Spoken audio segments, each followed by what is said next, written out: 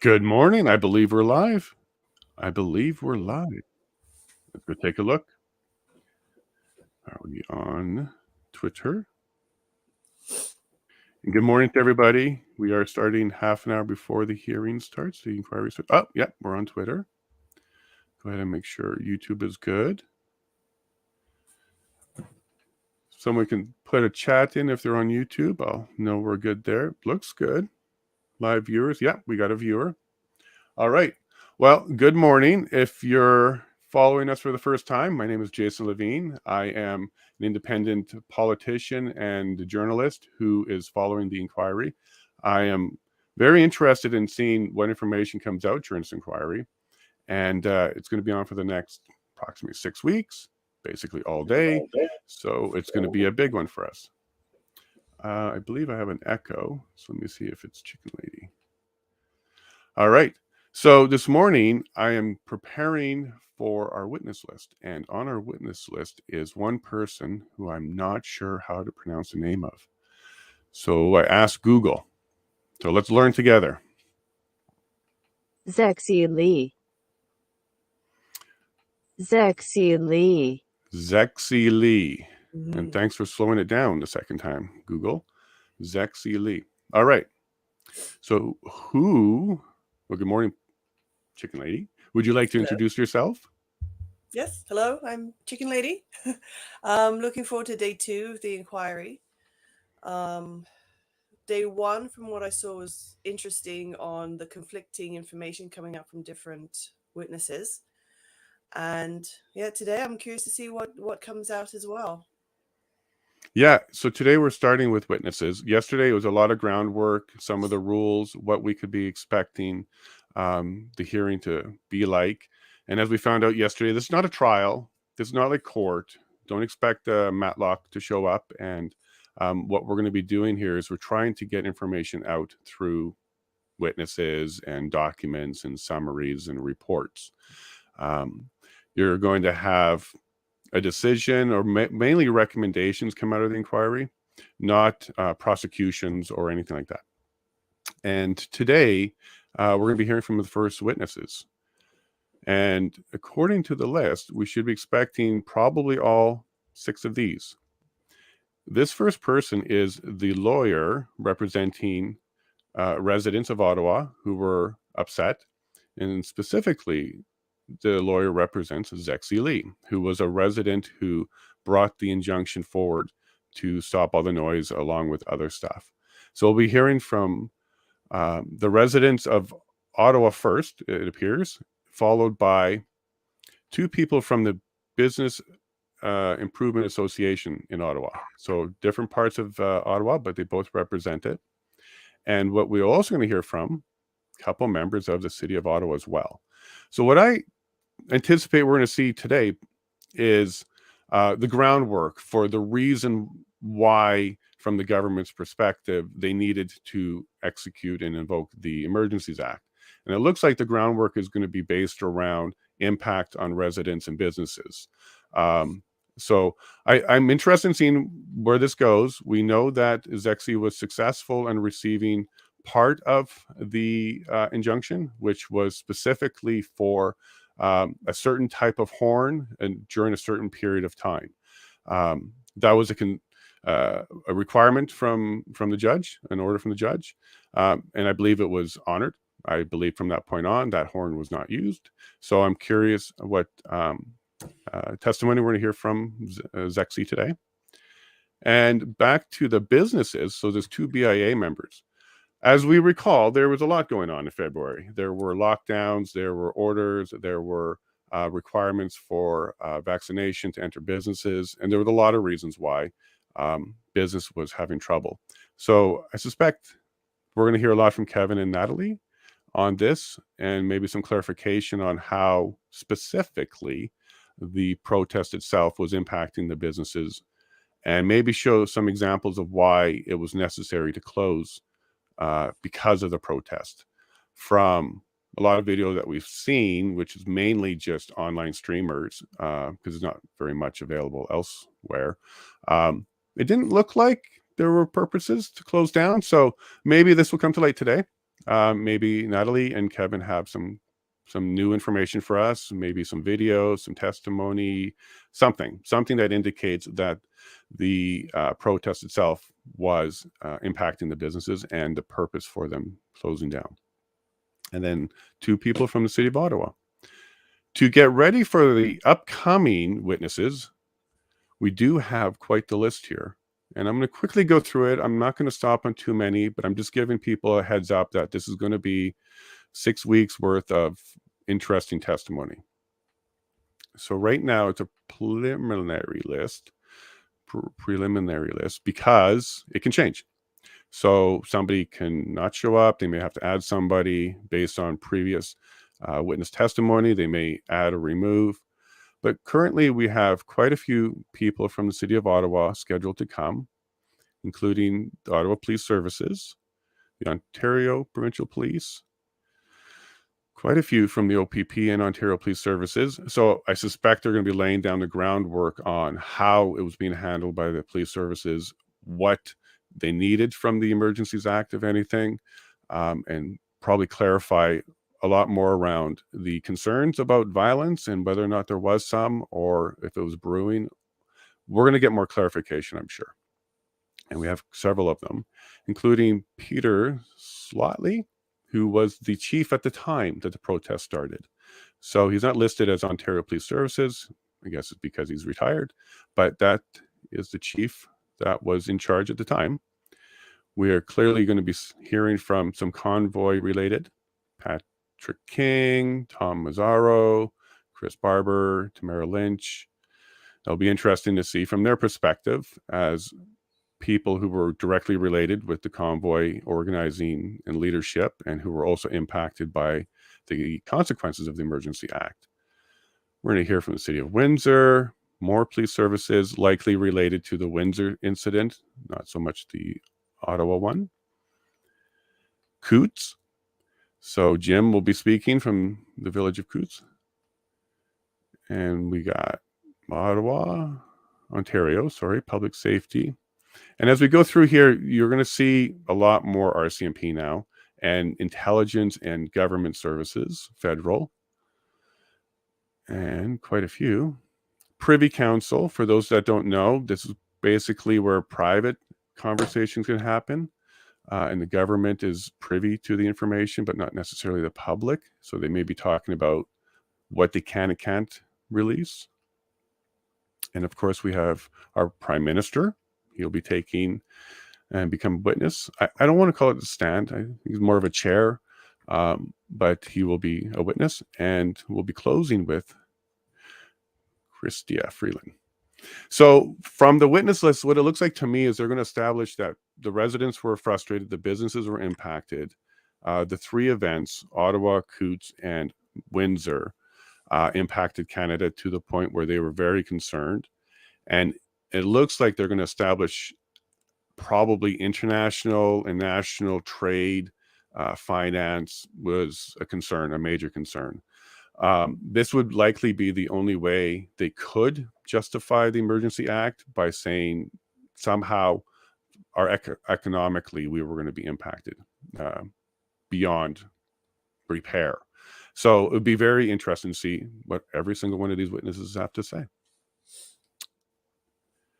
Okay, so I'd also like to update everybody on yesterday. I got all your comments. I will not be speaking over testimony or anything like that. Thank you very much.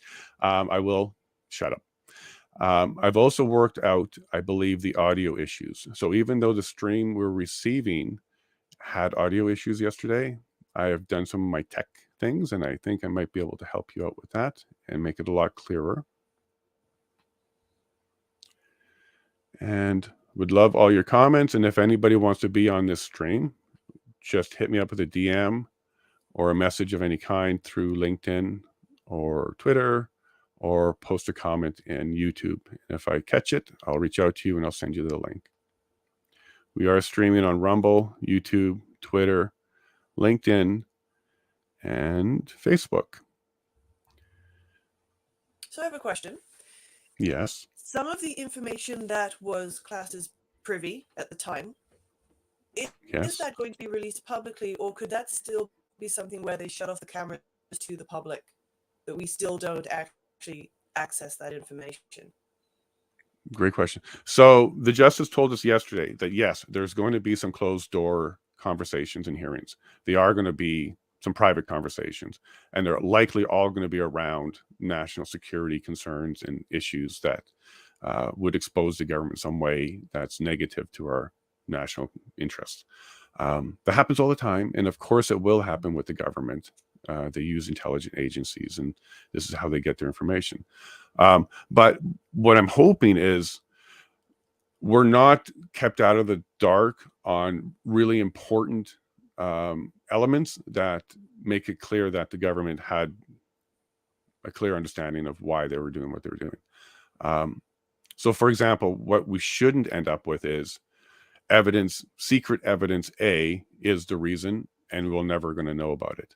What we should find out is a lot more details about the evidence, but without giving up possibly how they got the information or any other ways that would be a concern for the intelligence where it came from.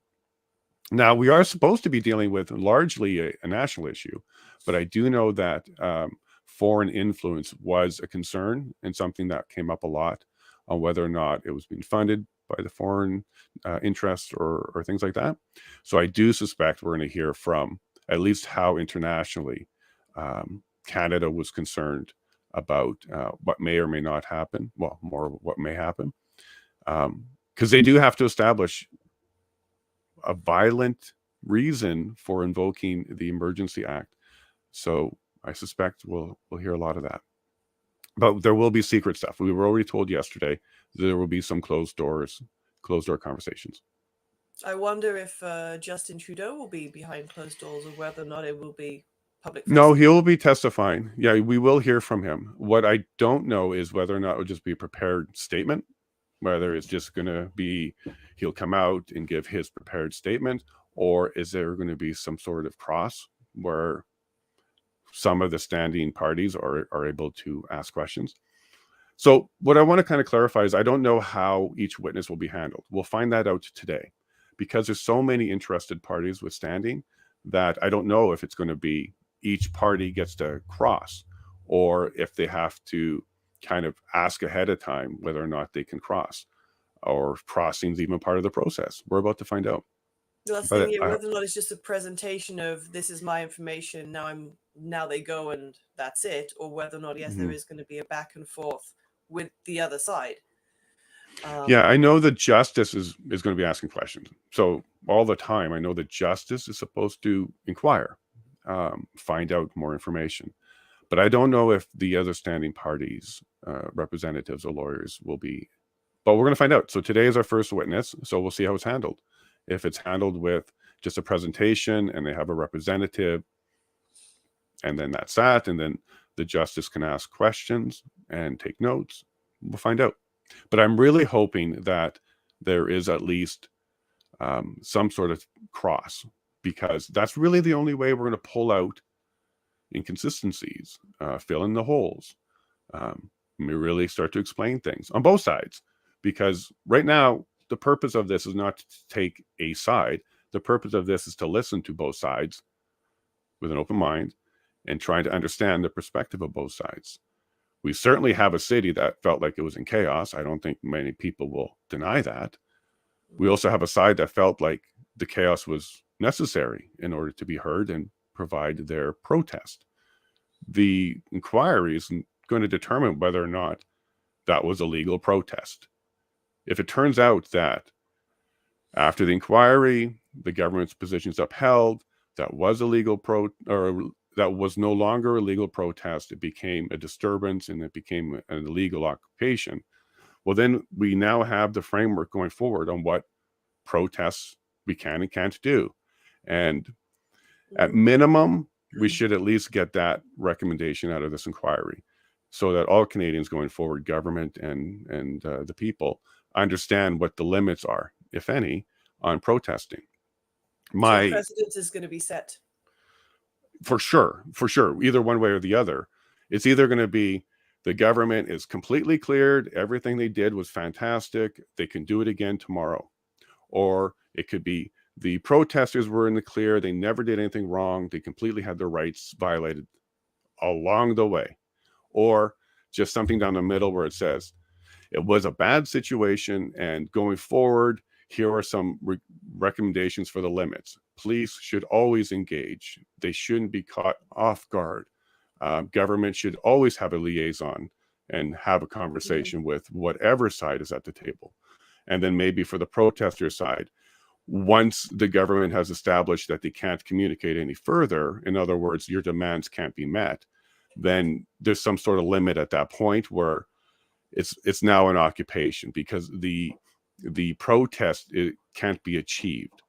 But you can't reach that point from the government's perspective without the conversation, negotiation, at least some sort of bureaucracy to talk to them. I think what we're going to find out is that's what happened here. The government reached the conclusion that there was nothing to talk about. The mandate staying in, no exception for the truckers, and there was nothing to talk about. And because they felt like there was nothing to talk about, then they felt like this was no longer a protest, because in the government's mind, the protest needs to have a mission and something to achieve, possibly. And if there was, in the government's mind, nothing to change, well, then there's no purpose or mission, possibly. And if that's the case, if the government reaches a position where there's nothing to negotiate, well, let's just think about that for a second. How would we want to respond as the citizens of Canada if there was a protest where it wasn't something Canada was willing or able to do? What do we do? Are we just going to let them occupy until one side just gives in? Or does our government really actually have a duty to put a foot down at some point? I don't agree that they put the foot down at the right time, and I also don't agree that there are elements to do it this time around were there. But this inquiry might settle that issue going forward. For example, go ahead. Yeah. Well, because it just seemed from, again, just being the voyeur on watching it on a little on TV, but primarily on YouTube, seeing the YouTubers on the ground, and just hearing the information, it didn't appear that even from the beginning and even from when the time they left, there was any negotiations with the government. Their stance from the moment they arrived was always, no, we're not communicating with them. And whatever press conferences were that some of the representatives of the truckers presented, it was a case of, look, we're here, we're happy to communicate. No one's spoken to us. We haven't spoken to anyone from the government. Well, see, we're going to find that out, though. I just want to. Well, that's exactly. We will find out if truly there was any, backroom conversations, or was it a case of, no, the government from the beginning was, no, there's nothing to talk about here, and that went for a couple but what of you're weeks. describing is the government talking. So saying there's nothing to talk about is conversation. We'll find out if even that happened. Yeah. Like, I want to know, did the government just ignore them completely, or did they respond with, there's nothing to talk about here? Because that would be a response. It may not be the response they're looking for, but correct, exactly. Yeah, I'd like to find out whether or not there was a response, or was it just a factor of some people, some MPs, some stuff went onto the press and just made statements, and that was, as far as the government was concerned, they're not going to communicate with them. Or did they actually communicate with them and say, hey, look, we think the vaccines are required, we think it's necessary, here's our science, there's nothing to talk about because we can't bend to pressure like this. So, show up, go hang out for a bit, but don't make it too big of a headache. And maybe that's their perspective. Because I don't think City of Ottawa's purpose from day one was to end protest. It was to respond to what they believed was a large protest. And maybe a lot of confusion on, were ambulances going to get through? Were the residents going to be impacted? Some closed. It's a big deal when businesses don't feel safe and residents don't feel safe. How long should that go for? So I'm thinking we're going to hear a lot of that actually today, as they establish that. Well, certainly from the BIA members and the resident and the representative for the resident, or the residents, I should say. So yeah, we could find out their statement. But like what you guys discussed yesterday, you and Wayne, like, will they be introducing some of the conflicting video footage that we have of saying, you know, oh, yes, a lot of residents being impacted, but the flip side is no, everyone's walking through and everything's fine. I'm very curious on how video is going to play a role in evidence for both sides. Well, I think the video has been played out already. So there was live streaming, hundreds of hours, many different streamers, Right. many different angles at many different times. There was also news crews, Fox, CBC, others were around capturing what they were capturing. So that video exists.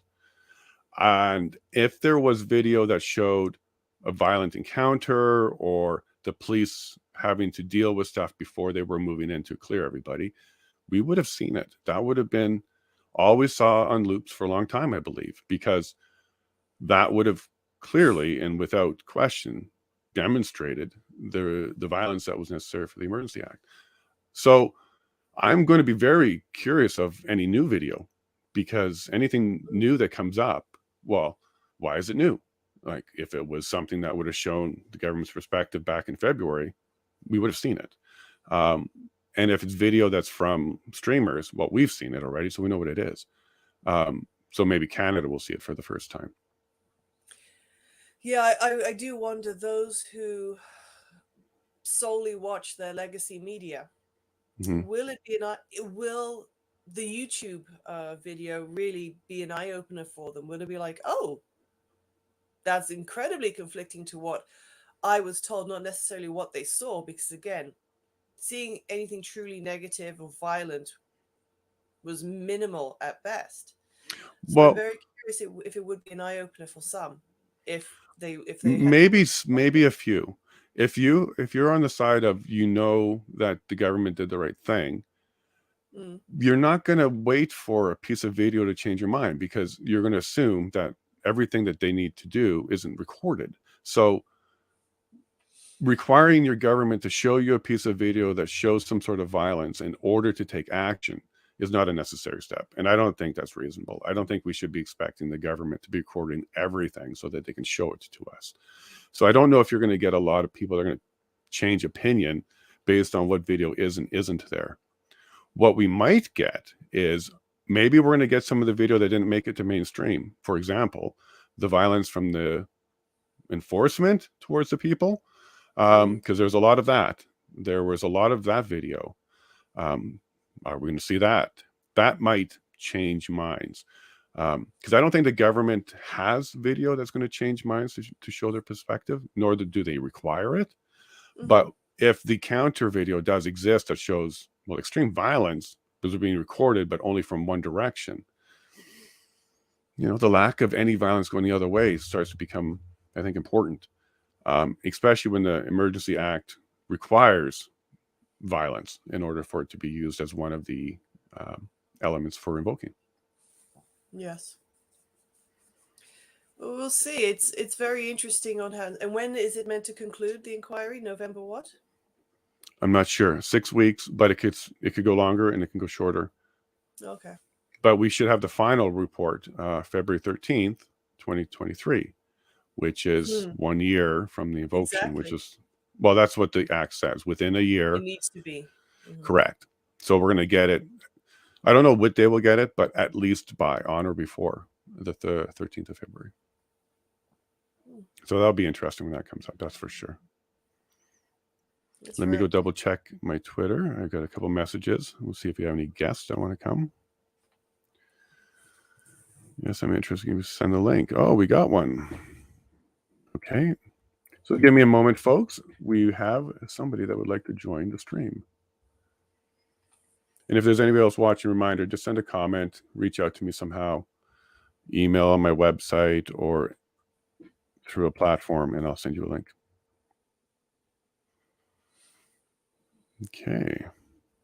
I'm not sure. It's a Twitter user, so we'll get to meet her. Excuse me Okay. for a moment. And to all my Twitter insiders, I love you guys. You guys are awesome. You keep me on my toes, and you don't let me forget that I can always improve. So thank you very much. I like that conversation. Okay. One more. Yeah. So I have one comment from Twitter. The judge or justice, he's a justice in this case, long-term donor to Liberal Party. Possibly, but I don't think that matters. I have a lot of faith in our justice system and the ability to stay impartial. All eyes are on him.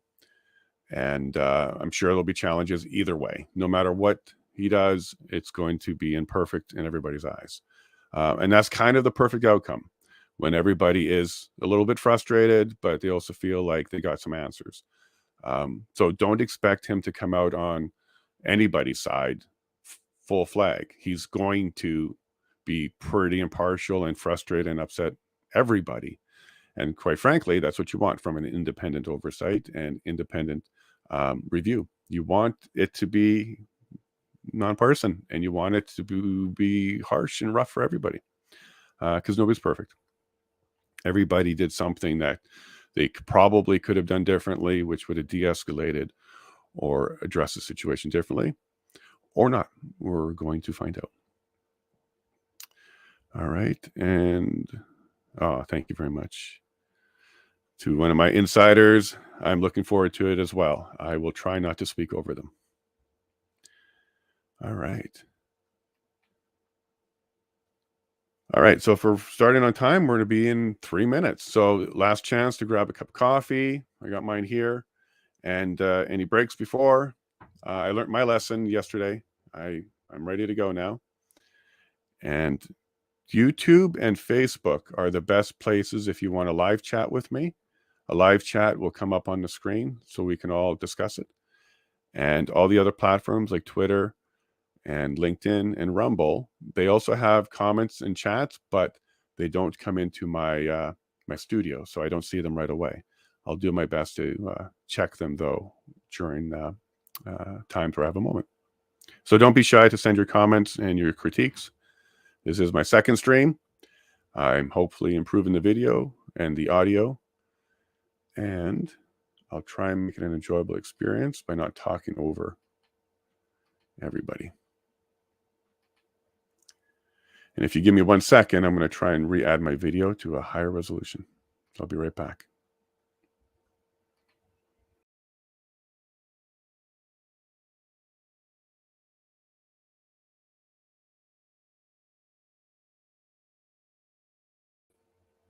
And I'm back. So it's too late to change it to 1080p. So we're going to be stuck at 720. Hey, thank you for that like. Appreciate that. And I got some viewers here on YouTube. And your critiques help too. So if the audio is not good, I need to turn myself up or down, please let me know, especially with the feed itself. The feed audio was bad yesterday for everybody. So I'm going to try and improve it today. But do let me know if it needs to go up or down. I will do my best. All right. So I'm going to put the audio on and see if we get a hot mic or something. See if there's any audio. No, they're pretty quiet. So we'll be ready to go in a second. Cannot find me on Rumble. All right. Let's take a quick look there. Rumble should be there.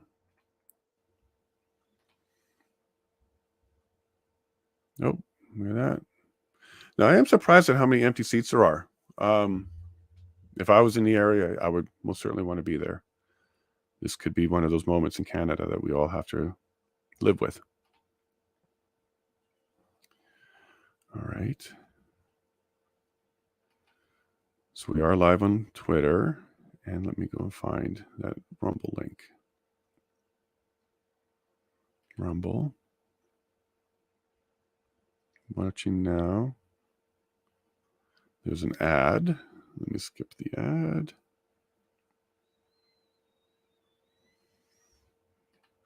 Nope, we're live on Rumble. We're good. Yep, there we are. So Rumble's good. I saw Twitter. Facebook I saw. All right. Yeah, looks like we're live everywhere. Oh, here we go. Our first comment. Oh, Wayne, one of our good friends. He's over in the UK and he joined us yesterday. Okay, that's for our audio. Okay, so they're not feeding the audio yet.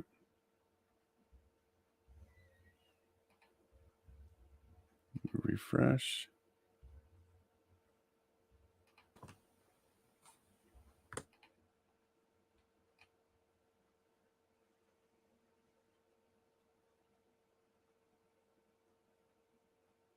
All right. It's probably a very popular feed right now, that's for sure.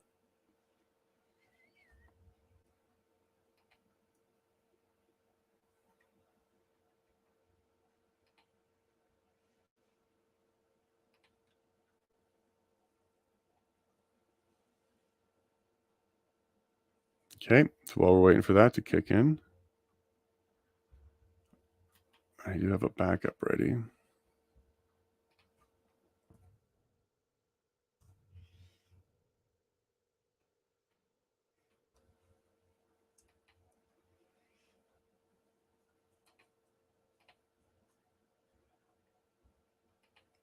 Well,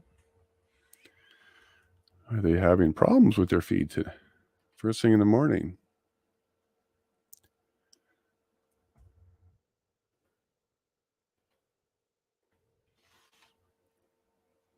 Okay. Just give me a second. I'll find a backup feed while we wait. This is live, guys, so this is what happens. You must have a lot of attention today, which is good. We want Canada to watch this.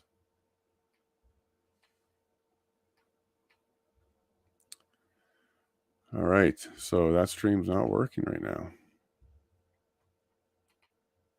He is talking. Let's try a lower stream. Sorry, everybody. We will get it going. This is a live event.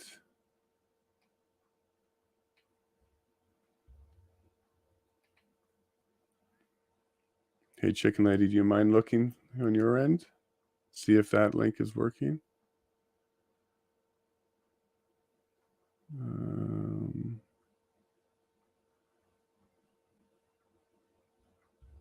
Let me just try reopening this browser. Sorry, which link?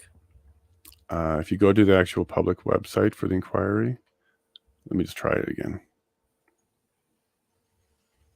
Open a new browser. No, same thing. All right, Canada.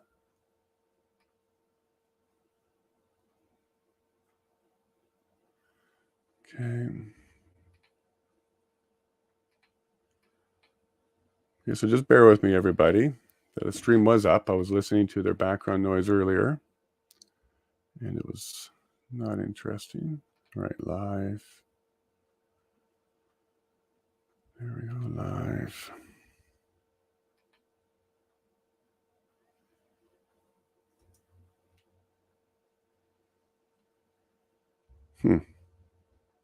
Try again. We can't even downgrade it. I think the video stopped because it's stuck on 13 seconds on their end. So there could be a feed problem. Yeah, it's stuck on 13 seconds.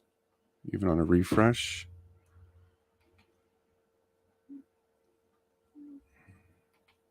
But the video is changing.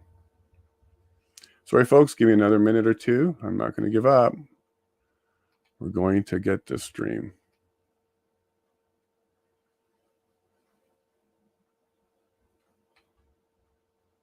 Wow. I'm not finding it on YouTube either. Nobody has it right now.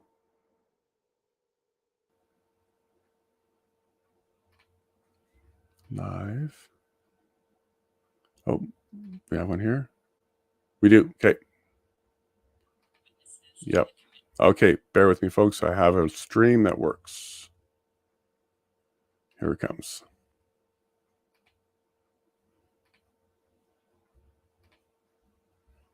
Okay. Here we go. We didn't miss anything. Thank you for staying with me. I appreciate that. CPAC has a stream, but the website, the official website, does not. All right.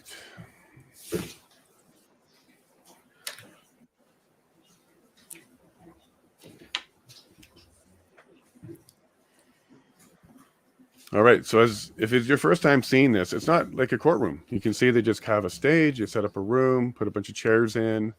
That is the justice on the left there. And on the right, I guess, will be the presentations as they give them. There's no stand. That's why I said a seat. Take a seat. Because frankly, there's not much, there's no stand. It's not a court. All right, I'm just going to mute until they actually start, because that was a little bit noisy. Religious document, please. We have the Bible, the Quran. The Bible, please. How's the audio? Sounds good for both of you. Okay, great. We'll see how that They goes. sound clear and Have loud. them in your right hand.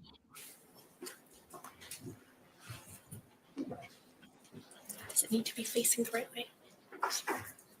Okay, if you can give me a thumbs up or like or a For the comment on your record, end. please state your full name and spell it Sounds out. good. My name is Victoria Delaronde, and Victoria, Victoria, and Delaronde is 3 words, capital DE, capital LA, capital RONDE.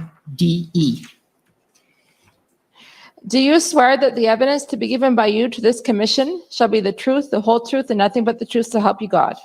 I swear. Ms. Lee, will you swear on a religious document or do you wish to affirm? I would like to affirm, please. For the record, please state your full name and spell it out. My full name is Zexi Lee, spelled Z-E-X-I, last name L-I. Do you solemnly affirm that the evidence to be given by you to this commission shall be the truth, the whole truth, and nothing but the truth? I do, I affirm. Thank you. Okay, the witnesses have been sworn. Thank you very much. Just give a moment to registrar to take back the Bible. Okay, go ahead. Good morning, Ms. Lee. Good morning, Ms. Delaronde. Can you both confirm that you are residents of Ottawa? Yes, I am a resident of Ottawa. Yes, I am a resident of Ottawa. And Ms. Delaronde, are you retired? Yes, I am retired. And Ms. Lee, what do you do for a living? I am a federal public servant. And do you both live alone? Yes, Yes. And were you both in Ottawa during the protests of January and February of 2022?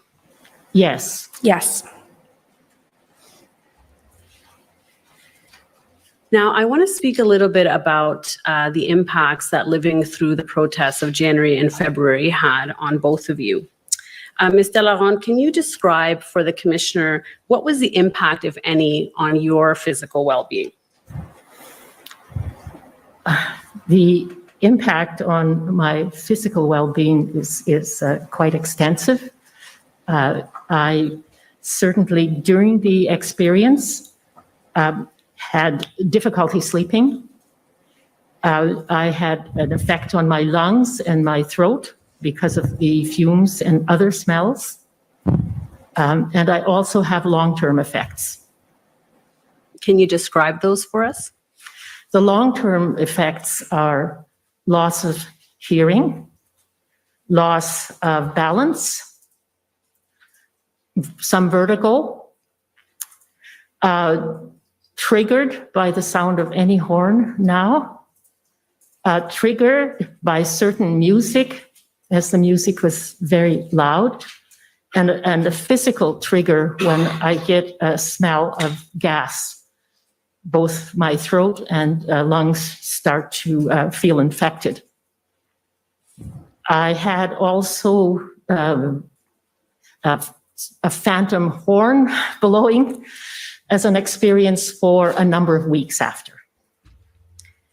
And to what do you attribute these physical impacts that you experienced? Certainly, I attribute it to the very, very loud and constant noise from the horns, from the music, from the idling trucks.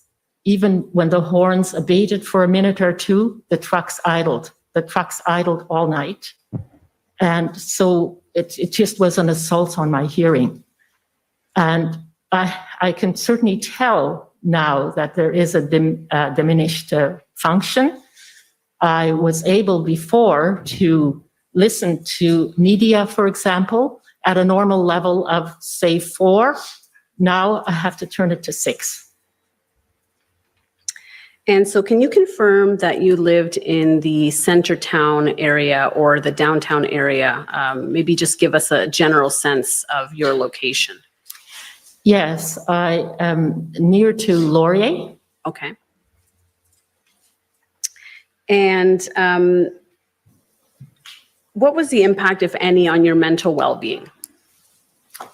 Well, certainly, as I mentioned, it was such an experience of helplessness, especially during the event, where the horn blowing was so loud and continuous. There was absolutely no place for me to go in my own unit. There was no place that had any less sound. I checked different rooms to see, well, maybe I can sleep on the floor here. There was no place that had a diminished sound. And if there was, it wasn't a space like a closet that was big enough to sleep in. There was just no escape to that. So I felt trapped and helpless during that. During the fireworks, when the debris from the fireworks sprayed against my windows, I was just terrified that they would break any minute, because I thought, how could I do something, and what could I do at midnight, and who could come at midnight? And this is February. A broken window would have been pretty disastrous. So there was a lot of anxiety and discomfort. And do these impacts on your mental well-being continue to this day, or have they abated?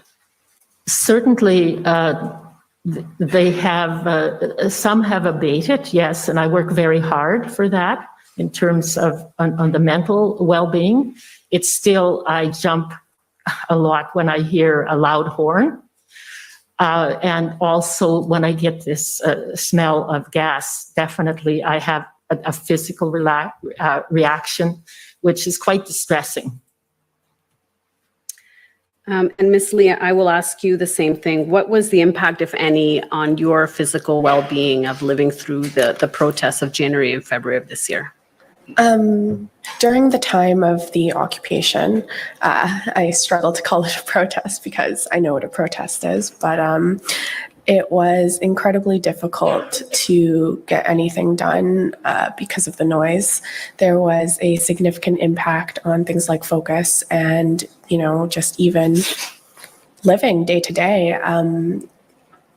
Sleep deprivation was one of the first things that affected me personally, and it also affected the animals that I live with as well. They seemed quite distressed. But for me personally, it was almost impossible to get a good night's sleep or a full night's sleep, if any. And if anything, it would be low quality and often interrupted by a sudden loud horn. And when it was quiet, and because there were brief periods where it was quiet, I was riddled with the anxiety that the horns were going to start again. And when the horns started again, we were left wondering, when they would stop, if they would ever stop again. And Yeah, it was just day to day living within my own home, living in fear of the sound and the intrusion, really, that they posed just being outside on our streets. Yeah, and further to that, it was unpleasant, to say the least, to exit my home, but it was something I did anyways, as I didn't feel like it was... The whole situation was wrong, and I felt almost a little bit of defiance, wanting to go outside and continue to live my life as best I could. And when I did, oftentimes I was harassed for wearing a mask, or I was told to smile more under my mask, or, you know, just these kinds of comments that wouldn't have otherwise occurred and on a quiet, normal walk day by day. And I think what was one of the worst things was whenever I chose not to engage with the individuals that were occupying my neighborhood, they would blast their horns at me with a smile on their faces, and then they would cheer in unison and almost take joy in my flinching and my recoiling from the noise that I had been essentially experiencing nonstop for the entire duration of the events that occurred. And so can you confirm as well that you live in the downtown area south of Wellington? Yes, I live near Laurier Street in Centertown. Thank you. Ms. Delaron, can you describe for us the impact, if any, of living through the protests in Ottawa on your ability to go about your daily life? Yes. I work very hard to be independent and safe as a person with a disability. That objective is very important to me, and every success in reaching that objective is coveted. So that was gone. I was trained to walk with the traffic, to walk with the flow, to negotiate and keep myself safe on the street. Of course, there was no traffic or no flow, no indicator. Or if it's idling, I wasn't sure if these big vehicles overhanging a small sidewalk, if they decided to suddenly shift or change, if they could see me. So it was terrifying. The sound was so high that I could not hear any chimes or signals that we use at the ends of the street to tell us that it's safe to cross. That was just not available. So it just was not safe in my world. Also, in terms of independence, I do everything myself. I order my groceries. I order prescriptions, and I take public transportation or private transportation to go to meetings, to go to appointments, to do my daily business. So I had everything set up for myself as an independent person living alone in downtown Ottawa, which provided such good services. But immediately, there was no taxi, no Uber, no paratranspo, no grocery delivery, which I depended on, no taxi even to go and get some, no prescription delivery. Some way had to be figured out how to obtain all the necessities of life. The restrictions on my ability to get food was gone, or was there. So that was the impact in terms of my mobility. So I found myself trapped. And can I confirm, Ms. Delaron, I noticed you walk with a white cane. Can you confirm, do you have a visual impairment? Yes. Okay. And does that visual impairment then cause you to rely on sounds and hearing in order to get around outside? That is a huge assist and for me to have safe mobility outside and for me to remain independent. Yes, very critical are the sounds. And so how did the sounds change then from kind of normal day to day to when the protest was happening in January and February? There was absolutely no ability to negotiate my environment by using sound.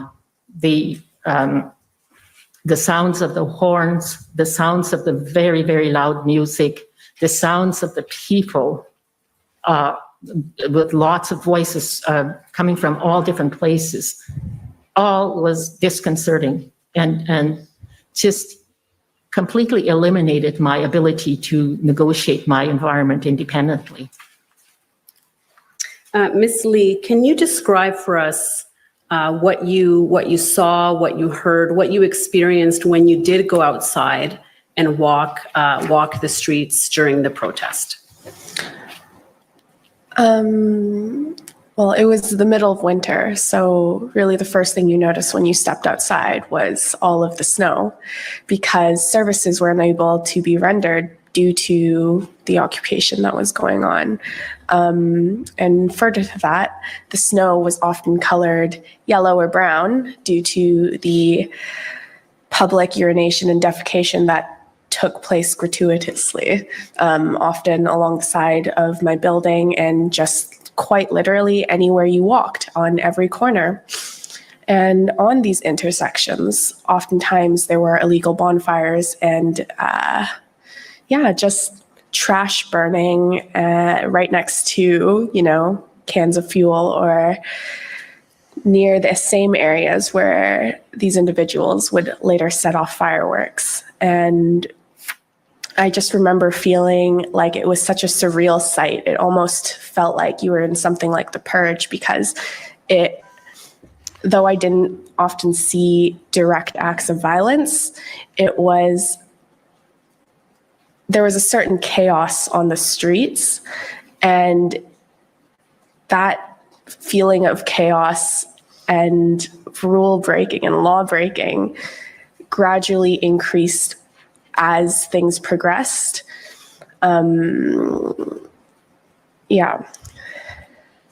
Just, I need a moment. Just sort of on my daily walks, going to the gym, getting groceries, running errands.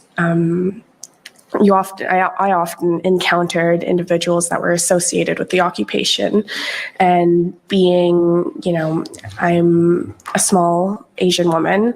I wore a mask most of the time due to the situation that was going on.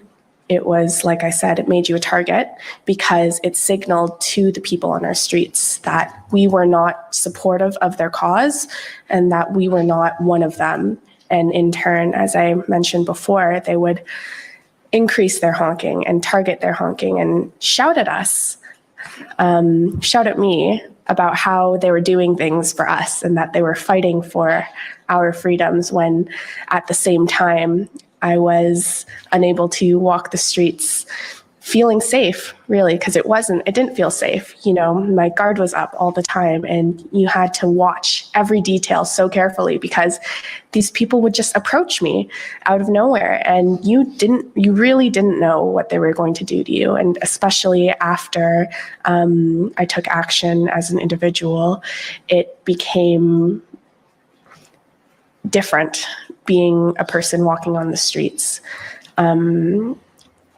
But I was never deterred from going outside.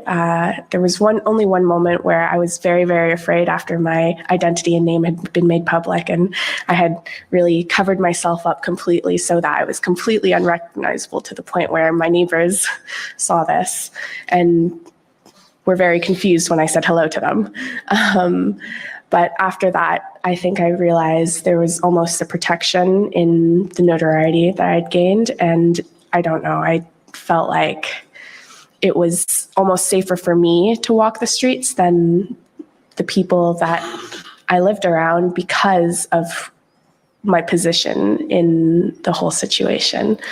But that being said, like when it comes to my day-to-day life, I'm a really friendly person. I know all of my neighbors. Well, I can't say all of them, but I know a good few of them. And one of my like daily joys is chit-chatting with them in the elevator and seeing them on the street and saying hello. And what was truly, truly terrible about this time was seeing how people I knew were being affected, and knowing that for every one person that I knew that was going through a difficult time because of what was going on, there were 20 other people that I didn't know that were going through the same thing. I knew people that were being pushed out of their homes because they were literally having mental breakdowns because of the stress and the noise and just the terror they felt from the situation. And I don't think anyone or anything can discount those real feelings that people experienced and people had. And because of the action I took, I had encouraged a lot of my friends and neighbors to reach out to me and tell me their stories, because it was so important for people to know that this was a serious thing that was going on, that people were being really terribly affected by it. One of my neighbors, she had just had a newborn baby. Her name's Hazel. She was maybe 6 months old at this time. But I remember, like, I've watched Hazel. She's a really sweet baby, but my friend, she had told me that the noise was so terrible, but that sometimes just to get her to sleep, she had to take the baby out into the hallway as far as from the windows as possible, and bounce her in the hallways to try and get her to sleep before bringing her back into the apartment, where there was just the unrelenting horns. And other neighbors who told me for just a good 2-3 hours of nap, whatever they could get, they would go down to the parking lot and sleep in their car because it was the only place that they could escape to. And for me, second to the hallway, my bathroom was a little quieter, so I got some peace there as well. So would you say that you felt unsafe walking the streets?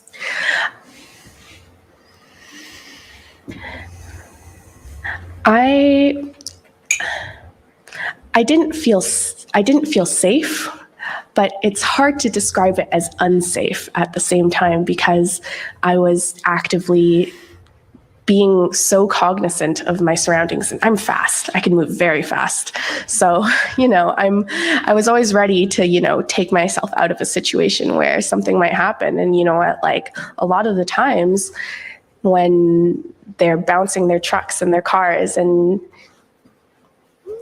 I don't know how to describe it other than like roaring at us, like roaring at me with like these large giant vehicles, it's the idea was to move quick and get where you needed to go. And that was the intention. And that's what you really had to do, I think, to stay safe, because when you didn't take your time, they would always get to you, like maybe not in the sense that you're thinking, but they would try and come up to you and convince you that they were doing the right thing. And they would say to me, on more than one occasion, I would try and plead with them because, there's a certain desperation in being left in the kind of situation where the people that are supposed to help you weren't helping you. And it was just ongoing for really it was going to be an unknown period of time, because really every day I woke up and I hoped that it was over, and it never was. Sorry, I lost my train of thought a little there. That's okay. Ms. Delaronde, would you say that you felt unsafe walking the streets? Yes, for two reasons. One, of course, the inability to negotiate those streets safely. Because of lack of assisted, lack of sound was the big thing. Also, being very concerned about what was underfoot, because there was debris on the streets and it was winter and icy and slippery. So, and then always vigilant that someone was going to approach. On an occasion, there was a person who kept jumping in front of me. I was with someone else. I could only go out if someone came with me. and this person kept jumping in front and didn't allow me to pass. So when he was confronted, finally it stopped, but then sent messages, well, I love you anyway, they said. So that was a bit intimidating. And so in that way, I didn't feel safe for those two reasons. I didn't have all the faculties I normally use. And secondly, that someone was going to approach me and either I was going to be accidentally hurt, or or my big worry is that I would bump into and hurt them too. So always vigilant and concerned. Does that mean I was feeling safe? No, I wasn't. I just thought if I didn't have to be out, I would not go out. And Ms. Delarond, was there anything else that you experienced that you would consider to be a threat to health or safety? The Sunday after the vehicles came in and occupied so close to where I live, the relentless noise was just so unbearable, and I was so exhausted from it. And I called and begged a friend, could you just please, I know you have to walk in and get me out. Can you? Excuse me, can you just please come and get me out? And she did. And 2 days later, we both had COVID. So there were so many people on the street rushing toward us saying, we don't have to wear those masks. There's people around. Did I get it from them? I don't know. But it meant that I was completely stuck. I couldn't leave my home. I couldn't ask anybody to come and help. I couldn't go and stay with somebody else. I couldn't do anything. I had to be there to isolate for at least those 10 days. So once again, there was no place to go, no place to hide. It just went on and on. And Ms. Lee, what actions, if any, did you take because of your disruptions to your daily life? Well, the first action I took was really what I consider to be, it was really important to me, I think, because of the nature of the occupation and what was going around in the media and the news. I thought it was really important for me to walk the streets and experience things firsthand.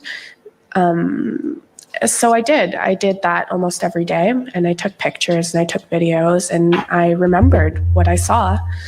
And I spoke with people. I spoke with the people that were living on our streets illegally. I spoke with the people that were stationed on intersections with us. And sorry, do you mean the police? yes, the police. And that was really the first action I took, just having my own account of things and really living through it myself. And like I said before, I really genuinely love Ottawa. I love my neighbors, and they mean a lot to me, even if they are somewhat strangers in a sense. And because of this closeness I heard a lot of their stories, and more so, I heard a lot of their frustrations. And as egg throwing began to occur from my building, I felt that, we really needed a medium to at least express what was happening to us so that we could feel at the very least heard and maybe diffuse some of the tensions. Can you describe what you mean by the egg throwing? Well, there were very large trucks parked everywhere. And in some of these instances, they were parked right next to some high-rise condo buildings. And as a result, some people may have gotten some cartons of eggs and, had their little retaliation in frustration, because really, what else could they do? And when that incident occurred, I remember the police actually came to my building to inquire about the egg throwing, as a complaint had been made by the truckers. And I remember that I felt it as an affront, and that a lot of my neighbors felt it as an affront as well when they were investigating something like this in the light of everything that was happening to us and what they were really ignoring in a lot of their statements and releases to the public.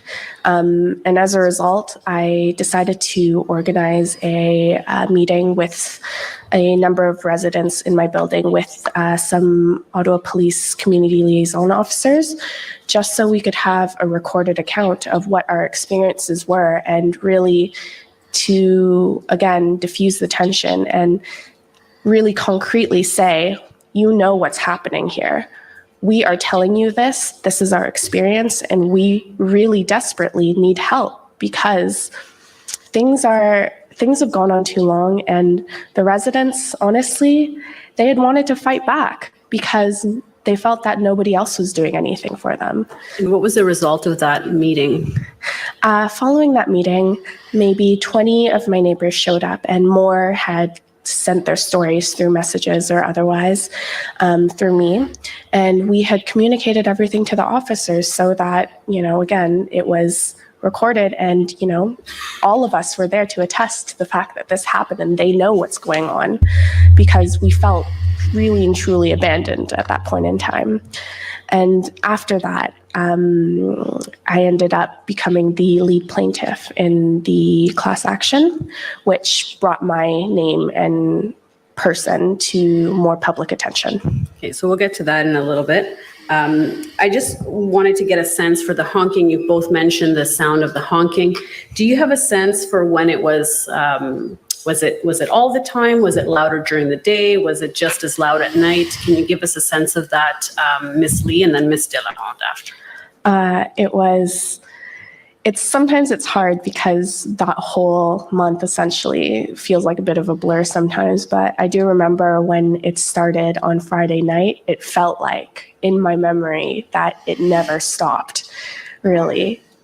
So would that be Friday, the 27th of January? Yes, that's when they began to roll in. And I remember when that happened, my feeling was that this is going to be a doozy, bad things are coming. Constant, it was like from day to night, even if it wasn't for every second, it was at least every other minute. Okay, thank you. Ms. Delarond, do you have a sense for when the honking was louder? Was it constant 24 hours a day? Was it less at night? Was it the same? When the trucks and other vehicles came into my area on the Friday evening, it was very loud. And on Friday, Saturday, and Sunday, I could sense the excitement and the electricity in the air. And at the beginning, I thought, I am so happy to be in a country where there's freedom of expression, freedom of speech, freedom to assemble. And that sentiment started to crumble as the loudness was all night and all that weekend. That's why I begged my friend, can you just come and take me out for a short time even, so I don't have to hear this? And the sounds continued constantly until at night, and they may have been somewhat diminished because were crescendos all during the day and toward the evening in particular. And then all night. When the injunction was put in place, then it abated a bit between 11 o'clock at night and then 7 o'clock. I could hear activity out on the street. I could hear a huge megaphone starting to advise, it seemed to me, a rolling thunder of horn blowing starting at 7:30 in the morning, and then the loud music, which you could hear every word of the music they were the songs that were being sung. So your question in terms of how loud it was, how continuous it was continuous. There was an abatement of horn blowing in such a crescendo between those hours, 11 at night and 7 in the morning. But the idling continued under my window, just with these huge vehicles, the sound of the idling echoing down in the canyon of our buildings all night. So there was no respite from an assault on hearing. I tried to wear earplugs, but they kept falling out. And then I worried if I wore an earplug, I wouldn't be able to hear the smoke alarm. I wouldn't be able to hear if somebody was pounding on my door to evacuate because there was something, a fire or an explosion outside our door. So I was caught in between. And of course, I slept with a mask on because of trying to abate the smell of the diesel and the other smells that were coming up in through the vents. So I want to show a map now that's been produced at Exhibit D of the affidavit sworn by Aaron Bernard. And he's the Managing Director of Spatial Media. And for the party's benefit, it's at document COM 50736, if you want to look at that. So this was based on, this map was created based on, yeah, you can click on that, based on data that was collected through the first 2 weeks of the convoy. And what we see here is just a standard traffic noise in Ottawa during the day. And this is just based on known decibel readings throughout the area. And the decibel readings were collected at different points in downtown Ottawa. And this is a visualization of that data that was collected. So if we go to week 1 daytime, thank you. So this is what it shows on this map based on decibel readings collected on the ground in different locations through the first week of the convoy. And if we just zoom into, it's a bit of a heat map, so the darker the color, the louder the decibels. And if you can just zoom in a little bit more. Okay, that's good. And so you had said, Ms. Delarond, that you live on Laurier. Can you tell us approximately a close intersection that you would be by, just so we can locate that on the map?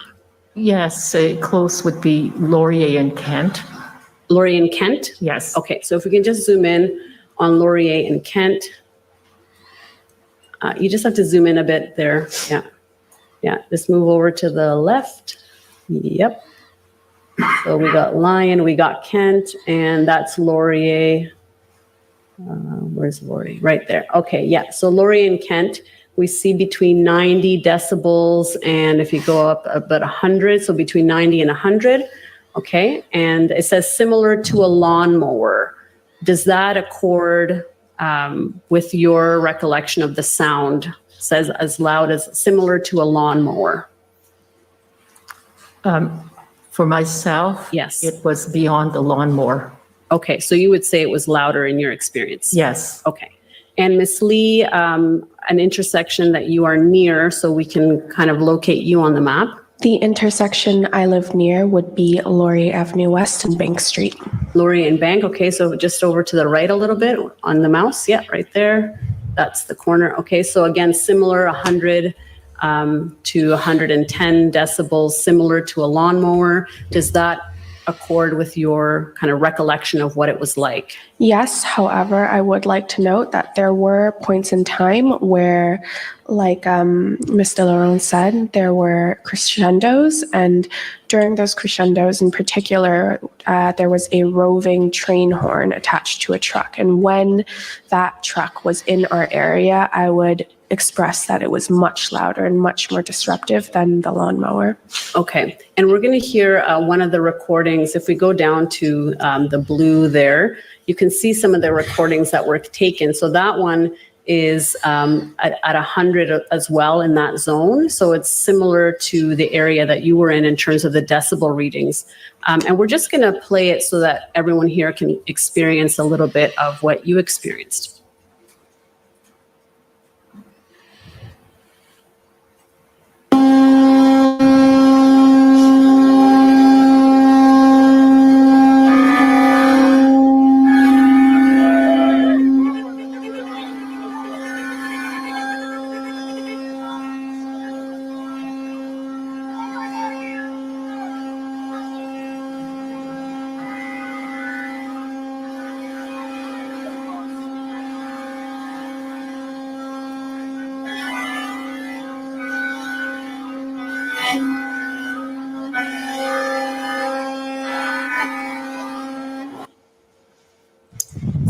that accord with your recollection of the sounds when you were either in your building or walking outside? Ms. Delarond? Yes, that does accord with the sounds that were always present in my building, in my unit, except there's some sounds there, not there, that were even louder and more unnerving. When you hear this and it's 24 hours, it is just, it's damaging. It's damaging to the nerves. It's damaging to my health and well-being. So it's shocking. So it does accord, but there was more. There were times when it was more than this. Do you agree with that, Ms. Lee? I would agree with that. I would note that many of the trucks in my vicinity had what we would describe as aftermarket horns, where the horns attached to the vehicle were much, much louder than a standard vehicle would have. And several of these trucks were idled very close to where I lived and resulted in a much more deafening sound. Okay. And Ms. Lee, you had indicated that you took videos and photos when you walked around. I just want to take you to some of those photos if we can. Yeah. It's COM 50713. And maybe you can just, when it comes up, describe to us what we're seeing here and when it was taken and why you took the photo. It's ending in 713.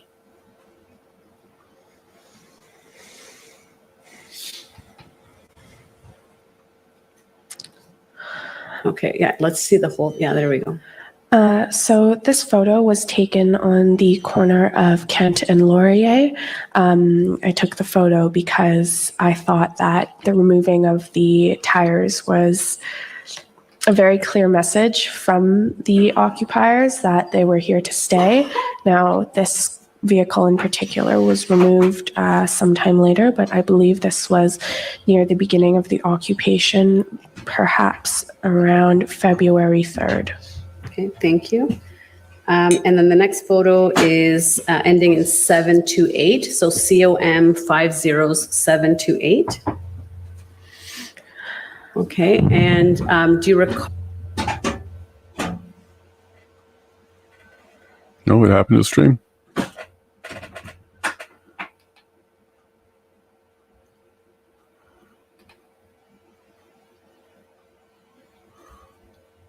Oh, cut off here too now. All right. Let's go check the original stream again. Call when this photo was taken, and I believe this was like a Friday or Saturday morning, but they had collectively blown their horns at about 6:59 a.m. And obviously it awoke myself and many other residents in the area. And at this point, we had been, 20 days into the occupation. And I, for one, was desperate, not quite defeated, but also very angry. And I think at that point, the desperation was enough where I stood on the corner of Laurier and Kent. I left my home at about 7:30, and I stayed there for about 30 minutes to an hour just waiting for them to blow their horns because I was frustrated and I wanted there to be evidence, firsthand evidence of them defying the injunction order, them breaking the laws they were breaking. And I wanted to know for myself who exactly was there, so that nobody could say otherwise. And I decided to take photos of the vehicles that were there, collect their information, and that was something that made them very upset, as really it was an open act of defiance. And is this truck parked on the sidewalk? Yes, it is. Okay, and was that common for trucks to be up parked on the sidewalks? At this time it was. I also on numerous occasions witnessed trucks driving along the sidewalks as well. Okay. And I see we are running out of time. So perhaps I will then invite parties to ask you additional questions. Thank you very much. Oh, before we go, is there anything else that you would like to tell the commission? I do want to give you an opportunity if there's anything else we haven't discussed that you would like to discuss. I would like to quickly note that in this image, the vehicle next to the white truck, the red truck, on this same day, due to my taking pictures, the man in the red truck was inside of his vehicle and he actually had backed his vehicle into me. I moved out of the way, but I presume it was for taking pictures of his license plate and what was in his vehicle. I also captured video of as I approached the vehicle after he had sort of backed into me. I didn't want him to be able to claim that it wasn't him in the vehicle, so I captured the driver in the video as well. And while I did so, he aggressively opened his door at me. At that point, all of the trucks in the area began blaring their horns at me. And there was another individual who had exited his vehicle and decided to start shouting at me, giving me the finger, and say that that the man in the truck hadn't done anything after I had called the police. He was yelling in the streets that the truck hadn't moved in over an hour, which I had direct video evidence proving that it was not true. So it just really showed to me personally that these people were willing to do anything and say anything to help each other get away with anything. And Ms. Delarond, is there anything we haven't covered that you would like to say? You know, I think you've done a very good job. Thank you very much. Okay, thank you. And I now invite the parties to ask you some questions. Okay, now for cross-examination, have the parties agreed on an order for the cross-examination? Seeing no response, I will the time cross-examine in accordance with the time that has been allocated. So I think the first cross-examination is to be carried out by the convoy organizers. So who's going to be doing this? Okay, so Mr. Miller, you're on. You have 20 minutes if you need it, and given that Commission Council has gone a bit over time, I even give you a little bit of leeway, but not very much.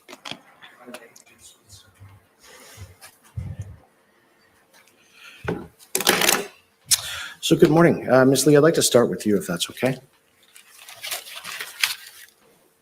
So, Ms. Lee, I understand you're 21 years of age, is that correct? I'm now 22. Now 22. And at the time of the events in question, being January and February of this year, you were 21. Correct. All right. And you said already you're a public servant. You work for the Government of Canada? Yes, that's correct.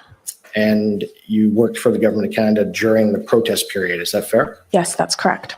Okay. And what do you do for your employment for the Government of Canada?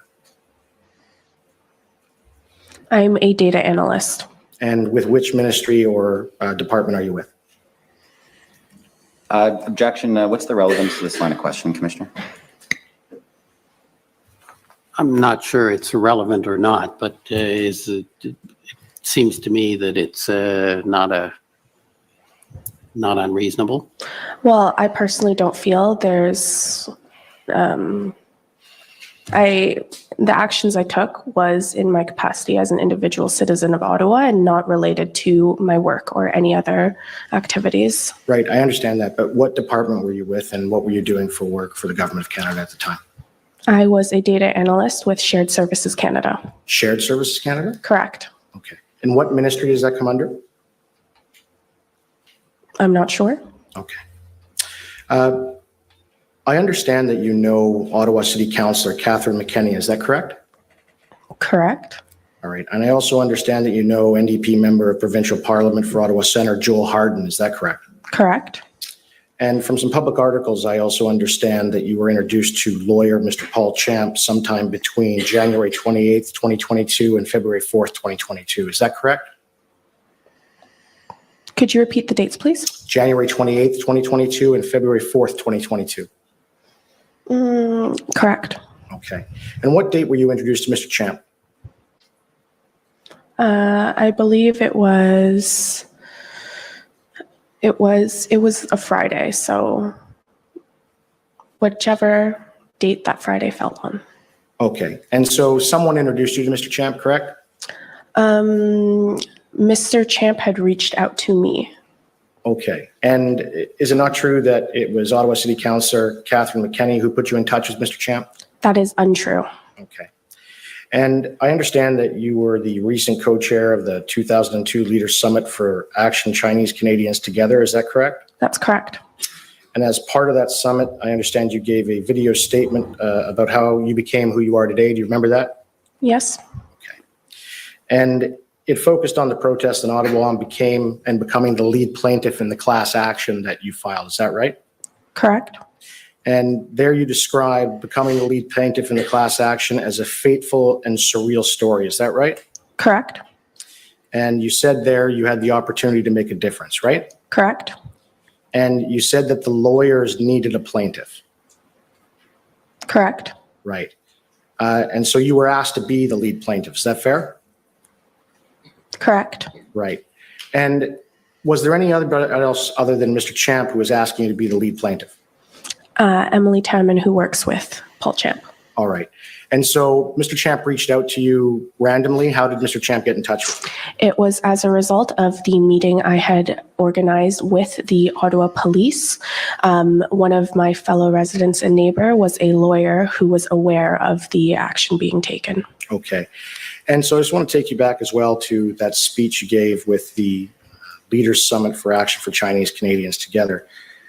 Just let me know if this is correct, what you said. This is how you described the protest. It was insane. It was the strangest Twilight Zone purge scenario where people weren't quite purging, but the opportunity was there because there was just no laws being enforced. So it was this crazy, crazy thing with hot tubs, with right-wing extremists, and then right-wing moderates as well. And then your confused average grandmother saying, oh, isn't this really a great time? I wonder what the air raid sirens are for. Those are your statements, is that right? Yes, that is correct. Okay. And when you say purge scenario, for the folks at home, as well as anybody here, I take it you're referring to the film series, The Purge, right? Yes, just in reference to the lack of laws that were in place. Right. And it was your belief that the protest provided a purge opportunity. Is that fair?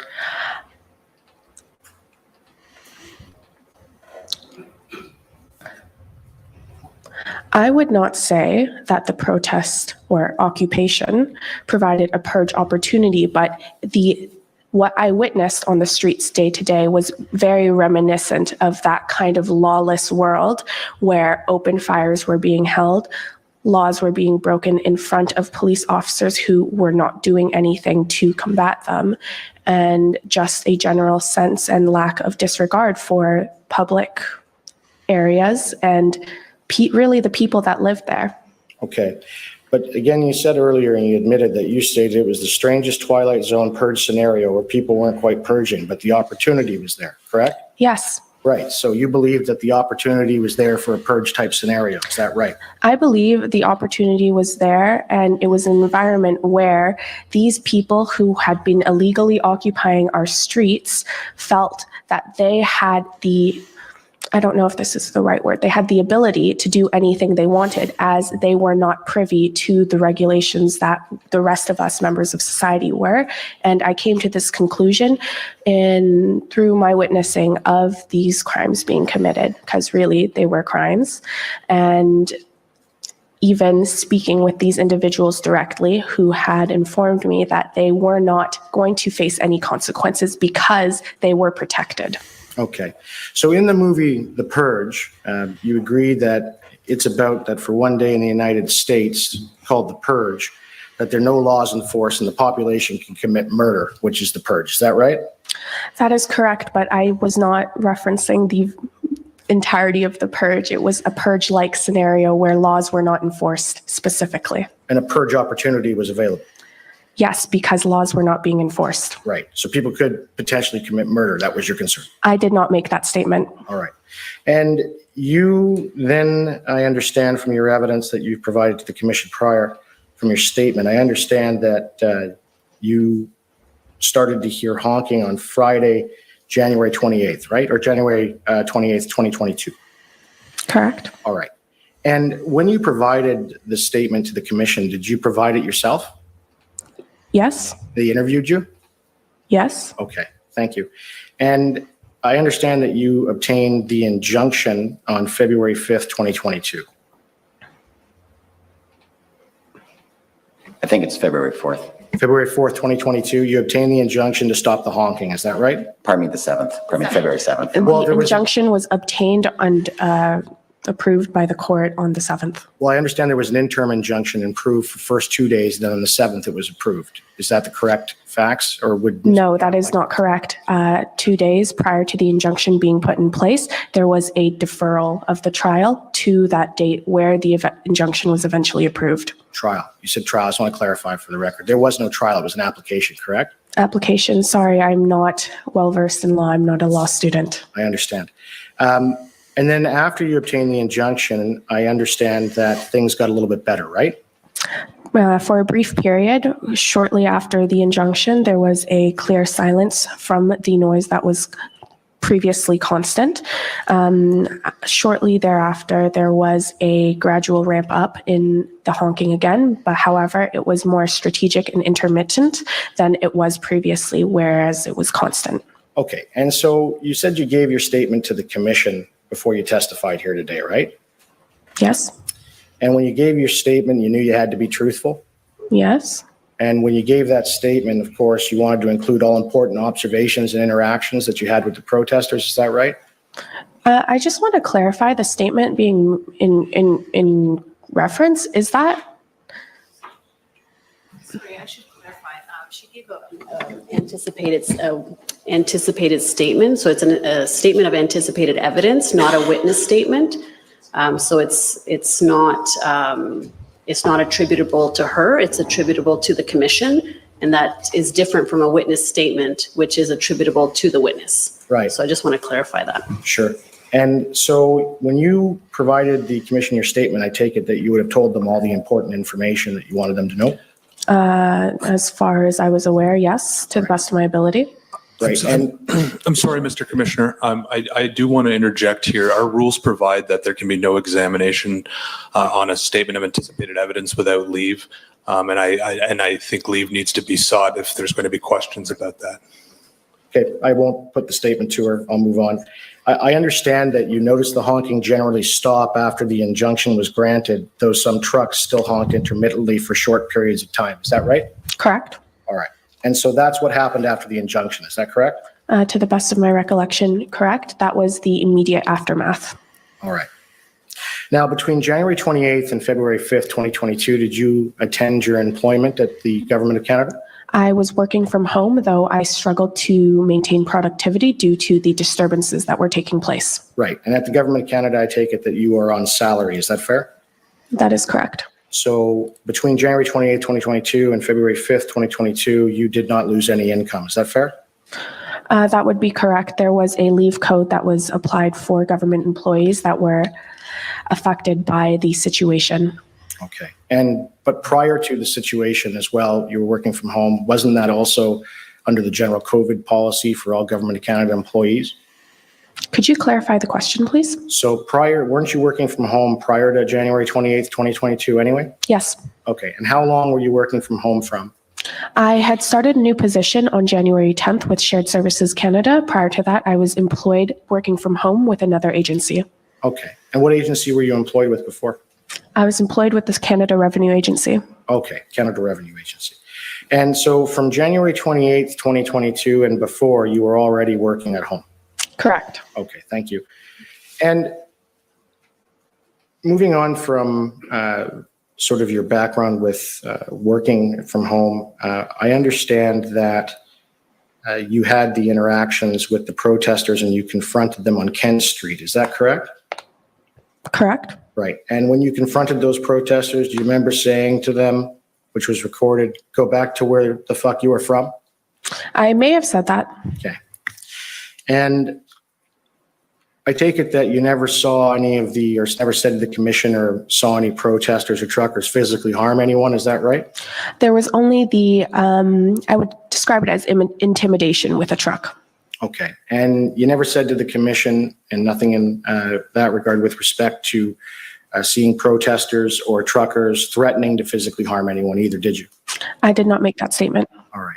And you didn't say to the commission or see anything in your observations that could be classified as espionage or sabotage? I'm sorry?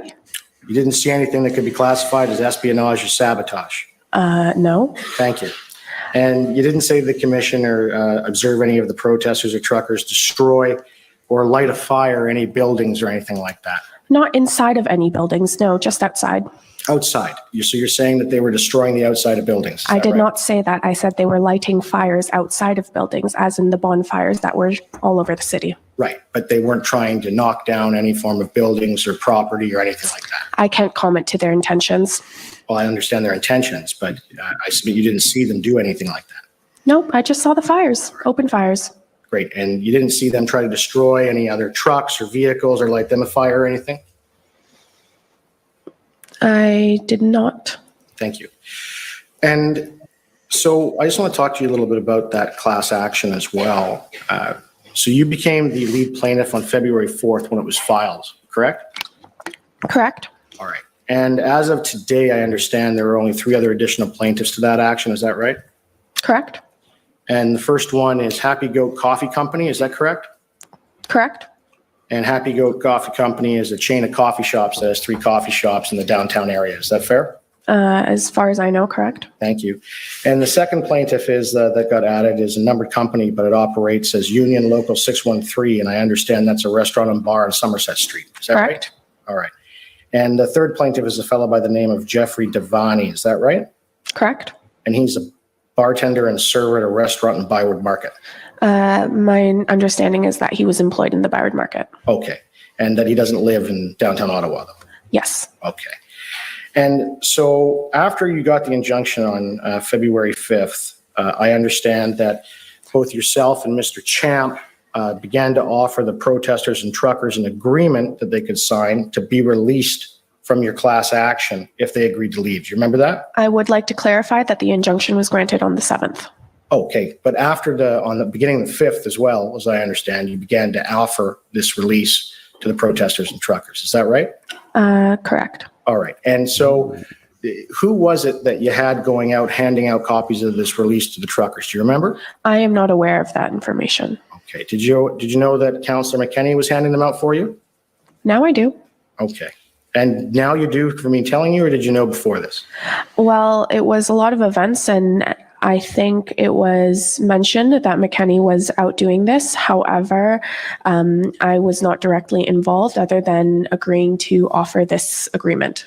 Okay. And I understand also that you know the NDP member of Provincial Parliament for Ottawa, Senator Joel Harden. Do you know him? Yes. Right. And he was contacting people and organizing events to raise money for your lawsuit. Do you remember that? Yes, correct. Okay. And was it not the Ottawa City Councillor, Catherine McKenney, an NDP member of Provincial Parliament for Ottawa, Senator Joel Harden, who supported you and put you forward for that claim? Is that not correct? That is not correct. I've stated that that was not true previously as well. Right.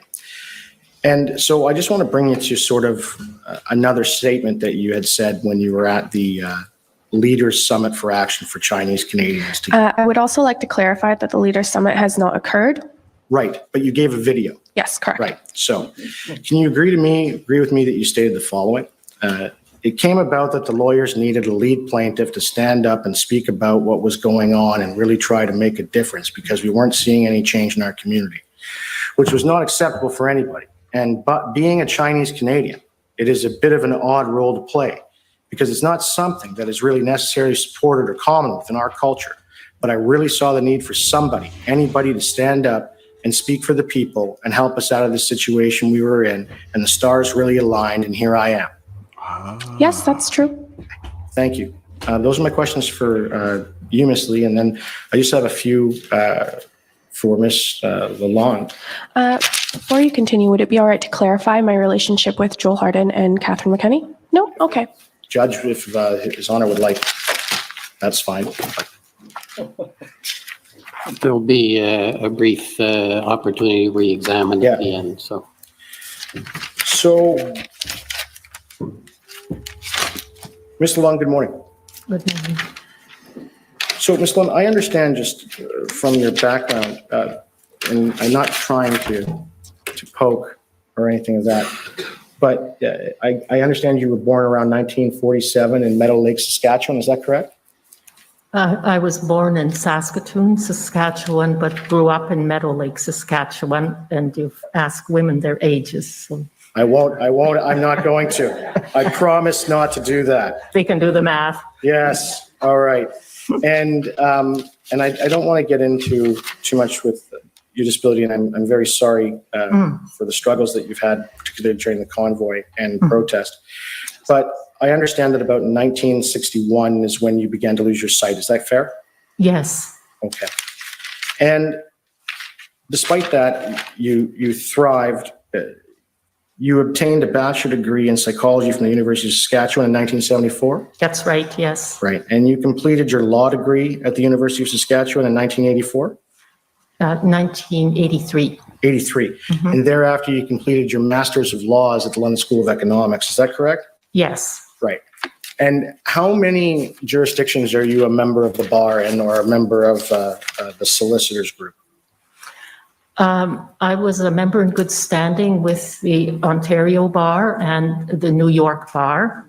But recently I resigned my membership from the Ontario Bar. I'm still active as a a retired member of the New York Bar, but I'm still licensed. Right. And I understand that after becoming a member of the bar, you began to work for the government of Canada. Is that correct? Yes. Right. And you spent 10 years with the Department of Indian and Northern Affairs, Canada. Is that correct? It was more like 25 years. Just let me recorrect that. It was from September 1990 to April 2011. Okay. And then you were also with the Department of Veteran Affairs Canada. Is that right? Yes. Okay. And around that, in the 80s, you also incorporated a company called De La Ronde International Inc. Is that right? That's correct. And that company is still in operation? Yes. And is that company not a federal government contractor? No. No, but it does do government contracts and assists with, I believe, a lot of First Nations work. Is that right? It could, yes. Right. And you worked as a lawyer for the government of Canada. Is that right? No, I was working on the policy side of the picture. I was not a justice lawyer with the government of Canada. I was an executive. Okay. And I don't know the answer to this, but I'm going to ask anyway. Can you mind telling the folks what brought about your participation in this commission?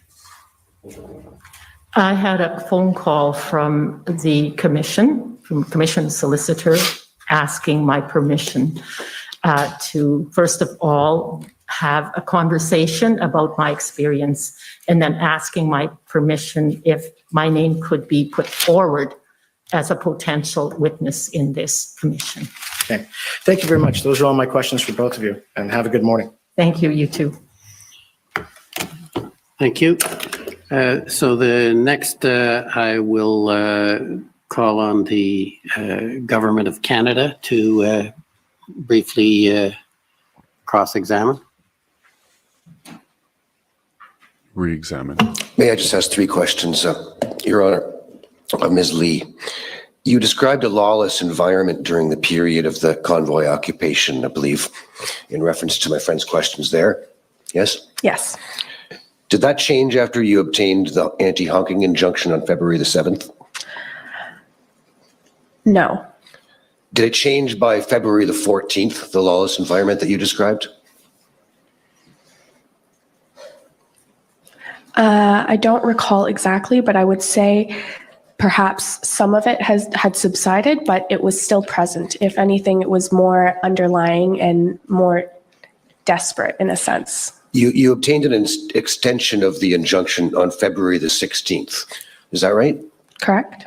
And you showed us photographs on February 17th and 18th, though you couldn't recall which of those two dates it was, right? I believe it was the 17th, yes. Okay. And was there still a lawless environment as you perceived it at that time? Given my experience personally, I felt that was the case. Thank you. Those are my questions. Thank you. Next, I will call on the Ottawa Police.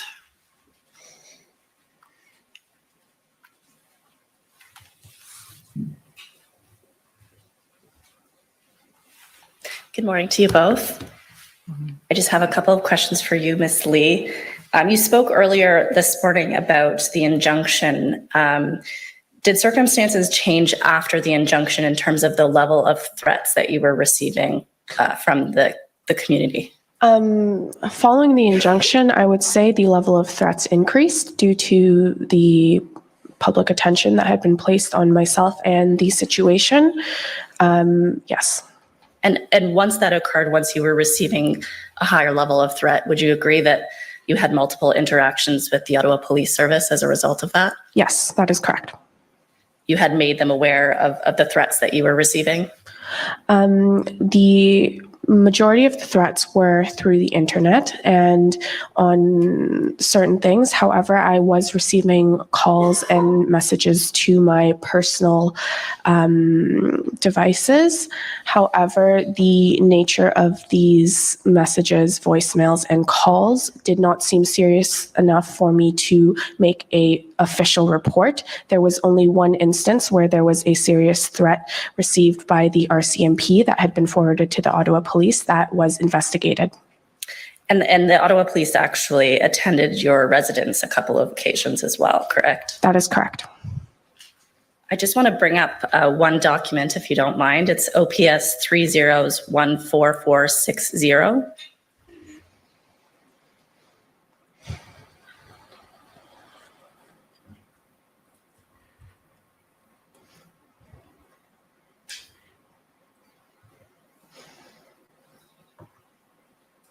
Can you see at the top of the page that this is a document dated February 9th? Yes. And can you see about halfway down the page, there's a subheading, Constable Islam and Constable Lemieux? Yes. And it appears as though there's notes under that heading in relation to the activities of those officers. Yes. If we could go to the next page, bullet number 3, it says, Mo and I spoke with, and then of course there's obviously a redaction, regarding the threats she has received from her involvement with the injunction related to the convoy protest and the horns.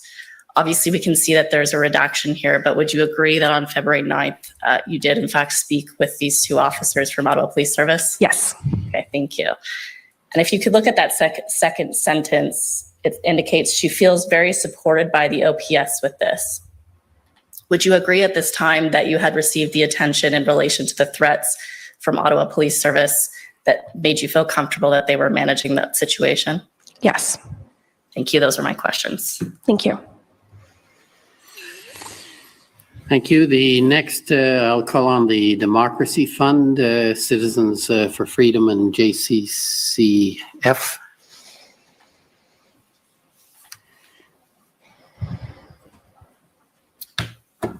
Hi to both of you. I'll just have a couple of quick questions for you today. And first I'll tilt them so they're facing in the right direction. You discussed decibel levels with Commission Council during the protests. Were decibel levels ever measured inside of your apartment, Ms. Lee? Yes, they were. They were? By who? Me, myself. How did you do that?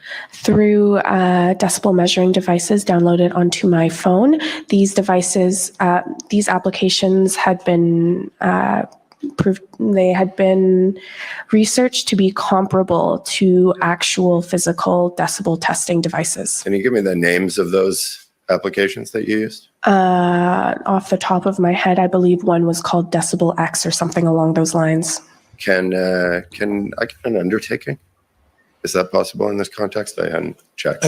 Our rules do not provide for okay. Parties to request undertakings during examination. All right. So you say you used multiple decibel apps? There was two, I believe it was called Decibel X. However, it's been some time. Okay. And do you remember what exactly the decibel reading was? The decibel readings from my memory ranged from approximately 75 decibels to at times 85 or 90. Okay. When speaking with Commission Counsel earlier, you began to describe how you had been pleading with the protesters and said there's a certain frustration when the people that are supposed to help you aren't helping you. Do you recall making that statement? Yes, I do. Who were the people who were supposed to help you? Those people were the Ottawa Police and Bylaw Services. And what were they supposed to be doing? They were, from my understanding as a resident, citizen, and taxpayer, they were supposed to be supporting us and making sure us as the public and the community feel safe and that the laws are upheld. And what laws did you feel weren't being upheld? There were issues with noise, idling, parking, etc., illegal fireworks, illegal fires, public urination, public defecation, harassment on the streets, soup kitchens.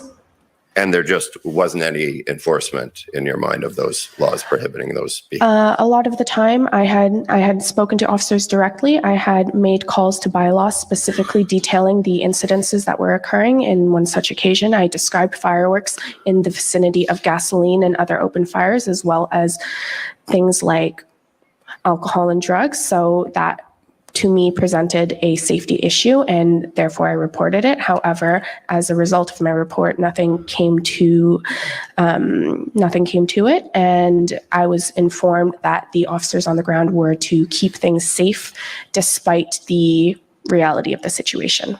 So in essence, the complaints that you made didn't result in enforcement? No. And you mentioned that you obtained an injunction in the context of your class action lawsuit that prohibited honking, and that for a time after the injunction was granted, the honking diminished, but it returned after a time. Is that correct? That is correct. And would it be fair to say that it returned after a time because your injunction wasn't being enforced?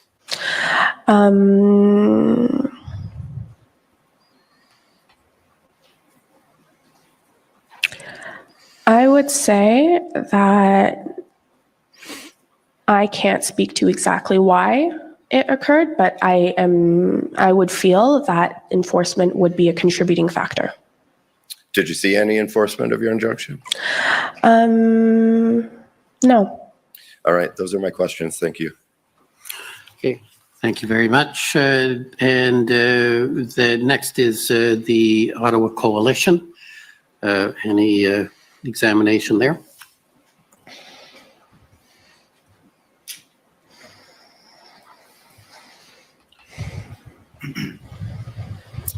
Thank you very much, Commissioner. I just have a few questions for both of you. Ms. Delarond, can you just confirm approximately how long have you been living in downtown Ottawa? 30 years. And have you experienced or observed other protests or demonstrations in downtown Ottawa? I've observed other protests in downtown Ottawa, but closer to Parliament Hill. They did not come to where I was living. Never. Thank you. You told us, Ms. Delarond, about being concerned about wearing headphones or earplugs, about knocks on your door, about smoke alarm, or maybe not hearing smoke alarms. Why did you have that particular concern? I was concerned because there was this smell, and I was informed as well about gas spills on the street, that there was open bonfires, that they were roasting food out a few meters from my building. So there was such a potential for a fire, a huge fire, and an explosion. So I was concerned that if I could actually get those earplugs to work, then I wouldn't hear if my smoke alarm went off or if people were pounding on my door to say, evacuate, evacuate. And Ms. Delarond, you told us a bit about the diesel fumes. Was that diesel fumes that you would just smell outside on the street, or did you smell them in your apartment? It was very strong in my apartment. It permeated drapes, blinds, bedding, carpet. It had the whole unit had a dull, gaseous odor about it. Did you do anything about that after the protests were over? Yes. I got eventually worked toward getting them cleaned, all of them. Ms. De La Ronde, you told us a bit about the honking and how you experienced that. After the protests were over, what was your experiences with honking sounds? Anytime I heard a honk of a horn, and particularly of a large vehicle horn, I could feel it sort of ripple through my body, and I would feel that my nerves were still frayed. In the immediate days and weeks after the end of the demonstrations, what was your experiences with horns? Very much like that, I kept hearing them like phantom horns. I kept hearing them in my head. I also had phantom smells too. And by phantom smells or horns, I mean, they're not there, but that's what they're not there. Thank you, Ms. De La Ronde. Ms. Lee, I just have a few questions for you. There were some questions put to you about Councillor McKenney and a member of Provincial Parliament, Mr. Hardin. Had you ever had any interactions with them or met them prior to the class action being commenced? No, I had not. Perhaps in passing on the street, but nothing, they didn't know who I was. And there were some questions put to you about the injunction and what impact it had on the horns. On the day of the injunction argument of Monday, February the 7th, were you observing that hearing? Yes, I was. And were you observing or listening to anything else before or after that injunction hearing? After, I did observe a Facebook Live video from one of the organizers who had ordered the truckers in general to stop the horns due to the injunction being put in place. So what exactly, you were watching something online? What was Yes, it was a Facebook Live video, I believe, from Chris Barber, if I'm not mistaken, though I can't be sure as to which organizer specifically it was, but they had been laughing about our lack of sleep and something about giving us a break from all the noise.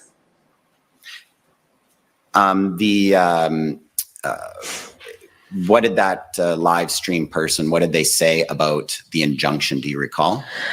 They had said that I remember they were saying like, stop the horns, stop the noise.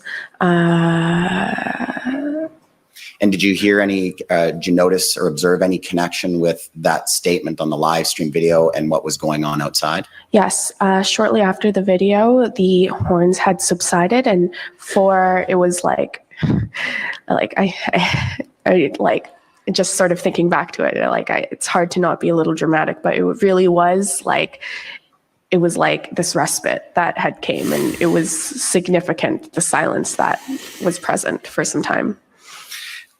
You were following or observing some of the social media of some of the protest organizers? Yes. After the injunction was obtained, you told us about listening to a social media stream on that date. Did you hear or observe any other social media streams by convoy organizers speaking about the injunction after February the 7th? Yes, I do recall after the first video. I don't recall exactly when this occurred, but the first video, I believe that the organizer had believed that it's hard to say because there was a lot of just words being spilled, but there was something about that we, not necessarily myself or the lawyers involved, or it was a general reference, I think, to like the city or the government or just the opposition, really, that they were going to give in to some demands. But after some time had passed, they had realized that no demands were being given, and to I don't remember the exact words, but there was a call to action to just let her rip. And let what rip? The horns. And after observing that, did you notice any difference in the horns out on the street? Yes, I did notice that there were some, I remember very distinctly, there were some confused horns, because really it sounds sort of crazy to attribute these kinds of descriptions to horns, but whereas before they were sure, I think, and resounding, these were confused, almost as if, do I do it? Do I not do it? Do I do it? Do I not do it? There was a little bit more hesitation in the honking. And Ms. Lee, just a couple final questions. When you talked about measuring the decibel levels, where were you measuring that? Was that on the street or was it in your home? I had measured in reference to the decibel levels I had described, it was inside of my home, though I had taken some on the streets where it was much louder, closer to 100 or more. And your apartment, don't tell us which floor, but is it above or below a 10th floor? It is above a 10th floor. Thank you. You told us a bit about bonfires, seeing bonfires. We're unsure if we'll get any evidence about this from the Ottawa Police, but just from what your observations were, what were the bonfires like? They definitely vary depending on the location that you went. There were quite a few of them. Some were small and just for warmth. Others were larger for, I think there was a pig, like a whole pig being roasted. And I think it was under a fire, but I can't be certain about that. But there was that. And there were several bonfires down Wellington Street, oftentimes on corners and intersections where there were people huddled around it, often accompanied by signs and flags.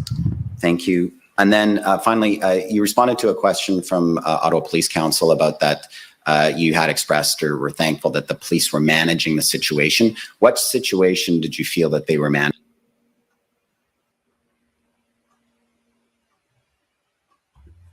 We lose it again? From your observation? No, I did not. Thank you. Those are all the questions I have. Thank you. Okay, thank you. Does Commission Council have any brief follow-up? No re-exam, thank you. Okay, well, I want to thank witnesses for their coming forward to the Commission and for their evidence. The Commission appreciates you coming forward. I also want to thank counsel for the parties. It was very disciplined cross-examination, a very good start. So we thank you both, and you're now relieved of your obligations, and someone can come forward and assist Madame de la Ronde to. Thank you, Commissioner. Okay, thank you. Grab her water. Sorry.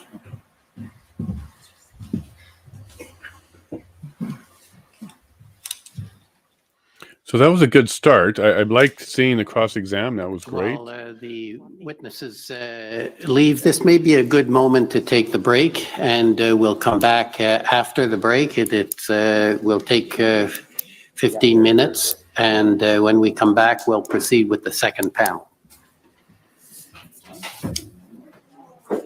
Okay.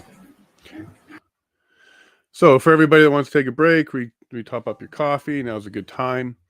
But that was a good start. I am optimistic because we did get to cross. People did get a chance to talk. But a couple notes that I took here, and if you agree with me here, Wayne, I was a little surprised at the amount of leading questions. So they basically give the answer, and the question would be a leading question. So, for example, one point it was, the diesel smell was inside your unit, or did you smell it inside your unit? Those are leading questions, basically asking the witness to just give a yes or no. You're waving at me. I don't know if you can hear me. So Wayne, I got your audio here. I don't know if you're muted on your side. Can you not hear me? Okay, well, I'll keep going. Let's try and reattach you, Wayne, because right now I don't hear you. And we'll try and reattach you. But for everybody else listening, yeah, I was actually quite impressed with the amount of questions that were allowed. And let me just, maybe something's wrong with my audio. Yep, hear you fine. Okay, good. Thank you very much, Chicken Lady. And if you're available, you can come join too. So I didn't expect such leading questions, but they were consistent with that. Let me pull up my notes again too. There was a lot of hearsay, so I was a little surprised at there was very little objections or none during the beginning of the testimony as it was being laid out. And there was a lot of hearsay where she was speculating and just talking about things and other people and what they said. Typically, that's not allowed for a witness in trials or hearings. Typically, that's not allowed. And at first, I was wondering whether or not there would be objections. Can you say objection hearsay, objection leading? And it wasn't until the cross started that we heard our first objection. So objections are allowed. I don't know why nobody was asking for an objection. Here comes Wayne. Oh, I hear audio now, Wayne. Yeah, what happened to your audio, Jason? I was told I'm fine. So maybe it was just your connection. I'm saying because one minute you were okay because I heard you during the talk because you said something, but then ever since from that you're cut out. So I don't know, mate. That was very interesting. Yeah. So what I was saying when you were gone, leading questions and hearsay were two things that came up very quickly, and lack of objections during the initial testimony. But then we did get some objections during the cross. So objection is something that can happen here. So object hearsay, but there certainly wasn't any push on that. There was a lot of hearsay. I do want to let everybody know that there appears to be two streams, a high quality stream and a not high quality stream. The high quality stream has the evidence. So it's showing the evidence that they're talking about as they're talking about it. However, I'm not able to get into it. I can't get access. It seems to be overloaded. I'll try again, maybe just break. I can get in. Nope. So I'll keep trying throughout the day and get an early start on Monday. So I get one of the high quality streams. Yeah. Just be interesting to see what they're actually talking about. We have photos, we have video. Yeah. So she did say she took a lot of video and pictures, but she also talked about brown and yellow snow, and there was no pictures for that. Yeah, but what happens when vehicles drive in snow? It goes brown. Oh no, but the narrative on our side, because that was one of the narrative items, was the people were using the streets to relieve themselves all over the place, piles of it, but not a single picture, not even a little yellow snow. But that was part of the narrative. It came out very quickly. We should have seen some video or something, but no. And my other note is clearly speculation's allowed. So you can just say anything. The app. Well, that'll be the interesting part. It's up to the justice to determine what he will believe. He's a trier of fact and a trier of law. So the trier of fact gets to decide what they want to believe based on what they heard. I personally thought a lot of the things that they were talking about was common downtown complaining. You know, I didn't hear much more than a couple sensitive people who certainly has real issues. I wouldn't diminish their testimony at all about the pain that they went through. But I certainly would encourage them to seek additional assistance because it's not typical to be triggered for life over music now because you heard music overnight or the smell of diesel.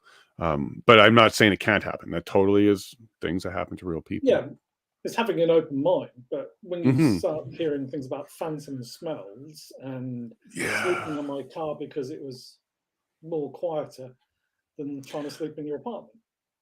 Really? Yeah. And I didn't know that Zexi was a federal employee. She didn't want to talk about that at all. And she tried to bring it on her terms. Yeah, and typically witnesses aren't supposed and typically they don't object to themselves or say, I don't see the relevance. It's not really up for a witness to determine what questions they want to answer typically. So I was pleased that the justice did ask her to complete the answer. So far, I'm also very happy with the justice. He seems to be fair so far. I haven't seen anything where it would indicate he's treating one side better than the other, except for the amount of speculation and hearsay that's being allowed. So I don't know if he's just disregarding it on his side, because he certainly can. But I'm not used to seeing that much, even in small claims court. There's not that much hearsay and speculation allowed. I do want to talk a little bit about Zexi Lee, though, because she sounds like a very strong woman who was a leader in an advocacy group and stand up and very in fact, the type of Canadian we're all proud of. Young, very energetic, very passionate, living on her own, like all the things that we would ask for any young Canadian. Very proud of the person that she painted here. However, there's quite the contradiction to the timid, scared woman that was being described at the beginning. It didn't seem to match her personality, her actual actions and advocacy and work over the years before and after the events. And then the woman that she's describing during the 3 weeks. So there's, just in my opinion, just from observing the testimony, there seems to be two types of people we're meant to believe exist. A very strong advocacy type of person, and then a very meek, timid person who's triggered easily. I'm just going to put it out there that when you have contradictory behavior, typically, or a lot of the times, there's motive behind one of them. And I'm proud of the woman that she described as the advocate. Both of them, actually, both women were strong advocates within their life. So those women I'm very proud of, and I'm glad that they showed up today. I'm very perplexed about the timid, very easily triggered women that were also described. So I'm looking forward to the next testimonies.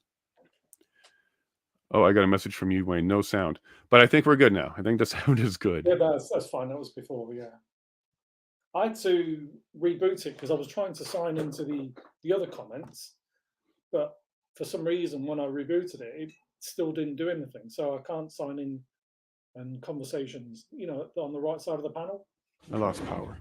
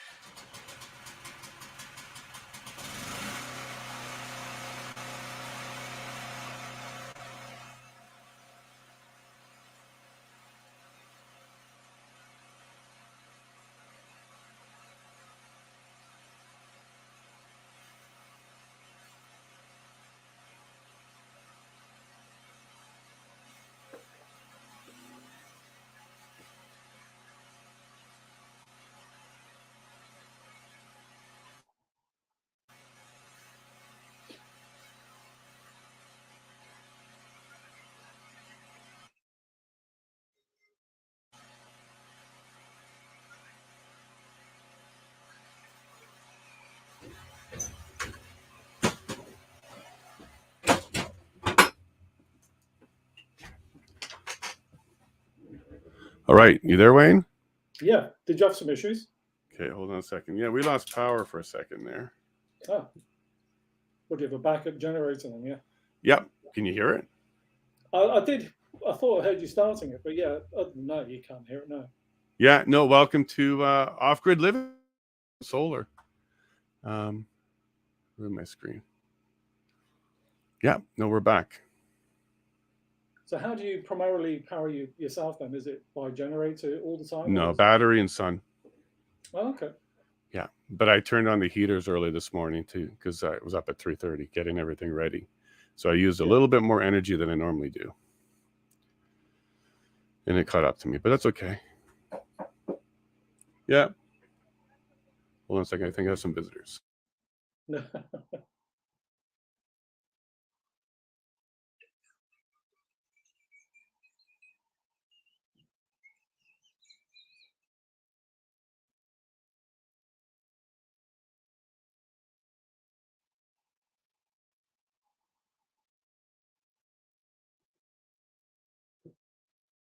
All right, I'm back, and my son just showed up. JJ, come on in. Everybody, that's JJ, my oldest. And he wanted to come say hi. Come closer. I can't get my wave on camera. There you go. How you doing? And he can't hear you. Here we go. Oh. There you go, Wayne. How's it going? It's going good. Excellent. Wait, We had to turn the generator on, keep the power going. Yeah. Yeah. The sun's coming up, so we'll be off of that soon. All right. Thanks for your visit. You want to grab me coffee? I'm sure. Merci beaucoup, monsieur. Switching plex off of the main power button. Don't touch it. Yeah. Okay. So let's make sure. Oh, sorry about the noise. I'll have a milky, no sugar. Sorry, bud? I'll have a milky coffee, no sugar. Yes. No tea for you. Here, I lost my power there. Okay. Just 1 second, Wayne. No problem.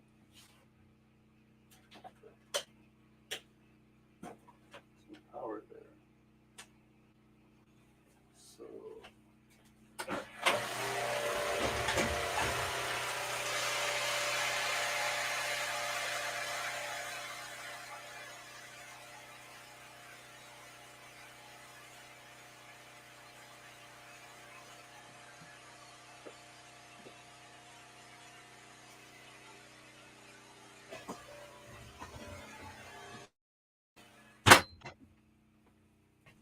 All right.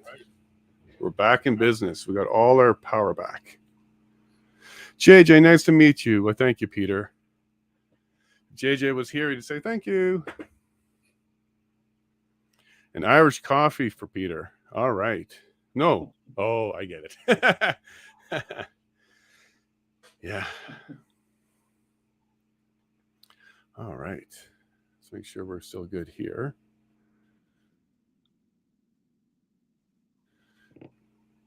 There we go. Did you catch any of that link I sent you from the COVID-19 committee inquiry? I have not yet. Sorry. We're pretty busy No. getting ready, but go ahead and talk about it. I wouldn't really bother because I finally did give a listen to it, and it sets out a schedule. They put up a front page, actually the whole plan of the different modules that they're going to use to discuss it.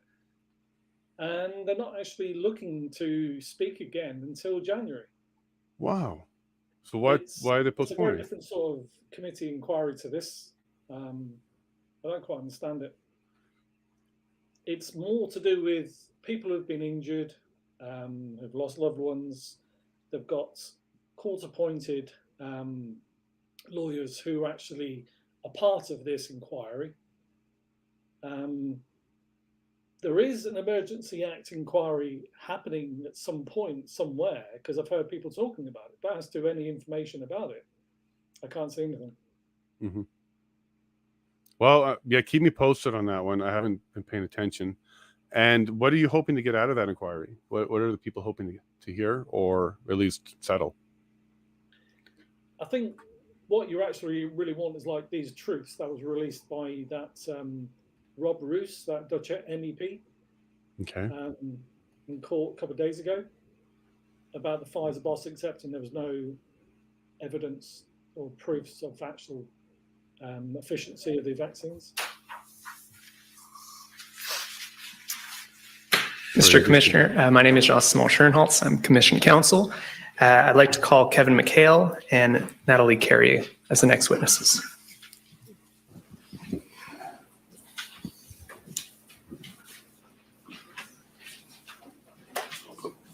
Bonjour. Hello.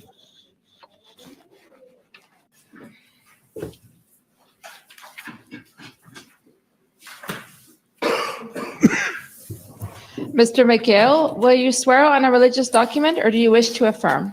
Affirm. For the record, please state your full name and spell it out. Kevin McHale, Kevinmchale. Do you solemnly affirm that the evidence to be given by you to this commission shall be the truth, the whole truth, and nothing but the truth? I do. Ms. Carrier, will you swear on a religious document or do you wish to affirm? I wish to affirm. For the record, please state your full name and spell it out. Nathalie Carrier, NATHALIE-CARRIER. Affirmez-vous solennement que le témoignage que vous allez rendre devant la commission. You say that your testimony will be the truth, the whole truth, and nothing but the truth? Yes. Thank you. Sorry. Sometimes I switch without knowing.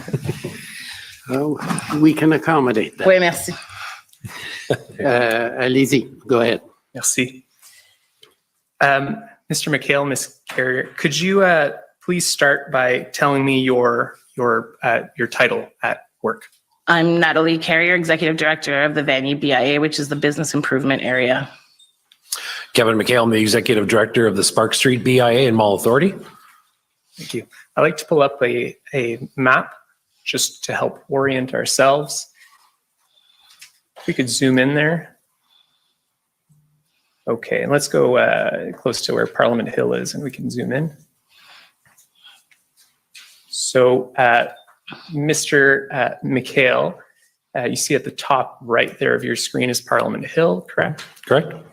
And is Spark Street kind of the highlighted line there? Correct. That's the 5 blocks of the pedestrian promenade.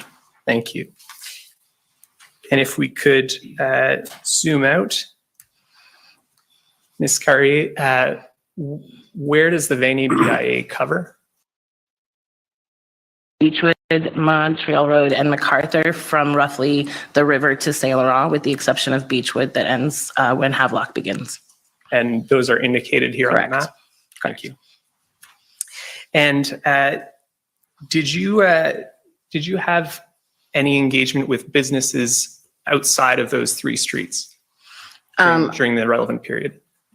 Both Kevin and I sat on daily meetings, and we also sit on the board of ACOBIA, which is the coalition of BIAs. So we do sometimes get communications from others. I have family and friends that own businesses on Bank Street, for example. And some of my businesses on Montreal Road or Beechwood would own other franchises and others. Okay. And you're generally aware of the parking lot at Coventry Road that was used by some of the protesters? Generally aware. I would say intimately aware since January. Can we just identify that on the screen, please? That's right. And that location that's been pinned aligns with, sorry, the one on the left, please. That aligns with the parking lot that we're referring to? In essence, both parking lots were being used at one point. So both the Hampton Inn one and the one that belongs to the city, they're joined together, but there are 2 separate parking lots.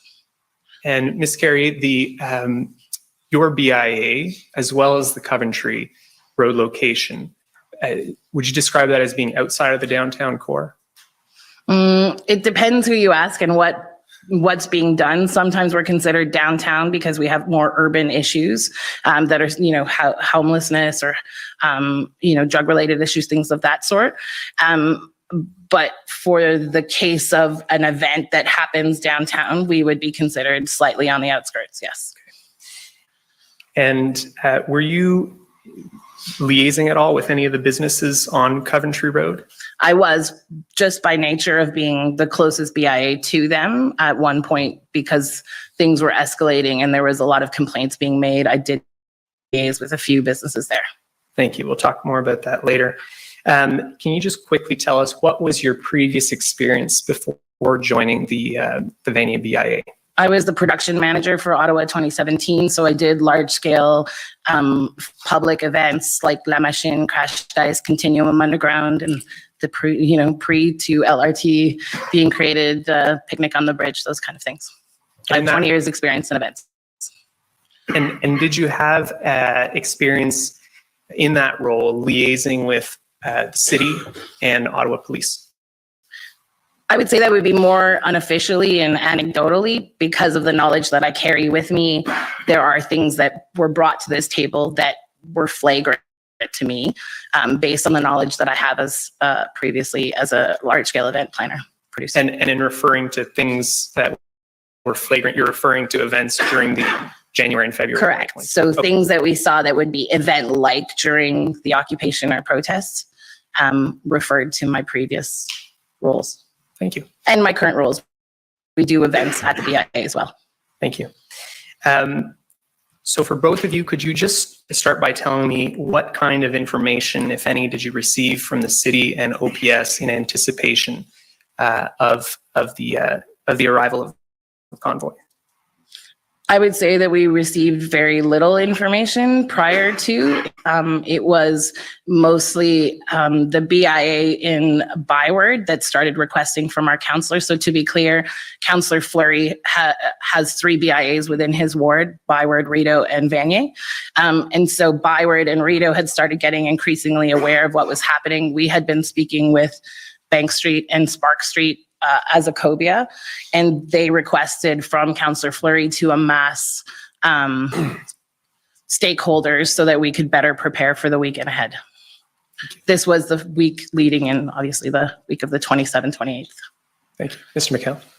Yeah, I would say it was very minimal. Spark Street experiences a number of activations and protests and marches and such throughout the years because of our proximity to the Hill.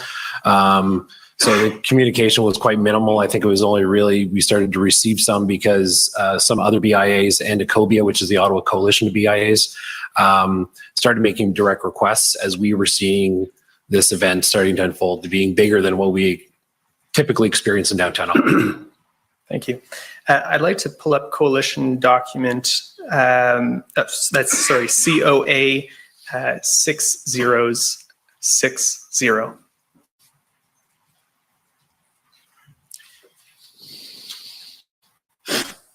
We could just scroll down.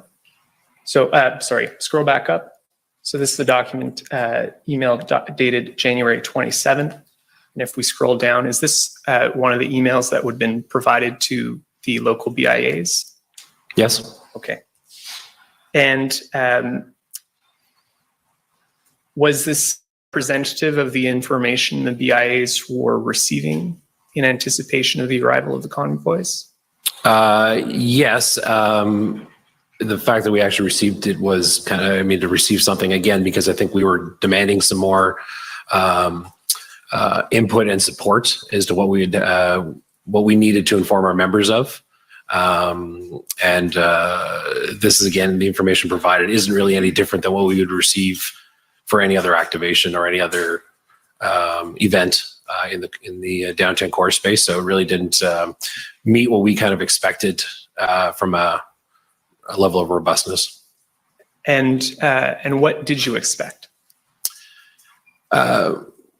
We expected to see a bit of a game plan as to what the actions were going to be to deal with the massive vehicles that we were expecting of the downtown core. Perhaps similar to what we see during when road closures and such are put in place for an event like Canada Day, where vehicles aren't allowed in the core for the day, and barriers or city vehicles are used to limit access to certain parts of the downtown core. So we really what wanted to see was an action plan of how police and officials were going to manage the situation. And would you agree with that testimony, Ms. Carey? I agree. I think we are looking for the plans that we normally get and receive or are shared with us leading into a Canada Day weekend or Winterlude or those kinds of things. So in this particular case, we were expecting Canada Day type closures. And in the case of Vanier, that would only pertain to us as it pertains to any overflow traffic that often or sometimes gets directed to Coventry or would end up on Montreal Road or Rideau. And did you request that type of information? Did you or anyone else in the business association community? We requested from the counselor to have a briefing with services, which we got. And when that briefing happened, we were surprised to see that that was not this posture that OPS and city were taking, meaning the closing down of the streets in the downtown core to accommodate the level of what I was seeing on social media was heading our way. What kind of information was provided during those briefings? To me, again, specifically. To clarify, ahead of the convoy's arrival. Ahead of the convoy, it was a protest that was slightly unusual because of the nature of the trucks, right? Normally when we have protests, there's buses that arrive and drop off people and then an event happens and they get back on buses and leave. In this case, the trucks were the protesters in many ways. So there was some level that it was going to be complex because of the trucks. But for the most part, we were told, by the end of the weekend, everything should be good and everyone will likely be gone. Okay.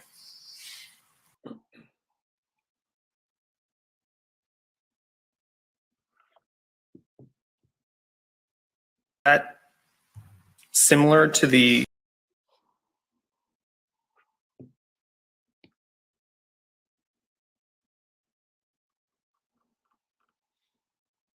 were you receiving information that was similar to what you'd received in other large-scale events, Ms. No. Carey? No. How did it differ? There was a lack of information for something that we deemed and I deemed, having done large scale events on that very particular space. You know, La Machine ran from Byward all the way to the museum and back. There was actually a Saturday night event that was here. We spent 2 years planning that because of the sheer level of people, and the machines themselves were big. This was, and so there was really no information, in our opinion, or there didn't seem to be, it didn't seem to be taken as seriously as other events. Thank you. Now, if you can take a look at paragraph 4 here on the screen, it says all open source information in our interactions with Freedom Rally organizers indicate this will be a significant and extremely fluid event that could go on for a prolonged period. Did anyone during those briefings provide any explanation for what was meant by significant and extremely fluid event that could go on for a prolonged period?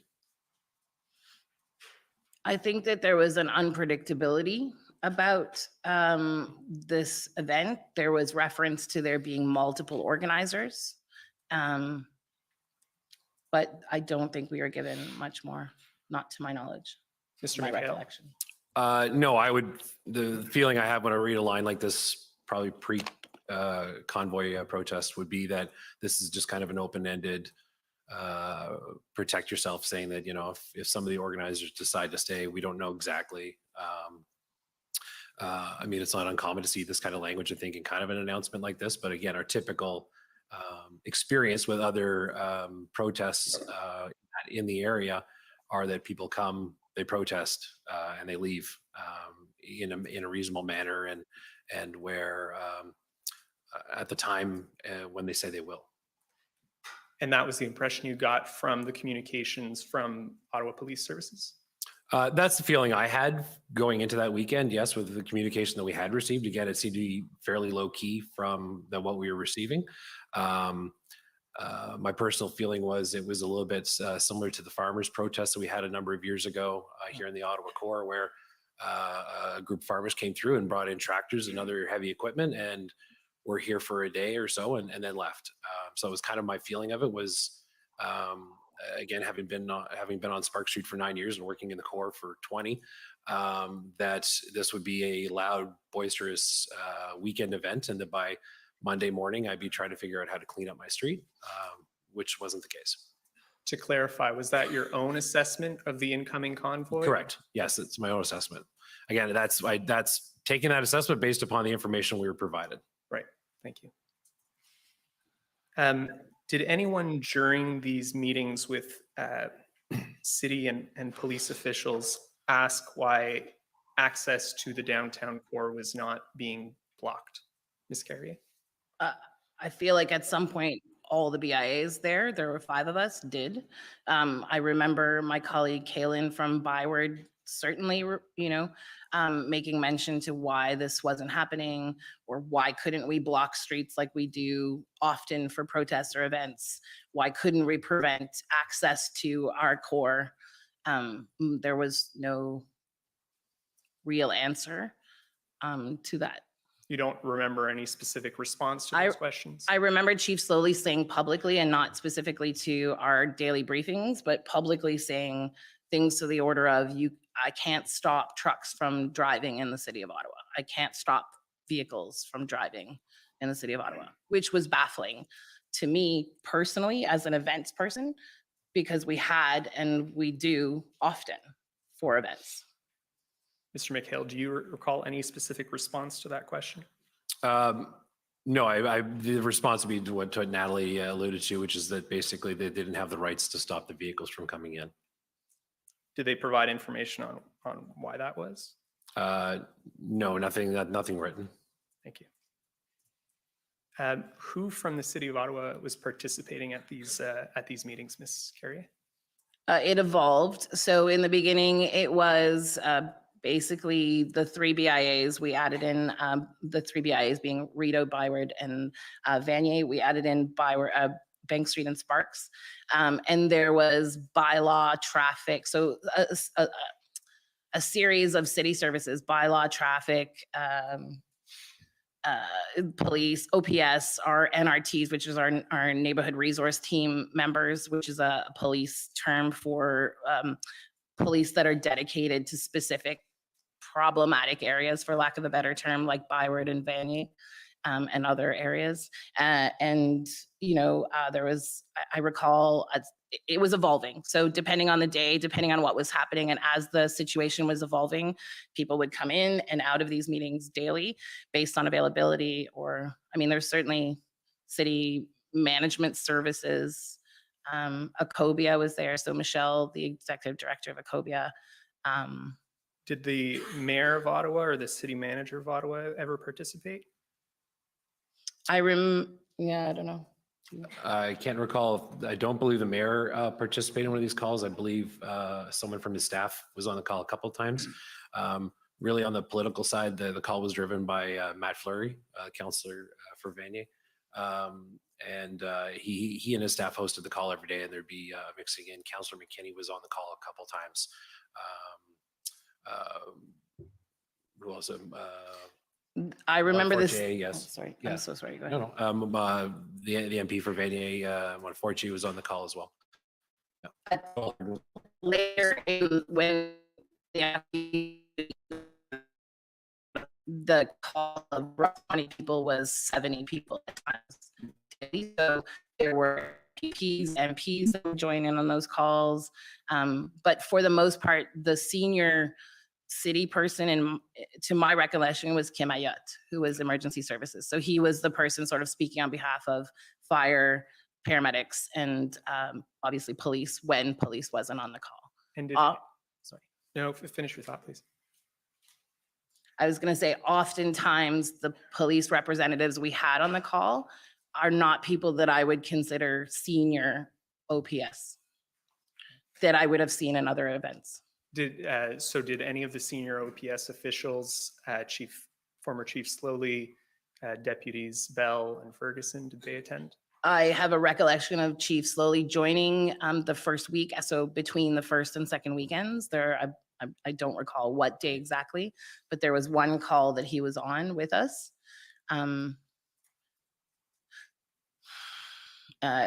Yeah, he was on one or two calls at the very beginning, and then as the situation continued, he was no longer on the call. Okay. And the deputies, did they attend?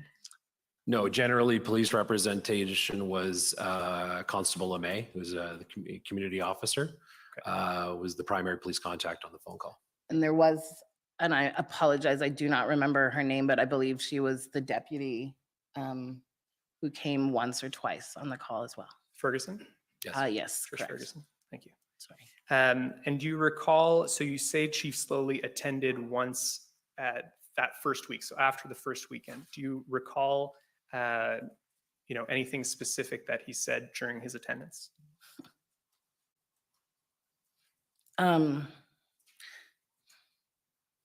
This is difficult because these are people we work with. These are people that we rely on. I remember being scared personally. I'm sorry. Okay, I have another stream. Hold on.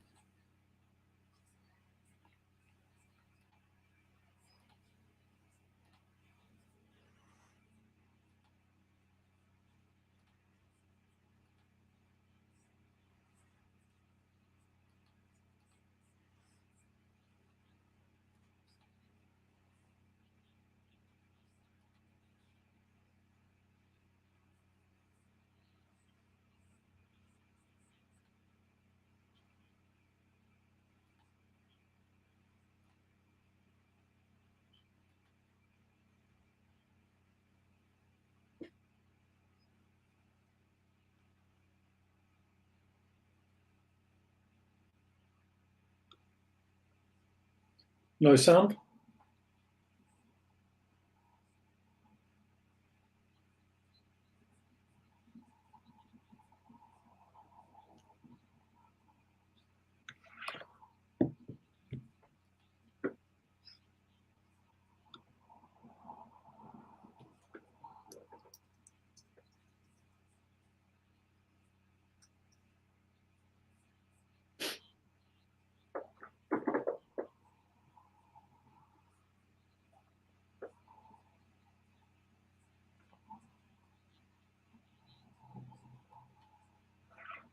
Is there no sound? Nope, no sound. Oh, wow. Okay, 1 second. Sorry, everybody. Just one moment. I have sound, so 1 sec.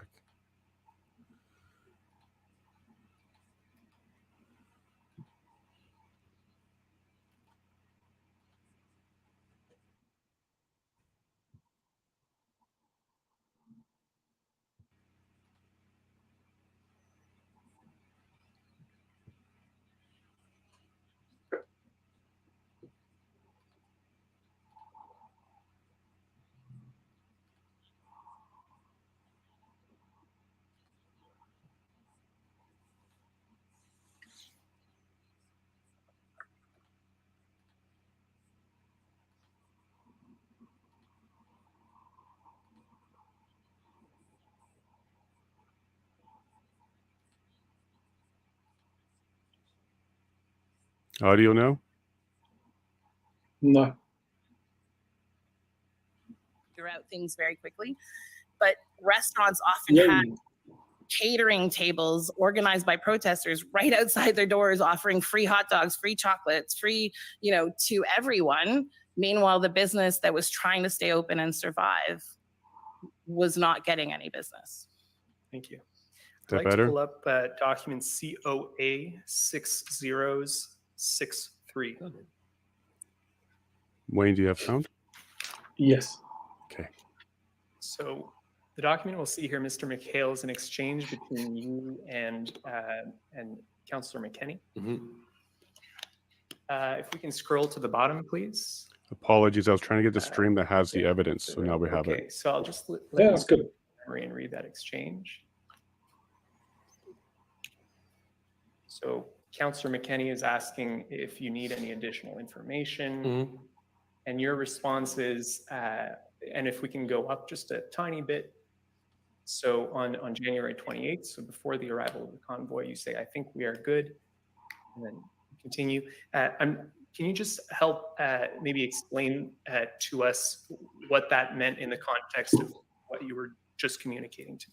Yeah, I think again, it comes down to having been on Spark Street for over 9 years now, and having a very veteran merchant mix.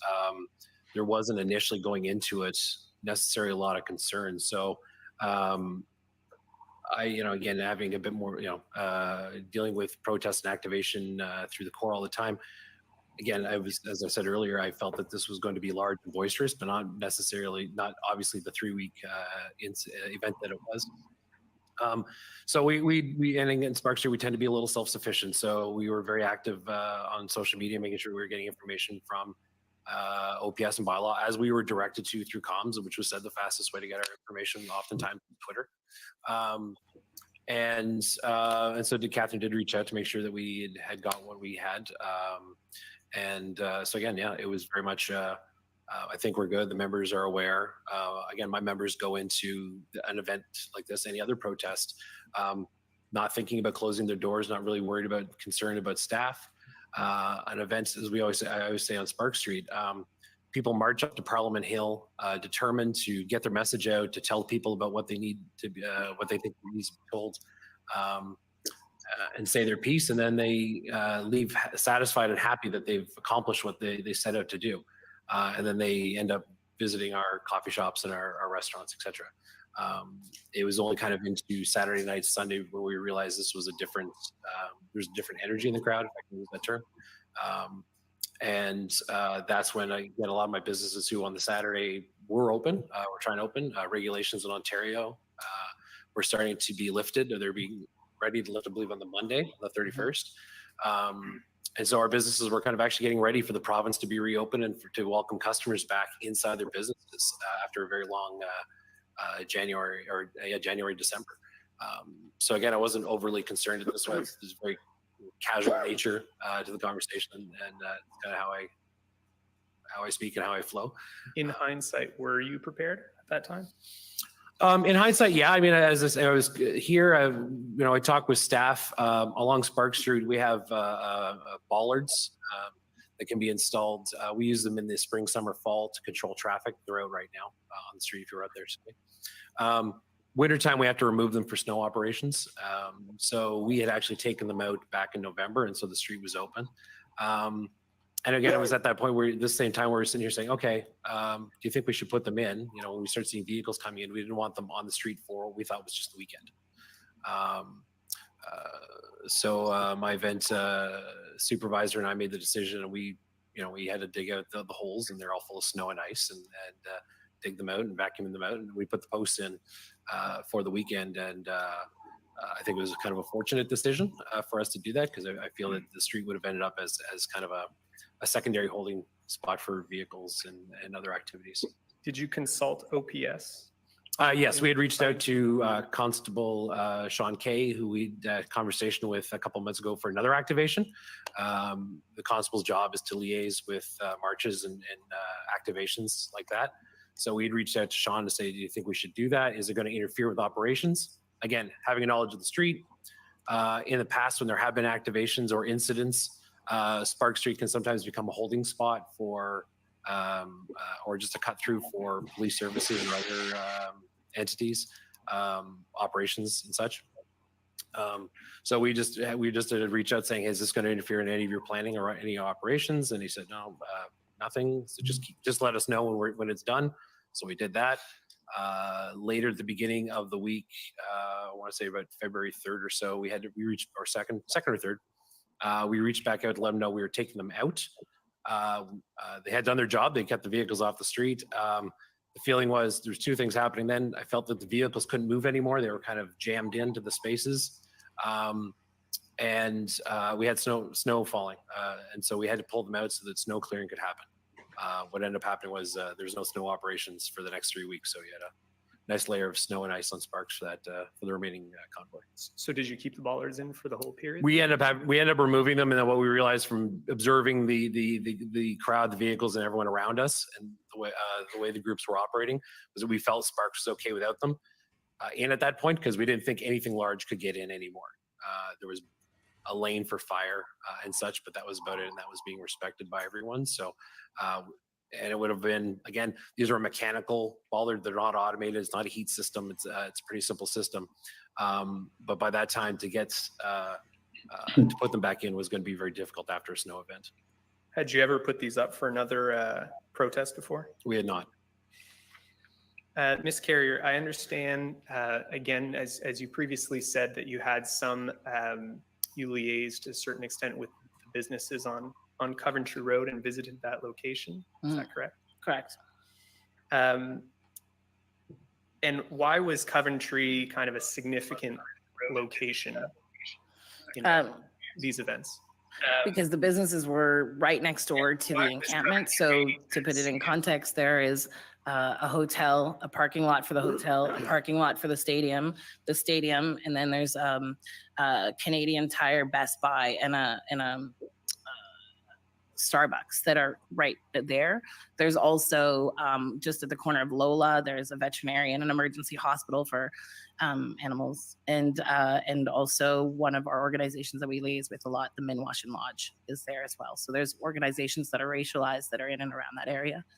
So in my expertise as being a business relations person, I started just checking in on them to see if they were okay. How frequently did you go visit that location physically?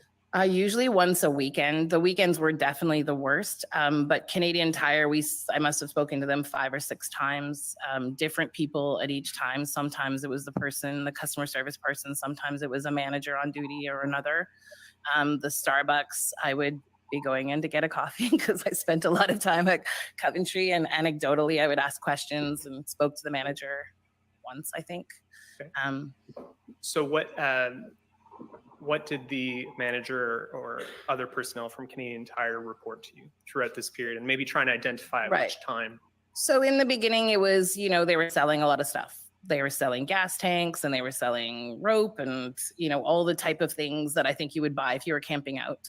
And they also reported that large groups of protesters, by large, I probably mean 3 to 10, would come in at once and then do the sort of thing that was, that is now sort of cliche, but would go up to the workers with masks on and say, why do you wear a mask? Why are you doing this? They would disrupt the sort of general, the store. They would disrupt the store. And there was also there was things that were relayed to me that the protesters had been putting up posters throughout the store that looked like public health posters, but saying things like masks are stupid or masks aren't needed, or, so counterintuitive sort of things that staff, nothing, violent, but definitely disruptive. The most terrifying call I had was on the third weekend, where the manager was talking to me and he said, Natalie, I don't know if this is something, but I feel like I should tell you, we've sold out of knives and bear spray this weekend. And that is something that I reported immediately to OPS. Thank you. Did the Starbucks location and their manager report anything to you? Just disruptions. There's a lot of LGBT people that work in OPS in Starbucks and OPS as well, I'm sure. Sorry. But, there was a general feeling of annoyance. It was an annoying thing. It was, it was fine, but it wasn't, the pleasant sort of, there's some protesters were perfectly pleasant and lovely. That should be said. They're not all homogenous, right? But there were definitely the ones that would make comments about why they'd be wearing a mask in a window and the door would be, the window's open, you don't need a mask, those types of things. And again, I think we have to put this back into context of the first weekend being our stores were still closed. You couldn't go into a restaurant that first weekend. That was reopening on the 31st. So the feeling that we have about masks today really has to be brought back to how weird that felt then.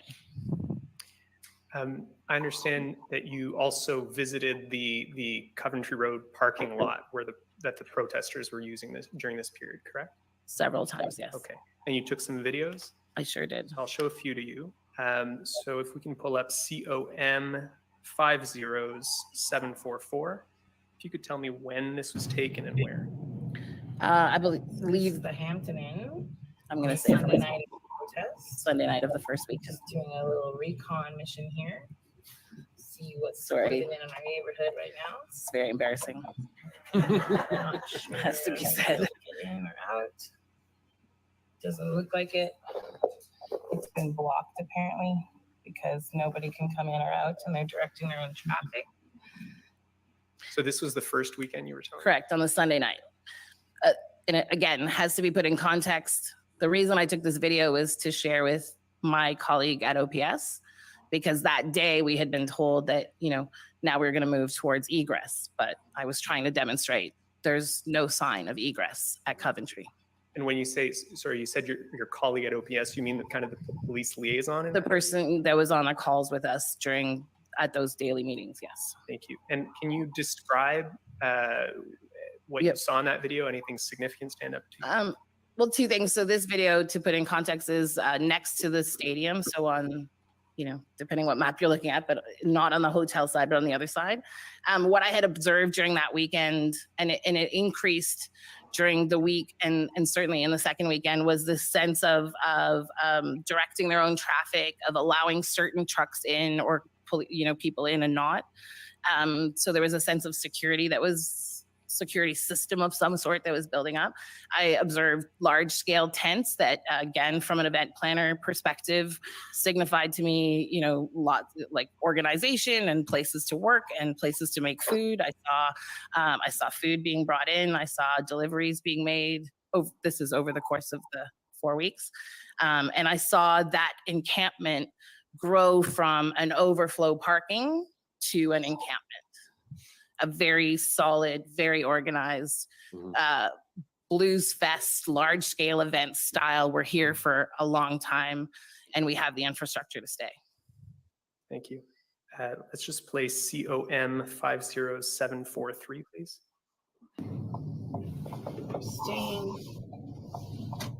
That's the same night, the other side of the parking lot. I don't know what the way out is.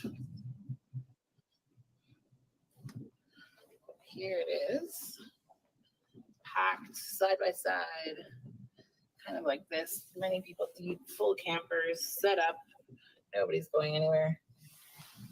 Again, terribly embarrassing. Here, just sorry. So, so your understanding. Everybody hates their own voice, right? Sorry, I just have to say that out loud. I'm nervous. So Okay. based on your observations that day, it sounds in the video, did you conclude that people were there to stay longer term? I am somebody that is very savvy with social media. To me personally, it was clear that the 70-kilometer train of trucks that crossed the country was not coming in for a small protest in a day. And to me, that Sunday night was the proof that, you know, somebody somewhere had underestimated or not listened to the anger, frustration that at that point, you know, large number of people felt. They were coming to the city of Ottawa as the representatives of what they thought, and they were going to stay there. They were going to stay there until they were heard. I want to just show one last video, COM 50749.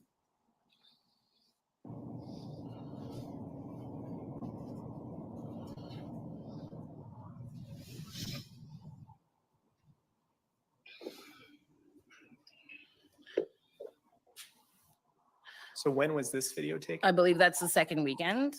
Okay. And what you see in that video are things that, again, as an event planner, I took because it drove me crazy, because there was a propane tank next to diesel with like wooden pallets packed right next to it, which an event would be not even allowed to operate. Second would be shut down, and police trucks would be there, bylaw would be there. And as an event planner, I would be fined. And there was no fining. I saw tents that normally, as an event planner, both in my BIA role, but also previously, you need permits to put up tents like that in the city of Ottawa. You pay a permit, an inspector has to come, there has to be an engineer evaluation.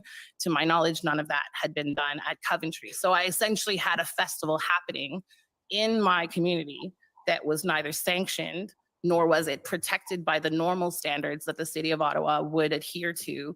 And in the city, there's a thing called the SEEK program, which is Special Events Activation Team. And any event that goes through the city of Ottawa must go through this very, very stringent process of being evaluated by that. And none of it had been done. I witnessed downtown stages on the back of a truck, wooden things with diesel being poured onto them, like just things that were, in my 30 years experience, absolutely baffling and quite frankly, dangerous. There's a few other videos I won't take you to because of time, but Miss Lee this morning testified that she saw urine in some of the streets. Yep. Did you ever witness anyone dumping urine somewhere? Yeah, I have a video that I submitted when I was driving to see one of my staff, and I was coming back towards on Nicholas between D&D and University of Ottawa, and I was taking the video to demonstrate that there was lawlessness. Like there were trucks parked on sides of roads and in the middle, like this is an on-ramp to a major highway. And as I was driving past, I saw somebody out of their thing dump a chemical toilet, and I caught it by accident. Right outside D&D. Thank you. From what you observed, were the participants in the convoy respecting the rules of the road at all times? I think some were, and I think a lot weren't. And what did you observe that led you to that conclusion? There's another video that I submitted where at Coventry, I don't know this for a fact, but I deduced that there was sort of a shift change that would happen. There would be a series of trucks that would leave in the morning and some would come back, and they would sort of do this convoy style. Obviously, they're a convoy. So, but on several occasions, I would be trying to sort of leave that parking lot, and there would be 50, 60, 100 trucks all in a row, not respecting traffic, not respecting traffic lights, and sort of operating as a parade. But again, in the city of Ottawa, when you do a parade, you have to have police escort. There are certain laws. It's announced ahead of time what your trajet, sorry, I don't know that word in English is.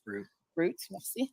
And, so again, these were things that would happen. I saw convoys of trucks, like farm tractors driving down Vanier Parkway, which is not even a truck a trucking route. You're not even allowed a truck on Vanier Parkway normally. Like none of our businesses could get a truck to drive down Vanier Parkway to come give them a delivery. And yet, you know, we're seeing these types of things. So I saw a lot of that. Thank you. Mr. McHale, can you describe generally the impact on the businesses in your BIA? Yeah, generally for Spark Street businesses, for the most part, especially after that Saturday, the first Saturday, I would say about 85% of them just stayed closed for the remainder of the protest and for the week afterwards. It was difficult for them. I mean, the businesses that were open would suddenly end up with 5, 10, 15 people in the store unmasked, wanting to use the bathroom or just to warm up, not actually getting any services, especially if it was a retail business. Food businesses initially on that first weekend, you know, reported to me, the staff would report to me that they had difficulty managing the customers coming in. Businesses were, of course, were under the regulations for the closure and such. So if they were allowed customers in, those customers had to be masked. There was limits on what they would do. It was impossible for them to enforce it. And that was something I think we did bring up on one of the calls eventually, which was, and then again, initially we were told, no, it's up to the business to enforce that. The business has to make the decision whether they're going to stay open or closed. It's up on the business. And then it was, you know, brought to their attention. It's like, it's quite impossible for a single shop owner to police 5 or 6 people who are determined not to follow the local health ordinances. So we did get some clarity on that eventually that it would be in the best judgment of the bylaw officer whether or not they would impose a fine on the business or a warning. And are you aware of any businesses that received fines for? No, none of my members reported anything. It was said though, sorry, I have to say, it was said that if fines were given out, they would be given out to the business, not to the people. And so that's, again, another deterrent to keeping your business open, because if you can't control or have security there that at your own expense, which most of these stores didn't have at that point. Again, we're coming off of a 2-year, COVID, and then we all got caught off guard right before Christmas that we were shut down again. So a lot of these businesses had no money for security or anything. So they thought, well, if I can't police it, I'm going to get a fine and it's not worth it. So they would close. Mr. McHale, do businesses on Spark Street typically close during protests? No. When this started getting bigger than it was, or I was talking to my chair specifically about this, he's been downtown as a business operator for over 50 years and has never closed his business. That would include during the G20 summit when it was here a number of years ago and other activations. It's never occurred to them to close during any event before. This was the first time where he felt a concern for his safety and any staff he were to bring in during that time, which led to him closing his business. Thank you. What other impacts, Mr. McHale, on Ottawa businesses generally are you aware of as a result of the convoy? Yeah, a business of mine who was publicly against the convoy as it was interfering with their business had their Google review attacked.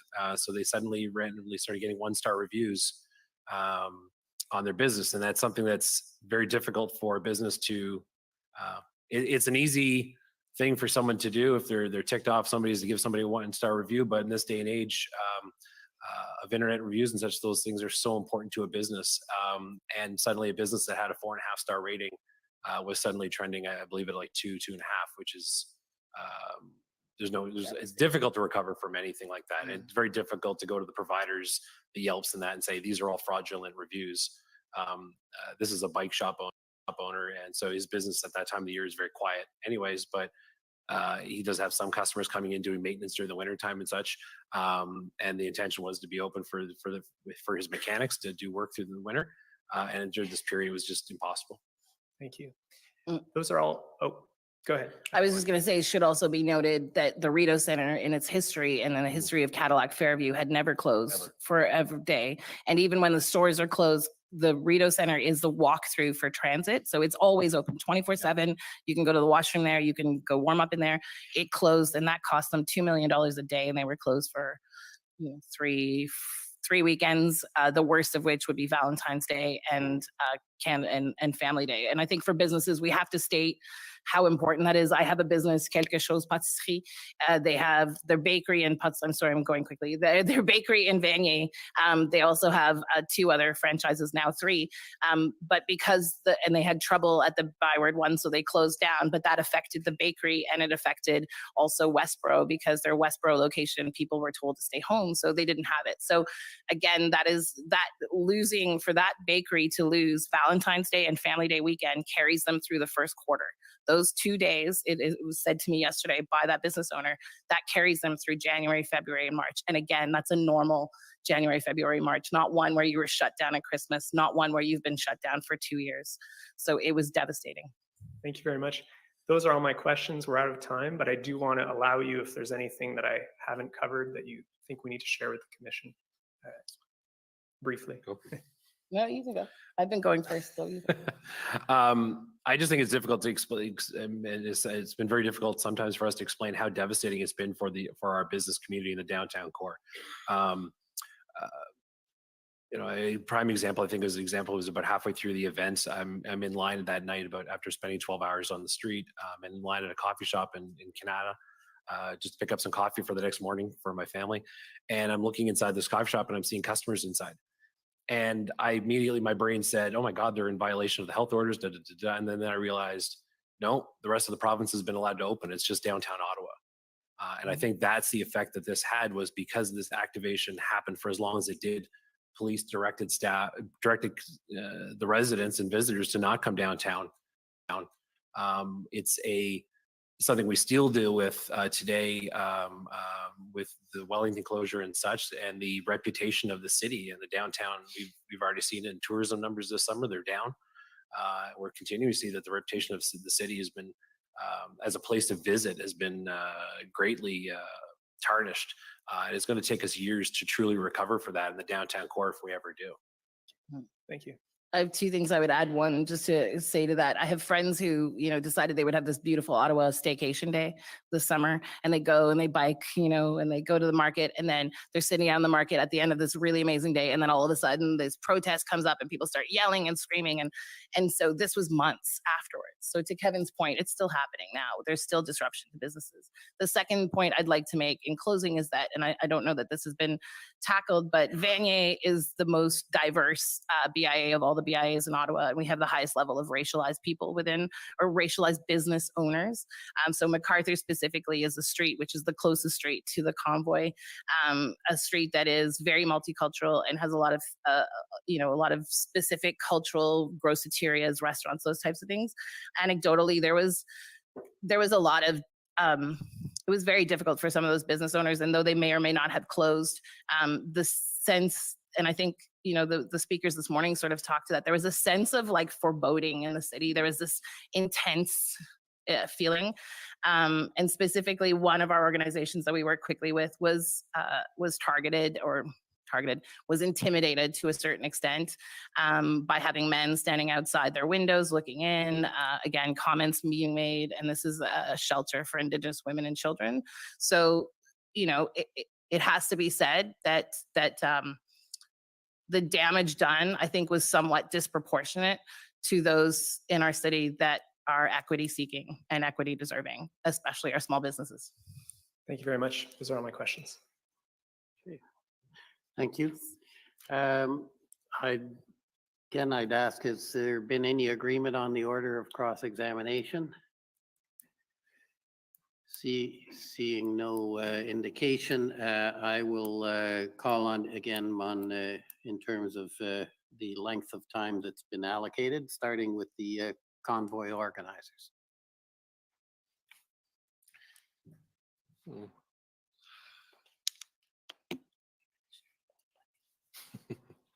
morning. Morning. My name is Brendan Miller. I'm counsel for Freedom Corp. I've been asked to make sure that we introduce ourselves before we start. I just have a few questions for you, and just so you know, most of these are what we call Brown and Dunn questions. I just need to give them to you so that there's some other evidence down the road, and I need to be fair to you, so I need to put a lot of this to you. Okay. Just to be clear, Brown and Dunn is simply that they put a statement to you that it it may be contradicted later, so you should have a chance to Yeah. comment. Thank you for that clarification. So yeah, sorry, I'm too lawyer. I was trying to fake it till I made it on that one, so. Well, it's good. It's good. You did a very good job. You sold me. So, okay. So I understand that after the protests, there was two funds set up. One being $20 million was set aside by the federal government to compensate Ottawa businesses affected by the protests, and another one for $10 million from the provincial government. Is that correct? Correct. Correct. And to date, or at least as of June, I understand that of the federal government funds, only 8.6 million have been used. Is that fair? I don't have that knowledge.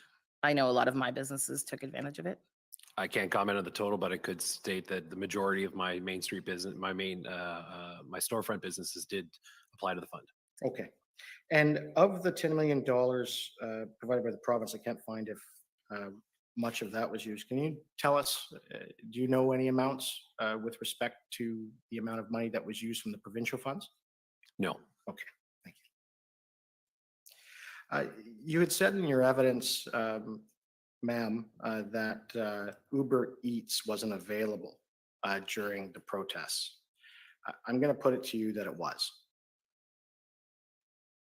Okay.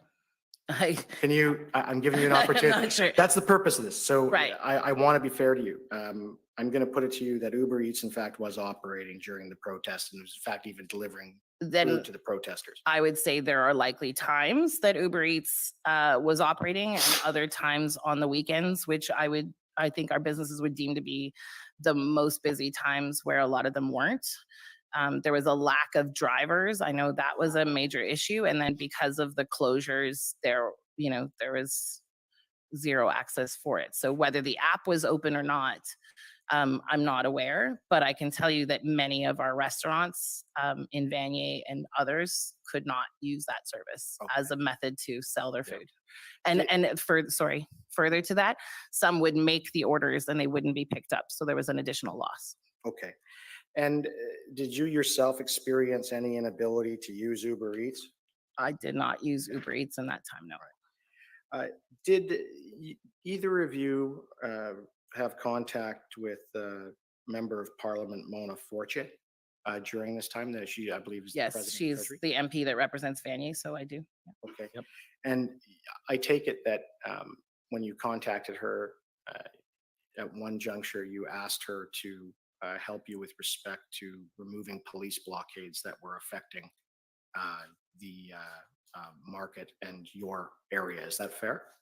I did not. No, that was not my request. Now, that may have been my colleague in the market, but it was not me. And in the videos my friends from the commission played for you, those videos taken by you, you would agree that there was no honking or noise in the background in those videos, was there? In some there were, not in those particular videos, but at times there was honking. There wasn't as much honking at Coventry, no. Yeah. And what time? I saw all the videos, it was roughly 6 p.m. Roughly 6 p.m. So, well, the first weekend that was roughly 6 p.m. On the second weekend, it was 9 a.m. in the morning. Okay. So it depends. I was there at different times. Right. But you agree in both those videos, there's no loud noises, there's no honking while you're driving and taking those videos? There was honking. Yes, there was definitely honking. There was some loud noises. Whether they were as loud as downtown, no, they were not. But there was definitely honking, and depending at times too. Also, yeah, no, there was not. Right. And were you aware that on January 25th, 2022, the city of Ottawa received an email from the Hotel Association here in town stating that the truckers and protesters had booked stays for over 30 days? I was not aware of the email, but I do know that Steve Ball from the Hotel Association was on many of our calls, especially in the third and fourth weekend and near the tail end of them. And he did make that aware to us. He also pointed out to the fact that there was a lot of hotels that couldn't be accounted for because they would be booked through third party. Right. So the hotels.coms or things like that. So is it fair to say that, to your knowledge, that the municipality of the city of Ottawa knew on January 25th, 2022, that these protesters and truckers were intending to stay a lot longer than the weekend. It appears to me that they should have known that, yes. Right. And you had mentioned that you saw some folks pouring out urine and other fecal matter or what have you. Just urine. Yes, okay. And what date was that? Do you recall? The date is on the video. I believe it was the second weekend, possibly the third weekend. I'm sorry, it's on the video, but it wasn't at the beginning. It was not at the beginning, no. Okay. Were you aware that the protesters and the truckers had applied for and had been given permits for porta potties originally, but those permits were then pulled? I'm not aware of that, no. But I'm kind of happy to hear that at some point something was permitted, yes. Well, that was Sorry. the beginning, at the beginning. And I just, again, trying to be fair to you. Thank you. And you had mentioned that you had seen or heard from some store owner that they had sold out of knives and bear spray. Is that right? The Canadian Tire, yes. That's what it was told to me. Is it fair to say, though, that you never saw any protesters or truckers running around waving knives? Most of the people I know that hunt with knives don't wave them around. Right, good. So they would be concealed perhaps, but I guess what I'm trying to say is I don't think waving around a knife states whether or not the knife exists. All right. Did I see the knife being waved around? No, I did not. All right. And you never. Do I trust that the Canadian Tire is telling me the truth? Yes. Right. So, and you never saw protesters with bear spray? I was not in the heat of it on the last weekend, if that's what you're implying, no. And despite that Canadian Tire had sold out of these items, you had no knowledge of who they sold all of these items to. Is that fair? I had none, no. So you don't know if you sold them to protesters or if they sold them to local residents. Would that be fair? I suppose that would be fair, yes. I mean, I suppose we could probably cross-reference credit cards at some point and figure that out, but I don't think that credit is cards. the case. Well, I don't know. I think the feds will need to get another order for production for all that. Likely. Way above my pay grade, sir. Way above mine, too. Thank you. So I believe those are all my questions for you. Thank you very much. Thank you. Thank you. Next, I'd like to call on the Ottawa Police Service.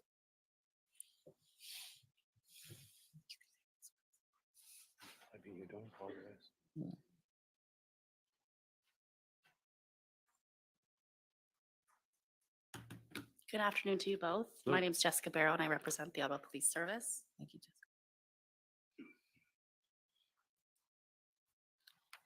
I want to start, we had a bit of a discussion earlier, we heard a bit of a discussion earlier about what information BIAs would typically receive as we're preparing, as the city was preparing for a protest or an activation, as you called it, Mr. McHale.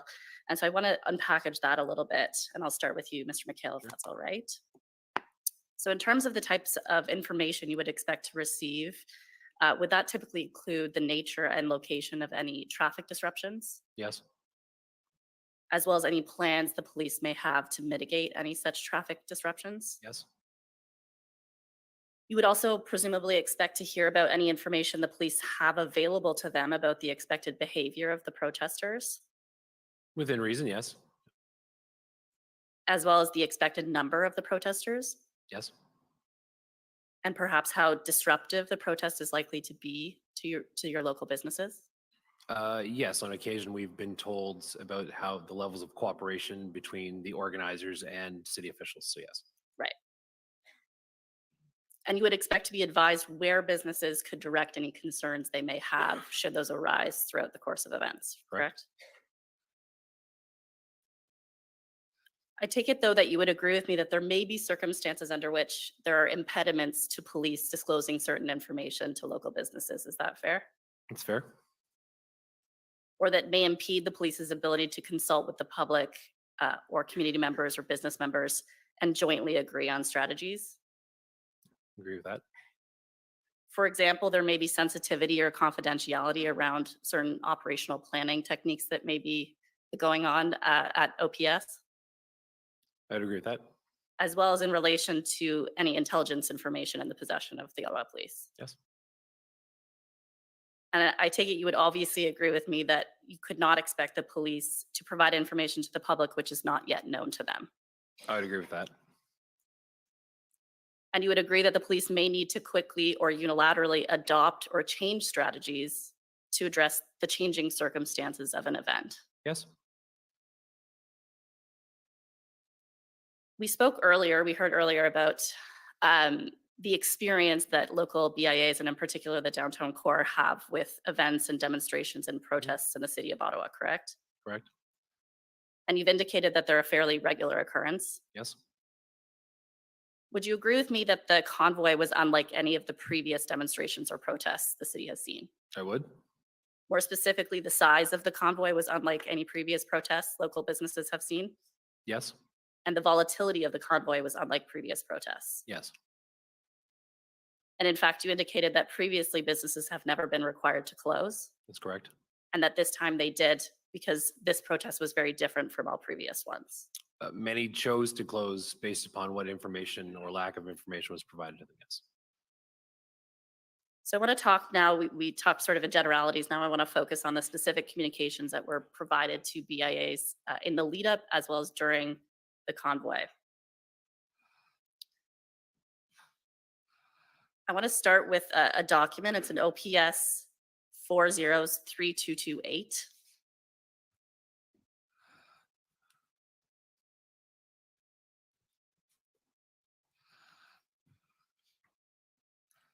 And if we could go specifically to page 6.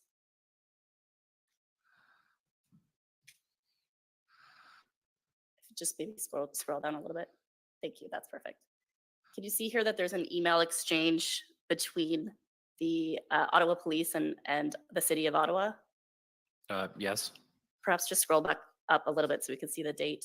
It's on January 26th at 12:09 p.m. Mm-hmm. And would you agree with me that it says that the community police officers are in touch with downtown BIAs and are providing them with updates to expect large crowds and traffic disruptions? We cannot tell them to stay open or to close, but some businesses may elect to close so as not to get tied up in an anti-vax demonstration. See that? Yes. Do you recall that as of this time, which is January 26th, OPS community police officers were in fact reaching out to local BIAs to share information in advance of the convoy's arrival? Yeah, information is being sent to us and other organizations. Yep. And this is 2 days prior to the beginning of the convoy starting to arrive on the 28th? Dates are correct, yep. And businesses are being told that there will be large crowds as well as traffic disruptions? Yes. And that there is a possibility of anti-vax demonstrations in downtown establishments by convoy participants? Yes. But that ultimately the decision has to remain with the businesses as to whether or not to close? Correct. I want to take you now to OTT 50166.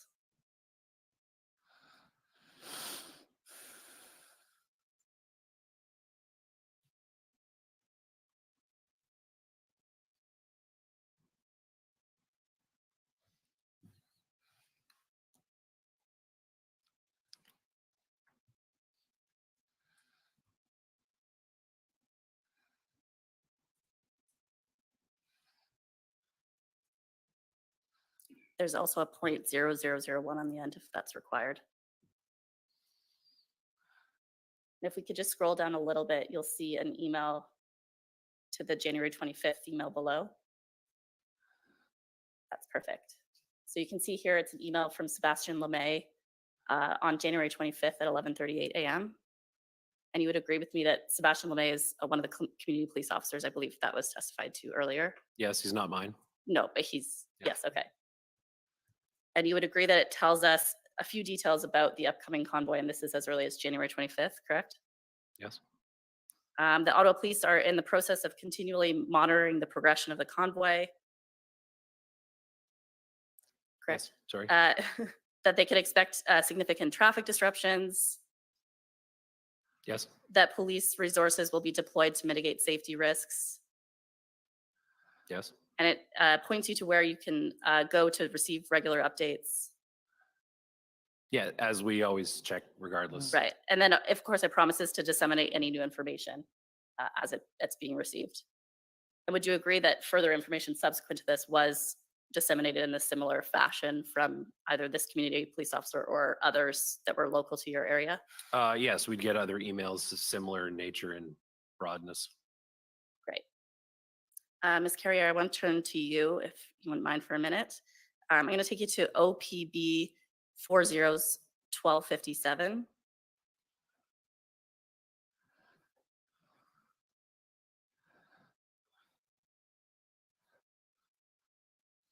Thank you.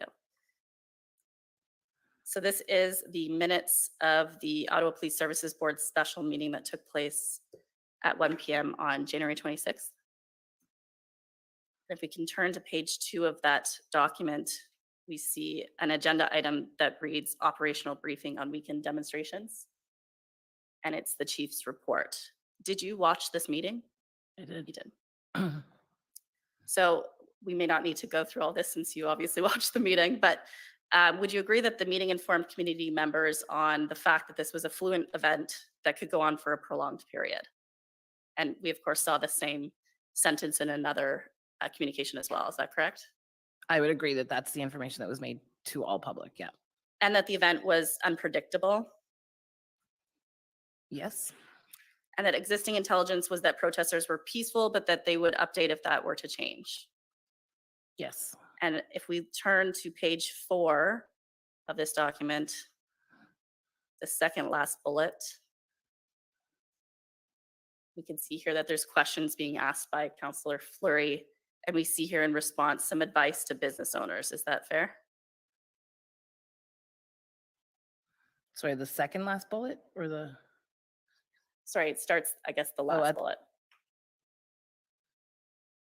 So you can keep scrolling. Right, okay, so sorry, the second bullet on page 5.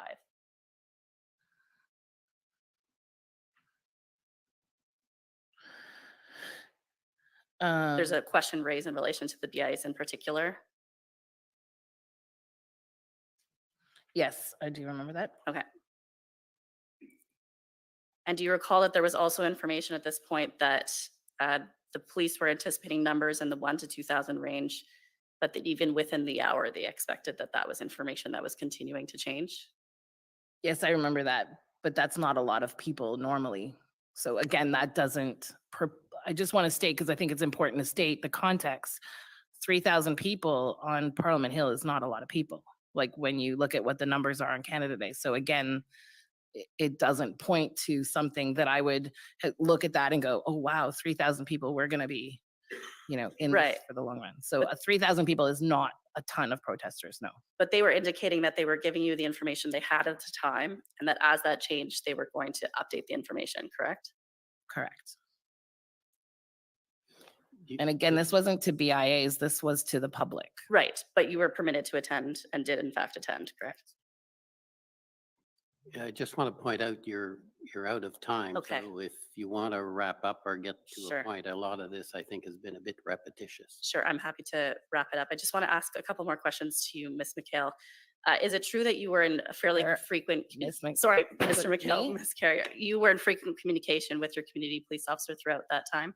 That's actually a very good question, because our NRTs in Vanier were pulled from us and taken downtown. So I was not in communication with my own normal OPS people with who I transige, I don't know what that word is in English, but that I work with whom I normally interact, was in liaison with the community officer for the byword, who was now doing 5 BIAs. But you were speaking with, I believe, with Constable LeMay, correct? Yes. Right, okay. And you would frequently But that, just so we're clear, that's not the constable I would normally deal with. Right, but you were in communication. Mine were taken away. With someone from Ottawa Police, correct? Correct. Yeah, and he was responsive. Yes. Yes, and you would raise complaints or concerns. Yes. Or information you had found on social media, for example. Yes, though there was a sense that he didn't necessarily have the I don't know how to explain it, but he's not a senior level executive of the Ottawa Police. Would he indicate, though, in response to those emails that he was passing the information along to whomever maybe would be that senior individual? Yes. Okay, those are my questions. Thank you both for your time. Thank you. Now, Okay, former Chief Slowly's counsel, please.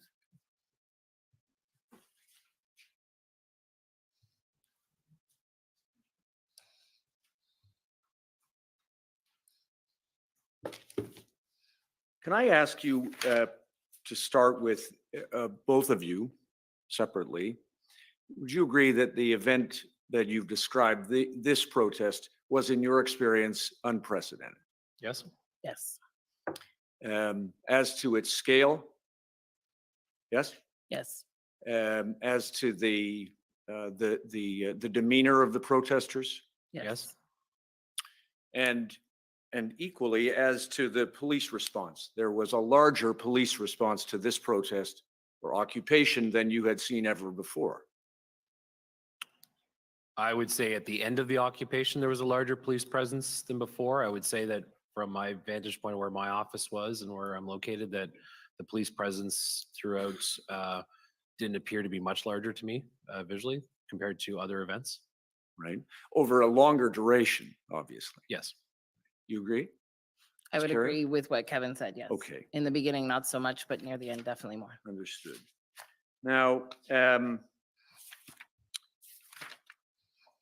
in respect of the things, and my colleague from the police service just asked you this, but just so I understand it and for the commissioner's purposes, neither of you is suggesting that you have better insight into the community of security intelligence or police intelligence than have police agencies. Correct. No. Okay.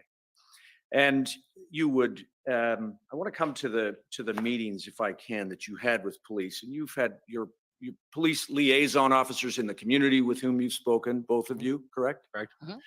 And in that respect, you had the same or perhaps better access to police than you have had in other protests. Would that be true?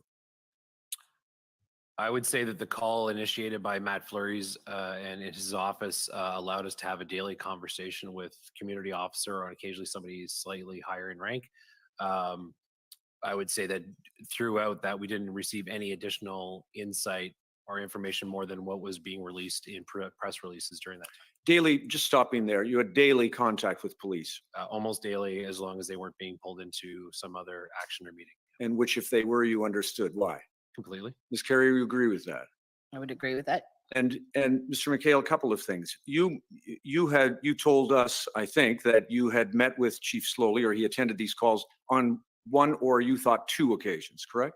Yeah, again, we held about 30 some of these calls. I can't remember all, but I would absolutely state that he was on at least one call. Yes. Sure. Yes. And you thought perhaps two, probably two? Possibly two. And again, I apologize. Okay. And had a lot of them. Ms. Carrier? I only recall one. Okay.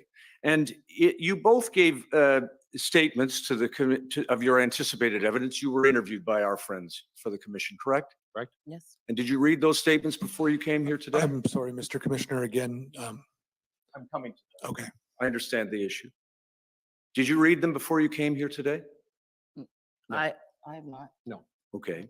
At the time you gave the information to the commission, you did your best to provide information that was accurate and complete, correct? Correct. To my knowledge, yes. And you knew it was important. Yes. You knew, for example, that it was going to be disclosed to, among other people, the lawyers and parties who are here today, correct? Correct. Yep. Mr. Commissioner, there's one issue I wish to raise that concerns the rule about the use of these statements, and it specifically concerns the suggestion that Chief Slowly made a statement that one of the witnesses, Ms. Carrier, referred to. May I simply ask the witness to confirm that the statement that she provided to you was not found anywhere in her statement? I think you can go ahead and ask whether or not that's she's made that statement before. But Thank you. I don't think you can cross-examine on that statement, unfortunately. It was not put into evidence, and we don't know the circumstances in which that was done, et cetera. But I'll give you some latitude. Thank you very much. Ms. Carrier, prior to your saying that Chief Slowly told you on a call that he was scared, am I correct that you didn't say that before to anyone? To the commission? Yes. I've said it several times, yes, but not to the, perhaps I didn't say it the day of the commission interview. Well, do you accept from me that the statement of your anticipated evidence doesn't refer anywhere to a state. Wait a minute, Okay. I don't think that's Okay. correct. This is All right. not a statement of anticipated evidence. I think that's been made clear. Okay. And I It's- think that's going beyond what I allow. All right, thank you. So then, may I, Mr. Commissioner, because it's important, I'll simply say this, Ms. Carrier, isn't it true that what Chief Slowly said on the call was that he understood why people in the community, including presumably from the BIA, were frightened in respect of what they were observing and experiencing? But at no time did Chief Slowly say that he was scared or frightened personally. Would that be fair to him? No, I Right. think he said, I think it was definitely in the intention that you were saying. I don't think that he was like, I'm terrified and I don't know what I'm doing. That's not what I'm implying. What I'm implying is that he was very candid with us. We had gone through a very difficult weekend. He was very candid with us, and he, I think, was relating that he too was scared. There were things that were happening that, there was a lot going on. But that was not something that you have said previously. I have said that several times previously, but not to the commission. Okay. And can you tell me, please, Ms. Carrier, on what date did that meeting take place? To my recollection, I don't recall. I believe it was the Tuesday after the 1st. But you don't So the recall? 1st or 2nd of February, I would assume. Right? You would assume. Can you tell us what else the chief described? Any specifics that he described? He described a very fluid moving protest and occupation. He described what he had said a lot in the press conference, that there were lack of resources, that this was something that was evolving by the minute, that this was unprecedented. I want to say I have tremendous respect at that time for Chief Slowly, and I believe, I don't know what his intentions were, but I believe in that moment, it was fluid. Right. Can I just leave it on this basis? Because of course you can imagine that your statement that he said Right. that he was personally scared is going to, I just have to tell you, he's going to say he didn't say that. Right. That instead he was expressing why he understood people were frightened. I would But concede to you that that was the intention, yes. what I said, the Correct. expression of empathy. Yes. Thank you, Mr. Commissioner, and thank you to the witnesses. Okay, that's, the next is the Democracy Fund, Citizens for Freedom, JCF.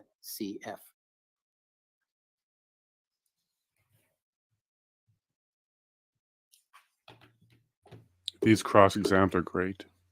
Good morning. My name is Rob Kittredge, and I just have a couple of questions for you. For the sake of time, I will just address them to Ms. Carrier.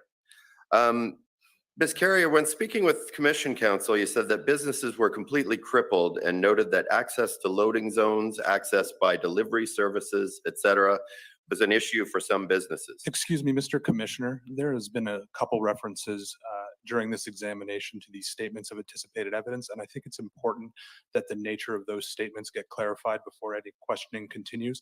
Those are statements that are provided to Commission Counsel. They are not attributable to the witness. They are statements of what Commission Counsel anticipate a witness may or may not say. They should, Commission Counsel's view, that they should only be questioned upon in extraordinary circumstances, and they shouldn't be serving as the basis for these examinations. I'm basing that on a statement that was made to Commission Counsel that businesses were completely crippled. Are you referring to the statements during the hearings today? Statements during the Okay, then that's fine. And all of these items came from statements during. I'm aware of the issue. Would it be fair to say that from your perspective, the primary cause of these issues was congestion resulting from illegal parking in downtown streets? I think that was one of the issues. But specifically I'm talking about specifically the issues with regard to access to loading zones, access by delivery services, and those sort of things. With regard to those issues, would you say the primary cause was congestion? Sorry, when I consider congestion, I consider that a fluid moving traffic of congestion. This was not a fluid moving traffic of congestion. This was blockaded. These were cars that were parked that weren't moving.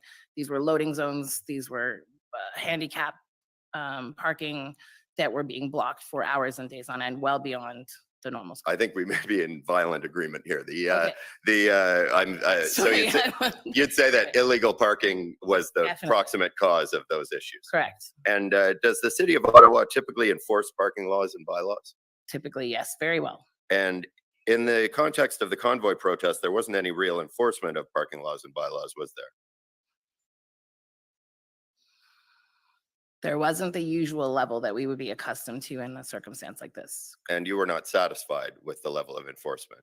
I will be honest and tell you that this was not a problem that was specific to Vanier, but on behalf of my colleagues in BIAs that are central, we were not satisfied with the level to which those types of things were being dealt with. Thank you. You mentioned that unlicensed free food services were being operated on the sidewalks immediately outside Ottawa restaurants and that this negatively impacted restaurant revenues. Do you remember making that statement today? I do. Does the city of Ottawa typically allow unlicensed food services to operate on city sidewalks? Absolutely not. In the context of the convoy protest, there was no real enforcement of food licensing requirements, was there? No. All right. And I can tell you, I just ran an event where there was 2 people serving food, local businesses, and they were more enforced than anything I saw then. Right. You also stated that you saw a tent set up. I believe this was, and I'll skip this one.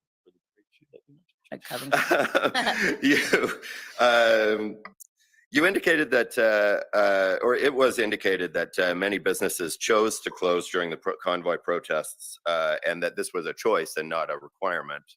Do you remember that statement being made by your colleague? I do remember that statement being made by my colleague.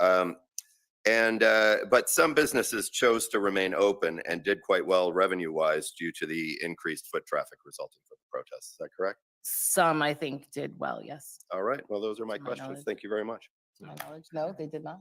I don't know. I'm not the best person to answer that question, but sorry. Okay. Next is the Council for the Government of Canada.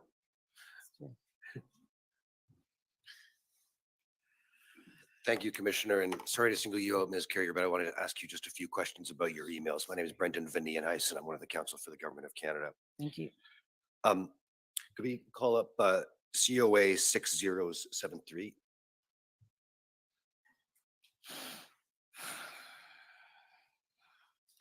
While that's coming up, Ms. Carrier, you provided some of your own content that we watched earlier to the Ottawa Police Services, but you also provided some open source social media content from what you found online, right? I did. And that was usually to a Sebastian LeMay there? Correct. Was that your usual contact? During the occupation, yes. Okay. And so this item here, if we can just go down to the bottom, you're providing Sebastian LeMay with a link to a TikTok live, is that right? Correct. And you say it's Ottawa Jam the airport? Correct. What do you recall, or what was your interpretation of what you saw and sent to him? I believe that specific TikTok live was Pat King TikToking live, so broadcasting live from his car, stating that he and other vehicles were leaving Coventry and on our way to the airport to disrupt the airport as well. Okay. If we can go to another example, it's COA 50118.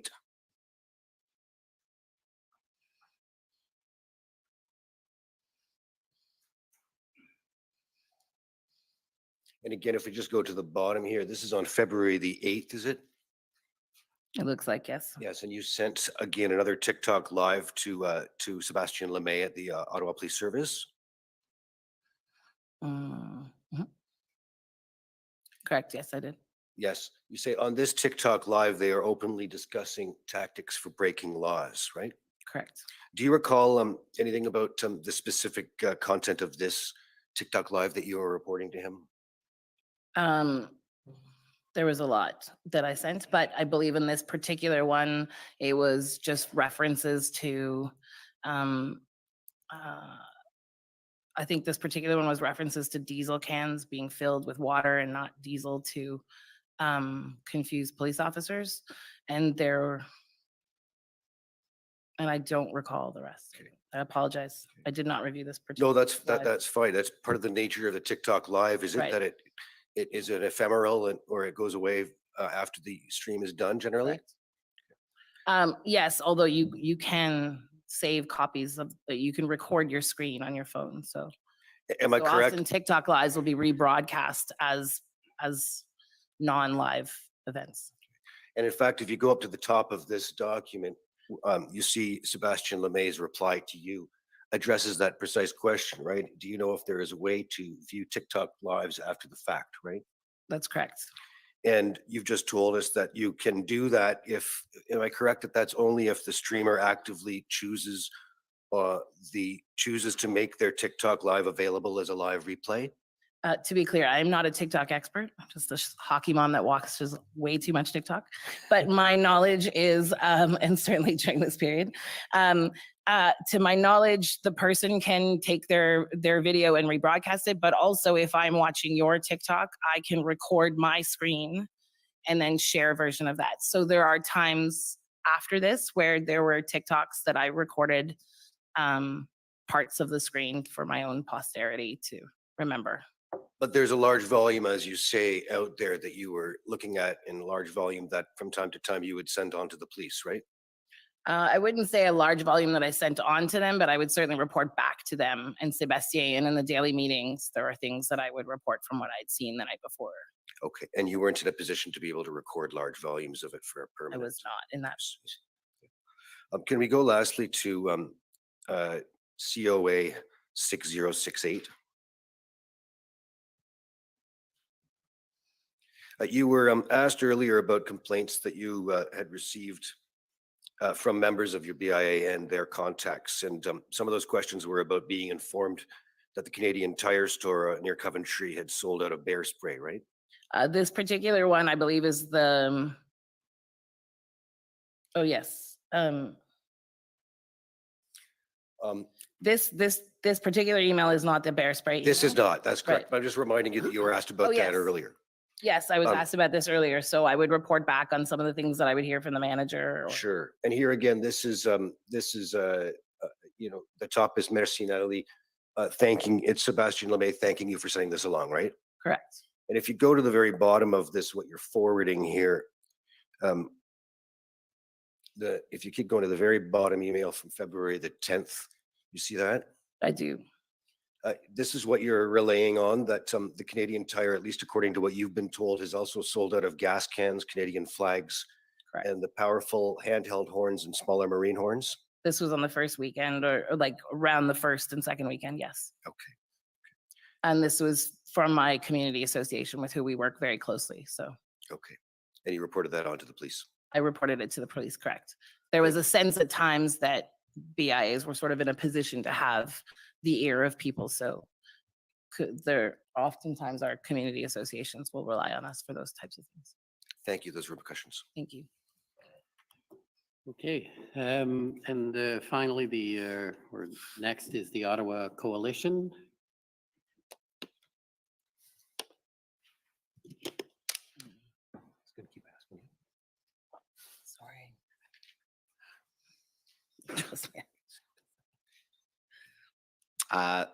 Good afternoon, Kevin and afternoon. Natalie. Afternoon.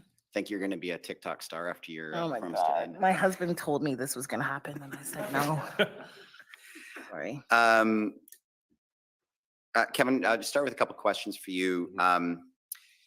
We heard that some businesses did stay open, notwithstanding the different people coming in with masks and so forth. Did you hear from your members or have any information about how those businesses felt they did revenue-wise as compared to they might at other times? A couple businesses. We have a number of tourist shops on Spark Street. So the owner reported, he sold a lot of Canadian flags. They're moving out of his store very quickly. It's a product he sells regularly. And we had some eateries that would try to open and try to close, in particular on that first weekend. Again, they were just trying to serve customers. And some actually even saw it as a potential opportunity because, again, we had been under this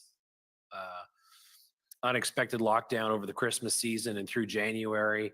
My members, we were all set to host Winterlude, which is a massive event here in the city of Ottawa. And my members, we had just found out a couple weeks before that it had been canceled because of the COVID surge. So a lot of my businesses were like seeing that, maybe there's an opportunity again on a weekend to make some money. But the ones that did open, vast majority found it just impossible to manage the crowd and keep their staff safe. to avoid confrontation in their stores. And just to confirm, I'm not sure if it's been clarified precisely in the evidence so far.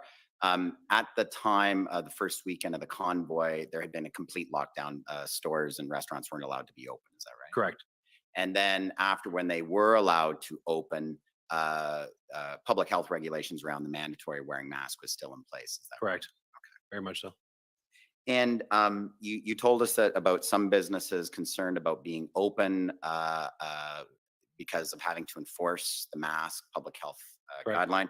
Did some of them encounter other issues making it difficult for them to open? For example, staff being able to make it to their location?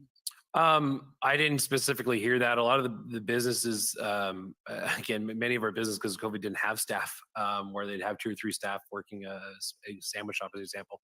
It was down to just the owner in the business, so that owner would try to make a go of it on their own. But that would be the unmanageableness of. I mean, there's still limitations on the number of people in your business, and then again, you getting a large group of people in your place and trying to manage that crowd, and it was quite difficult for them. You told us that some of the information that you were told to get from the Ottawa Police was by following social media and so forth, right, of the police. Can you recall, were the Ottawa Police putting out any guidelines or advisories with respect to the population generally in Ottawa about going downtown? Yeah, advisory to citizens was to avoid the downtown area if possible. Which vast majority of people just take as stay away.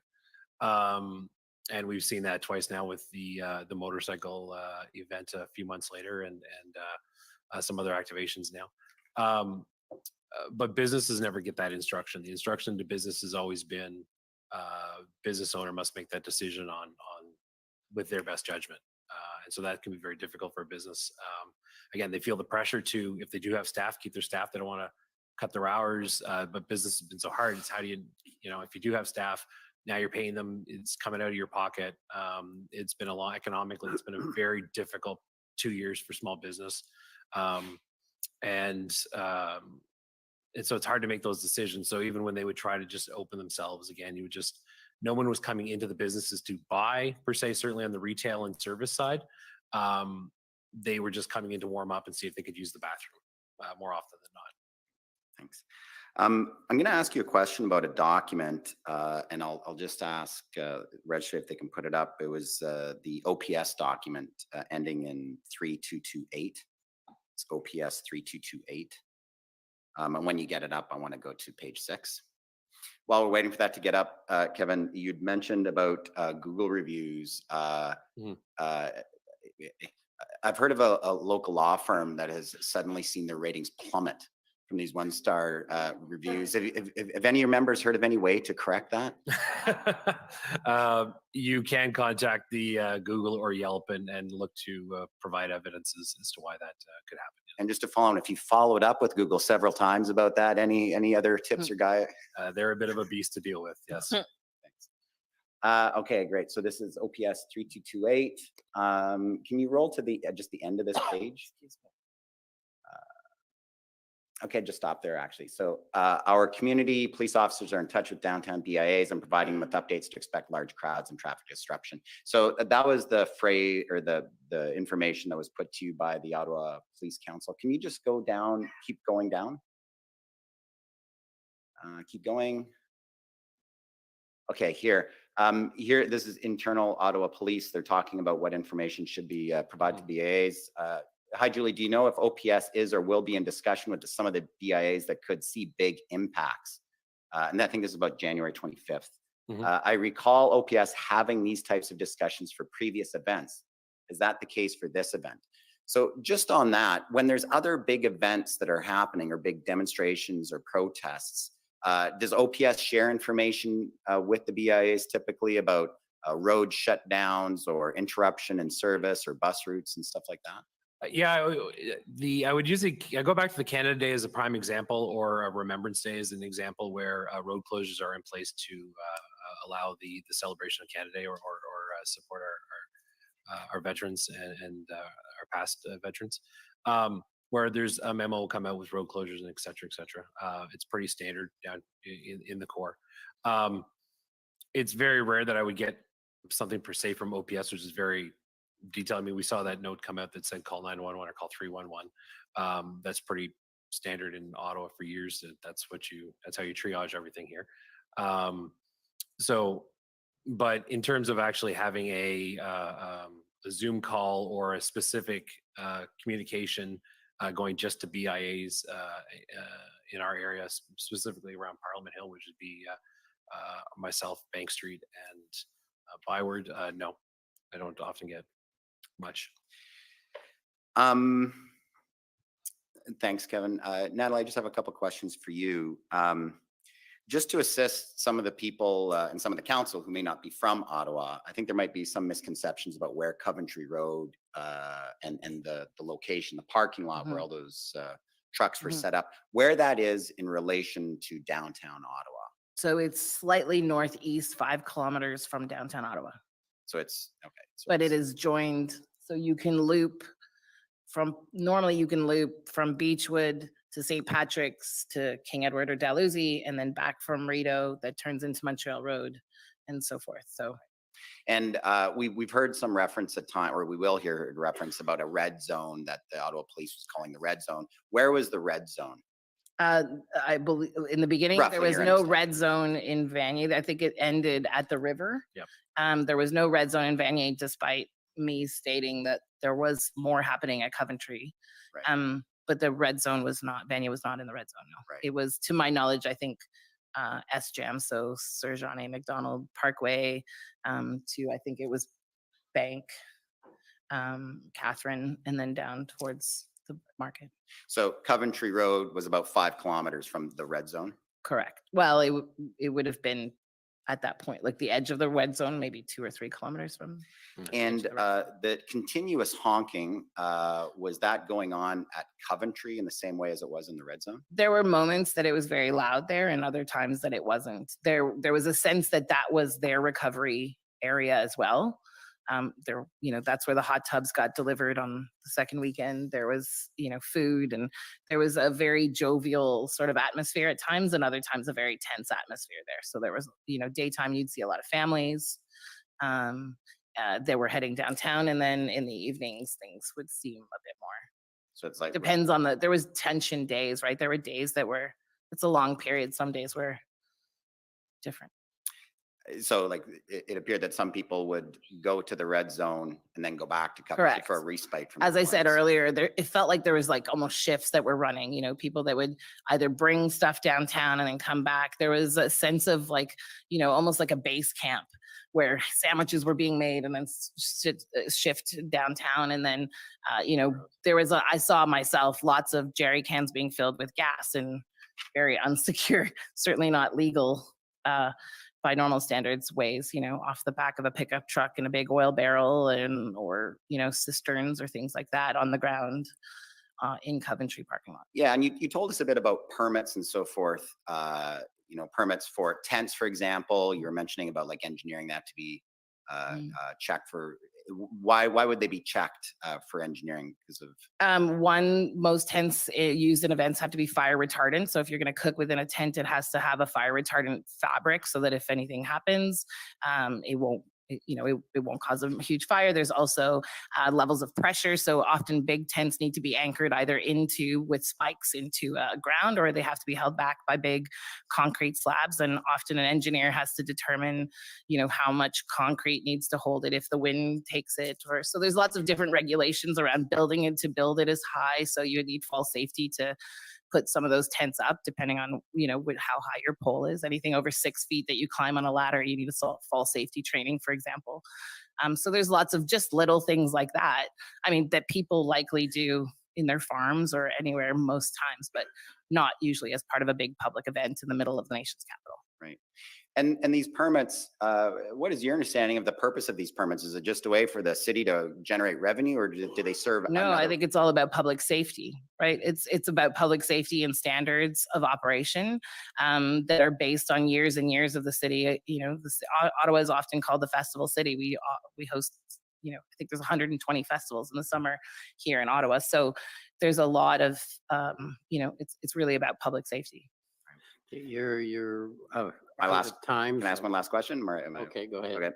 Okay. You had told us, Natalie, about the interaction with Chief Slowly and your recollection of what he said.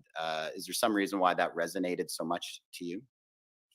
Or should I put it another way? I think because at because at times like this, in what was considered for us at least a crisis, for a lot of people in Ottawa, a crisis, you turn to your leaders to have a plan and to be stable. And I remember very specifically feeling, and I will say feeling for the sake of, this audience, feeling like there was a sense that maybe our leaders were a little shaken. And that's scary. Thank you very much. And thank you, Commissioner, for that indulgence. Okay. Any brief additional question? I have one question in re-exam. Mr. McHale, it was put to you some questions about federal assistance. Were there any costs that federal assistance did not cover, or federal or provincial, sorry?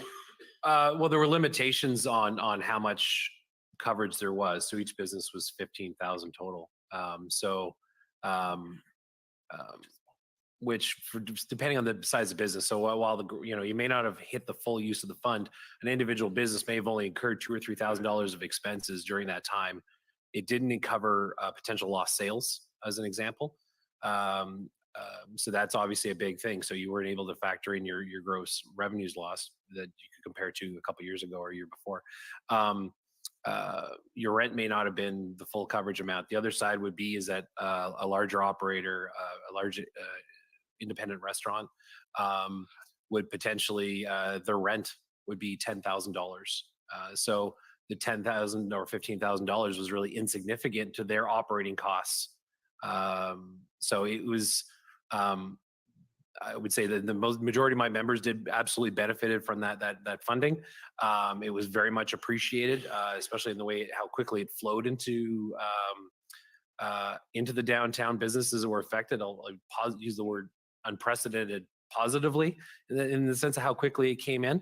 Unfortunately, for a lot of businesses, it didn't quite meet what they needed in order to make the recovery from the 3-4 weeks of business loss. I would also say that because businesses specifically on Spark Street were actually fenced in after the protesters and activation was moved because the security perimeter was kept up for an additional week. So there's a lot of limited number of businesses in the downtown core were affected for a week after the occupation was done.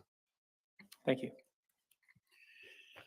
Okay, well, we're at the time for lunch. It's if we could come back at 2:00, that would be much appreciated because we have a big afternoon, which will probably take us past 6 o'clock and maybe even past 7 o'clock. So again, I want to thank council for respecting the timelines. That's much appreciated, particularly on a day like today where we have. Well, there we go. So we have an hour break for lunch, and we got through the first 4 witnesses, residents of Ottawa and BIA members. I'm trying to get a BIA member online as well to join us, talk about what BIA does, how you become part of it, and really what their function is in the community and the neighborhood. Check, we got a comment here from Adam. I wonder if there's food trucks outside. Oh, for the conference. Well, they're downtown Ottawa. They better have permits. Better check those permits. Wayne, how was that for you, the first round of witnesses? Oh, there we go. My bad. No, very interesting. Yeah. That was. Okay, no, sorry, I fixed it. There you go. Yeah, no, it was very good. Much better than yesterday, wasn't it? Because yesterday was very dry and sound and all sorts of issues. But yeah, the fact that we got freedom lawyers challenging everything, brilliant. There's still too much leading going on, so you don't get Hello. too much enough truth going on. They can lie repeatedly or as much as they want, and they're led to lie even further. Yeah, I found there's a lot of leading there. And what was the most disturbing part about the residents' testimony, or not disturbing? What was the most important part for you about the residents' testimony? Maybe we'll go with Chicken Lady. First of all, let's introduce yourself. Who are you? You're not a chicken or a lady. Well, you are a lady, Yeah. but right. But can you introduce yourself? Yeah, my name is Paula. I do rate chickens though. And I actually used to be on the BIA board in Clarkson, Mississauga in Ontario. So I What got a was your little bit of role with the experience. BIA? I was the secretary for a few years. I think at least 4 years I was on the board. And as part of that, we helped create some of the special events that Clarkson tend to hold throughout the year, Christmas in Clarkson, Halloween in Clarkson. And it's just basically coordinating with the local businesses who are part of the BIA to hold special events and coordinate things and arrange things. And like they mentioned, there's sometimes there's permits involved, and working with the local police and things like that, cordon off the road, and just put on events for the businesses in conjunction with the community and local residents, is build a working relationship.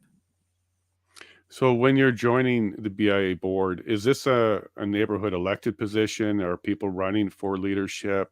How do you actually get involved with the BIA? Yeah, you throw your hat in the ring with the existing board. Say you'd like to be a member, and it could even be just working on subcommittees as well.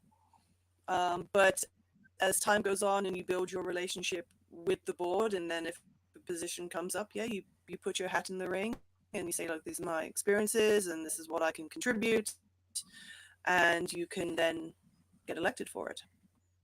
So it's something So it within isn't the board itself. Okay, is the community doesn't do the election, it's the board that does an election. No, not that I recall. And at least for the Clarkson BIA, that was the way it was run. So the members would vote? Yes. Okay. And when it came to the economic development of the businesses and the impact for things like, let's say, riots or protests or something going on, what impact did the BIA have for you? For example, you guys would close down the street and do your event. Yes. So you would have a liaison with the police and you would get the permits to close it down. Yep. What's your experience when it comes to, if there is trouble and you have to reach out to the police? Is it normally an easy thing for you to do? Do you have someone to contact, or is it you call 911? What is the relationship between the BIA and police during the events? When there are special events, then there would be a liaison. Like, for example, a few years ago now, Clarkson celebrated its 200-year anniversary. So that was a large event, typically much larger than Halloween in Clarkson and things like that. So that was coordinated well again with the police. I'm not sure if we had police patrolling. Again, Clarkson's a small village community within Mississauga, but we had a good relationship, and there would have been a go-to for the special events in times of, like, Clarkson never had a so-called occupation the way they are claiming that in Ottawa. So it would be difficult. However, again, for special events, there was certainly a good liaison, there was a good interaction, and there would have been in case of an emergency or in case a situation arose, this is who you would call. So that would have been pretty typical. And again, it depends. If you have a good working relationship with others within the community, police, fire, even within your fellow businesses, things should go fairly smoothly, and the lines of communication should typically open, and information is being shared amongst those involved. Now, outside of events that you would be involved in, and let's say something was happening on in the streets and going on, would it be typical for a business would be contacting the BIA in order to complain about matters that the police would be involved in. We heard a lot of testimony from the BIA representatives today that they received a lot of phone calls. They were initiating a lot of phone calls. There was a lot of communication going back and forth around events, the event, and what was going on with the police. Is that typical too? So if you're not part of the event, you'll be getting phone calls from residents for vandalism or other police-related matters? Okay, so for example, some of the things that Clarkson BIA was responsible for was changing the banners, sometimes hanging on our lamppost for seasons, flowers, believe it or not, making sure the plants and everything was being watered, issues regarding parking. So there would have been, let's say if there was an issue occurring where there was vandalism and or garbage wasn't being emptied, or the plants were being vandalized or not being watered. Yeah, typically that would be something that they would contact the BIA for, because it was coming out of our budget to maintain those items. Well, those would be improvement items, business improvement Yeah, association, right? So association, exactly, yeah. right. So you would think BIA kind of helps the businesses improve. Yeah, certainly. And you're part of that community. But being involved in that level, you would field complaints that maybe should be going to the police or other authorities? No, I would say sometimes, like if there was an ongoing issue of vandalism, perhaps it would come to us and we would probably try and look at it to a point, and then we would pass it on to the proper authorities, which would be the police, or even sometimes the city itself, if it's something beyond something we could deal with. But it's all the benefits of the BIA are the smaller communities within a larger community. It's taking care of the local businesses, and if there are some things that the business that community can no longer deal with, you go a level up. So you then go to the city, or again, in particular things regarding crime, certainly the police. Well, it looks like you're being summoned right now, so we'll let you go about lunchtime for you. But yes, any closing comments on the hearing so far, the witnesses we heard? Well, for me, admittedly, I was listening to it off and on, but I don't know. There are some things that I kind of shook my head at, and just wondering, are they exaggerating? Are they taking on more than or presenting more than they think they should have been involved in? I don't know. I don't know. I wonder if they're going to be coming back, or is there new sets of witnesses after the lunch? Do we know? Yeah, there's 2 witnesses from the city of Ottawa. Actually, I believe they're councillors, or let me look here. Yeah, councillors, Ward 14 and Ward 12. So we have 2 witnesses, 2 councillors coming. So they would really be also like the level up, and we could find out what they may say that the BIA was referred to them, and then maybe then an overlap or lack of, to find out really what did the BIA, what was the role that they played, and how did they escalate it. Okay. Well, thank you for your time. Let's let you go. And I think now's a good time for everybody to take a bit of a break. I'm going to be right back as well. So, Wayne, are you going to be sticking around with us? First, I'm going to say goodbye to Chicken Lady. No worries. Take care. I'm going to leave it here for a bit, and I might not be back later, but I'll be on via phone, so I'll still be listening in, but I'll be not on the computer, because I need to cut down the computer screen time because it just gives me migraines. So, but I'll definitely be online. So, yeah, it's an interesting day. Certainly far more to be heard. Yeah. So the 2 people that are coming up after lunch, they were referred to several times in the last testimony. And in the first testimony as well, as people involved in getting the message out for the residents.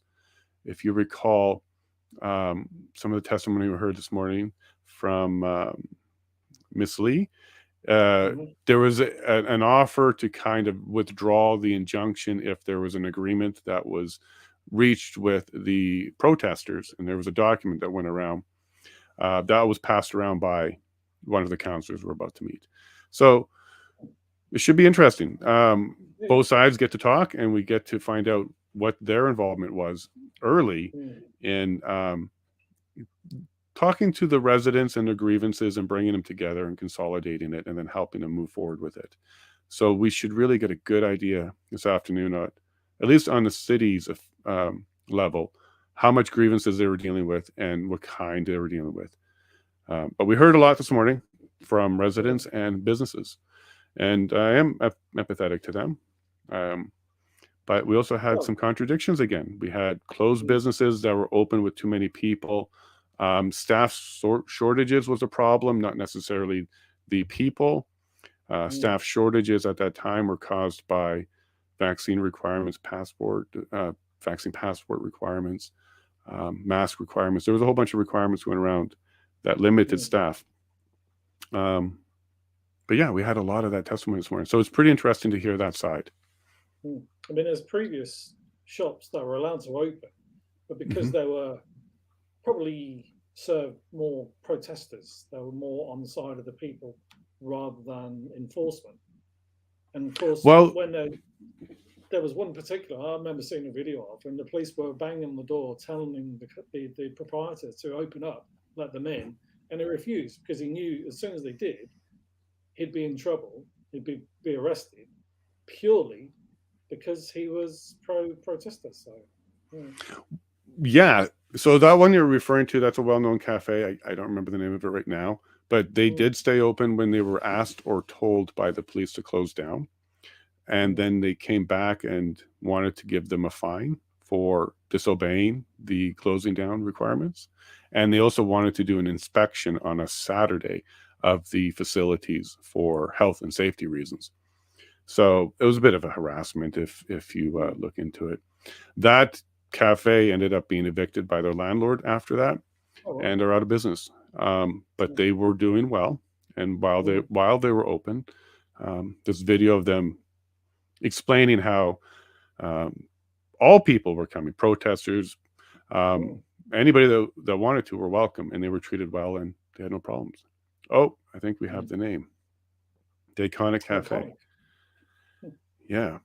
And that was a sad story because they seemed like very decent people. They weren't locking their door to anybody. They were welcoming to everybody. And because of the time, and the months leading up to the protest was bad. Before the protest got there, shops were closed, people were locked down, and there was very little, there's no tourism going on in Ottawa. So the relief from the protesters was welcomed by this cafe. So unfortunately, they're not there anymore. So I'm going to ask all my viewers, if you don't mind, I'm going to take a quick break. I had an early start. I'm going to go and have a little bit of food, and I'll be back about 15 minutes. So if you're going to stick around and you want to hear me chatter, I'll be back for that. Otherwise, the hearing will start again in 40 minutes. I'll put up a little banner here to remind you. All right. Well, thank you, everybody, and I'll be right back. Okay. Take care, mate. I'll see you soon. Take care, Wayne.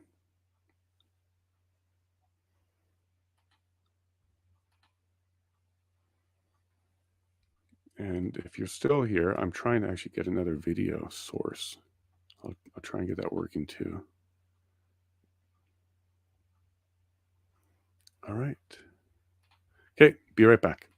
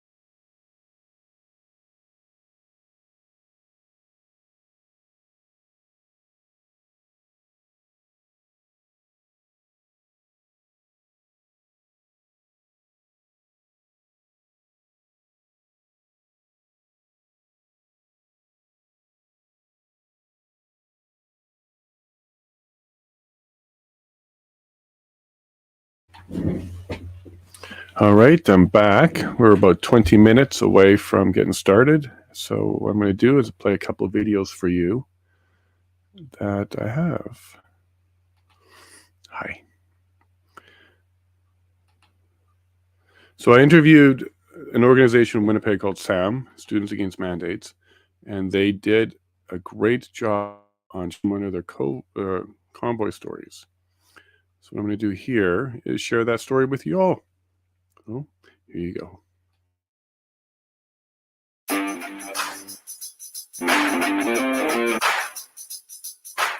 Specifically, the convoy. The convoy came through Manitoba. Did you guys check it out? And what was your opinion on the convoy? Yeah, maybe I'll jump in here. So we met the convoy in Winnipeg. They were cutting through, and there was a ton of people there. Both Lee and I were very inspired by it. And actually, we had no plans to go to Ottawa. And just because of that, Lee, myself, and my girlfriend actually spontaneously decided to just drive to Ottawa after that the next day. And so we got the full experience, like the first Saturday of Ottawa, and it was packed. Like, I can't even guess how many tens of thousands of people were there. It was amazing. The fact that you had all these people like in such a small area and everyone was so well behaved, it was incredible. It was like multiple like stadiums flooding into one area, but everyone was just like so happy to be there, like waving flags, and like obviously the weather's terrible, but it was still like a great mood. I would have loved to have been there. And then Lee, you just jumped on with the ride. You guys took the 11 through Sudbury or something all the way there. Yeah, exactly. Did the drive. It was actually how I got to know Cassie and Brandon better. I had just met them, Brandon over 2 Zoom calls, and he joined the SAM team, but I hadn't met him in person. Then we had one SAM rally, like protest outside the U of M. And I just walked up to them and said, "Hey, I'm Lee. Nice to meet you guys." And then the next time I met them, we were in a car driving to Ottawa. So we got to know each other really well on those 2 weeks and had such an incredible time. People were so friendly and happy. And I think however long it had been at that point, what was it, a year or something? I would start to lose track of the time here. Yeah. But yeah, like a year of being isolated and segregated and feeling like you're completely alone in your way of thinking and your values.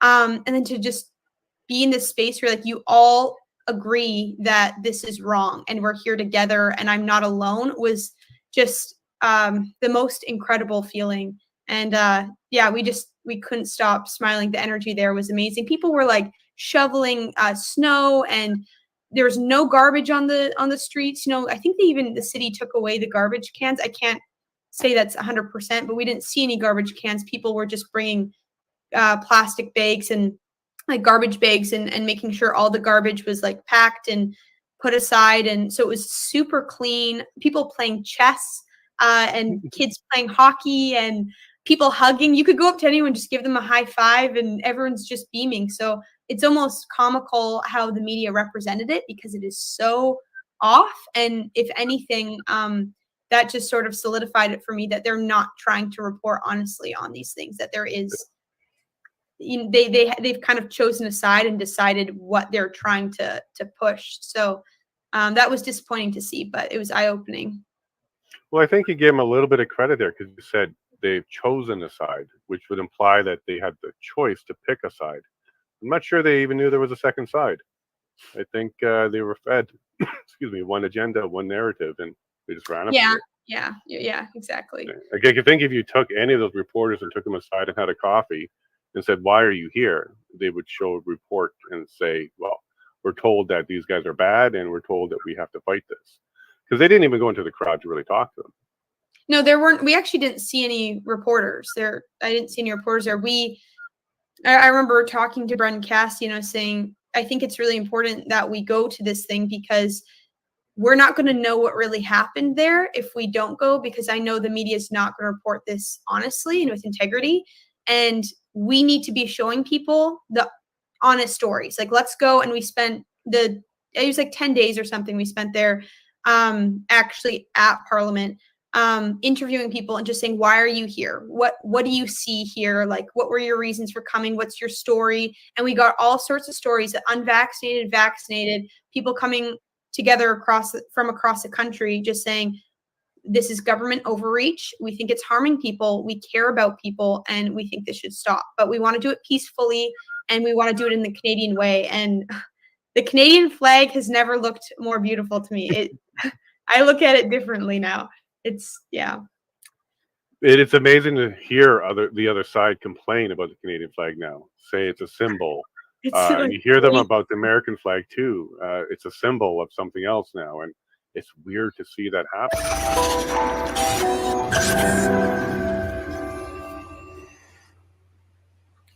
And that was Lee from Sam.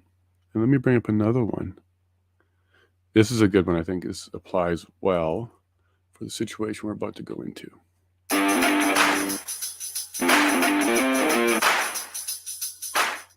You have some empathy for the other side? Like, have you tried to consider the other side, being so scared, believe in your government, believe in your healthcare officials, trying not to fall into what other people call like Facebook misinformation or just internet misinformation? Can you empathize a little bit with some of the ones that are kind of more lost with their fear? I'll let you go, Brandon. Yeah, I definitely can. I honestly feel bad for them. I really feel bad for them, actually. Just because what we know is just so different from what's like what they believe in. And like firsthand, like Lee was saying, being in Ottawa, I experienced it, and then I turn on the TV and just see something so completely different. It was like questioning my reality when I was in Ottawa downtown. I was texting some of my friends. I was like, this is like propaganda in real time if I've ever seen it. Like, thinking back to like history class, I was like, this is definitely what it would be, because it's almost comical from what I saw with my own eyes to like what's on the TV. So I definitely feel sympathetic for people who buy absolutely everything the government says. But at the same time, it's like a two-way street, right? If someone doesn't want to hear out what I have to say and will get angry towards me, I can still be sympathetic. But then there comes a time where I'm just like, suit yourself type of thing, and I can't continue to extend myself to continually try and like bridge that gap between the differences of, I guess, opinion. But yeah, I would say I have sympathy, but when you're locked up for a while and like treated poorly, it's hard to dig deep to pull that sympathy like out of you and still have it when, like, for instance, you can't go to a restaurant, you can't go to a gym, you couldn't go to school, and like most of your friends or family aren't really doing anything about it or even saying anything about it. So it's hard to be like, put all that aside and still be sympathetic, but I think it's necessary to do so. Yeah, exactly. Yeah, I mean, Lee? yeah, for myself, the way that I think of it is these people, the people who are honestly believe the narrative that is being peddled to them, and who are not so nice to this side. I try to understand and be compassionate of the fact that they are being abused and traumatized, essentially. I mean, as Brandon was saying, it's very hard to sort of come to terms with the fact that people can treat one another that way. And both of us, I'm sure so many people have had experiences with loved ones doing that and doing things that you couldn't imagine them doing, getting rid of you, whatever it is. But at the end of the day, like, I had a conversation with someone, they were saying, we can't push them away once they start to realize what's happening, rather than saying, I told you so. As good as that may feel to say after 2-3 years, it's just important to say, I'm glad you're finally here. I'm glad you're here and welcome. Like, come on over, kind of thing. Because we really need to we need to be able to forgive what happened and just bring people to this side and wake them up when we can, and understand that they've just been seriously abused too. So doesn't make what they did right. It's not exactly an excuse. But yeah, you just need to get past it, I think. I would concur with that as well, because I think at some point soon there's going to be a big realization that they made some mistakes. There was a couple holidays where families were pushing family members to go and get vaxxed just to show up. There was a lot of families separating during Christmas and stuff because of this. And I think at some point in the future, there's going to be mothers and sisters and aunts who were pushing other family members who are not going to feel so good about themselves Yeah. in the future. We're going to learn long term. Was there anything wrong with menstruation cycles? We were told at the very beginning, don't worry, there's not a problem. But now we find out, oh yeah, quite a bit. Are we going to find out in another year or so that young boys are affected? Are we going to find out other problems? And I can imagine a lot of mothers and stuff. Yeah, they're going to be very upset. And, you know, they were kicking us for a couple of years, but I think that just made us tougher and made us stronger. And we know how to get up out of the dirt and brush ourselves up. They don't.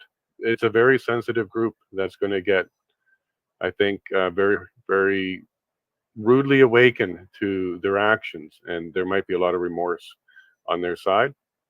I think we're going to see a lot of anger, though. The first couple stages of grief are not fun. You know, denial, anger. I'm seeing if you denial look- right now. Yeah, those are good signs for us, because that means we're making our way through the stages of grief with them, and they will come around. But I do think we who kind of saw the writing on the wall and didn't fall for the propaganda, I think history is going to be looking at us to stand up a little bit stronger this time around, because that next group is going to need it. They're not as strong as we were. We were able to get up and get into groups and find some like minds and celebrate in Ottawa for a bit, but they're not going to have the same thing. There's not going to be a big parade across Canada to celebrate remorse. So there's going to be a lot of lonely and upset and scared and confused people over the next, say, 24 months as this vaccine stuff and masks and all that starts to roll out. For example, today I just saw an interview with one of the scientists from CNN who's really pushing masks back in the day. She just released an article on how her children have been damaged by it, and their speech has been delayed, and she will no longer mask her children. She should have known better. You know, she's a scientist. There was a lot of people talking about it back then. We knew long time braces and other stuff with the mouths of children for decades that it can stunt a whole bunch of things. So this is not one of those that we found out after the fact, but I still have empathy for her. So even though she was on CNN a year and a half ago saying, we have to do this, and I think her exact quote were, the unvaccinated are untrustworthy. So that's why she was asking for masks, because unvaxxed people won't give you the status because we're untrustworthy is the implication there. And I think people like that who now realizes, because she had young children that she masked up probably all the time, they have delayed speech now. And that's just an example with her. So she has come out and said no more for her and her family. But that's a lot of damage was done. And we're going to see a lot of people like that, realizing what they did to their kids, what they did to their family, and what they did to themselves. And I think we can keep talking about what we went through and how much of a struggle it was. But honestly, I think we're going to do better than them. I think in the end, we're going to be the ones that have to pick them up. Yeah, and we're mentally prepared almost for all this too. Well, right? that's kind of what happened. They kicked us and they beat us, and we were like in the boxing gloves, taking all the hits, and we got toughened up. We got used to getting up and walking into a room and getting eyeballed. We didn't mind. Walking into the grocery store with no mask, I didn't mind. So now when they need the help, I think we should be ready for them, because it's going to come. And if you just look at the 90%, 91% success rate is what they're toting for vaccines, that means for every one of us, there's going to be 9 of them that we need to help. I hope we can keep an open mind and an open heart on what's about to come, because even though our oppressors oppressed us, they're going to be very weak. They're going to struggle with the next phase, because they're not built like us. They're not strong and critical, and they don't even. Can you imagine if you lived in a world where your government told you everything, and then all of a sudden, after an inquiry that happens, you find out your government lied to you? and they're still your government. Yeah. Where do you It's go scary. with that?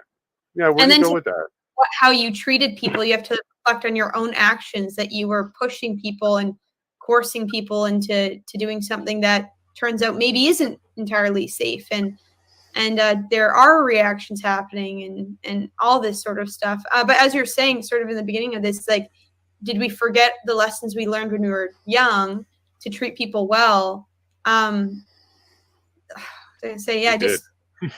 people did. But for us too, when this now comes around, are we going to kind of, they've punched us, do we punch them back when they're down? No, let's be the bigger person, which I think a lot of people have been throughout all this, and try to be understanding, try to have open dialogue and conversation. Whenever someone reaches out to Students Against Mandates, we try to respond calmly, rationally, and say, I'd like to extend an offer to have sort of like a face-to-face Zoom call or conversation with you. I know you're upset and frustrated. Let's talk about it. And 99% of the time they say no, but let's remember that going forward when they're down. Are we going to kick them further down? Or we have an opportunity to unite people again. It's been divided for years.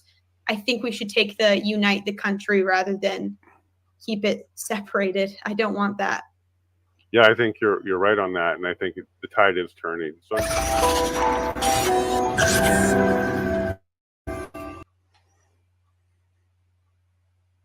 So tell me, beard, no beard? Is it better without the beard? And how about that background? Boy, I had nothing set up yet. But there we go. That was Lee and Brandon from Students Against Mandates, located in Manitoba, and doing wonderful work. So they're fighting very hard to end all unnecessary mandates. So let me go ahead and bring the stream back now. So I believe I got some good news. I was able to get the direct feed, and let's make sure we're good on it still. Yeah. The clock's moving. There we go. Yeah.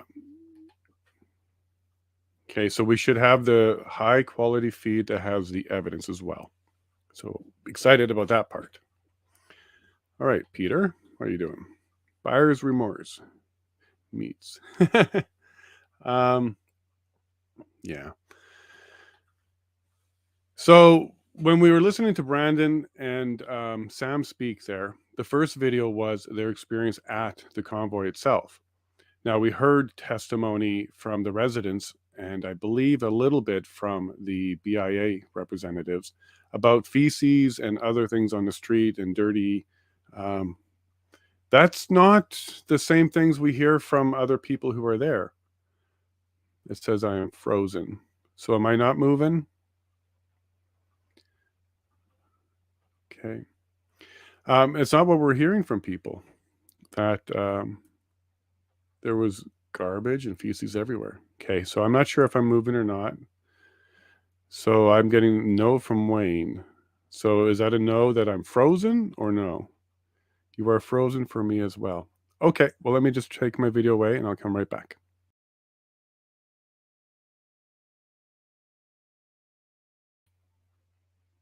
How's that? Am I frozen still? You are now. Good now. Okay, great. And it looks like we do have the full stream. That's wonderful. All right, so I'm going to stop my backup. I want to be ready for you all this time if we lose the stream for whatever reason. But wonderful. You're frozen as well for me. Oh, good now. Good now. You are now. No, now you are gone. Well, I'm back now.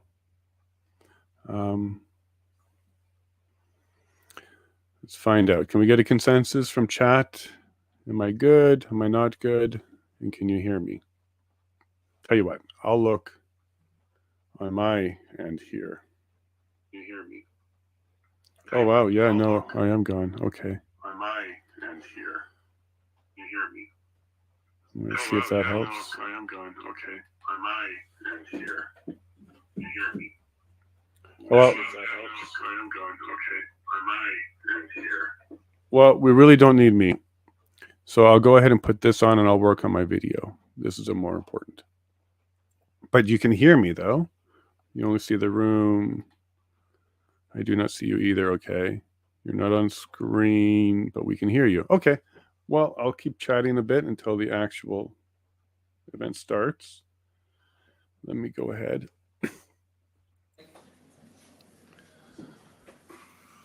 There we go. The commission is reconvened. La commission reprend.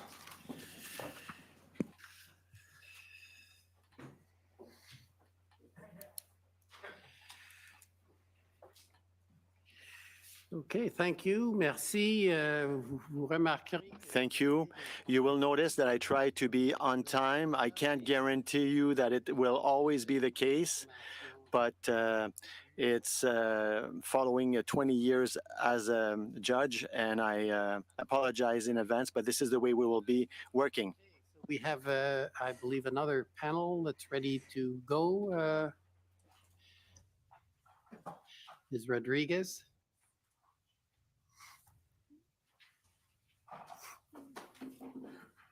Thank you, Commissioner. I'd like to call Councillor Catherine McKenney and Councillor Mathieu Fleury to the stand, please.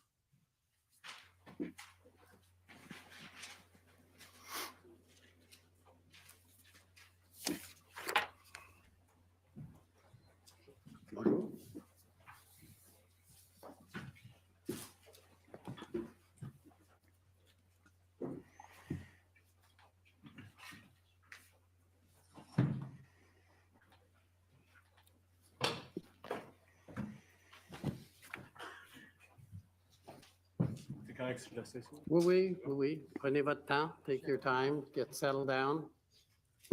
Yeah, share the notes. Yeah.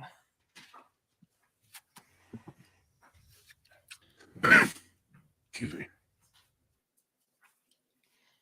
Councillor McKenney, will you swear on a religious document or do you wish to affirm? I'll affirm, please. For the record, please state your full name and spell it out. Catherine Ann McKenney, CATHEREIANNMCKENNEY. Do you solemnly affirm that the evidence to be given by you to this commission shall be the truth, the whole truth, and nothing but the truth? I do. Monsieur Fleury, voulez-vous prêter serment ou faire une Mr. Fleury, do you prefer on the Bible? Please indicate your name and spell it. My name is Mathieu Fleury, Mathieu. Last name is Fleury, Fleury. Do you swear that the testimony that you will offer to the commission will be the truth, just the truth, all the truth? Yes. Thank you. Good afternoon to both of you. Afternoon. Can I confirm you both had an interview with Commission Counsel on September 8 of this year? Is that correct? Yes, correct. And you've had a chance to review the interview summary that was prepared as a result of that interview, correct? Correct. Correct. Yes. And we have that witness interview summary at WTS.6025. And I'm just going to pull it up here for you to see. And while we're doing that, Councillor McKenney, do you have any corrections you would like to make to your witness summary? I do not. Okay. And Councillor Fleury, are there any corrections you would like to make to the witness summary? There are. Okay. Yes, please, as we're waiting for that to be pulled up. Yes, thank you. And do you know approximately? I could pull it up. I have it in email. Oh, okay. Well, maybe we'll scroll down a bit and maybe just tell us what areas. It's the area about, keep going down, keep going down, going down.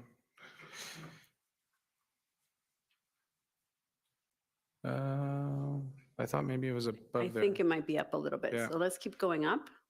I believe it's on this page here above the harassment section. Let's see there, physical that's violence right. or threats. Okay. So maybe I'll give you an opportunity then to indicate what needs to be corrected. So the paragraph that begins with Councillor Fleury's home address was posted online without his consent. As a result, a group of protesters drove in a pickup truck to Councillor Fleury's home and attempted to intimidate him. He and his family had to relocate until the protest subsided. Councillor Fleury reported the situation to OPS, but he never heard back from them. Councillor Fleury's wife is Chinese Canadian and was subject to online threats and abuse. Okay, so how would you like to change that witness statement? What aspects would you? They're like really three separate components. I would define them as the first one is any public office holder. Our information can unfortunately be found online in some instances, and I believe that that's how protesters were able to find my home address and show up. The second section, as a result, all the way to back from them is accurate. Okay. And then the final piece relating to my wife is about the abuse that we received as elected officials through email, phone calls, online. Okay, so we will make those changes, and subject to those changes, the witness summary will be entered into evidence. Thank you. Now, I understand that both of you are councillors to the City of Ottawa. Is that correct? Correct. And proud. Yes. Can you tell me a little bit about the wards you represent? Catherine McKenney, we'll start with you. The ward I represent is Somerset Ward. We're located in it. The boundary is the canal to the Trillium line, just west of Preston, and then north to the Ottawa River, south to the Queensway, except at Preston, it goes down to Carling for about 3 blocks and then back up on Breton. Thank you. Councillor Fleury? So my area is called Rideau Vanier. It is the communities of Lower Town, some would say the Byron Market, Sandy Hill, which includes the University of Ottawa, and the former city of Vanier. My western, or where Councillor McKenney and I share a boundary, as the Rideau Canal. So the first property in my ward is the Chateau Laurier. Okay, perfect. So I'm going to pull up a Google map that we've created. It's been shared with the parties. And the orange section on the left there, Councillor McKenney, can you confirm whether that accurately represents the boundaries of your ward? Yes, it does. And the area, the orange area on the right there, Councillor Fleury, maybe we can just go over where the boundary is, especially in the middle of the two. It's a little bit hard to distinguish yet. Yeah, the Rideau Canal. That's right. Yeah, that's the Rideau Canal there. Okay. So Councillor Fleury, can you confirm that that area represents the boundaries of your ward? Correct. And now I just want to take a moment to look at the geography of Ottawa as it relates to the events in question a little bit more closely, because as we know, there are people from outside of Ottawa that are watching and may not have a sense of Ottawa geography. We've touched on a few things this morning, but generally we can see Parliament Hill. If we can just zoom in on Parliament Hill. Okay, there we go. And there's a gray line that's directly in front of Parliament Hill there, and that represents Wellington Street, where a lot of the protest activity was happening. And if we zoom out from here and we look at the areas that are south of Parliament Hill that are captured in your wards, Councillor McKenney, can you give us a sense for where the residential areas are on this map and whether they're confined to a specific area or they're kind of sprinkled throughout, or whether there's a larger concentration in some areas? Yes, of course. So the largest concentration is occurs from Laurier going south. Okay, so Laurier, if we can just zoom in a little bit, that's Laurier there. Is that correct? Yes. Yeah. Okay, and it goes south from there? And it goes south from there. And of course, Laurier from Kent going west. On Laurier, there are several high rises as well. Yes, and so we see Kent, we have the cursor right now at Kent and Laurier, so that's the intersection there. Correct. And then on the east side, how far on the east and west sides do the residential areas expand? The densest parts are to Metcalfe to the east, although there are some residential, some residences on Elgin, but Elgin is a traditional main street. So Metcalf, yeah, certainly, and then going west, Bronson. However, Bronson going down, past Bronson going down Wellington towards Sir John A. Macdonald Parkway also has some multi-residential buildings there as well. But Bronson certainly in the Centertown area is the border. And Councillor Fleury, where would the residential areas in your ward that were affected in this case by the convoy, where would those be located on this map? I think the first location would be right beside the new Senate, the former Union, which is 700 Sussex, at the corner of Sussex and Rideau. Okay, so yeah, that's right beside the Chateau Laurier. Yeah, so we're right there. Across the street. So everything behind it is mixed use. There's a lot of ground floor commercial, but a lot of low-rise residences in the Byward Market. And then along Rideau Street, you have these very high density buildings that are 20-story and above. Right, starting at the Rideau Center with 90 George. You have the 4 Claridge Towers. You have the East Market condos, which are on Cumberland. And you have a lot of density along Rideau, one street up, one street south, which would be on Besser, and you have a lot of density along Cumberland as well. And Councillor McKenney, can you, if we can go back to the residential Centertown kind of area. Okay, yeah, there we are. Can you maybe give us a sense for, and we'll get to the basis of your knowledge on this in a second, but can you maybe give us a sense for how widespread the trucks were when the convoy was in Ottawa? Where do they go to in terms of walking the roads and kind of establishing themselves? So primarily on Kent, going south, as far down as Kent and Somerset is as far as the occupation ever really extended. So Kent to Somerset, Bank Street. So just one second. So let's just get to Kent and Somerset for a second, and maybe we'll just we'll put a pin in there just so that we can visualize it.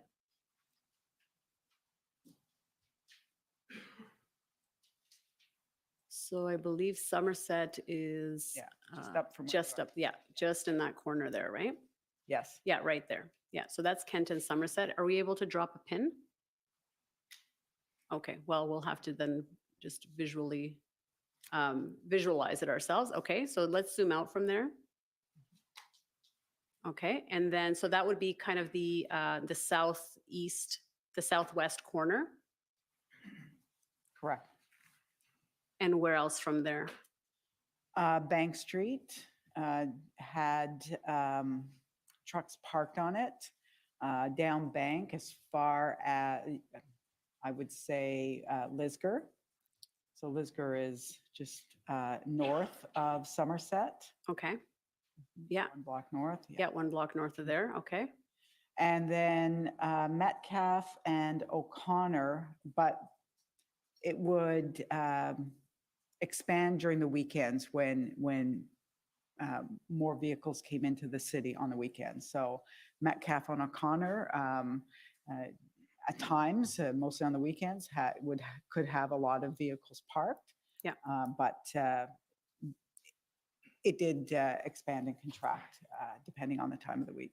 So several blocks south from Parliament down to Somerset is about maybe Correct. 6 or 7 blocks south, and then expanding maybe 5 blocks east to west? Correct. Okay, thank you.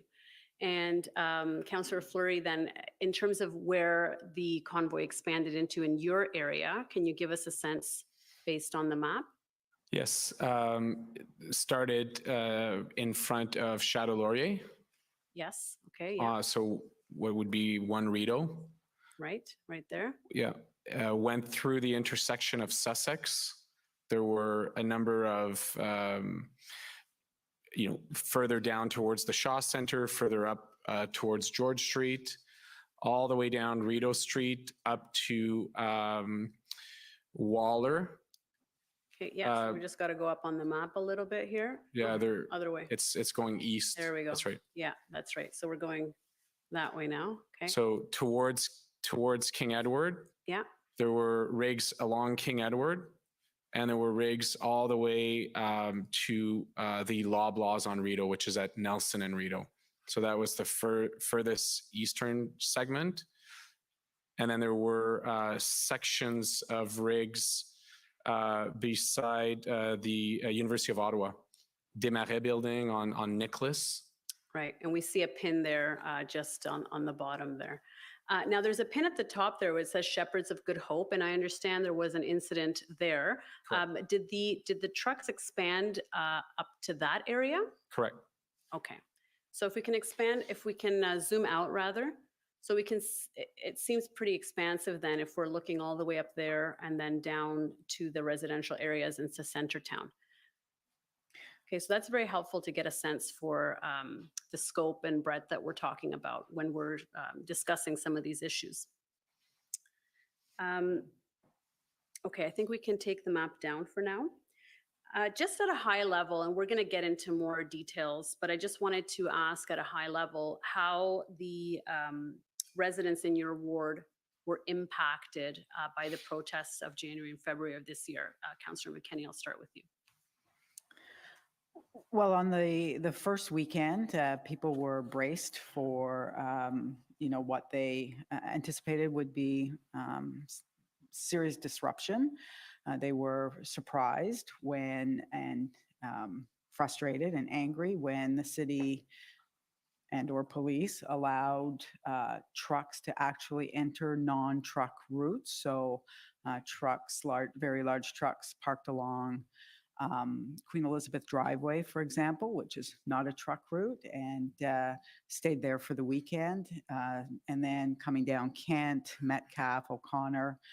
So there was, that first weekend, more of a bracing, just to kind of get through the weekend.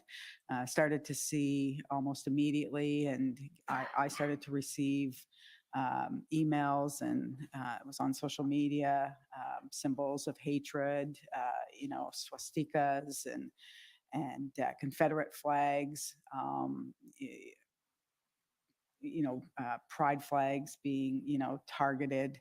So there was fear. Certainly people that first weekend who were reporting back to me and calling me and emailing me were fearful, but they were braced for it, and, had been told that it would end on Monday, and waited for that. So after Monday, when it didn't end, it just became, in the words of people who were, calling me and talking to me, they felt that they were under a great deal of threat.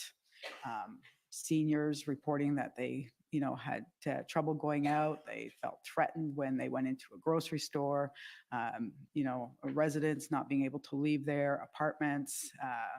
I had to help one couple leave the downtown with a police escort on the first weekend. There was a pride flag in their window. Their apartment was targeted. Somebody had defecated on the back step. And then later that night, a pickup truck with angry people in it came back and were harassing and yelling at them. So at that point, they felt very unsafe, and we had a police escort them out. So it was, a general sense of fear, terror, and dismay that they felt abandoned by their city and by their police. Councillor Fleury, how about you? I'd like to add, so just to recognize that everything my colleague said is very similar to the realities that I face, that our communities face. I would add that the number of closures, you have in my community one of the largest commercial properties, which is the Rideau Centre, located at the corner of Rideau and Colonel By. There's 300 businesses in the Rideau Centre. I'm told by the general manager close to 3,000 employees. and they were forced to close on the first Saturday midday, and it took them about 4 hours with help from police to properly close the facility. Many of the businesses in the Byward Market, there's around, it's hard to give you an official number because there's businesses along Rideau Street, there's businesses in the Byward Market. Many of them closed for the weekend and never reopened. Those who stayed open, many closed after that first weekend because of incidents with staff. And many incidents were reported relating, there were a number of restrictions in place at the time. Mask wearing, restaurants were not open. There's a number of elements like that, which created many incidents with part-time restaurant staff in the Byward Market and on Rideau Street. And then the nonstop noise of that first weekend, we have, as you've seen this morning, and as we've encountered through the realities of walking through the site and communication with businesses and residents, just non-livable area for folks who lived in the Byward Market, lived on Rideau Street, lived on the northern part of Sandy Hill. Non-stop noise, the intimidation when they went out, specifically if they followed regulations and wore masks. There were a number of incidents where bus detours had to be conducted, and we have communications with residents who, for example, waited for a paratranspo. Paratranspo is the accessible bus of Ottawa, couldn't get to their cancer treatment because the bus couldn't get there and they were not mobile. There were a number of incidents, as you know, in both Councillor McKinney and I, we have the LRT, the tunnel section. So if you want to access transit, you have to go through long escalators to the platform. And there were a lot of movements between Saint Laurent Shopping Centre and the downtown core, and many incidents on those trains that went unreported. And, fortunately, OC Transpo did adapt, but those first few days to weekends, it was quite challenging, and so much so that many of the transit routes downtown just didn't operate. And Councillor McKinney, were the businesses in your ward similarly affected? Yes, they were. Spark Street in particular, and also Bank Street. Bank Street ended up being closed down with trucks parked on it, all the way south to just north of Somerset. So I would say Lisgar. Again, on the weekends is when things would escalate.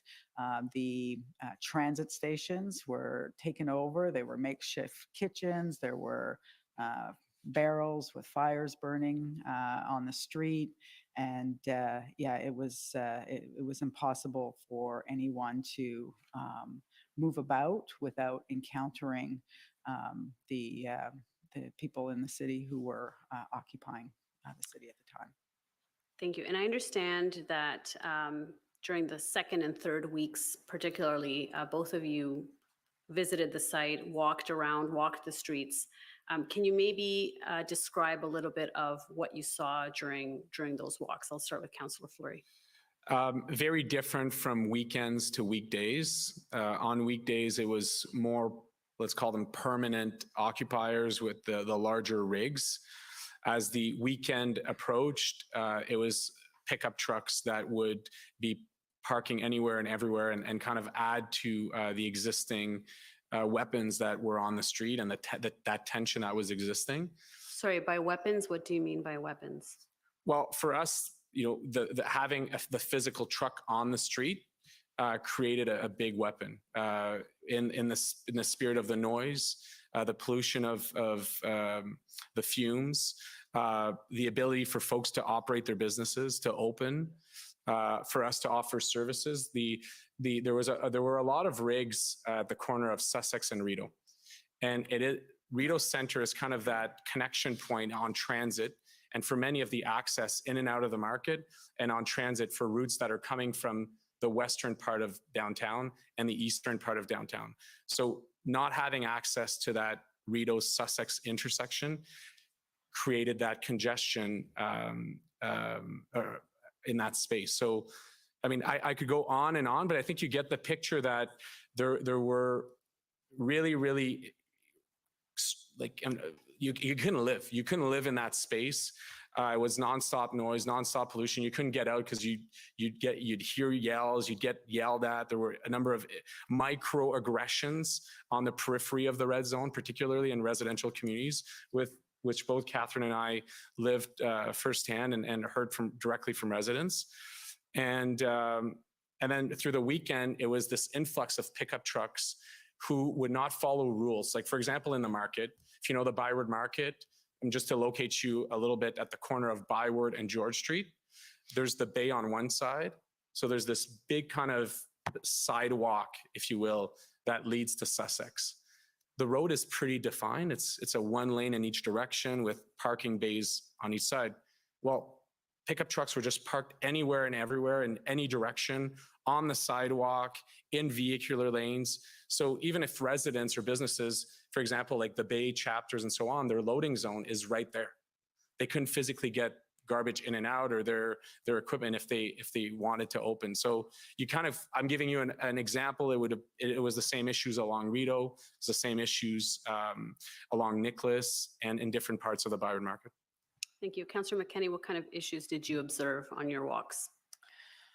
So I started to go out after the first weekend, Monday, when we knew that, about 80% of the large trucks left, but the 20% that were left were remaining and had, we could see, no intention of leaving anytime soon. And as Councillor Fleury said, we would get this surge of people coming into the city who were sympathetic to the original convoy that had entered. I started to go out that week, walk around. I would go through the convoy and observe. I would meet with residents who were feeling threatened. I delivered food to some people. I delivered pet food to some people in particular who were living in some of our community housing buildings who felt very threatened and not able to go out. I organized one, what we called a safety walk, so that we could come out together as a community. And that happened the second week, but we stayed within the residential area away from where the convoy had taken root. We had organized a second one and we called it off because the environment just felt more threatening, and I didn't. My fear through all of this and my key concern through all of this was the safety of residents that I represent, and there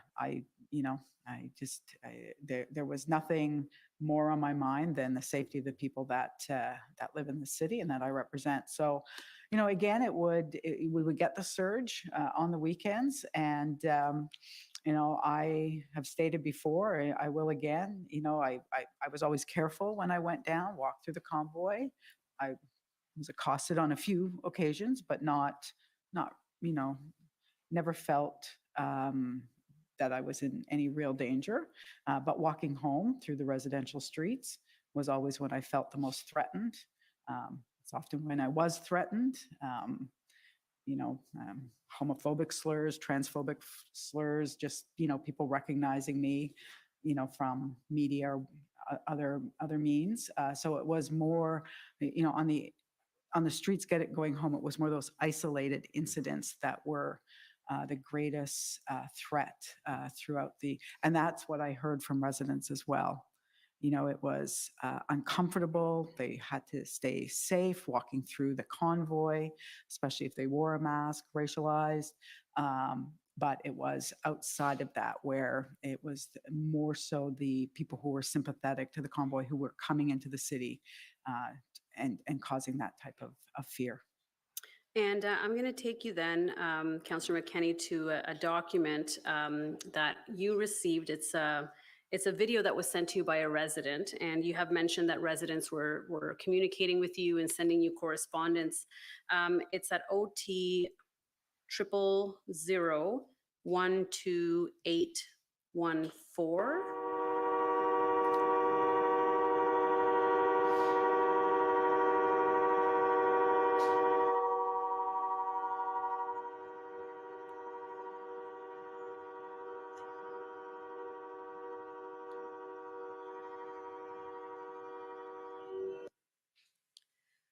Now, first of all, do you recall receiving this video from a constituent?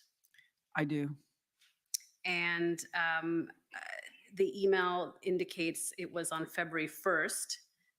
Do you have a sense for where the video was taken just based on what you could see there? And we could just show it up again just to maybe just a still shot of the video. Yeah, you can pause it. Oh, just on pause there. Yeah. So does that give you a sense for where the video was taken? Yes, it would indicate that it's on Metcalfe Street, either Metcalfe, Nepean. It's just behind the Shopify building, which is on Elgin. And that's the one we're seeing, that blue kind of beige one that we're seeing there. That's the Shopify building? Correct. Okay. And so this is a residential area?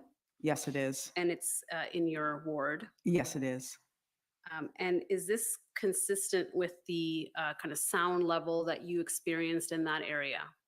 Yes, it is. And this is, one video that was sent to you, but were there others in similar kind of nature, or how would you describe this relative to the other emails and communications that you received? Certainly, it was very consistent with other messages I received, but also social media that I was being sent, and also just being in the area for days and having that type of horn noise going on almost 24/7. It was very, it almost never stopped. It might for half an hour now and then, and it would start up again. And it just traumatized residents. It was very difficult to absorb that terror that residents were living under. It's why I just went down every day, just so that I would be able to give voice to it. And I'm going to take you now to another email you received, and it's at OTT 30-14415. And so we can see that it's dated February 2nd, and the subject line is Centertown Convoy Disruptions and Noise. And the sender starts by saying, "Good afternoon. I hope you're all having a peaceful afternoon. I'm not. I live on the intersection of Metcalfe and Cooper Streets in downtown Ottawa. Since Friday, I have had a nonstop barrage of truck horns, a very illegal train horn, drunken revelers, and plain old guys screaming in my neighborhood. This is oftentimes directly outside of my window, and I'm just above street level. See attached video to experience how loud it was this past Sunday. This started as early as 7 a.m., and over the weekend, I heard honking and screaming until well past 1 a.m. Do you recall this email? I do. And this person indicates that they're at Metcalfe and Cooper. And can you confirm that's a residential area within your ward? Yes, it is. And this person describes horns as early as 7 a.m. and at times going past 1 a.m. Does that accord with your experience as well? Yes, it does.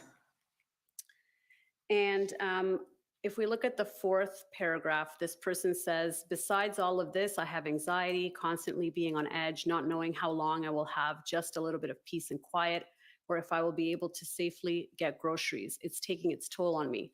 My jaw hurts from clenching nonstop. My heart constantly races. I have been sleeping on average of 3 to 4 hours a night. I can't stop shaking. I'm barely eating, and my stomach is constantly upset. My anxiety is well controlled in normal times, but prescribed medication and coping mechanisms can only do so much when the threat is real and constant. How would you say this resident's description of the impacts compares to the overall tone of communications that you were having with residents? This is one of hundreds of emails that I received with this very, very similar description of what was happening for people who lived in the residential area in Centertown. By this time, anybody who could leave was leaving.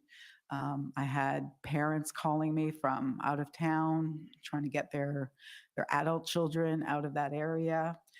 So this was the beginning when people in Centertown, if they could leave, they were, and people being people who were left behind for the most part, relayed this type of experience to me for 3.5 weeks, and they had nowhere else to go. And we're just going to look at the video that the constituent sent to you. It's at OTT 30144416.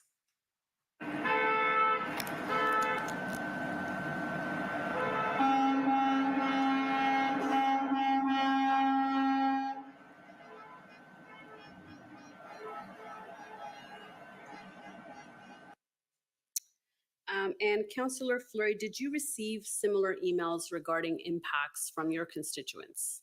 Very similar daily. Everything that Councillor McKenney is describing is what we were both hearing from any resident that was within the red zone or on the periphery of the red zone, plus a number of microaggressions that are described. People were scared to leave, even if they weren't in the red zone. And when they left, there was a number of incidents near the red zone, which created additional anxiety. The noise, the smells, the fumes, nonstop. I think this email is actually pretty light compared to some of the emails we received. Frankly, people were losing it, and losing it on all, locally on us as their counselor. We were trying to do our very best on the city, on authorities. Yeah, I think this email is actually pretty tame compared to some of the stuff we've received. Thank you. And so for your ward, did you showed us on the map how far east the convoy was kind of established. Would you say that the noise issues were spread in a similar fashion to where you indicated the trucks were located in your ward?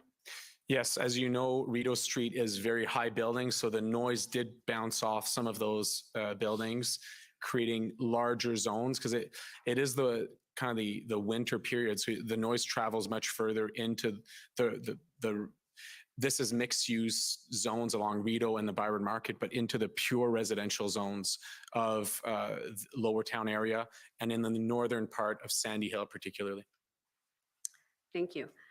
And we're going to go to a video provided to us by the affidavit of Sean Flynn that's been submitted by the Coalition of Businesses and Residents. And this is at COA 50132. Yes, 50.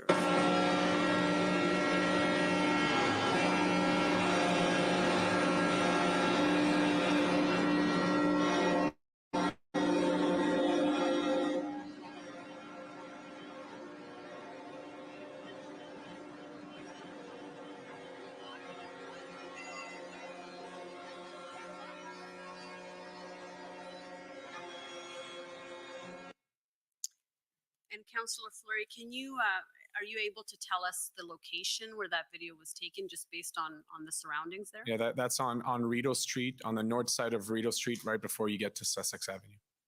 And you walked through that area Many during, times. okay. And does that accord with your recollection of what it was like walking through that area? Yes.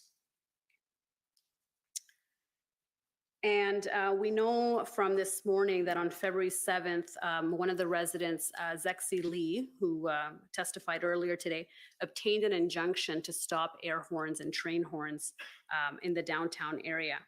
Would you say that the noise level improved after February 7th? And if so, did it stay like that, throughout, or did it come back? How would you describe the noise level after February 7th? I'll start with Catherine McKenney. Yes, it did. It did subside. The horns certainly subsided. There were still some instances, in the following days where, horns would start up again. But overall, we were not getting, that constant air horn from 7 a.m. till 11 or 1 even. It did have it did make a dramatic improvement in terms of the horns. Councillor Fleury. Agree. And I want to just take you to another video, also in the affidavit of Sean Flynn. It's at Exhibit F, and the doc ID is COA 50136. And before we play it, I just want to preface it that based on the affidavit, it indicates that it's on February 12th. That's what the affidavit states, which would be after the injunction. And the affidavit states that it was on Albert and O'Connor. So with that context, we can watch.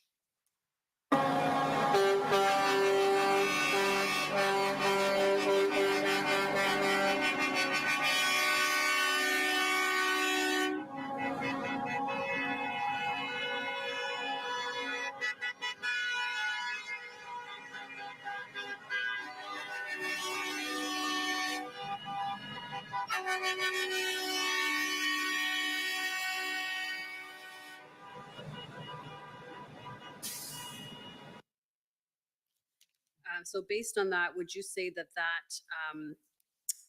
that accords with your recollection of what it would have been like around the 12th of February in the downtown area? So I'm not certain if February 12th was the weekend. What I can tell you is that on the weekends, when we would get a surge of people who were sympathetic to the occupation coming into the city, it would become much, much more disruptive, much louder. But also, even though after the injunction, things were quieter, it would kick Flare up at times, absolutely. And February 12th would have been a Saturday. So That makes sense. It looked like a Saturday, just judging from the video. And Councillor Fleury? Yep, agree.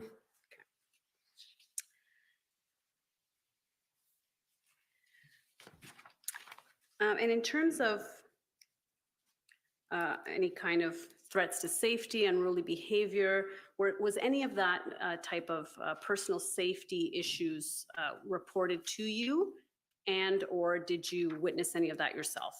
Councillor McKenney? I didn't personally witness any acts of violence. I was, I was told about them. I had, actually, it was a friend. It was reported in the media.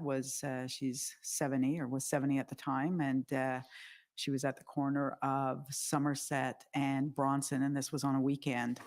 And a man who had come into the city, who had flags on him and was part of the surge, the weekend surge, punched her in the face. So that's a friend of mine. It's somebody I know.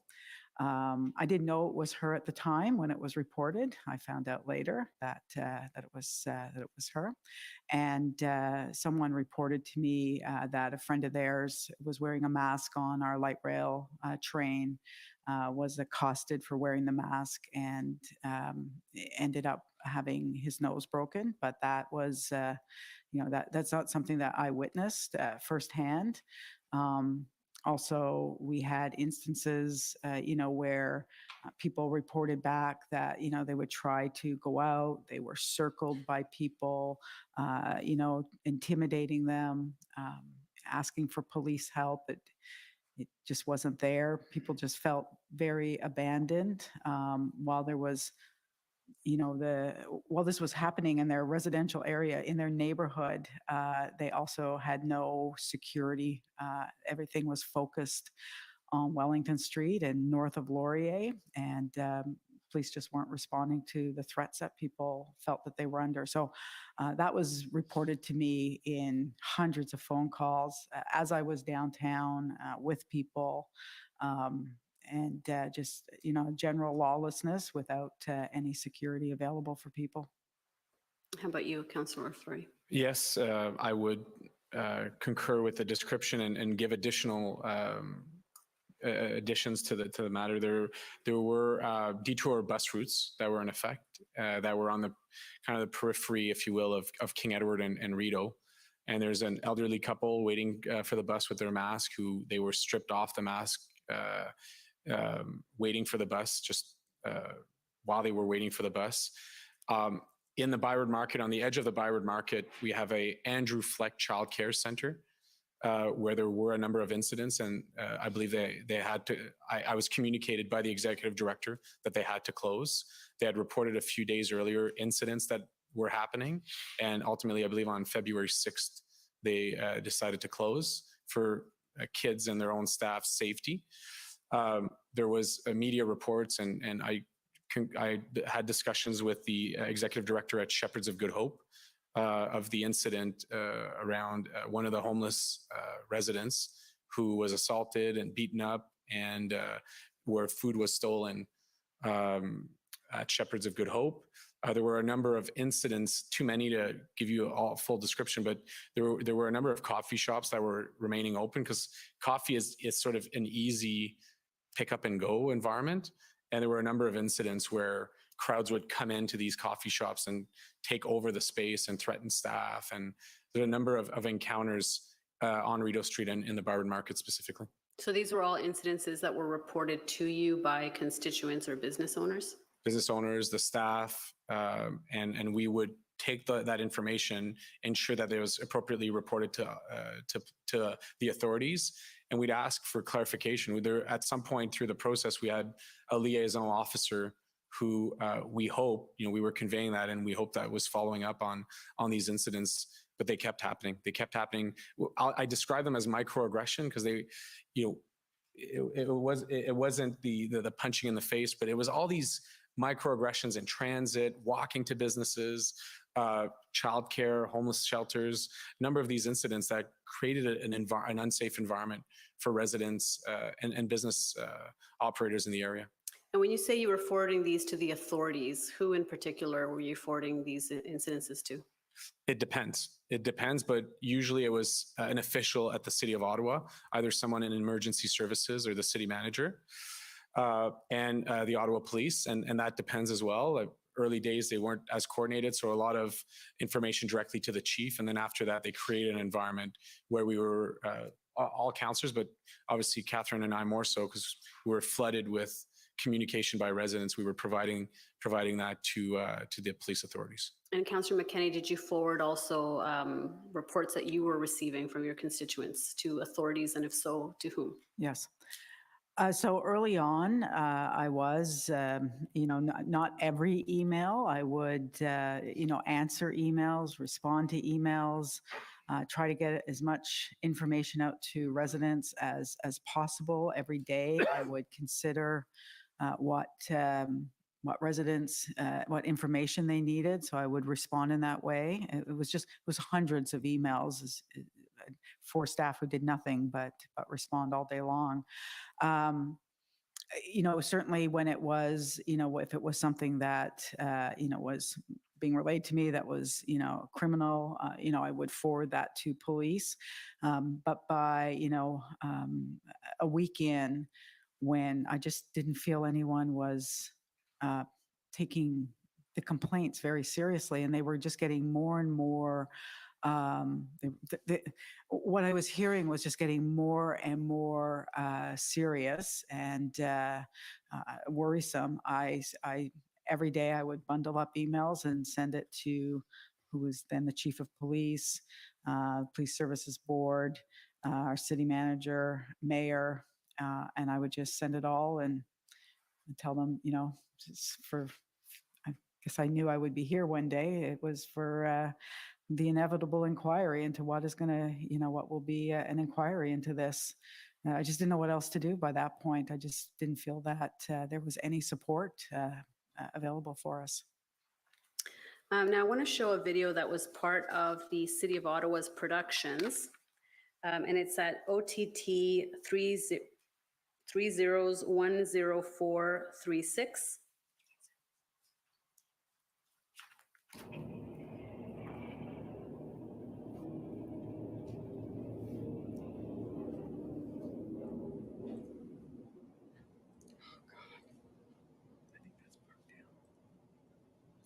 That is part of it. Yeah.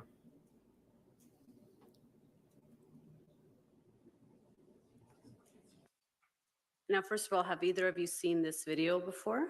I have. Yeah. Okay, yes. And do you know the context in which it came to us in our productions? Do you know who it belonged to, or how it came to us by any chance? Do not. No, I don't. What I want to ask about it is, Councillor Fleury, you had used the term weapons when describing the trucks, and here in this video we see some unsafe behavior. It appears to show a truck driving in the wrong lane against traffic on the sidewalk. Did you observe any kind of unsafe use of the trucks, or can you expand on this notion of weaponizing that you mentioned earlier? Sure. I was describing earlier the Byron Market, where on weekends there would be the surge of folks, and obviously we're used to protests in Ottawa. We're used to events. We're used to Canada, where 100,000 people come to the downtown core and celebrate our country. There's enough parking. There's parking underground. There's parking in the Byron Market, paid parking. The rules of parking were not followed. People would park in any direction, would park on sidewalks in a very pedestrian area. If you know the Byron Market, it's small businesses, storefronts. It's really clear where you're supposed to park and where is the pedestrian realm. So the surge of vehicles, pickups is one of the aspects, and we saw that in different areas of my community. The Bikers Church in Vanier was one area. De La Salle High School was another one. Along Rideau Street and the Byron Market were other areas. Nicholas were others. So there's those incidents of people not following the rules of the road in pickup trucks, which is a different vehicle, which is a weapon in itself. But the weaponized description to me is really the rigs who take space on the street and make noise through the horns that you've shown in video, the fumes. And I know reading through the evidence, preparing for this, we weren't informed of Ottawa Public Health and the risk to the health, but we were getting a lot of complaints from business operators and residents in the area of the smells, the intoxication of those smells. So the compounding effect of noise, smells, the physical presence, the inability for folks to, in some areas, walk on the sidewalk, walk safely at a crosswalk. We have, like any community, folks with mobility needs, and getting on and off a curb anywhere and everywhere doesn't work safely. So that's the description of the weapon, is that truck took space on the road. The truck itself created an environment that was unsafe for the immediate neighbors and made it impossible for what is our responsibility in terms of safety and well-being of residents and businesses in our community to safely live and be in the zone. Thank you. Councillor McKinney, I want to take you to an email that you received. It's at OTT 3017349.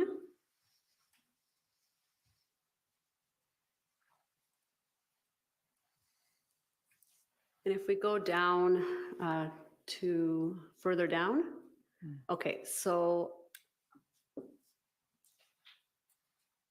me see, go down a little bit more. Let's go down to the bottom. Okay, there we go. So this is an email from Redacted. It's a constituent, so it's been redacted. It was sent on February 4th, and the, oops.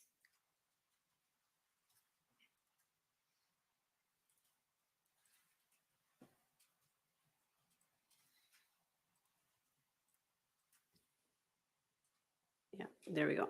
And the subject line is complete absence of police on Metcalfe, Ottawa occupation.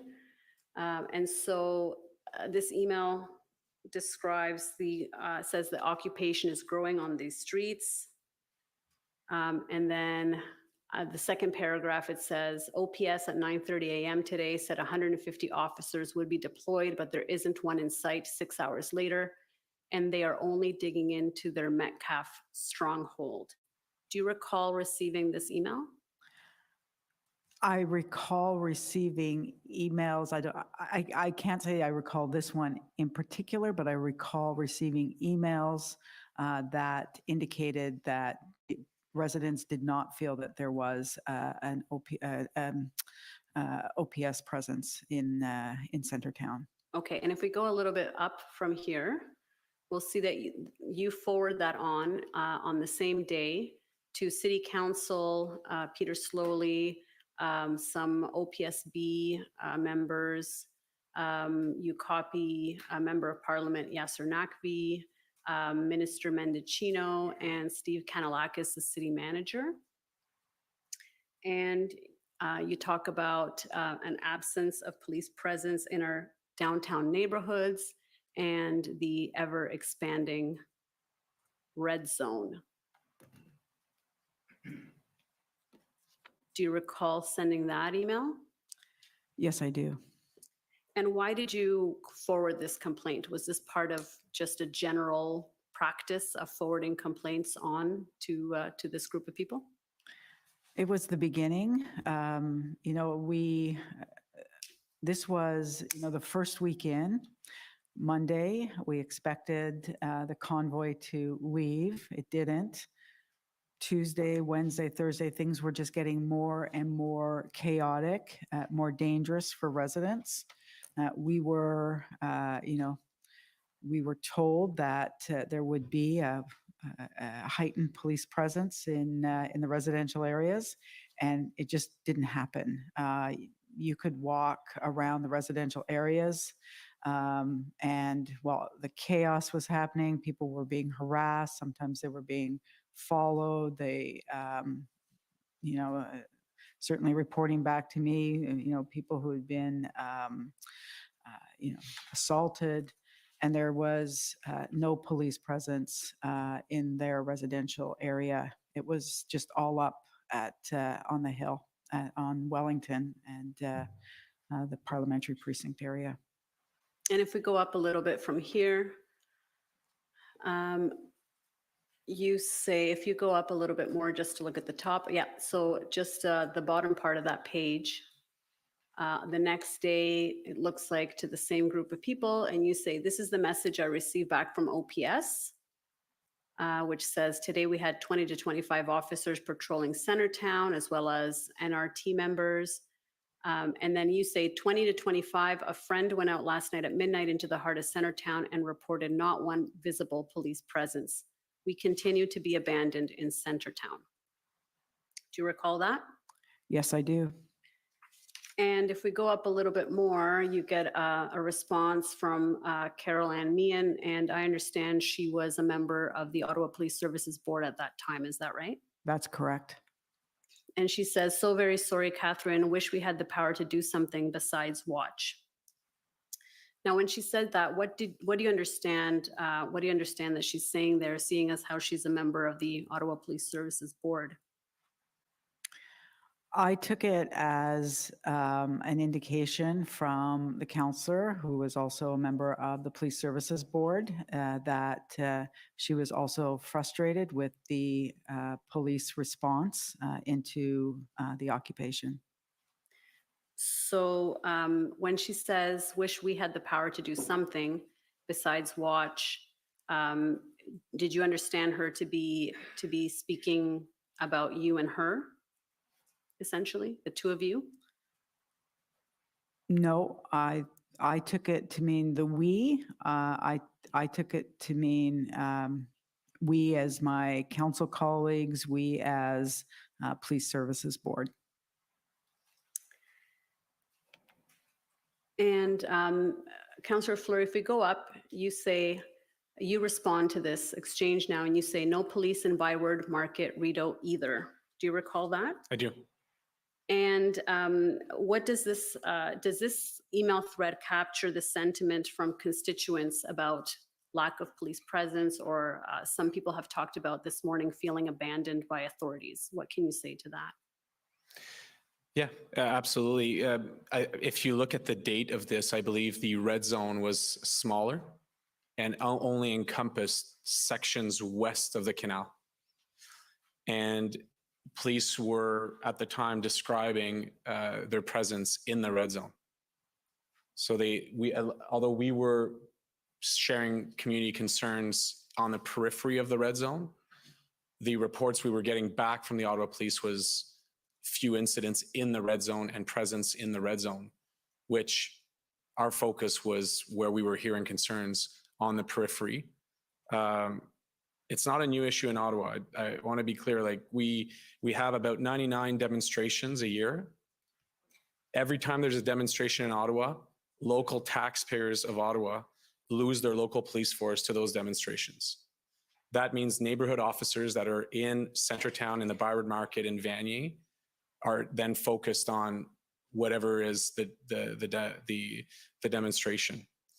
In this instance, that was the initial, but it grew into something much more significant because of no actions. There were incidents, vehicles driving on the sidewalk, police nearby not taking action. So it grew into a lot of questions from all of us, including residents and businesses, on what are we in a state of chaos? Who's gonna respond to elements that are happening that we wouldn't tolerate from just living in society or living in our city, and the not to lower the issues of the red zone, but where we were pushing for more presence and support for community members was on the periphery of the red zone, where folks were either living in the red zone, going to shop, or getting out of the zone, and the number of incidents, or the opposite, coming into work and there were incidents.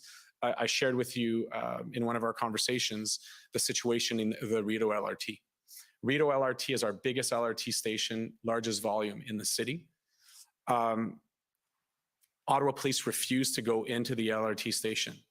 I had to get the head of OC Transpo to come and meet with us. She recognized the incidents. They see it on camera. There's a bunch of CCTV cameras through our LRT network. They brought special constables in. She had to go herself and her leadership team in red vest to give a sense that there was safety in these stations because the Ottawa Police refused to go in. And when you talk of the red zone, what is your understanding of the boundaries of that zone? What do you mean when you say the red zone?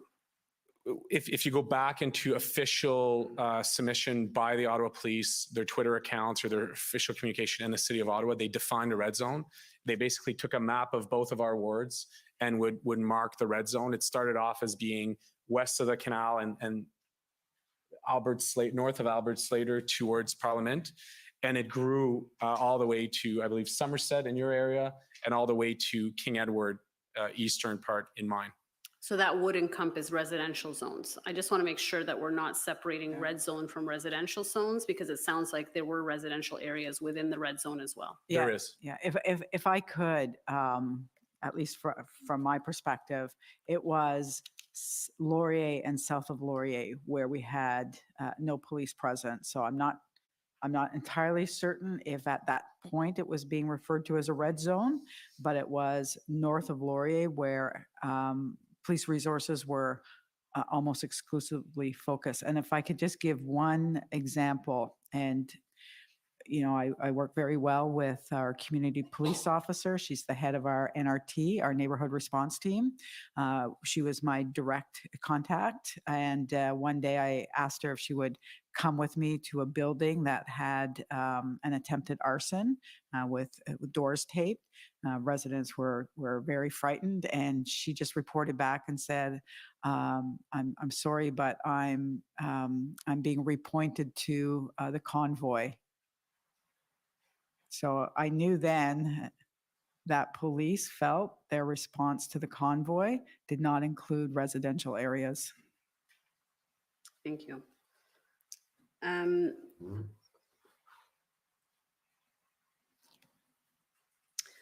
I want to take you to another email, OTT 405554.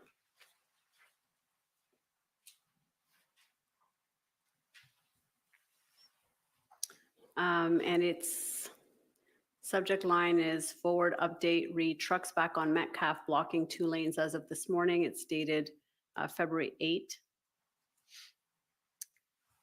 And this, if we go down to the original email, yep, there we go. This sender says they are quickly multiplying in numbers with cars now being added since I first saw them at 9 a.m. Here are videos and footage from another neighbor. And if we go down, we see this photo. Are you able to, Councillor McKenney, based on the photo, give a indication of whereabouts it was taken? Yes, this is Metcalfe, just south of Laurier. And if we go up the farm boy. to your forward, it says trucks and vehicles taking over Metcalfe as I write a message to you. And if we go up, I just want to see who you were sending this to. So you sent this to former Chief Slowly and copied Mayor Jim Watson, Member of Parliament Yasser Naqvi, Minister Mendicino, Councillor Fleury, and it looks like some other people, Colleagues, other councillors, yeah. Mhm. Did you get a response from former Chief Slowly on this email? Do you recall? I don't recall getting a response, no. And can you confirm then that the footprint of the convoy in the residential areas, as this email seems to indicate, was expanding over time? Yes, certainly it was moving east, Metcalfe, O'Connor, and then south down Metcalfe, O'Connor to, Lisgar probably was as far south on Metcalfe and O'Connor that it expanded to. But yes, it was starting to grow at that point. Again, more so on the weekends, but people were very nervous when they seeing that this occupation was expanding onto the streets where they live. And you observed this kind of expansion yourself. It wasn't just through people reporting this to you. Oh no, I went down pretty much every day. Okay, thank you. And Councillor Fleury, in your ward, did the area of the convoy grow over time, or was it static over the course of the convoy?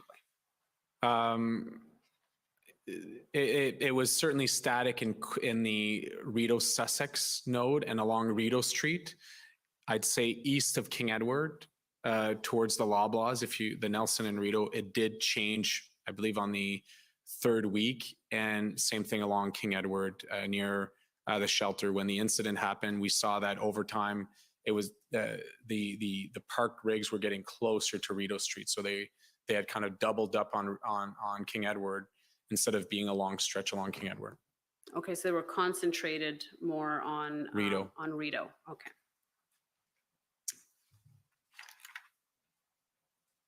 So, Councillor McKenney, I want to take you to some videos that you took while walking through the neighborhoods.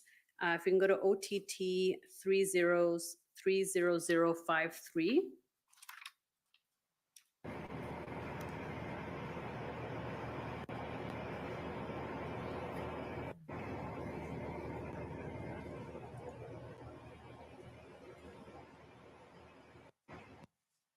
And if you can just describe to us what we're seeing in this video. Yes, this is Kent Street. It's late at night. There are trucks idling, constant idling, and the reason for the video was to demonstrate the effect on people's homes. They're parked in the front steps of people's homes, essentially, with emissions pouring directly into people's bedroom windows. And was this a kind of a one-off? You saw this and took a video, or is this something that you were seeing constantly through your walks? I saw this every night for the entire occupation at this area, in this area. Thank you. Councillor Fleury, did you notice idling as well? Yes. I'm going to take you to a video that's attached to an affidavit provided to us by the Coalition of Businesses and Residents, and it's at COA 50112.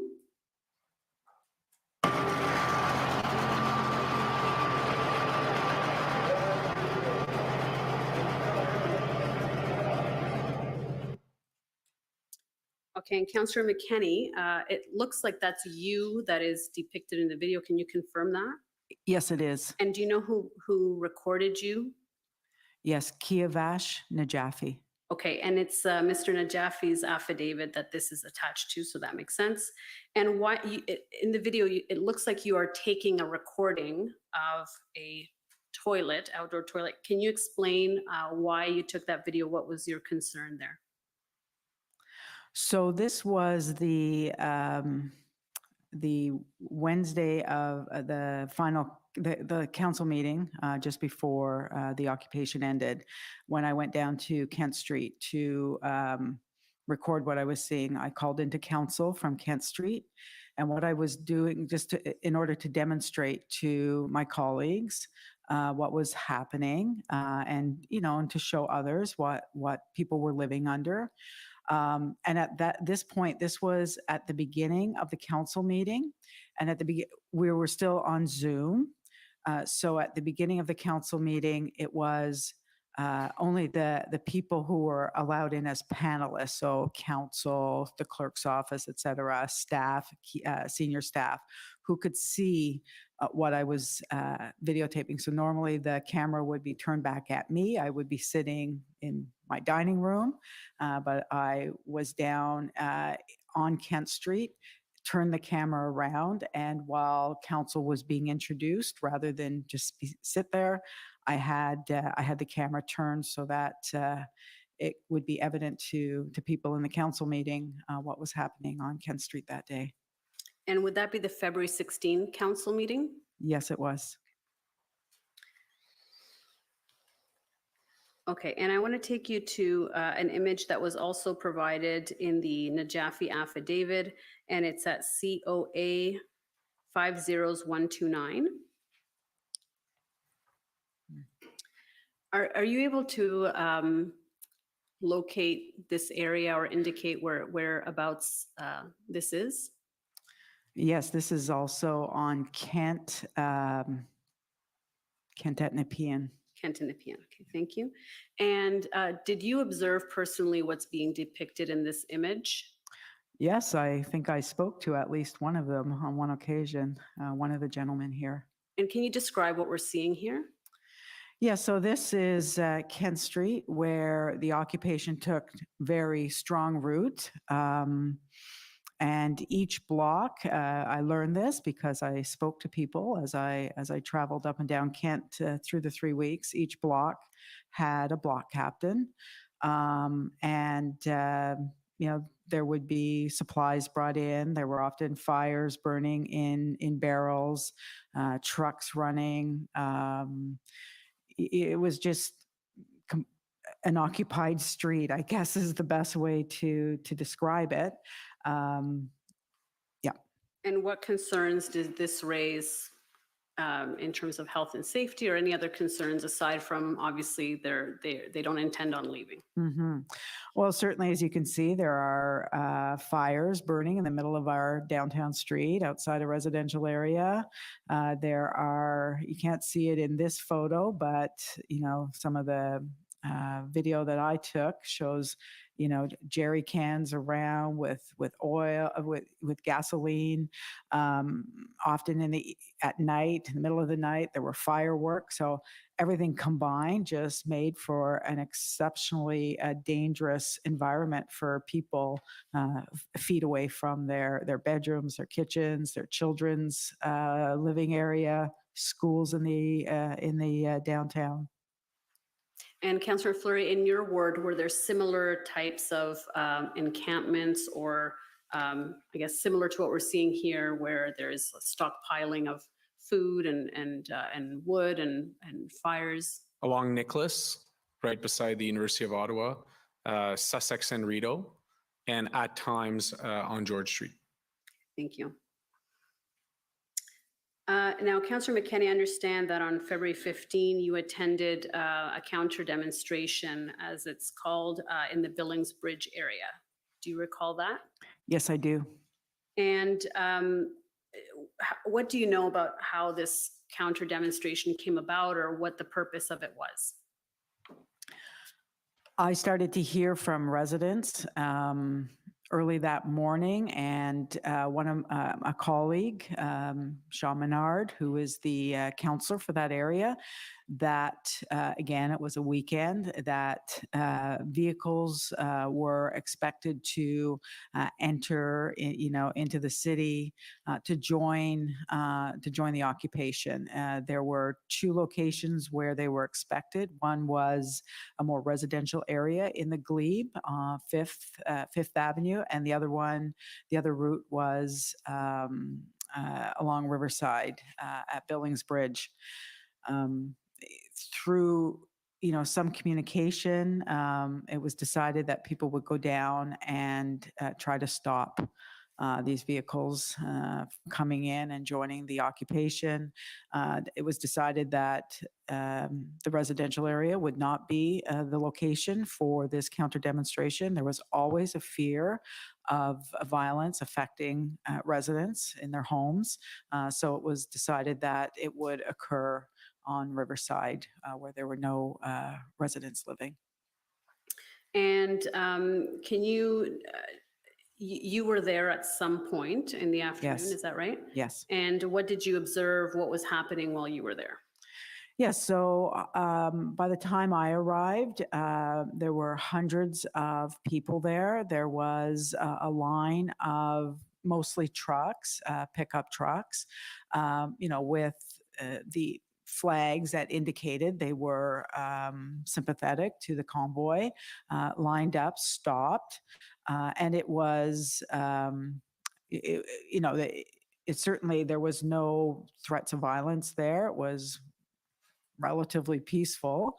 The general mood of the people in their vehicles, as I went up and down the street, was one of, I think, a bit of surprise that residents, at least who were there, weren't welcoming them into the city. But it just continued until about 4:30 when it started to get dark. It was February, and the decision was made just to allow each vehicle to leave one at a time if they, if they would ensure that they would just leave and not go into the downtown, which they did, and they were asked to remove the flags from their vehicles. And so how were these trucks being prevented from going into the downtown? Were people physically standing in the road? Was it cars Yes. that were being parked? Maybe you can explain that. No, sorry, it was people physically standing in front of each of the vehicles and not allowing them to move any further. And by the time I got there, there were enough people that it was just blocked in. The street was completely filled with people surrounding each of the vehicles. And I'm going to take you to a video that I'm hoping you can confirm whether it shows some of the events of that day. COM 50741. Sleepy Ottawa, sleepy Ottawa, mighty, mighty Ottawa, mighty, mighty Ottawa.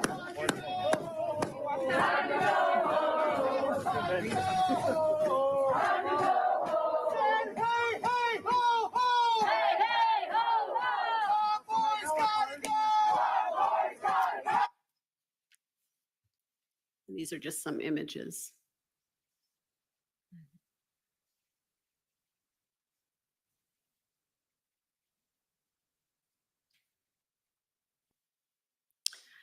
So Councillor McKinney, can you confirm whether these images are of that counter demonstration that you attended on the 15th of February?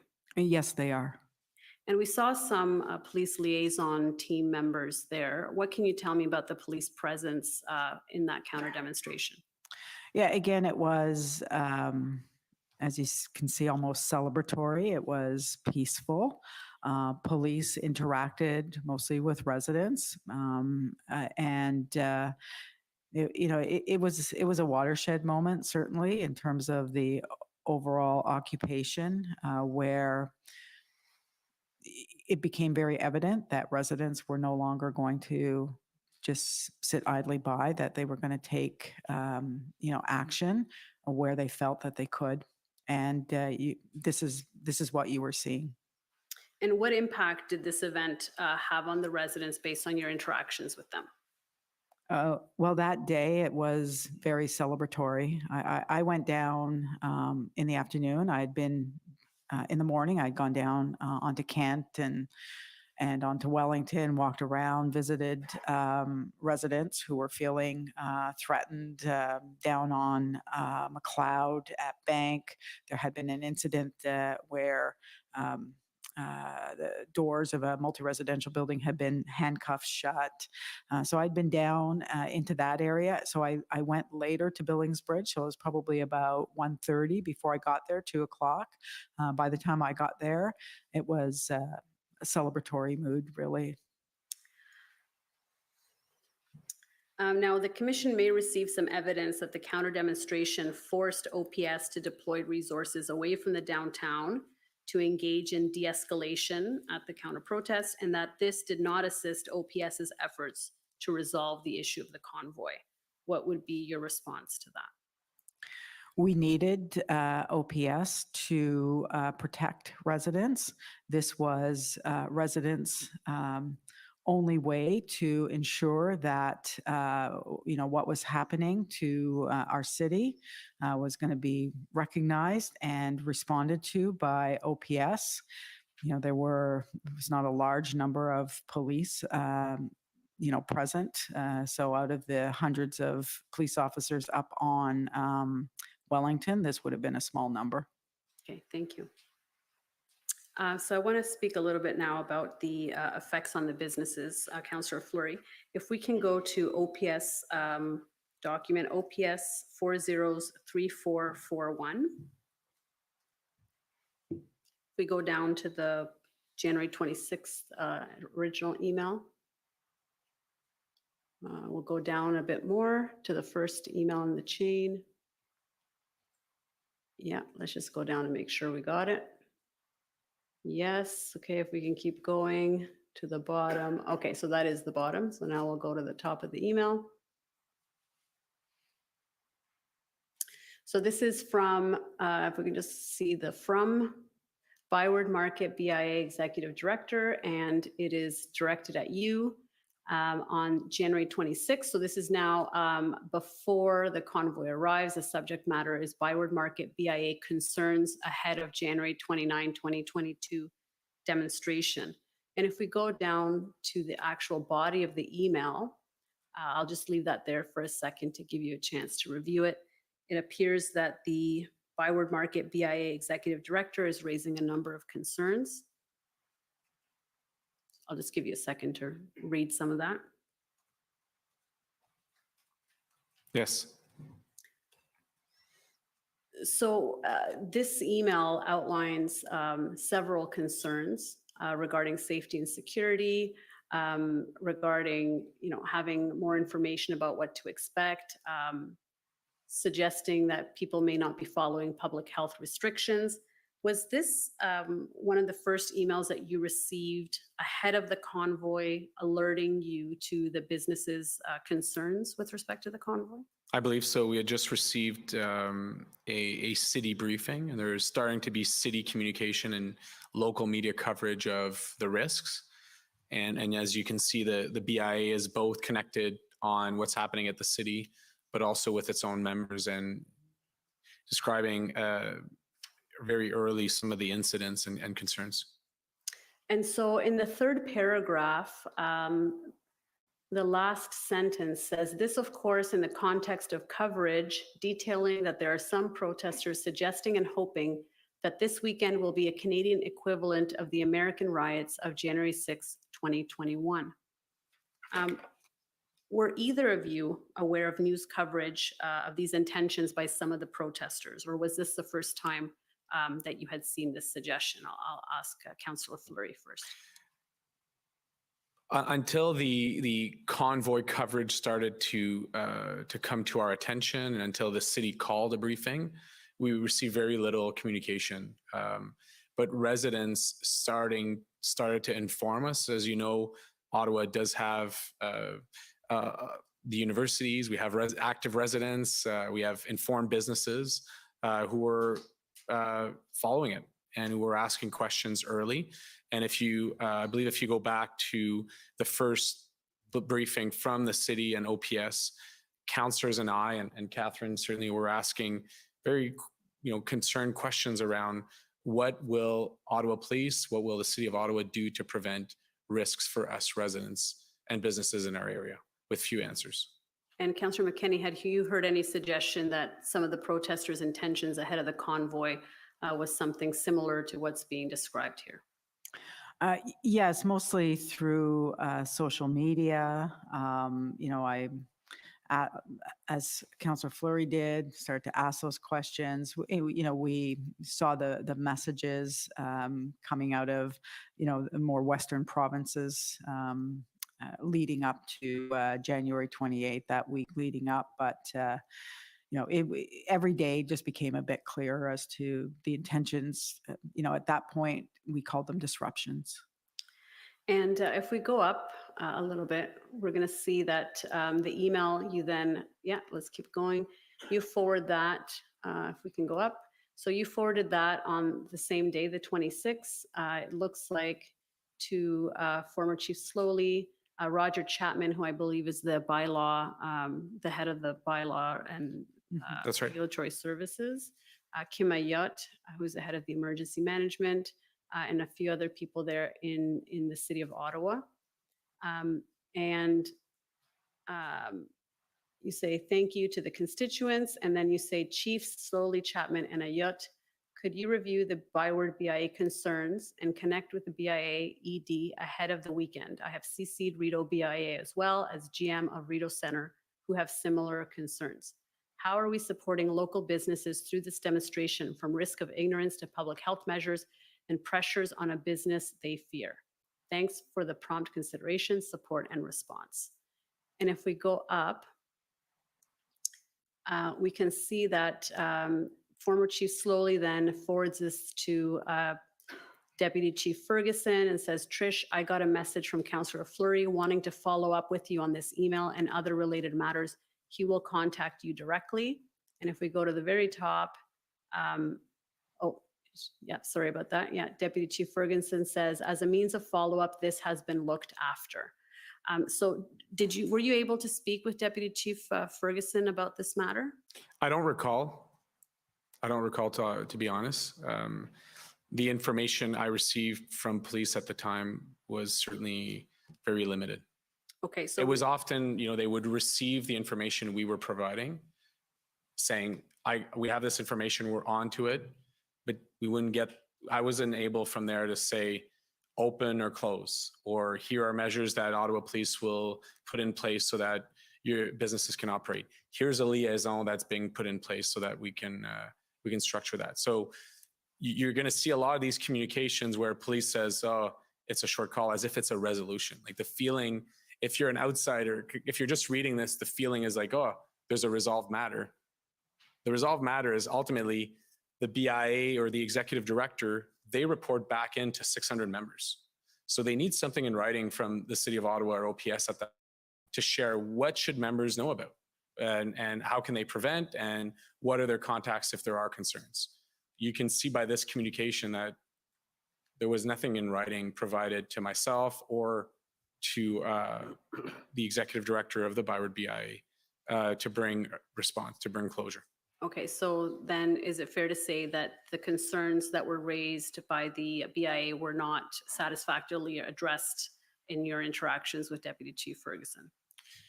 Well, that's the Thursday. I believe that following Saturday, the Rideau Centre, Ottawa's largest commercial property, was closed at noon because it got out of control and individual businesses were worried and the mall security couldn't maintain safety of the operation. So it took them 4 hours to close the Rideau Centre. That is an epicenter of a very large commercial property, but a reflection of hundreds of businesses along Elgin, Bank Street, Byward Market, Rideau Street, and information that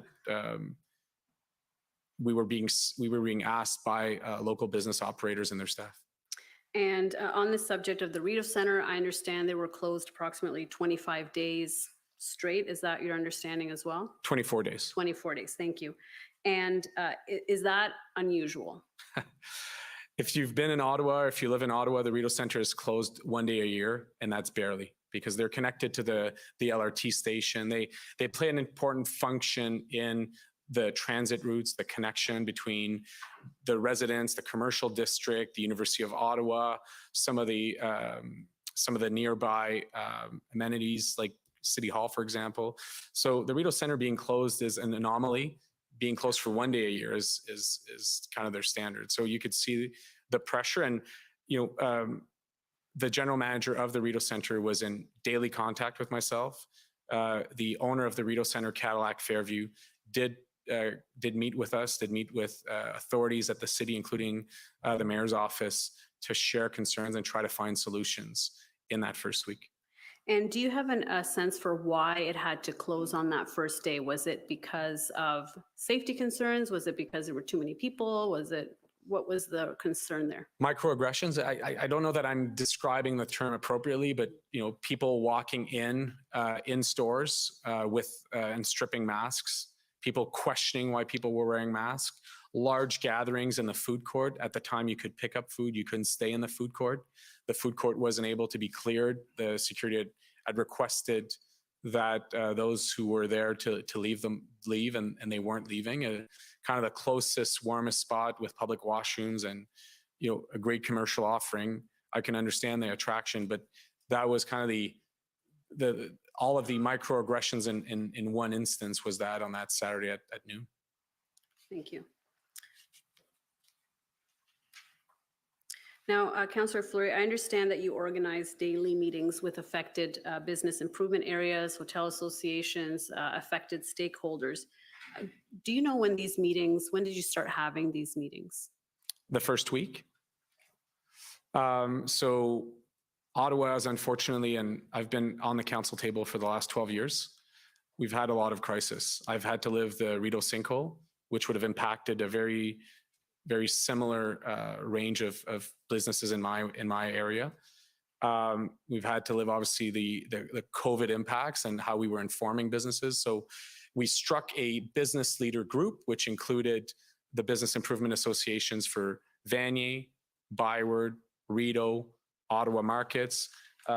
Based on strong collaboration with my colleague, we included Spark Street, Bank Street, some of the association members. So the hotel association, there's a number of large hotels in both of our wards, and the tourism partners.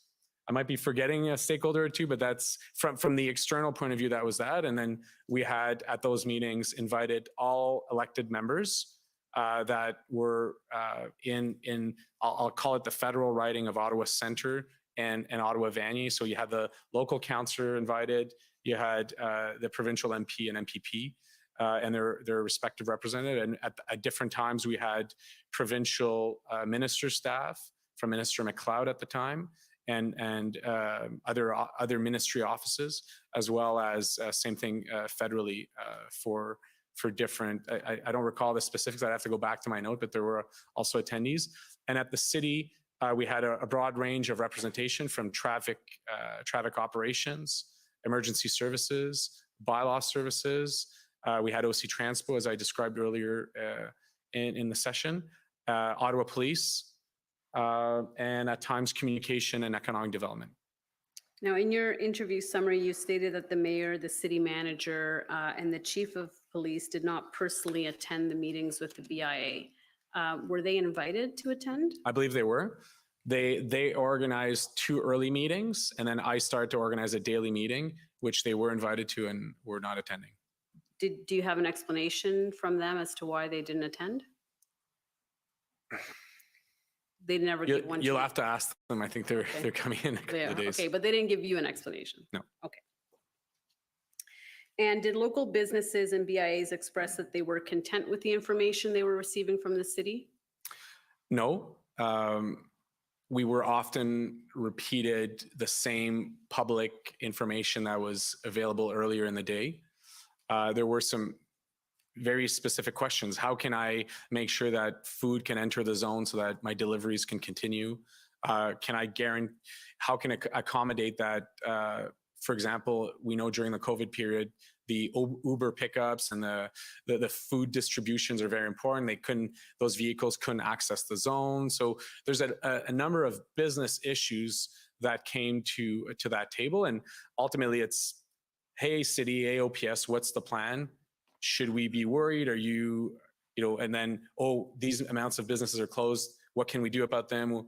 And it became complex, right? Because you had employees of those businesses who had to pay rent, then couldn't pay rent. So then another set of conversation was there, like the group that represents the BIA were at the table as well.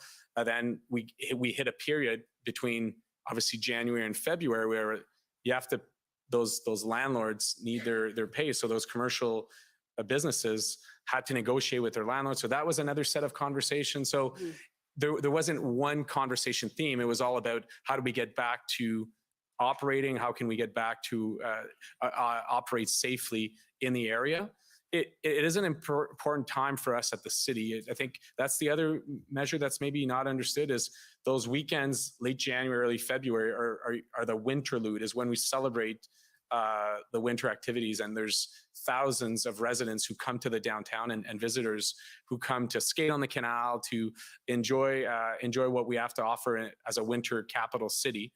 And those businesses were there was restriction loosening at that point. So they were also hoping they had purchased food, they had prepared their staff for larger gatherings, none related to the convoy, just preparing to the period, and yet often had to return them home. So there's a number of Rideau Centre shared with us, and that was covered in the news. There are 3,000 employees at the Rideau Centre. Most of them are part-time staff, and like the Apple Store, it's 200 staff at the Apple Store. You have food court and chefs, and you have cleaner, you have security. So that, it's not just closing a commercial property. It's all the family ramification of, can that employee who's not working, not able to pay rent, can they negotiate? And what's the pressure on that? So its impact is not simply a geographic one. It's all the ripple of having a massive impact on the local economy in the city's core. And you mentioned that at these meetings, the businesses were getting the public information that general public was receiving. Is that unusual? Yeah, I've gone through a lot of crisis, unfortunately, as I described earlier. Usually, very important information is provided at a white table from the city and other needed authorities for what all residents need to know in terms of what would impact them. And then there are stakeholder information. Is transit going to operate? Can I get my distributors in? Is it safe to walk on the streets? Those are the types of basic information that our business members were trying to get from the city.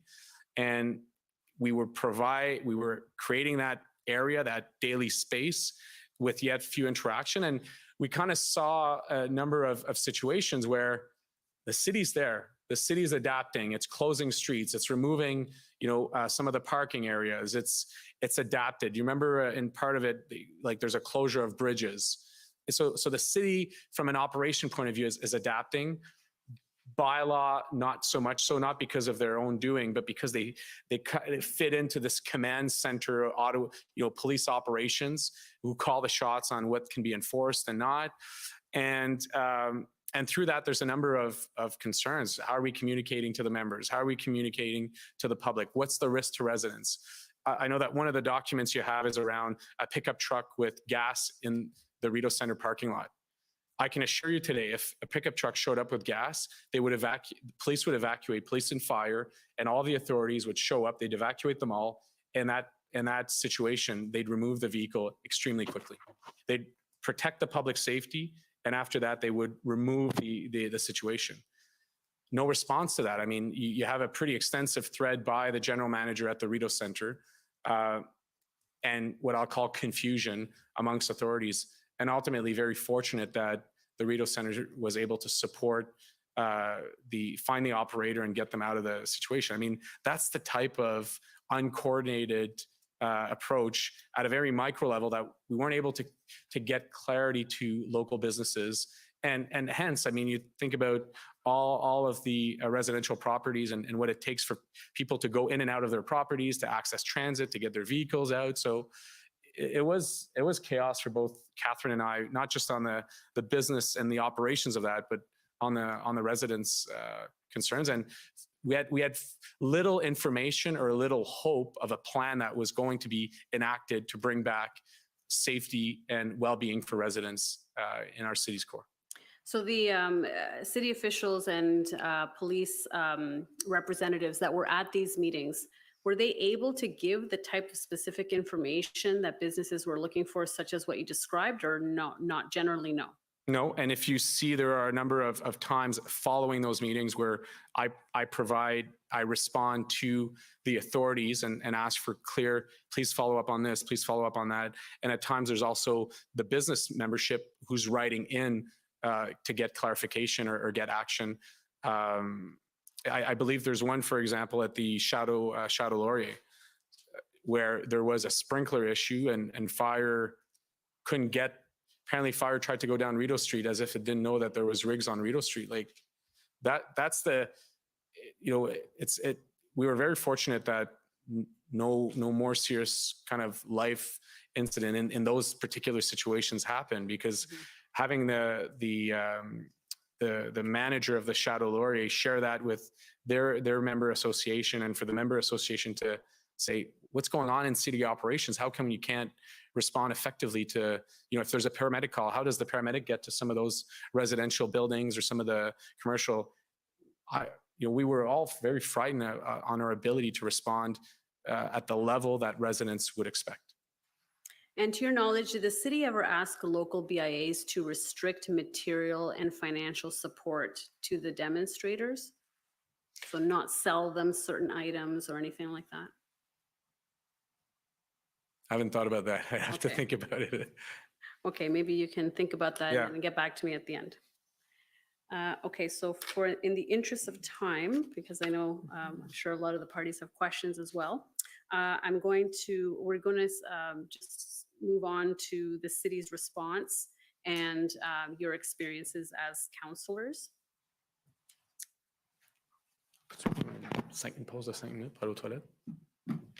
Could we take a 5-minute break for a bathroom break? So we're going to take 5 minutes. Going to be a bit of a dictator. So they're going to be short.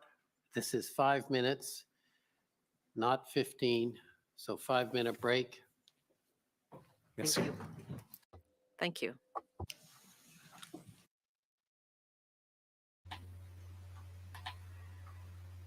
Wow. That was interesting, wasn't it? Wow. Will he bring in? Who? Trudeau? Oh, yeah, no. Yeah, no. Let me take a few minutes and show you who some of the witnesses will be. So I actually had that prepared for you. Don't worry, I won't lose the video. I've got it on a stream and I'll keep it going. Okay. And if you guys need a break, go ahead. I won't feel offended if you run away. I'll be hanging out here. I believe it's this one. All right. So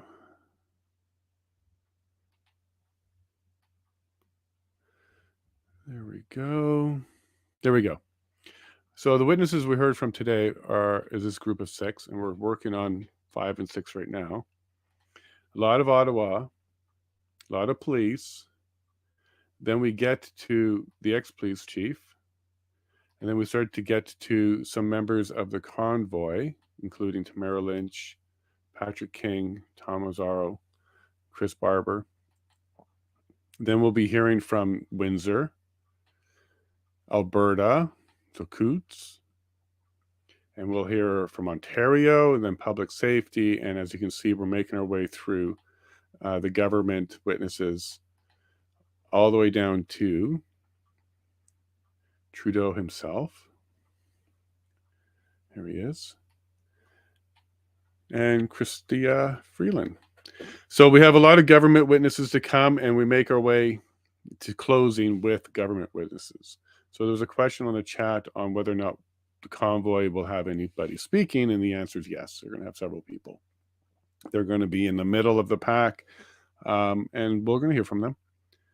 But we're also going to hear from a lot of government officials as well. And as you can see, the number of them, it looks like they're going to be laying out why they need the Emergencies Act. And that's exactly what we're here for. It's the government's opportunity to do exactly that. So, coffee is required. Yeah. And if there's anybody on this stream that knows how to get me a coffee, I would love one. I would take one right now too. Yeah, go ahead, Peter, for sure. Go. And yeah, no, I think that might interfere with your next break as well there, Peter. Thank you for all the chat. We have some great ones and some good conversation going back and forth here. And I'm going to keep that going. Now, who, other than Justin Trudeau, who are you looking forward to the most to hear from in this trial? For me, I'm curious why Freeland is going to close, but that could be in order to establish Canada's economic position at the time. I believe that that's the angle that they're going to be really trying to take. We do have part of the convoy as well. So Tamara Lynch, which I'm assuming she will not be in jail during this time, which will be great. And I wonder if she'll be there in person. If anybody knows, you can hit me up in the chat. And Peter Slowly. This will be a big one for me as well, because we've heard testimony about Peter. The one resident was claiming, or was it the BIA? It was a BIA member claiming that Peter was expressing his fear.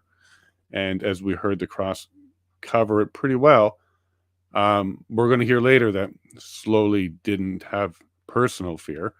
So we're going to have a contradiction to that. All right. So I'm going to get the video ready again, because as we heard, and I'm curious why he used that word dictator. That's probably not a good word to use during these events, but he is going to make sure they're back in 5 minutes. Convoy protesters. Not sure what that means, Wayne, but all right. Might be a response to my comment. All right. And also don't be shy. I will show all messages I receive except for anything that's very inappropriate, but nothing like that's happened. So I think we're going to be all good. Now let me go find my stream. Here we go. So thank you everybody for joining us. Really appreciate it. And if you have any tips for me, this is my first stream solo, that's for sure. So if you'd like to have me go over testimony or do something different, just let me know in the chat. And I'll be happy to do that. All right. I guess he really meant it when he said 5 minutes. All right. Now, I'm doing my best to keep an open mind. And there is some things that I heard that I never heard about before. For example, bus stops or transit being inoperable because of people. Hold on a second. What's that, Adam? You do. Oh, geez. Sorry. I distracted myself with that. Okay. Well, thank you, Adam. I appreciate that a lot. I'll get better as we experience this together. It's going to be 6 weeks. You asked who we wanted to see. Yes, Wayne. Oh, right. Convoy protesters. Good question. I don't think so. I don't think so. I don't recognize any names on there as not being somebody who's an official or with the events in some way. So I don't think so, but we may see them. Oh, there's Tom right there, right in the middle. So if you see that guy talking over his left shoulder, that's Tom Marazzo. So we'll say hi to him later. And we'll be hearing from him. He is one of the witnesses that we'll hear from. And anybody? All right. Nope, no more messages. Now give me a second. I'll go check Twitter, see if anybody wants to jump on and chat with me. Everybody's working, so other responsibilities. Wonderful. Okay, good. None.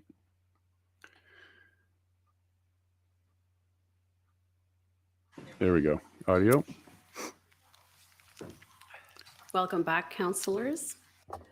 I just wanted to ask a question with respect to the emergency lanes. We have heard that the city or NOPS attempted to maintain an emergency lane at all times to allow for emergency vehicles to go through ambulances and fire. Councillor Fleury, you also mentioned an incident at the Chateau Laurier where fire or first responders were not able to get to the Chateau Laurier. So I'm just trying to understand to what extent were emergency lanes maintained open? Was this on every street? Was this on some streets? Maybe you can describe a little bit about what you saw with respect to maintaining an open lane. And I'll start with Councillor Fleury. Thinking about the Byron Market as a minimum access points, if you will, and crossing Rideau at either King Edward or Dalhousie and entering those corridors through that north to south movement is vital. I can't speak to particular situations where that wouldn't have been possible, but based on the videos, based on what I saw when I was on the ground, I'm not sure that emergency vehicles were being, if other vehicles were moving out of the way for emergency vehicles. I did see videos of different emergency vehicles at times throughout the 3 weeks trying to get different areas of our zones. I'm not familiar with why was the call or why was the vehicle in that space, but we did see how there was some social media video about how challenging and delayed the operations were. I can't speak to a particular incident or location, but you could see how clogged the streets were and how that occupation took hold, how challenging it could be. But I don't have an eye on in terms of were all of the paramedics and fire aware of routes and corridors and how they could get to each property. I don't know the specifics of that. But in terms of streets in the Byward Market, for example, did all of them have one lane of traffic open to them, or no? Were there streets that were completely cut off kind of on either end where any kind of vehicles couldn't enter? Properties that were on Rideau, properties that were on George Street, properties that were on Sussex, Mackenzie Avenue, the Nicholas Daly area were extremely difficult to get into by motor vehicle. Okay, and Councillor McKenney, what can you tell us about the maintenance of an emergency lane in the kind of downtown core? Well, certainly there was never a lane open on Kent Street. There was never. Bank Street would have the lane open maybe as far as Lisgar, but on the weekend, certainly you could not get past Lisgar going north. And the same with Metcalfe and O'Connor on the weekends. Often they were completely blocked, but Kent in particular, you could never get any emergency vehicle down. So were there some streets for which an emergency lane was maintained throughout? Do you know? I don't have that specific information, no. Okay. Councillor Fleury, in your interview with the Commission, you spoke about problems that you perceive with the city's bylaw enforcement and their response to resident complaints. Can you speak a little bit more to that issue? What were the issues specifically that you were concerned about? I apologize. You were asking the earlier question, and I just want to wrap an idea that maybe was not raised, which is in Ottawa, the proximity between Ottawa and Gatineau and the economic drivers of both sides do have an impact. And we were informed of long-term care. We were informed of some of the hospitals who were quite concerned around the ability for shift staff to get to the facility and provide operations. I think of Bruyère, for example, in the Byron Market. I think of some of the long-term cares that are city operated or privately operated. I think of Montfort Hospital particularly. So getting in and out of the area, and unfortunately, many of our interprovincial bridges were in this red zone catchment. So if you look at cameras of that time, there was massive backlogs because of either street closure or the rigs on King Edward specifically. So fluidity and getting emergency, it's not just the emergency vehicle, it's actually the workforce into those health contexts was those institutions. And so with respect to your concerns about the City of Ottawa's bylaw response to resident complaints, what can you tell me about that? Bylaw is an automatic mechanism in the space, and sometimes it kind of slings back at them. But you call 311, there's a violation. Someone is parked on the street illegally, or we have in the Byward Market, bylaw goes proactively and tickets if you didn't pay for parking or if you're not parked properly, they'll tow you. So in regular operations, bylaw is on the ground on parking. It's ensuring that some of those rules, and in more complex situations where, if there is noise, if there is a fire, then different authorities in and around bylaw, like fire services or other, will come and intervene. We as councillors don't intervene in that. It's an automatic process through 311. And when there are incidents, or if there lack of follow-up, then often the resident would inform us, and then we would convey that or connect with the police, with the fire chief, the bylaw chief and their team, and they would follow up accordingly with the resident without political influence. It's important for us to inform, connect, but we know where our authorities are. They're through motions of council, not influencing operations in that regards. And what was frustrating is the amount of parking in illegal lots or even in the Byward Market, and vehicles that were abandoned or vehicles that weren't improperly parked. And we conveyed that through to the authorities, and it was this chain of command. Instead of going through a 311 and bylaw goes out and responds, it was, the 311 call is referred to police in the command center. And if the command center judges that is an applicable element, then they would share with bylaw. But the problem is they didn't. They were so focused on the red zone or the elements of the red zone that even basic bylaw services that we would expect were not enforced, which compounded a lot of the tension point. And so much so that we came to realize that there was a trend. If you call 311 and there was an illegal parker, the operator would say, okay, can you describe the vehicle? Oh, there's a flag. Oh, then it was like already police command. Even if we're outside of the red zone, like we're talking, blocks and blocks away, there wasn't proper enforcement because of the way the system had shifted to emergency operation and shifted under police command. So then when a resident would call 311, they would be asked to describe the vehicle what was your understanding for why they had to describe the vehicle? I've never heard that. Yeah, I never heard that until the occupation. And so is your understanding then that was in order to determine whether it was a vehicle associated with the convoy? Was that the purpose of kind of giving the description? It's the feeling that it gives me. Yeah. But it doesn't make the illegal parker legitimate from my perspective, and creates this. We're here representing residents and businesses in our area, and if rules don't apply, like rules don't just apply. We're often told, by councillors, there's not a good business or a bad business. There is a license, and if the license allows them to operate it, they operate. Well, it's the same thing with our rules. They should apply to every resident, not because the vehicle's a particular size or color, or there's a particular element. So that compounded a lot of the issues that we were facing, that regular enforcement on the parameter, Cumberland Street to name one, Wilbrod, in the lower town area, were just not enforced. And do you have any knowledge as to whether bylaw was choosing then not to engage, or whether this was Ottawa Police telling bylaw not to engage? Do you have any knowledge of that?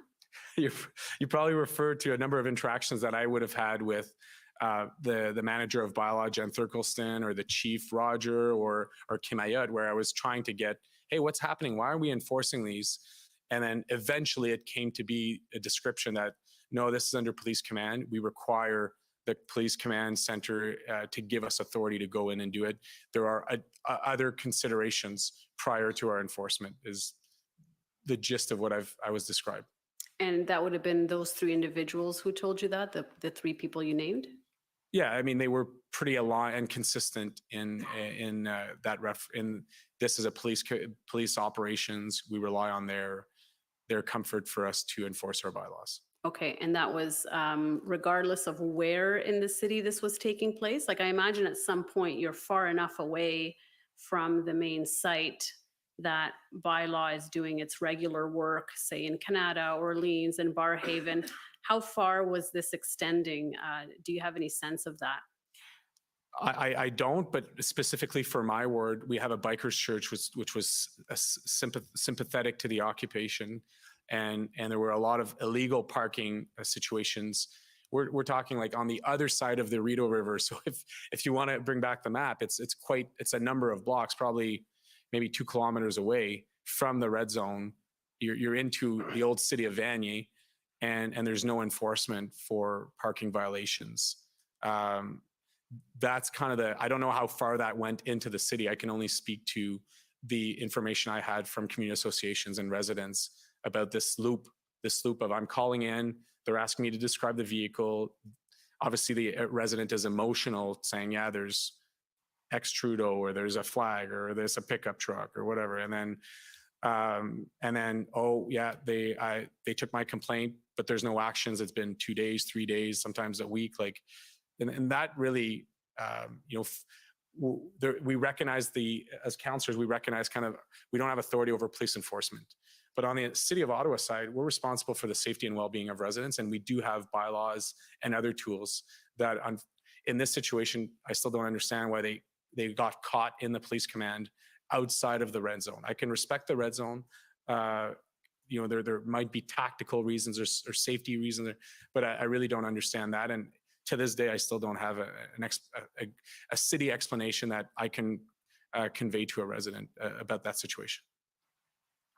Councillor McKenney, do you have any sense about the bylaw kind of structure and when it was being enforced and when it wasn't? Only what I was able to observe. Obviously, within the core of the downtown, bylaw was not handing out tickets to, large trucks.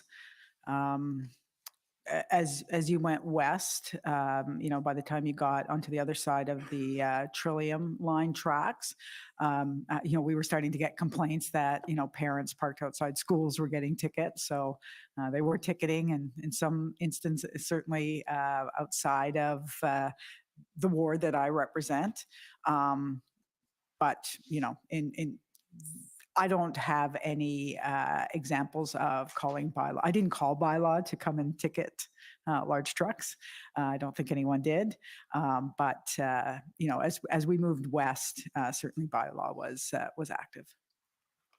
And I'm going to take you both to a letter that you co-authored on February 2nd, and it's at OTT 30-14570.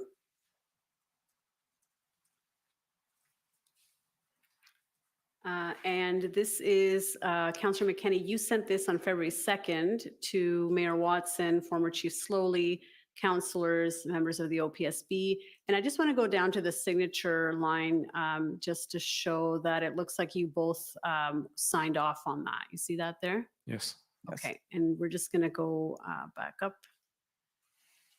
So it says, Mayor Watson and Chief Slowly, Ottawa's urban core is in crisis. For 6 days and nights, downtown residents have been under siege. They have faced unprecedented noise and pollution. Wearing a mask in public means being threatened with violence and sexual violence, or being spat at and screamed at. And then you go on to describe the horns, keeping people awake, drivers threatening pedestrians, open fires, tanks of fuel being delivered to vehicles, illegal parking, downtown gridlock. And you're being told that more trucks may arrive this weekend to reinforce the convoy's members. And then you say, therefore, we ask you, Chief Slowly, have you requested that the RCMP assume full operational control of Parliament Hill and the parliamentary precinct so that OPS can be deployed into the neighborhoods to restore peace? Mayor Watson, have you spoken to the Prime Minister, and what assistance did the Prime Minister offer? Have you requested that the federal government take control of what is happening in our city? And you finish off with a plea. And do you recall authoring this letter and sending it to those people? Yes, I do. And did you receive a formal response to this letter from either the chief or the mayor? No. No. And what you describe in the letter, if we can go up a little bit in terms of the open fires, tanks of fuels, blasting horns every day, drivers threatening pedestrians, etc. Was this based on circumstances that you yourselves witnessed or that were reported to you, or a combination? Combination. We're a married couple now. I'm going to start calling you McFlurry from Yeah, now on. McFlurry.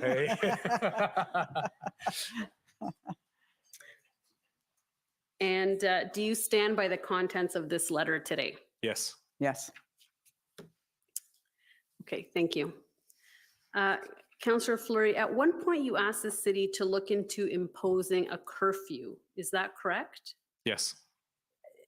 Can you explain a little bit where this idea came from and what happened, what came from it, if anything?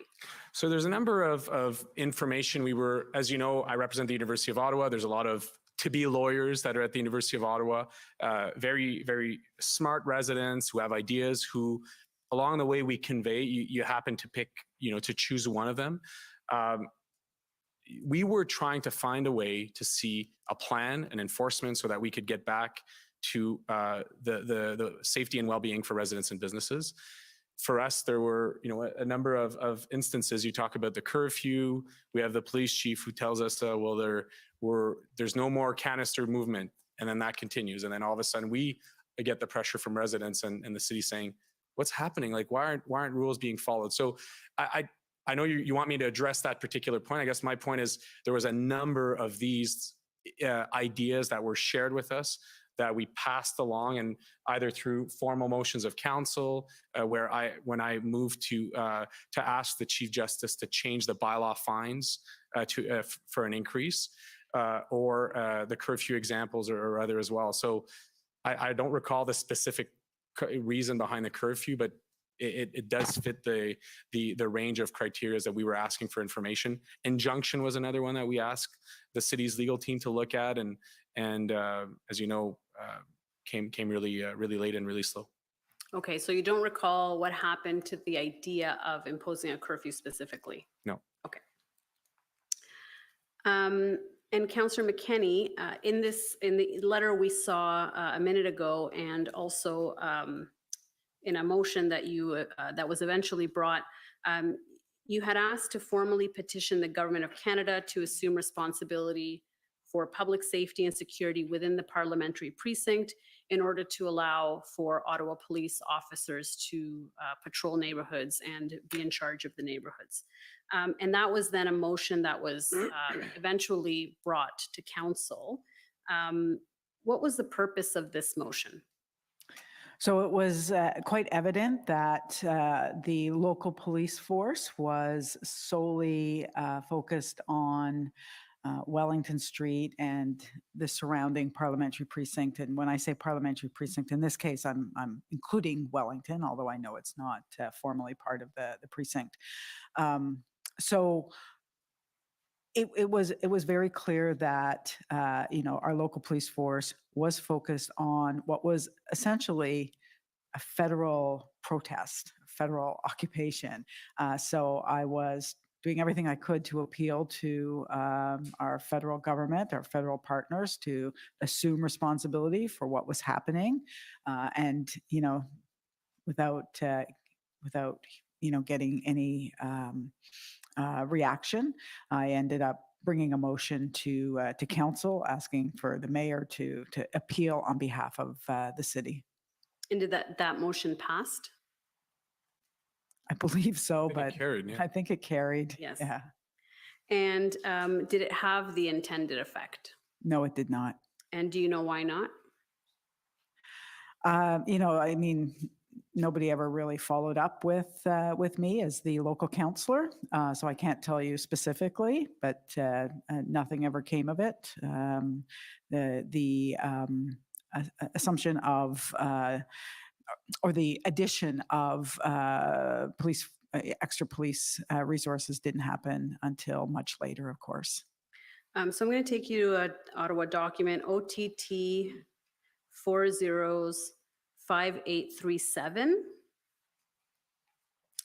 And so this is an email dated February 8th, and it is from former Chief Slowly to Jim Watson, Mayor Watson, and Councillor Deans, and copying Ottawa police and city officials. And it says, Dear Mayor Watson and Chair Deans, I am writing further to yesterday's special council meeting wherein the motion of Councillor McKenney regarding the parliamentary precinct was passed by City Council. So this would be the motion that we were just discussing. Correct. And then he goes on to say, in Ontario, policing is governed by the Police Services Act. In accordance with Section 5, Sub 1, Sub 1 of the Police Services Act, the City of Ottawa has discharged its responsibility to provide police services by establishing a police force, the Ottawa Police Service. As a result, the Ottawa Police Service is the sole police service of jurisdiction. It is important to note that the Police Services Act defines police force as either the Ontario Provincial Police or a municipal police force. The Ottawa Police Service maintains that Councillor McKenney's motion is absent jurisdictional authority where it intends for the Royal Canadian Mounted Police to assume command of the response to the ongoing demonstration in the City of Ottawa. And he goes on from there. Were you made aware of former Chief Slowly's response to this motion the day following the motion? Not that I recall, no. Okay. And then in the kind of second to last paragraph, he says, although any deployment of officers will be under the direction of the Chief of Police as an operational consideration, the Ottawa Police Service will make every attempt to meet the spirit of the motion and have Royal Canadian Mounted Police officers work in and around the hardened area of the demonstration. To your knowledge, attempting to meet the spirit of the motion, did that have the intended effect that you were hoping the motion would have? It did not. Okay.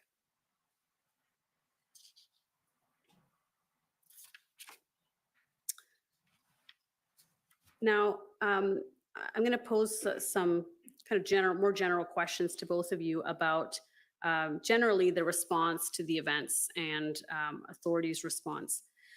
Specifically, we'll start with City Council. How would you, Councillor Fleury, describe City Council's response to the events in Ottawa, the events of the protest? Too slow. Too slow, and obviously we're ward-based, we're elected ward-based, and only a few, we're a big territory in Ottawa. You have to understand we're the size of Montreal, Toronto, Edmonton, Calgary, and Vancouver in one city with 1 million in population. So our suburban colleagues, or even within the Greenbelt, they weren't directly impacted. And as you know, outside of this commission, there's big divides on this current city council. So, you know, it certainly, it was in a crisis time, it was hard to bring us all together. I think eventually we got there, but it took way too long for council to even get, okay, this is happening, this is serious. They're not moving, they're not going to get out. We have to be organized, we have to be intentional, and you could sort of see it by the frequency of the meetings and also the motions that were starting to pass. But if you go back to that first council after the beginning of what was at the time protest, which became occupation, our own colleagues refused to delay agenda items that were very significant, non-related to this, on planning matters, on other matters, just to show you that we were living the crisis. We were getting flooded with the emails, and yet it took like a lot of time for our colleagues to wake up to the seriousness of the issue and the impact on us as a city, not just a neighborhood and not just the capital precinct components of it. Councillor McKenney? Well, there wasn't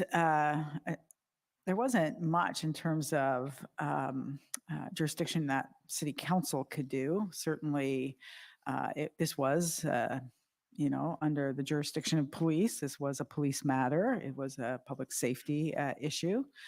You know, outside of, you know, delaying committee meetings to allow myself, my colleague, Councillor Fleury, to focus on what was happening, calling on, you know, police, or even writing to the federal government, asking the mayor to write to the federal government to, you know, ask for help.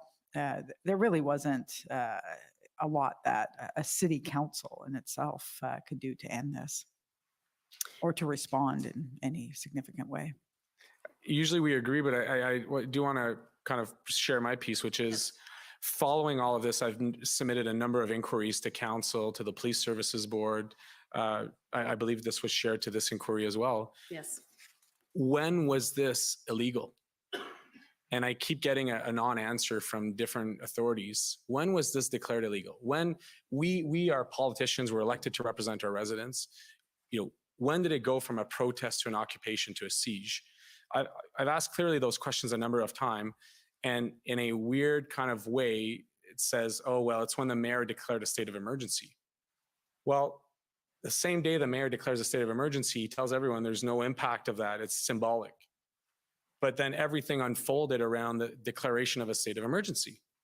Well, if that's the case, then yeah, council didn't wake up. He declared a state of emergency. I don't have the date, but I think it's February 6th. We were living that since January. Like, that's many days later. I mean, you wake up a Monday morning and there's no plan. We're told, oh, by Wednesday they'll be gone. Wednesday night or Thursday morning when they're not gone, what happens then? It's a lot of days later. So, but council is not the one who declares a state of emergency. That's the mayor, right? I understand, but council can move a motion to ask the mayor to declare a state of emergency. There's a number of pressure points that council can enact, as you've seen. I described the bylaw, for example, right? The increase in fines. Well, we can't increase fines, but we can ask the justice to increase fines. And if council's behind it and we explain it, there's a number of areas like that council wasn't quick. It wasn't aligned on its intentions, which I think we didn't have the full tools to resolve this, but there's tools we could have used earlier that would have signalized the urgency of the situation. And there never was a motion brought with respect to declaring a state of emergency, was there? The mayor declared it, but he knew that we had a council 2 days after, and I had drafted that motion. Okay, so it was coming, is what you're saying. It was coming to the floor of council, and good that he didn't wait for 2 days, but it should have come earlier. Okay, thank you. There were several motions we know that were brought to council, many of them which passed, relating to responses to the convoy, petitioning the federal government, asking the government for assistance for residents and businesses, for example. How would you describe generally the various motions that were brought to council and that were passed? Like, we know there's different types of motions. Some of them are more political in nature and are more symbolic. Other ones actually have an effect where they can make a change. So what kinds of motions were these? Councillor McKenney? Yeah, so the motions that started to come forward certainly were, of the nature, if you will, asking for a more coordinated response, but I will say this, and again, it's not necessarily council, but, where the city did fail residents was in not, we have, a legal department, we have expertise on staff, and, it took a private resident to, come forward with an injunction to stop the horns. That's where, in my opinion, the city failed in its responsibility to residents. The declaration of an emergency was just that. It was symbolic. Nothing occurred as a result of that. Horns didn't stop. Trucks didn't stop idling. The harassment didn't stop. Nothing stopped. If that's all that had happened, it had no effect, essentially. So when the motion started to come forward, and, in my opinion, and it's just my opinion, like, some of it was, to demonstrate that we're, as a council or different councillors trying to do something to move it forward. It became desperate, really. It was, grasping at straws, really, to find a way as a city to bring to end what was a federal crisis. And my understanding too is that there was an amendment to the idling bylaw, which then made it a breach of the bylaw, if you will, to idle below a certain temperature, and that was because in the winter, if it's below a certain temperature, you can idle, but of course, this was being used or this was not being implemented because the trucks were out there idling. And so they raised the temperature, or rather they lowered the temperature such that it would apply even in cold weather. Is that, have I accurately captured the spirit of that motion to amend the bylaw? Yes. Okay. And did that have an effect? Did passing that motion and amending that bylaw to make it applicable in cold weather have any practical effect? No. Okay. And why is that? Well, again, it wasn't an injunction. There was, I think that you could see from the evidence that trucks continued to idle. People, who were occupying those streets. It was February. It was extremely cold, and trucks and large trucks, vehicles, in some cases cars, just continued to idle. Councillor Fleury, do you have any information as to why that didn't do very much? I go back to the bylaw enforcement. Was bylaw authorized to enforce? And how many tickets were issued? We're under the same mindset that we're not informed that there was a slew of fines, and that wasn't a tool that was used by enforcement authorities to start to advance the dismantling of the occupation. And at some point, I understand there was a suggestion that there were enough votes in council to pass a motion to request military equipment under the National Defence Act. Councillor Fleury, can you explain what that was all about and what came of that? I think the context of that is very important. So we have a former military member who's a member of council who's fought in Afghanistan, and the conversation relating to that in its period is two-pronged. One is we have Chief Slowly, who's now at that point officially requesting additional resources from the OPP and the RCMP. And we have our city and OPS saying the tow trucks are refusing. The tow trucks under contract are refusing to offer service. And we can't procure more. We've asked provincial partners. They're not coming with solutions. So I know it's controversial because of the use of the Emergencies Act, and you're going back a generation on the use of that act. But the spirit of that conversation is relating to equipment to remove the truck. So the towing equipment, not the military. It's the equipment of the military to enable dismantling of the occupation. Okay, so if I understand it, the City of Ottawa tow truck companies that were under contract with the City of Ottawa were refusing to tow and offer towing services, and this was a way to fill that gap. Is that right? Correct. Okay, and what happened to that motion? I don't believe it was ever brought because it got entangled into the federal politics of that, and I believe the Prime Minister and others commented that there would be no use of that act, but it lost sense of why the conversation was happening at the local level, I'd say. I see. So it never made it to the floor. No. So in your view, both of you, was there more council could have done? And I'll start with Councillor McKenney. Well, certainly, as I indicated earlier, to have an engaged council and staff looking at all options, which included, in the end, injunctions, on horns, injunctions on idling, but with strength. Certainly that would have, at the very least, eased some of the stresses, the pressures that residents were under throughout the siege.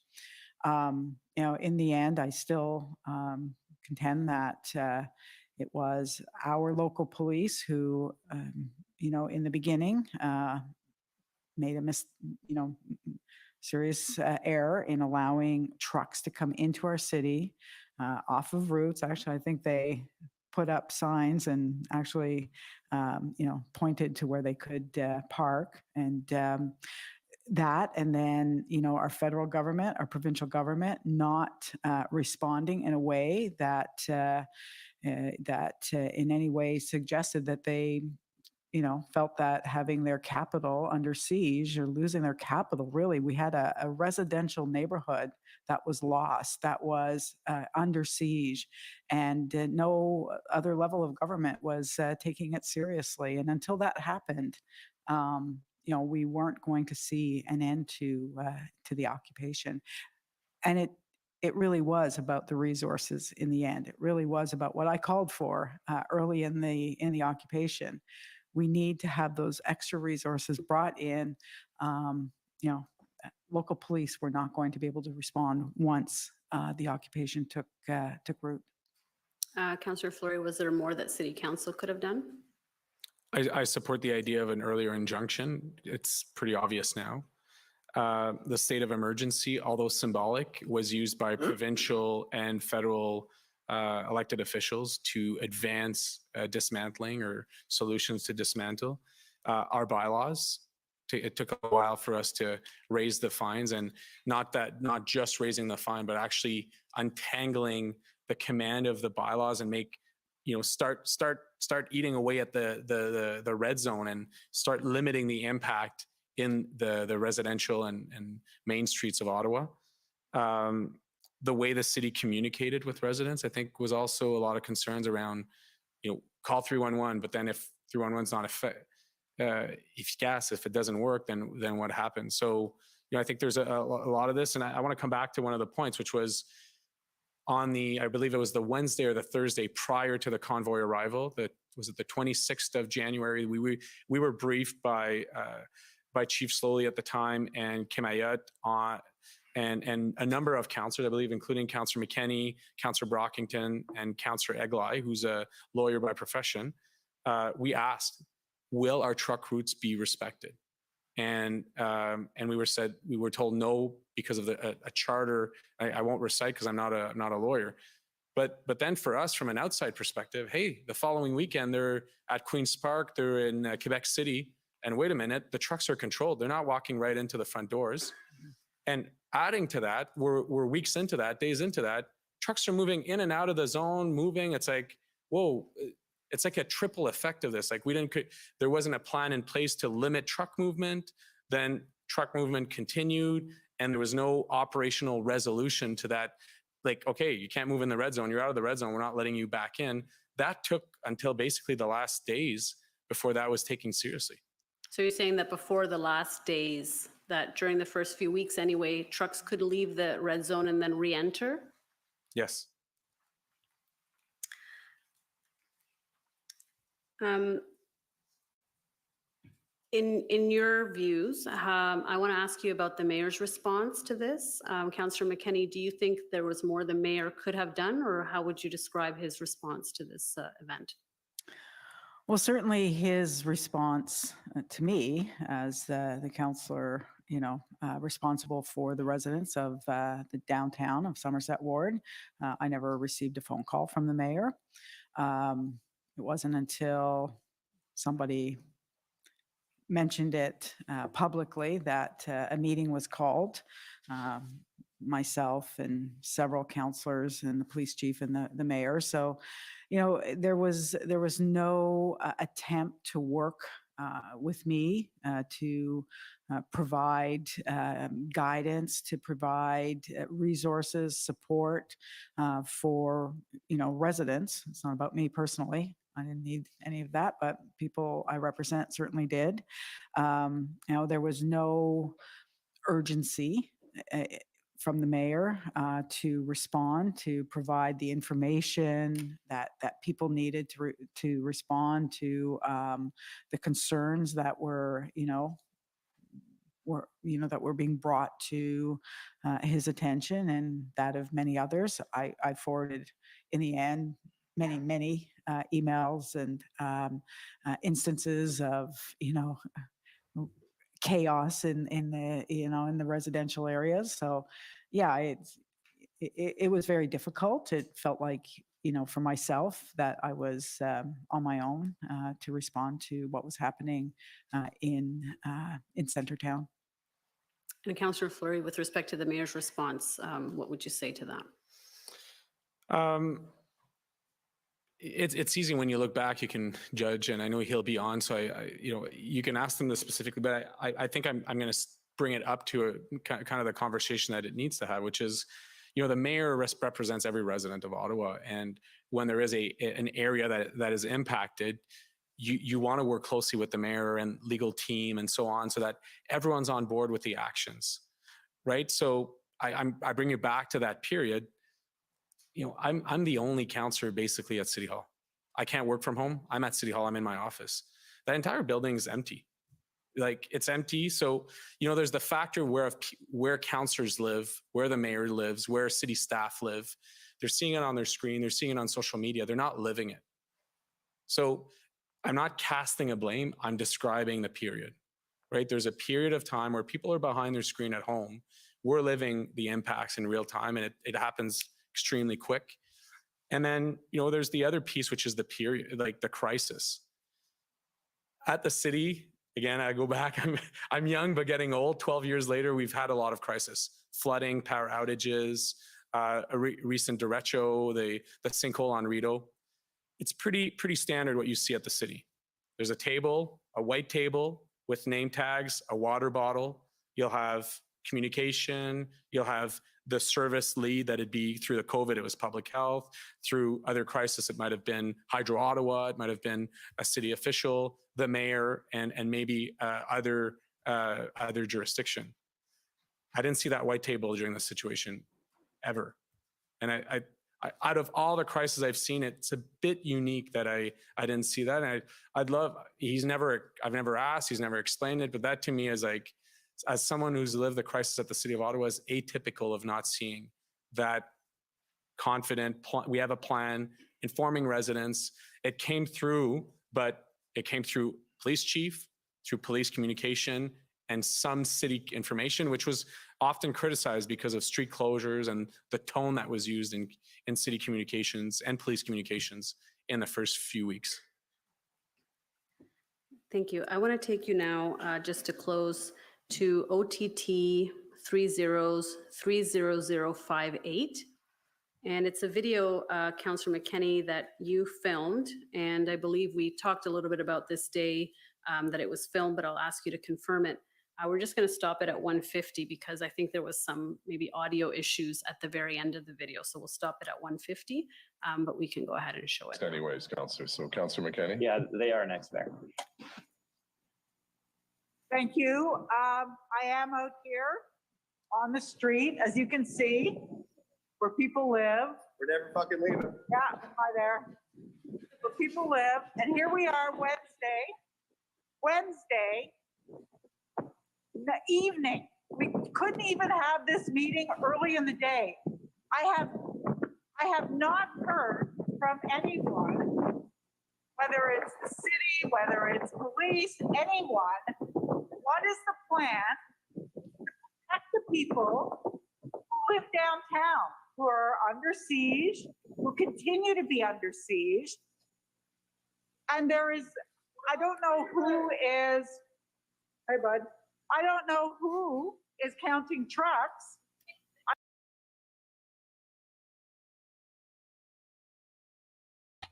Okay, the audio's gone for me too.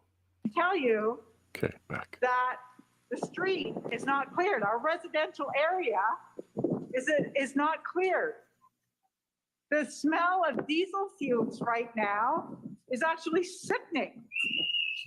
And I want to know, and I want to know specifically, and I'm going to ask the city later on, what is the plan for this weekend? What is the plan so that we don't get thousands of people back on our streets, adding to this mayhem and chaos? What are we doing? How are you stopping people from coming in on the weekend to add to what is already here? Thank you. So can you confirm, Councillor McKenney, that this was filmed on the day of the council meeting on February 16? Yes, it was. And you say in the video, I don't know who is counting trucks, but I can tell you that the street is not cleared. What was that in reference to? So this was a council meeting after the mayor had made some arrangement with one of the convoy organizers to remove trucks from the residential area. That did not happen. And this council meeting was Wednesday. I was very, very concerned, more than concerned. I was really quite frightened that another weekend would bring, just so much more chaos. We just could not go through another weekend. And I was very concerned that, that the mayor was relaying to council and to the public that that trucks had been relocated off of residential streets. I decided, probably an hour before council that I had to do something, and I went down to Kent Street, and I called in council from there to demonstrate that these trucks were still here. I needed people to see what was happening. It was very difficult because you would hear from people. I would get emails. I got exceptional amount of hate throughout the whole 3.5 weeks, but it was getting worse. Personal threats to myself, my family, and there was so much. People were dismissing what was happening. Not everyone, of course. I got tremendous support from across the city. People emailing me, they saw what was happening and they supported that. But I just did not feel that police, city had a plan for the weekend. It was Wednesday night. We just couldn't. Friday was the day that it all began again. So it was really a plea and a demonstration to everyone watching what was happening to people who live here on Kent Street. You can see the residential towers on Kent Street. People, that's their front lawn. That's where they live. And Councillor McKay, did anyone give you any kind of assurances or comfort about the plan for that weekend after this video? Yes. After this video, I began to hear more regularly from the interim police chief that there was a plan in place. I got more specific information, not detailed, and I wasn't looking for detailed information, but that there was a plan in place to bring in the resources to end the occupation over the weekend. And this was interim chief Steve Bell? Yes, it was. Okay, thank you. Councillor Fleury, Councillor McKenney spoke about receiving threats to herself and to her family. Did you similarly receive threats? I believe we saw a bit of that in your witness statement, but maybe you can just explain that. After the first weekend, and when we saw no movement, us speaking to locals, I was one of the first ones to say stop the funding, block the funding. And I went on social media and said that. And sorry, this is funding to the convoy? That's right. Okay.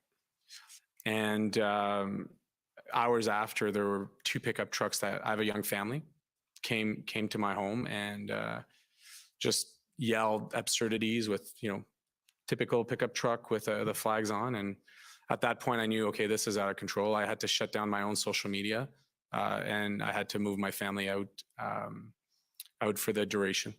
And was this reported to the police? I did report it to the council liaison at the time, and we're walking 2 responsibilities. I'm responsible for my family's safety and well-being. I'm in a crisis at work, so gotta protect the family.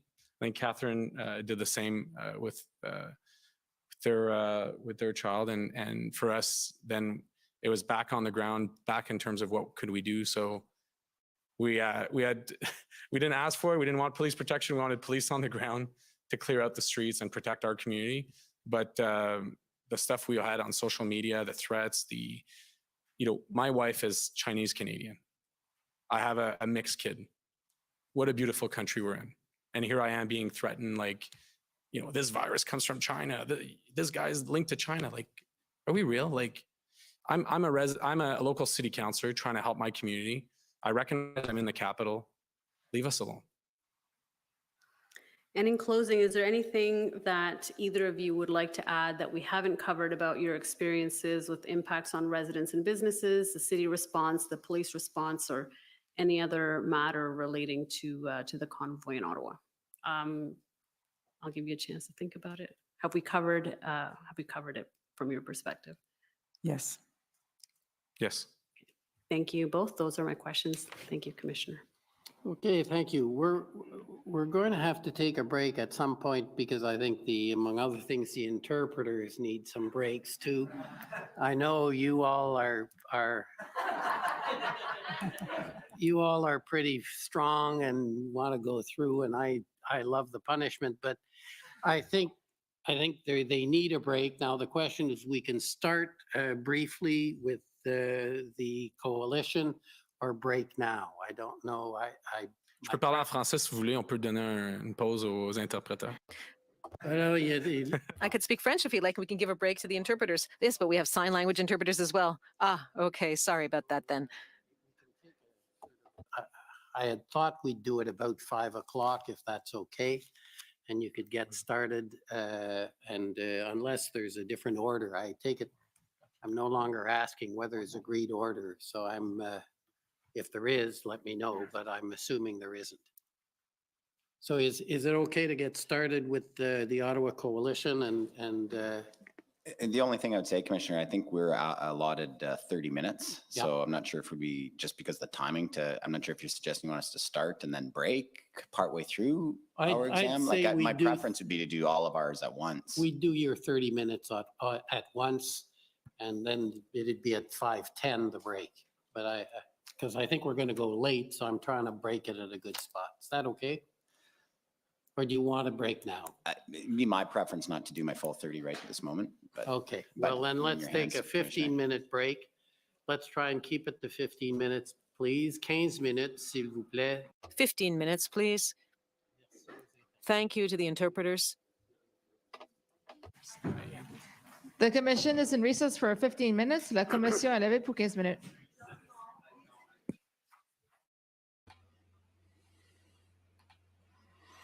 Well, there we go. That was very interesting. Wow. We heard a lot of testimony about how incompetent the police are, the council is, his council members are, everybody around him. We saw video of streets with vehicles in it, but not the loud honking 24/7 and stuff.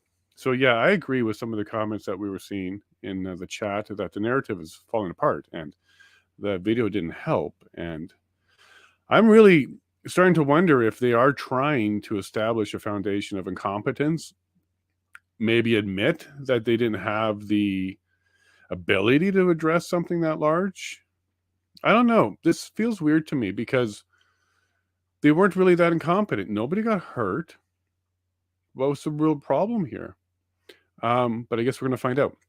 So what I'm going to ask all of you to do is go ahead and have your break too. We got 15 minutes and it might run a little bit late. So that means probably another hour and a half, possibly today. So I'm also going to go run and quickly have a break, and I'll see you all back very, very shortly. In the meantime, I'm going to find another video for you, for those that are just checking this out. I'll find another video for you.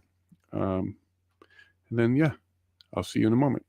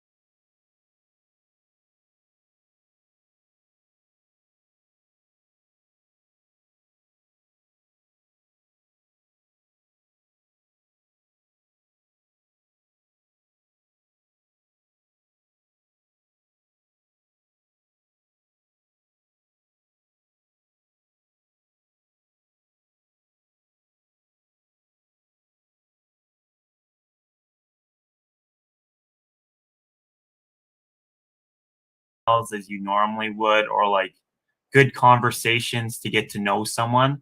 So it's very. So Brandon, are you? So we'll try that again. I found out that there was no audio on that video, so we'll put it on again while we wait for the commission to come back. You still in school? Are you still pursuing that degree now? Yeah, I am still pursuing that degree. I'm let back in as of May, as I said earlier. Right now, the university isn't mandating any vaccines. We just have a masking policy. And I hope that's going to stay the same. Not the masking, the vaccine policy. But I'm a little unsure about the winter. I don't know what's in store for that. I'm a little surprised that masking is still happening, even with YouTube and others totally dropping the requirement to not talk about it anymore. And it really wasn't all that effective. I'm surprised that they're still pushing that one too. Is there any movement happening where you guys are pushing back on that? Or is it just you're allowed to make a statement, or you have a safe space to complain, but nobody's listening? Or what is it, the mechanisms you have on campus in order to get your voice out there?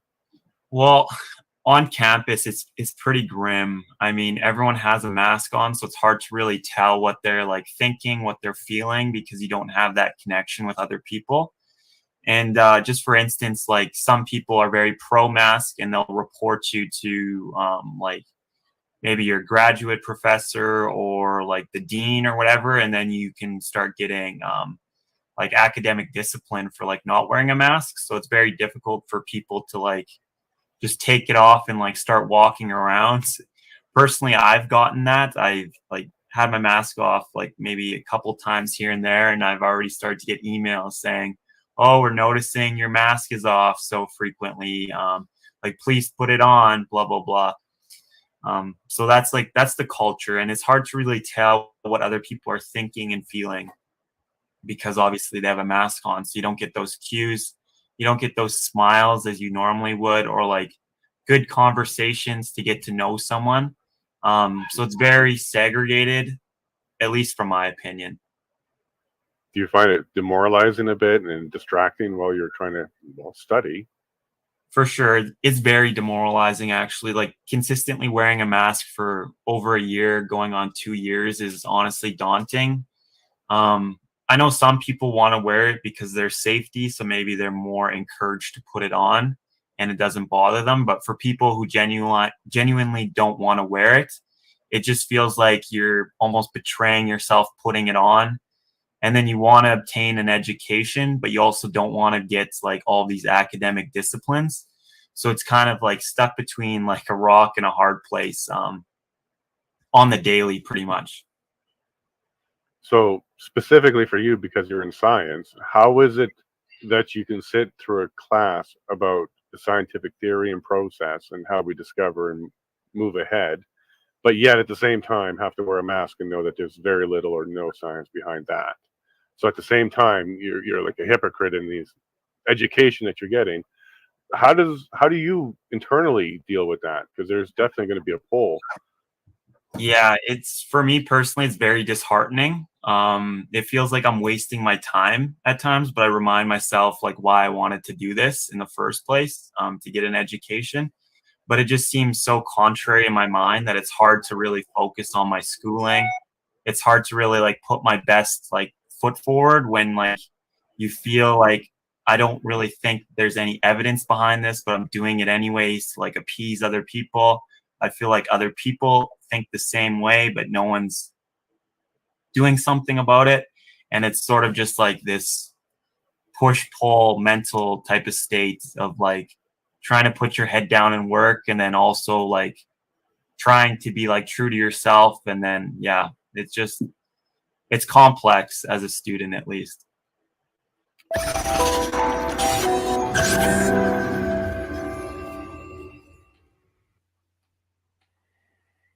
Yeah, the mandates, that's pretty rough. And trying to be a student nowadays, even tougher when those are the kind of issues you got to deal with on the campus now.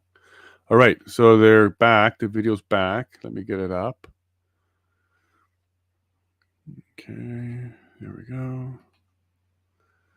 And okay, yeah, and I got the right one for the audio this time. So hopefully I have no more hiccups for you. So yeah, Brandon and Lee, that was an interview that I did. You can find the full interview on my YouTube page and Rumble as well. It's about an hour and a half, and it was quite an enlightening video. They spoke about everything from the convoy to vaccine mandates to the media, when they became skeptical about the media, why. It's a very interesting conversation. It's a very different world than we grew up in. The campuses weren't this political when I was growing up. We had bullying and multicultural issues to deal with, and we did great at that, at least at our schools in Winnipeg. But nothing like this, where the government itself was kind of bullying, or at least the schools were doing some bullying to these students. Yeah. So I'm looking forward now to the cross. So this is when we're going to find out which part of these are feelings versus actual. Why were they so concerned that the failures of the local government are the fault of the protesters? They mentioned so many times the red zone and this area.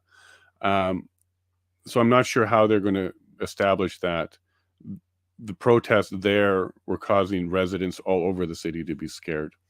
But, you know, this is what we're here for. If anybody has any questions. Okay, what's this?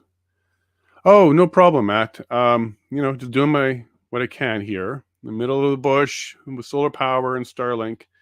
And in the fifth wheel trailer, just trying to see what the truth is. I watched the events in February like everybody else. I had questions and concerns about... Order at large. Oh. I had questions and concerns about why the government needed to do it. And hopefully it's not the president's going forward. Oh, here we go. We're back. I'll be quiet now. Okay, we're into the last stretch.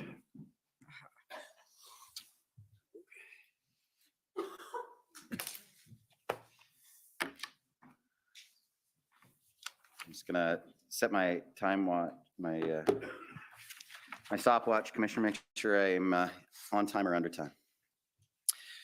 Thank you, councillors, so much for joining us today. I'm just going to go through. You could just introduce yourself I for apologize. the record, I apologize. and for the witnesses. Thank you, Commissioner. Paul Champ, legal counsel for the Ottawa Coalition for Residents and Businesses, representing community associations and business improvement areas in downtown Ottawa. Councillor Fleury, I'm going to take you through a few emails. Ask the hearing clerk to call them up. The first one is Ottawa 2779. And while that's being brought up, I just want to ask you, Councillor Fleury, get the sense from your testimony, did you feel that the occupation of downtown Ottawa wasn't getting the attention it deserved from the mayor of Ottawa? That's a tough question. Probably not as early. From your perspective. Yeah, probably not as serious as early as it should have been. But when it was clear, I didn't feel resistance. I can put it that way. Did the mayor reach out to you personally at any time to ask you how things are going with you? We've heard about his awful threats to your family or anything like that. Did he reach out to you? Checking in throughout the weeks, I'd say it took a while though, and I was communicating with different members of his team throughout. So him maybe less so, but through his office in different instances for sure. But was there any the personal concern, the human touch, anything like that in between yourself and the mayor during that time, that difficult time? Yeah, I mean, you have to go back to the period. A lot of these were either through text or through Teams or Zoom meetings, right? So you turn on the Zoom, you turn off the Zoom. There's not that sidebar conversation. There'd be a few texts throughout during that 3 weeks, but nothing that would nothing that comes to mind, I'd say. Okay. We've got an email here that's Ottawa 2779. This is an email from February the 2nd from yourself to the mayor, a number of other people there. Serge Alpin, that's his chief of staff, is my understanding, and Steve Canalakos, his city manager, Kim Ayotte, and Councillor McKenney. This is you that you sent that email at that time? Yes. Expressing the concern for your constituents? Correct. And now in the end, so you laid out a lot of the issues there. In the end, you ask him, please consider the following, 4 points that you're hoping to consider. Did you get a response to this email? I did not. Can I ask to get document Ottawa 3893?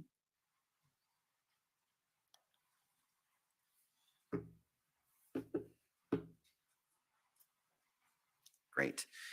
So this is just a series of emails. If we go to page 2, near the bottom, we see that you're getting an email here, Councillor Fleury, a bit lower. Lower. There we go. Yeah. So you were getting an email from a Mr. Brian Ohoski. Who is that? He's the general manager of the Rideau Centre. Okay. And he's reaching out to you. Hi, Mathieu. So you interact with him fairly frequently? Yes. Yes, he's it's an important property. He's also the chair of the board of the downtown Rideau BIA. Right. And so he's asking you, is it safe or unsafe to open and operate the Rideau Centre? Is there a way to leverage support of OPP or RCMP? Our accountability is to our paying tenants. For 5.5 days, we've been able to meet that requirement. Then we see an email from you just a bit further up, rolling up this time. Yeah, thank you. To hi, Steve, Mathieu, Kim, and Chief Slowly. Please below see 2 clear questions from Rideau Centre. Can City and OPS clearly respond? And why did you send this to, that's Steve Canalakos, City Manager, I gather. Kim Ayotte, that's head of bylaw and emergency services, Chief Slowly. And who's Mathieu Gravel? In the mayor's, he's a mayor's staff. Mayor's staff, okay. And then if you will just keep rolling up, we'll see the response that you get. I forwarded your request to the Councillor Liaison Office. That's Kim Ayotte. That's the head of emergency operations. Is that right? Correct. And he says, we need to follow a process as we are getting hammered. Did you know what Mr. Ayotte meant by that? No. We both our offices were getting tons of emails, but the way we were the way I was connecting into the city was tactical. Here, as you can see, we have a largest commercial property asking very clear, direct questions, which would influence their ability to open or not. Yeah. And then you respond, McKenney and I are both most impacted. I am not flooding your mailbox. Rideau Centre is not just any business. Thank you for your attention to this matter. I interpret that as the communications with Mr. Ayotte is starting to get a little tense. Is that how it was from your perspective, Mr. Councillor Fleury? Yeah, I'm used to the environment where if you go to the top and you're funneled through a liaison or someone that it's of lesser importance, or else the management would take action and respond. I thought the email from Brian was very clear and deserved a clear response one way or the other. Two simple questions, not long, pretty obvious they'd been closed. I mean, Kim would have known that information. Hearing clerk, could we get Ottawa 5511?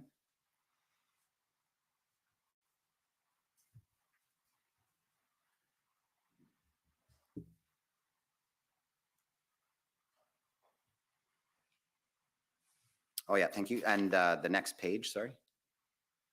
Rolling down a bit further. There we go. So here's an email from Geneviève Dumas from Fairmont. Who is that?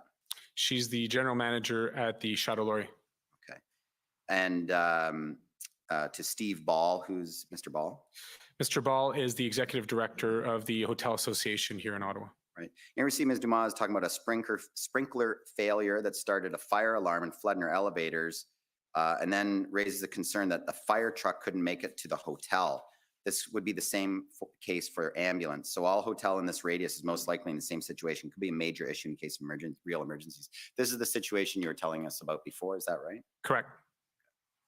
And then at page 1, we see, so rolling up, see a picture there of it, but rolling up. And you said, "Hi, Chief, see below, what can we do? These seem to be extremely dangerous life safety and emergency response challenges. Not sure why OPS wouldn't have accessed Chateau Laurier via St. Patrick and Mackenzie Avenue." Did you ever get a substantive response to that? No. Counselor? Thank you. Hearing clerk, Ottawa 8282.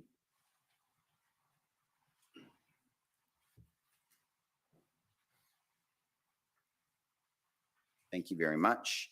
And I'll take you on this one to the third page, if I could, hearing clerk.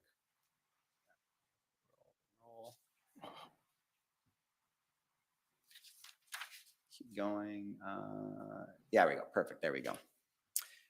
So this is an email from Mr. Brian Olhowski again from the Rideau Center to yourself and Andrew Peck. That's with the Downtown Rideau BIA on February 15th.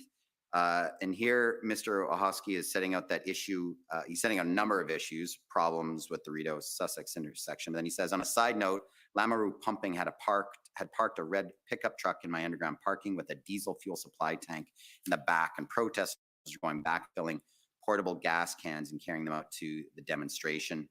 And then the last sentence, he says, that truck is still in my parking lot and I was not supported by bylaw. It's been over 24 hours.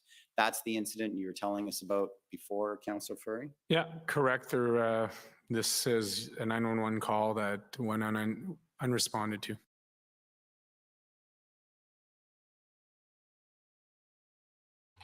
I lost audio too. We'll have to wait. There we You go. got an email from the councillor liaison saying, hello, Councillor Fleury, and then a few other things. It just says the tow was booked for this evening. However, the vehicle left the parking lot beforehand. We'll continue to monitor the situation. And your response to that is, if we roll up. That's great right there. Oop, no, down a bit. There. Thanks for the support, Matt. Obviously, I'm glad the truck is gone, but this does raise some major concerns for us. Between the three groups, OPS, bylaw, and regulatory services, still couldn't manage to tow a single pedestrian vehicle that was engaged in illegal activity from a private lot in a 36-hour window. So that was your understanding. It was there for 36 hours. Yes, and not removed by authorities. Thank God no one was injured there.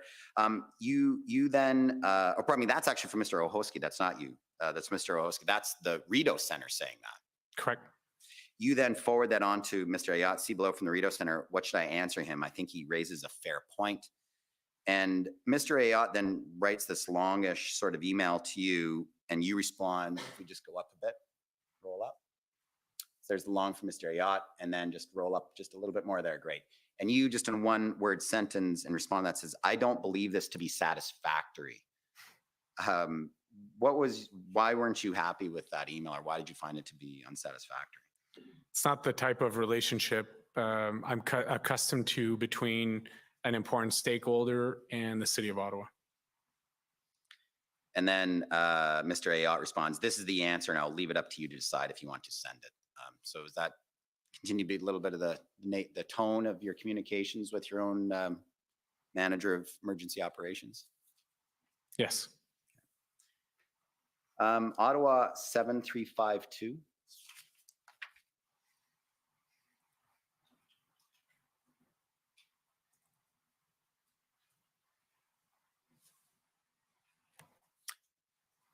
Great, and just roll down a little bit. Perfect. So this is an email that you received from Mr. Olhowski again on February 15th about raising concerns about the Rideau. Sorry, that was the one we just had. Sorry about that. I apologize, but just up a bit. Hi, Diane and Deputy Chief Bell. So you decided after those exchanges with Mr. Ayat, you wanted to forward it on to Ms. Deans, the chair of the Police Services Board, and Deputy Chief Bell. Why did you send it on to them?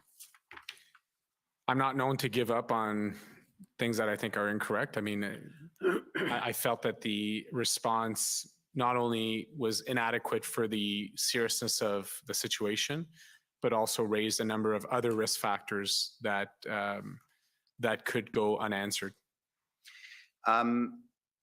For time, Council, there's a couple other documents I was going to put to you, but I'm not going to do that, about some concerns about schools, that there was some concerns that schools were raising about convoy, or it seems to be convoy associated trucks.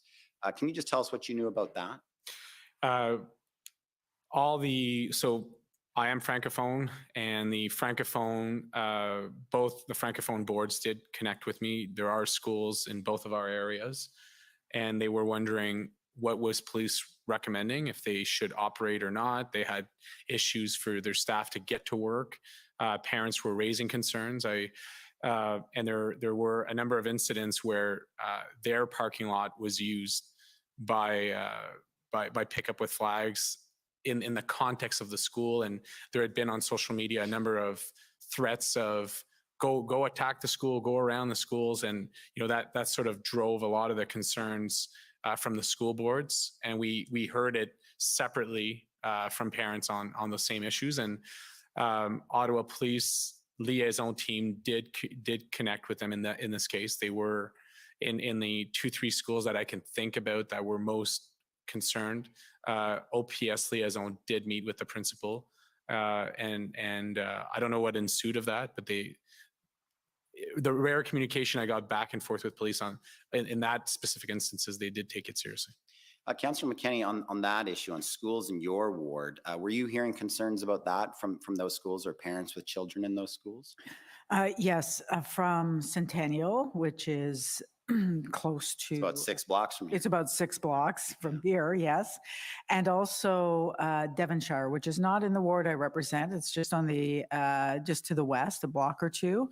But after Pat King had encouraged, people, his supporters to go around schools. I heard from several parents that was actually happening in and around Devonshire, and I brought that to the attention of Chief Slowly. And Pat King, that's one of the organizers that we'll be hearing from later in the inquiry. If I could get document Ottawa 30002. Now, councillors, while waiting for this document, I'll ask you both about the diesel fumes and so forth that was happening downtown. I'll just ask you first, Councillor Fleury. Were you hearing anything from city staff about any concerns about air quality or the health impacts of diesel fumes in downtown Ottawa from these 400-odd trucks that were idling all the time? No, we were worried. I think that is one of the aspects around noise and fumes where council was pretty supportive of our request, saying what are the strategy, what are the risks, and media and experts in that world sort of were speaking publicly to that matter, but we saw few actions to other than the injunction to actually resolve that. And Councillor McKenney, same for you. Were you hearing from city staff about issues around air quality because of the diesel fumes in downtown Ottawa? No, I never heard from city staff on that issue. And what about, were you hearing from residents about what they were experiencing? Oh, absolutely. The smell of diesel fumes on Kent Street and in that, in the center of the occupation was actually, made you feel ill after you were there about half an hour or so. I heard from residents daily about their concerns. So this document that I've pulled up, it's an email that you guys did not get, but we see some of the people in on the twos and the froms. A Kelly Cochran, a Todd Piper, Tricia Karen was with the Ottawa Police, Eustace Roberts with the police, Michelle Ferguson with the Ottawa. Do you know some of those people? Are familiar with any of those officials or police officers? I'm not. I'm familiar with one of the public health names, but not Mr. Ferguson, I believe. Yeah. So this is an email that was sent, disclosed by the City of Ottawa, sent on February the 18th, subject message from Ottawa Public Health regarding convoy-related air quality concerns. And the author writes, "Good morning, sharing with you messaging that OPH, Ottawa Public Health, developed and requested that we share with our colleagues who are working or traveling in the PZ." I'm not sure if you know if is that a city acronym or something like that, the PZ? I'd never heard it before I saw this. And here's a long email. You've had a chance to see this email now. We were sharing with that. There's concerns here about the air quality and about the health impacts from Health Canada, as noted, as well as Ottawa Public Health. Had that information been shared with you at the time? No. No. About the protests have become entrenched and become an ongoing occupation. The potential risk of exposure to diesel exhaust, as well documented health concerns, has increased for those in the impacted areas. As a result, we'd like to bring this to your attention, ask you share this with any agency conducting health and safety risk assessments during the event. So that wasn't brought to your attention? Nope. Thank you.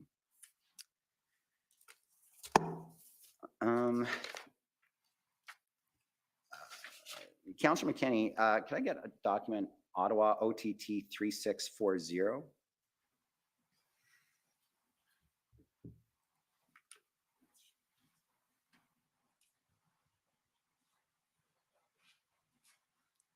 That's a problem.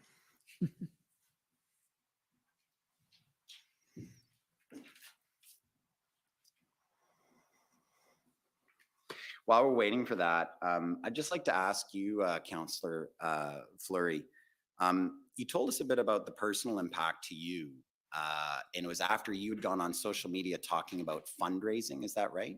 Yeah, I was saying the only way we're going to see an end to this is to stop funding, stop the funding. Right. And who were you trying to communicate to when you put that message out on social media? I'm a local city councillor who represents the residents in my community and businesses and within our city. So hard to control that within social media. I hear you, but my communication is to my residents and businesses. And you were referring to the millions of dollars that was being raised on GoFundMe to support and keep the protesters here in Ottawa. Is that right? Correct. And you were looking for some solutions. Maybe the city could do something to stop the flow of that money to those individuals. Correct. And then how far did that social media go that you heard about? Yeah, I mean, we had to shut down the platforms. And as I said, there a few hours later, people showed up at my house. It was, again, I'm a local city councillor finding myself on Fox News. I guess would describe the situation. So we have this document up, Councillor McKenney. It's an email from a Jessica Bradley. Who is that? Jessica is the assistant to Diane Deans. And this is an email on February the 4th, 2022. Subject, walk through Centertown, and it's addressed to Catherine, Sean, and Jeff. Those are two other city councillors, saying, I'm writing this morning to strongly encourage you not to move forward with your planned walk through Centertown today. Just for our time, not to go through the whole thing, but what was the message you were getting from Councillor Dean's office as the representative from the Ottawa Police Services Board? Yes, I believe this came from Councillor Deans through Jessica Bradley's email, but we were organizing walks.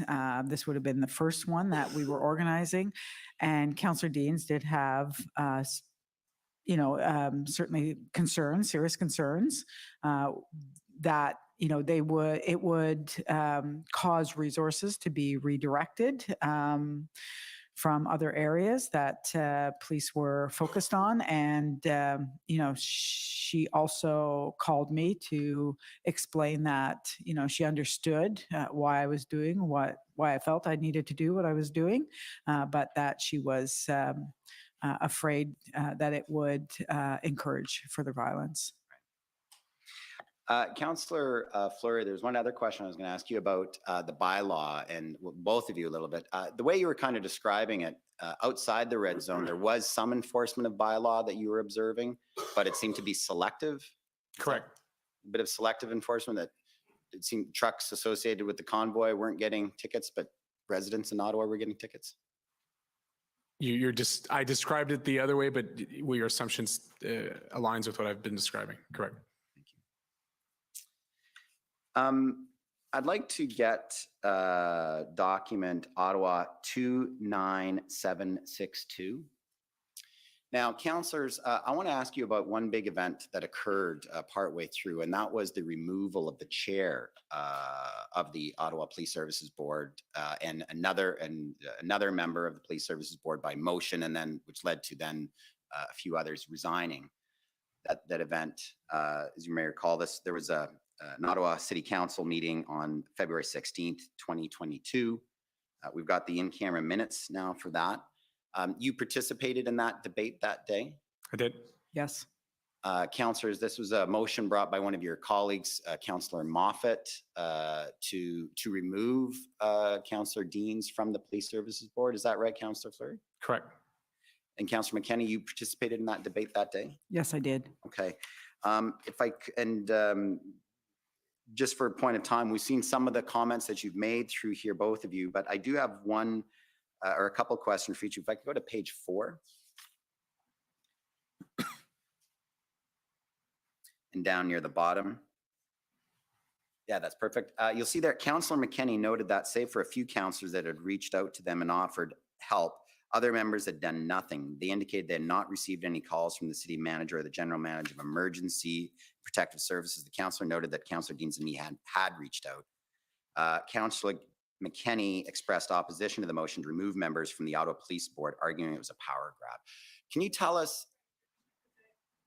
Oh, I apologize. It goes over to the next page. Sorry. I've just scroll down. Scroll down to the next page. I apologize. Thank you. Clerk.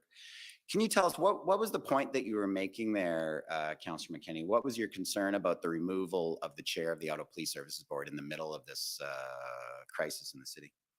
Well, this was February 16th. This was the day that I called into council from Kent Street, and then I rushed home on LRT to get back in time for in camera. I had to be in a secure space, so I had just gotten back to my home. The notion that Councillor Deans would be removed as chair of the Police Services Board in what was the middle of a crisis in our city. We had a police chief who had resigned. We needed action. We needed stability. I was terrified of going into another weekend where, the actions of harassment and intimidation were just increasing every weekend. And I felt very strongly that the mayor and some members of council, but certainly the mayor, was using this to take away any influence that Councillor Deans had vis-a-vis the Police Services Board, and I referred to it as a power grab. Do you recall how much notice did you have about this motion and what its objective or purpose was? Not in that afternoon, I figured it was coming. I had been in contact with Councillor Deans. I was trying to do everything I could to get resolution to what was happening. So there was some indication that, that there was something happening. I wasn't brought into those conversations, of course, but when the motion dropped, it had never been communicated to me anyway. And this had been, yes, sorry, Councillor. I just think, we see it maybe a bit differently for different reasons, but you have to consider the day. Yeah. We have a council meeting that's booked early afternoon with a police services board in the morning. That police services board pushes this into the evening. When they get out of that police services board, we're informed that the chief is no longer the chief. Right. And then we walk into council, and then everything we're learning about this.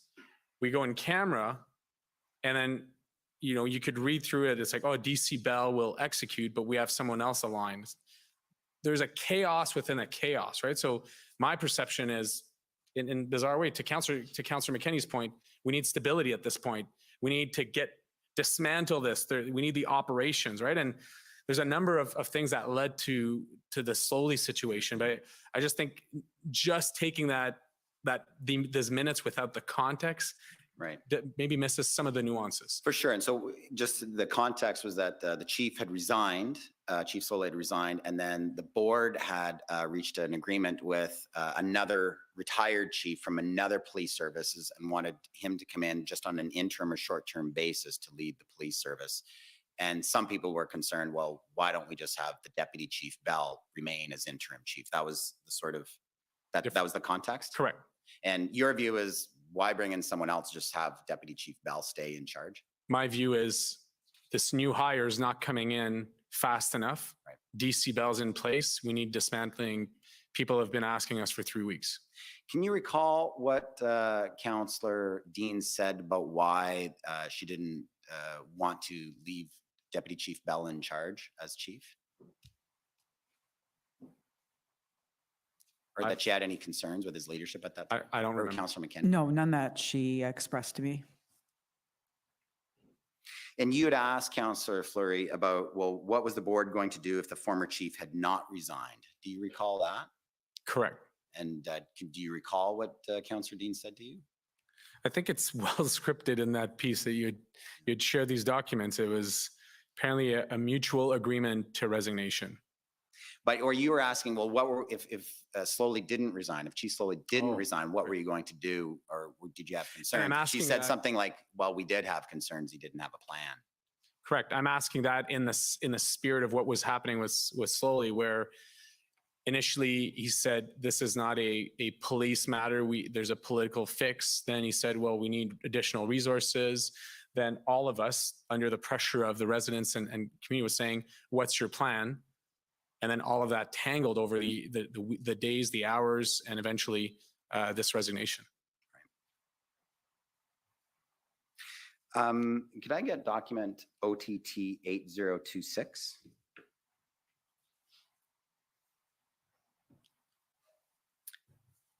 Now, this is an email that we're bringing up, Councillor McKenney, that you sent on February 17th to Interim Chief Bell at this point.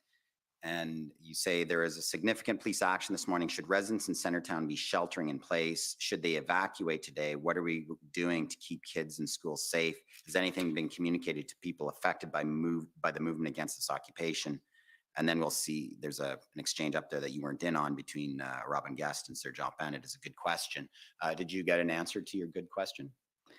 I did get an answer from the interim police chief, Steve Bell. Can you recall what he said to you?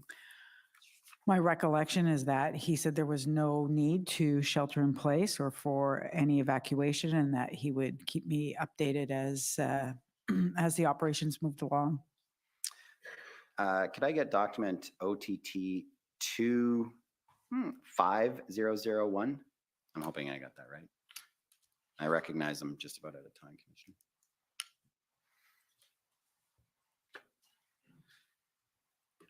Councillor McKenney, I was going to ask you about access to groceries and grocery stores. Do I have the right one here? Yeah, it is.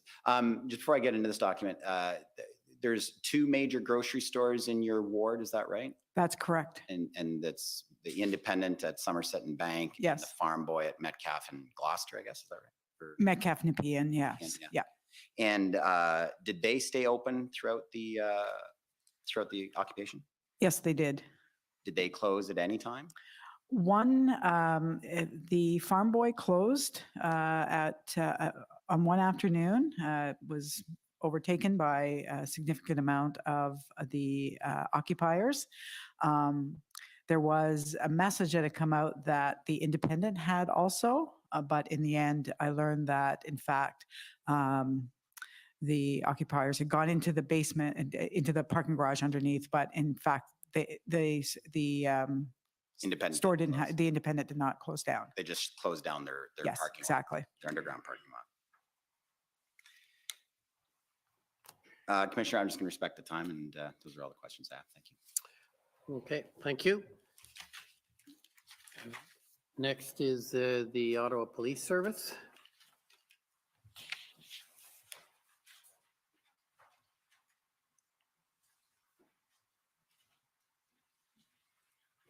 Good afternoon, councillors. Good afternoon, Commissioner.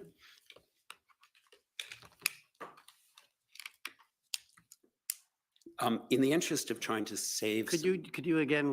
I'd like people to introduce themselves for the. My name is David Michikowski, and I appear for the Ottawa Police Service. I apologize for that.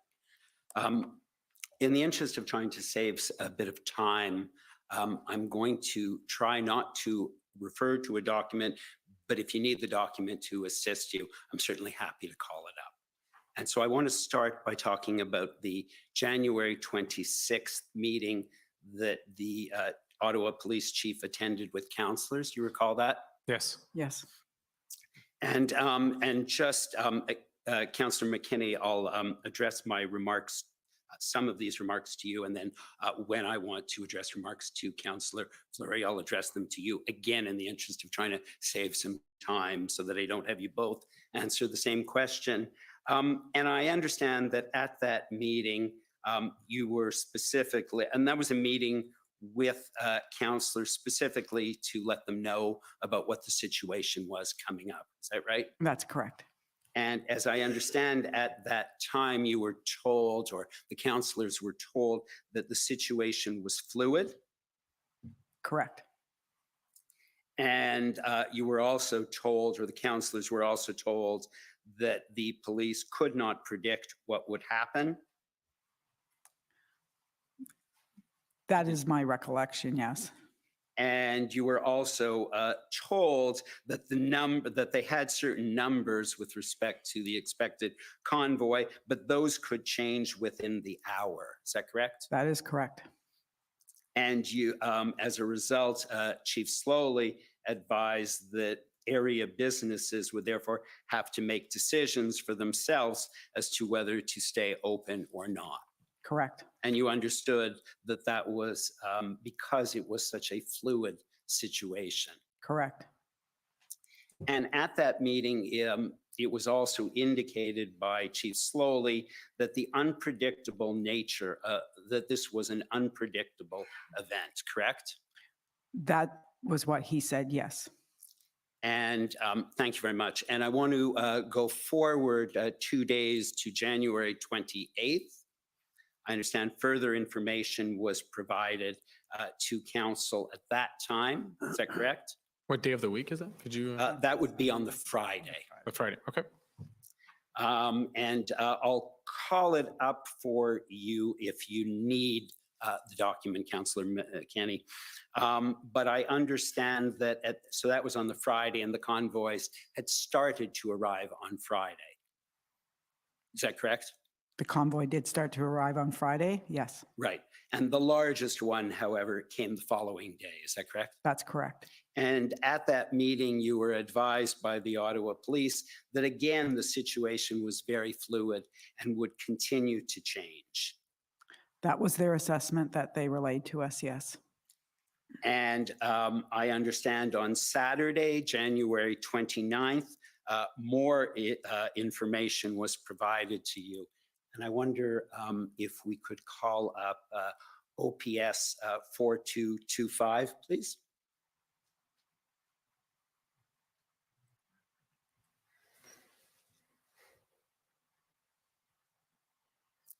And perhaps we could just scroll down.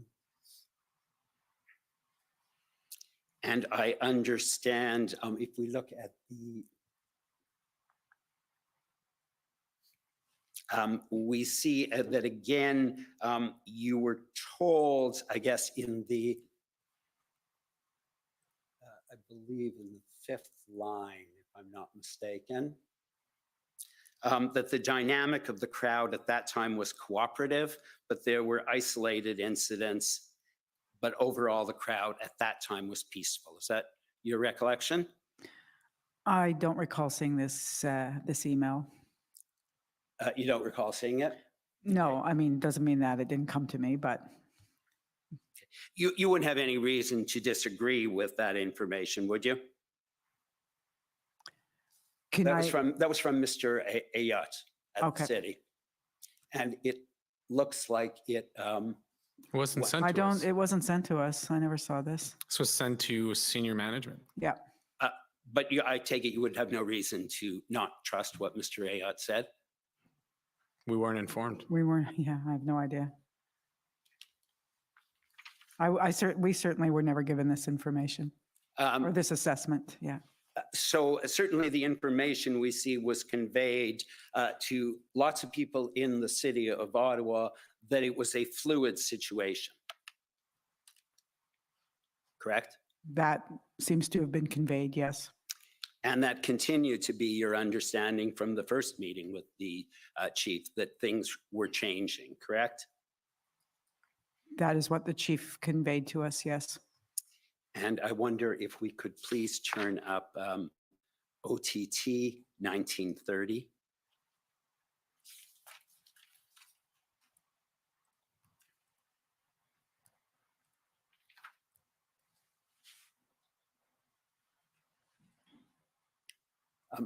That is a chain of emails.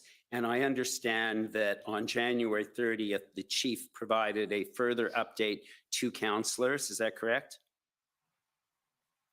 I'm If going you to want to- object. Council, can you please provide Sure, a little more if we could information? perhaps scroll I don't down. see the document as saying that whatsoever. You'll see. Okay. Do Thank you have you. it now? Perfect, thanks. The chief provided a further update to councillors. Yes. And I see in the first couple of lines that he indicated that there were large crowds, but they were being managed at that point in time. That was his assessment, yes. And he also indicates that there were some high-risk situations that had been managed by the police.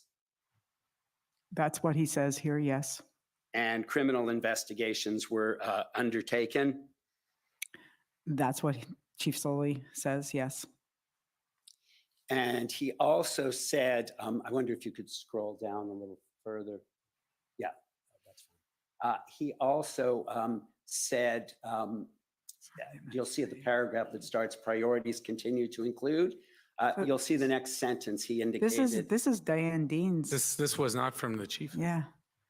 That's correct. But Diane Dean says, and this goes to I see. counselors, correct? Right. Right. And so Ms. Dean says in that paragraph that I just took you to, this work is resource intensive and police resources are fully stretched and fully engaged, correct? That's what it says.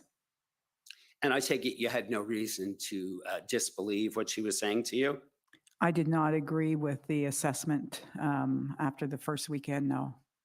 And so you didn't agree when she said it takes basically a lot of resources? Oh, I agreed with that. What I didn't agree with was the assessment by the chief that everything was under control for the weekend.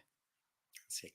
And you'll see that in just above where it says ending of the demonstration and departure, you'll see at this time, due to safety concerns, management of the protest and traffic must take precedence. However, these matters will be responded to as resources become available. You saw that? Yes. And so I take it what you understood from that was that the police have to prioritize management of the protests due to safety concerns? Correct. And I take it you understood that just as, I don't know if you've had the unfortunate experience of being in a hospital in recent years, but just as in a hospital, patients get triaged in emergency, that was going to happen with the police as well. That's what is being indicated here, yes. Right. And you understand from the situation in a hospital that sometimes the most pressing and serious problems have to be solved first. That would be my expectation, that the most serious problems would be, yes, would be resolved first. And it's not a question, of course, that somebody else's problems who's in the queue are not important, but it's simply a question that there are limited resources, correct? Correct. And you understand, obviously, that police also do not have unlimited resources. That is correct. And you understand as well that ultimately it took approximately another 2,000 police officers from across the country to help end the occupation, along with the approximately 1,150 active Ottawa Police Service members, correct? That is correct. And so you wouldn't expect, I take it, for Ottawa Police to have 3,150 officers on staff at all times, correct? That is correct. It's a question of what the municipality is prepared to pay and what the taxpayers are prepared to pay in terms of funding of the police service, correct? Yes, you don't staff for surges in need for response. Of course, I understand that, yes. And on January 31st, you attended another meeting, and that is OPS 5187.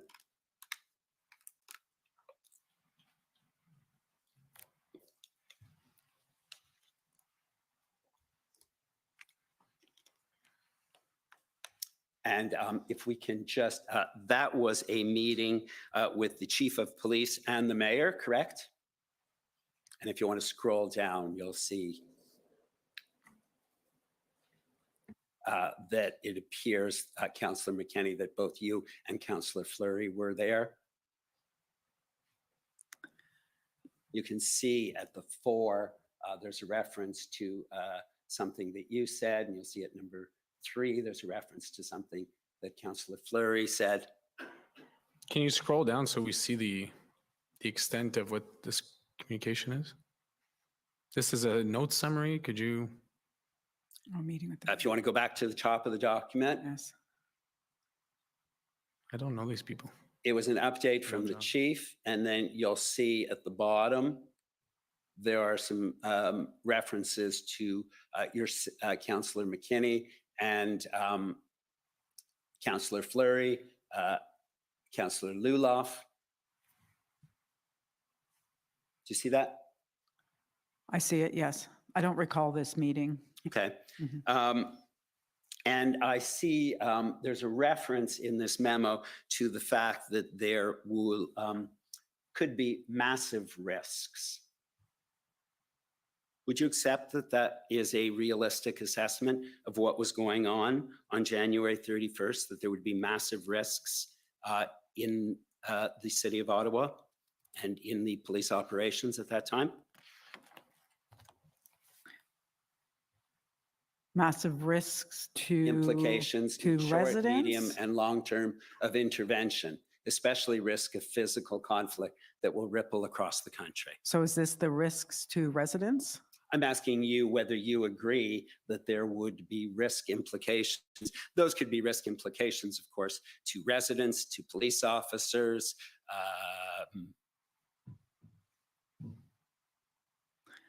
Well, not being a law enforcement expert, I would have to say that if police felt that there were risk implications, my job at the time was to look out for the people that I represent and their needs, certainly their security needs weren't being met.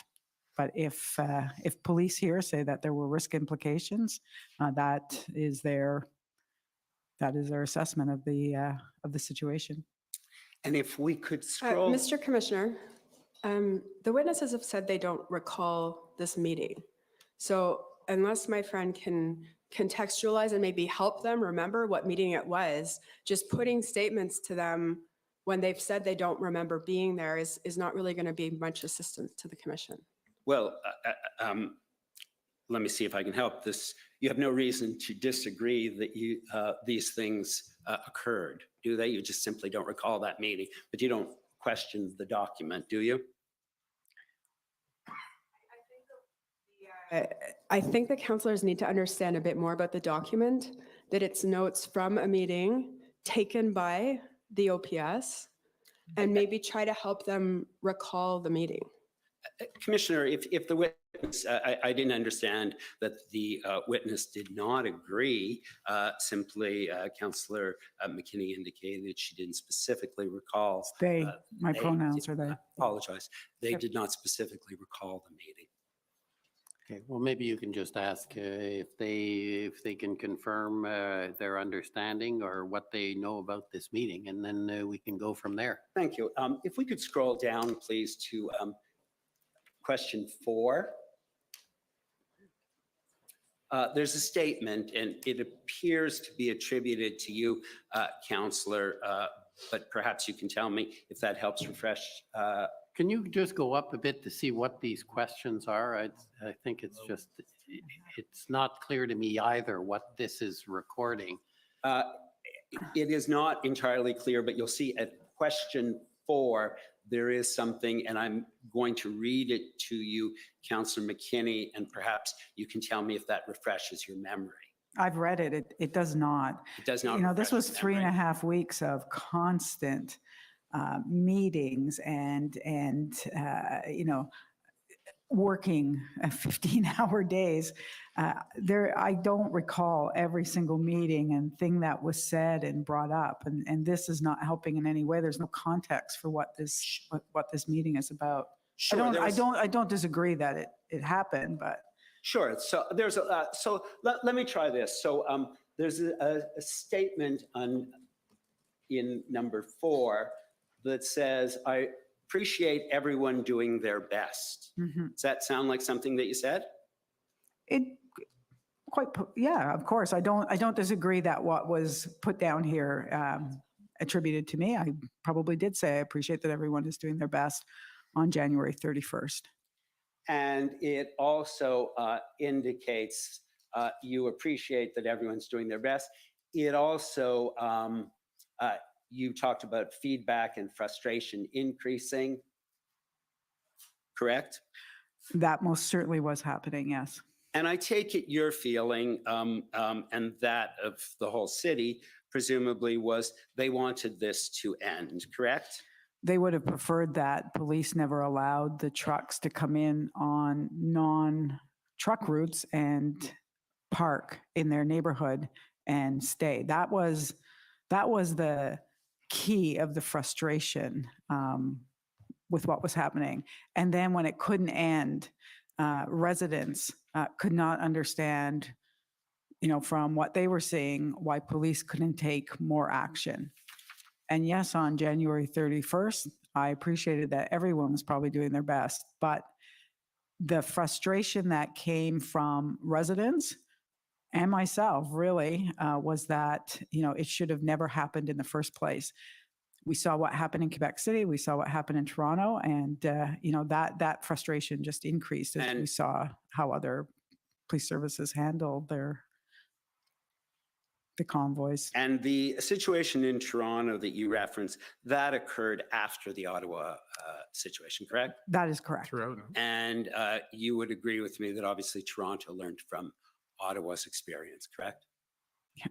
Yes, I can't speak for them, but I would imagine they did. And you're aware that for Rolling Thunder, a different plan was in place because, again, Ottawa police learned with the benefit of hindsight. Yes, correct.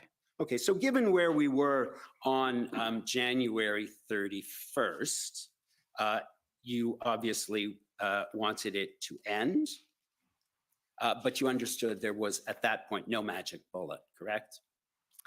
Oh no, I expected every night when I went to bed to get up the next morning and that there would be an end to it. I had to believe that. It was too dangerous for the residents that I represent to ever consider that this could not end with perhaps not alone police force, but we also have a federal government and a provincial government that were not stepping in. Nobody else was stepping in. I agreed that we needed much more resources, but the fact that it took 3.5 weeks is inexcusable. And ultimately, it was solved with more resources under the command of Interim Chief Bell, correct? 3.5 weeks later, yes. And I understand that you're obviously interested in serving your constituents and assisting them with their immediate problems. Correct. And you'd agree with me as well that you have a duty to protect your constituents, but also the city from the harm that may come upon. Correct. And so if, for example, a resident in your area calls the police or bylaw because there's a truck blocking the street, but the people in the car are armed and threatening to detonate a bomb or to kill a hostage if the police move in, you would expect that the police would try and de-escalate. Correct. And you would not want the police to simply solve the complaint about the resident, about the truck blocking it, if that meant serious bodily injury or death would result to others in the neighborhood or to the officer. Correct. And you would also agree with me that while you're advocating for your constituents, you recognize that the police may be aware of other information that you aren't, and that they need to take into account when they address protesters. Correct. And if we could please call up document 1346, please.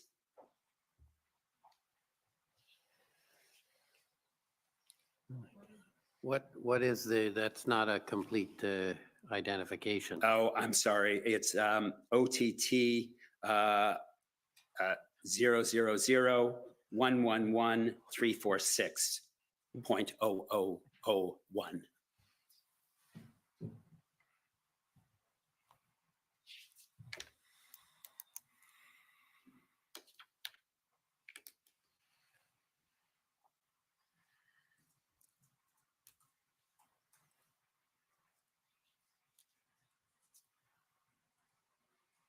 There we go. And if we could look at 1138, there's an email, Councillor McKinney, from you. Do you see that? Yes. And you indicate in the second you're raising a particular issue about your constituents and their fears and concerns, correct? With the people, yes, constituents who were living in the middle of the occupation, correct. And I see in the the third line, you'd agree with me that there's much at that point that you did not know that was happening in the background. Of police operations, that is correct. And you obviously would not expect the police to share sensitive operational information or intelligence with you. Correct. And you recognize the need for the police not to disclose all details. Hypothetically, or I guess, yeah. I was never looking for details of the operation. I was always looking for protection for the residents who were living in the middle of what became a violent occupation in our city. And if we look at 1147, Mr. Ayut's response to you, he indicates that we would not want to take action that would fan the flames and make things more dangerous. That strikes you as sensible and reasonable, I take it? I was looking for protection for residents, and I was given absolutely no information why residents that live in the downtown were not being protected. Let me move on, Councillor Fleury, to ask if you'd be good enough to answer this question. If we could please turn up document 2779, OTT.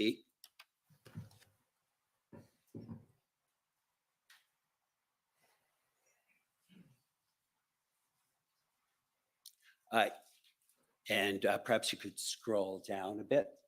I believe we saw this document earlier today. I'm sorry? I believe we saw this document. Right, okay. earlier. And so the concern you expressed to the mayor in the third paragraph relates again to the question of resources of the Ottawa Police Service. Correct. And again, you're seeking more resources.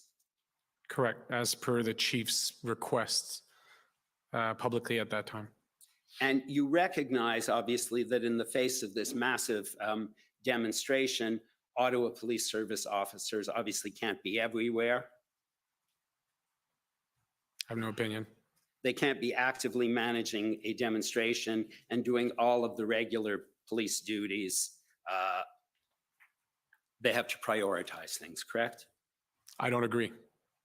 I've stated that as a member of council on numerous occasions that City of Ottawa paid police officers need to protect and serve residents of Ottawa, not demonstrators that come to our city. And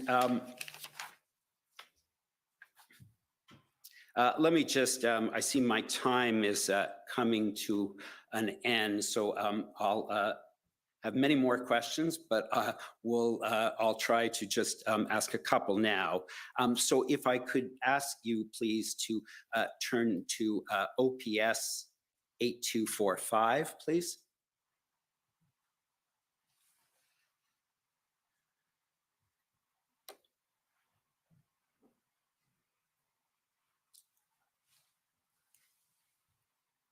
And if you could scroll down it.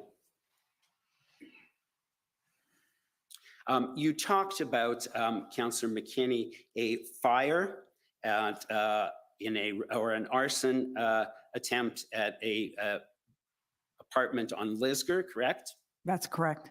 It's in your witness statement, and I believe you also mentioned it earlier this afternoon, correct? And that's correct.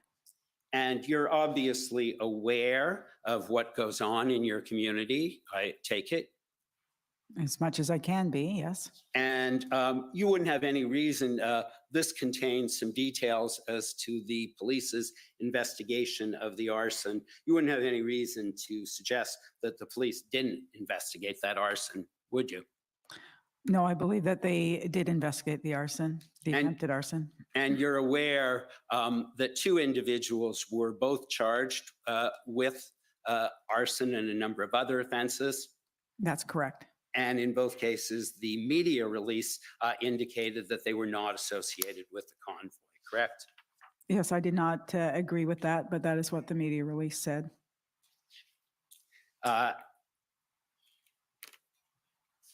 You would agree with me, you've given me many examples of legitimate concerns of residents during the protest.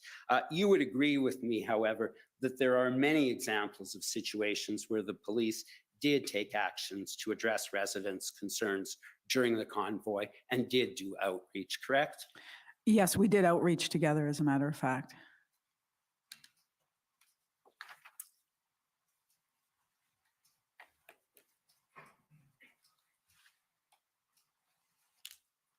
And finally, perhaps I can just finish off. I understand your frustration with the level of enforcement that took place in the red zone during the convoy. But you, if we could please just turn up just to assist you, OTT 28754.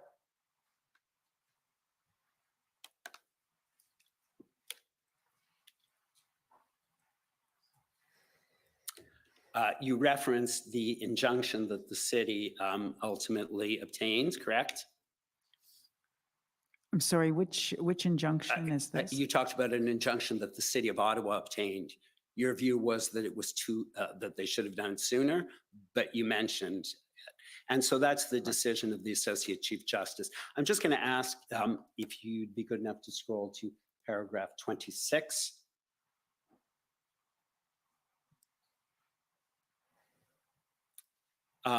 Justice McWatt says, nevertheless, over 2,000 tickets for bylaw infractions have been given out since January 28 in relation to the demonstration. Specifically, 1732 parking tickets have been issued in the demonstration zone. That's the red zone, correct?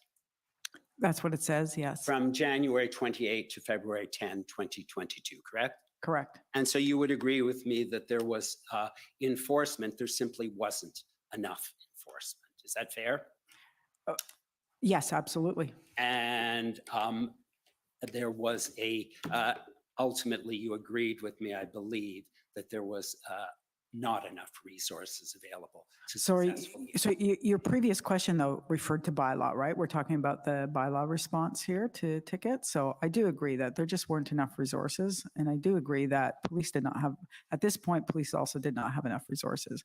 It's why I called on, actually wrote to the Prime Minister begging for resources to come into the city. So yes, I do agree. Thank you very much, Thank you. Councillor McKenney. Thank you very much, Councillor Fleury. I appreciate that. Okay, thank you. Next is the convoy organizers.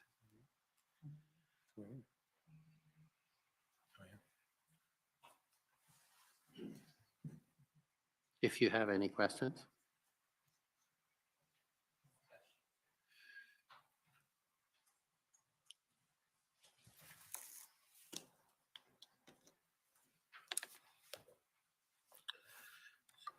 I'd like to say good morning, but it's good evening. So I'll start with yourself, Councillor. By introducing yourself, Oh, please. first, hi, I'm Brendan from Alberta. I'm Brendan Miller. I'm counsel for Freedom Corp, of which is an organization that represents the protesters as well as the truckers that were in your city in 2022. So, Mr. Fleury, I want to start just asking you a few questions, if you don't mind. Do you remember sending an email on February 4th, 2022 to Kim Ayotte, Steve Kalinakokis, Keith Egile, Serge Arpin, Lucille Coulard, and Liberal Member of Parliament for Ottawa, Senator Yazir Naqvi, with a tweet from the former Federal Attorney General, Mr. Alan Rock, that stated the city should obtain an injunction to restrain the truck horns on the basis of nuisance? Do you remember sending that email? Yes. All right. And I understand that Mr. Ayotte, General Manager for Emergency and Protective Services for the City of Ottawa, replied to you. Is that right? I don't believe so. I believe the answer came from Steve K. From Steve K himself? I believe. Okay. And from your recollection, what was that answer? All options are being looked at. Okay. Can the witness see the document? Is there a reason we are not putting it to him? I was just asking if you remembered, and I'm not permitted to because I didn't seek leave prior. So that's under the rules. So in your evidence, you made use of a term you referred to as microaggression. Is that right? I believe so, multiple times. Okay. Is microaggression, is your understanding of that it means verbal and environmental slights? Je suis francophone, donc si vous voulez être spécifique sur les mots, il va falloir que vous... I'm francophone, so if you want to ask me specific things about words, you're going to have to ask me in French. You're asking me a theory about how to define something. Unfortunately, my knowledge of English terminology is perhaps not sufficiently appropriate, Commissioner. Je m'appelle Brendan. My name is Brendan. I think, you know, Okay. it is funny, but it's not. I am doing my very best to answer clear questions in English. You asked me a very specific question on a definition. I'm saying, ask me, clarify in French, and I'm glad to specify if it is yes or no. The specificity of the nuance of a word, I'm uncomfortable in responding to your question. What of the words that I put to you, and there's a few, so means, verbal, and environmental, and slights is confusing?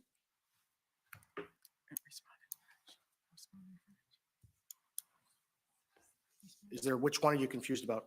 J'ai expliqué plusieurs fois que I've already explained. microagression, je sais pas si c'est la bonne terminologie, mais j'essaie de les exprimer. Try to express this, and I've explained this to the Commissioner, that to my mind, everything in the periphery of the red zone was what I would describe as being microaggressions. I could describe microaggressions to you. For example, go in front of somebody and pull their mask off.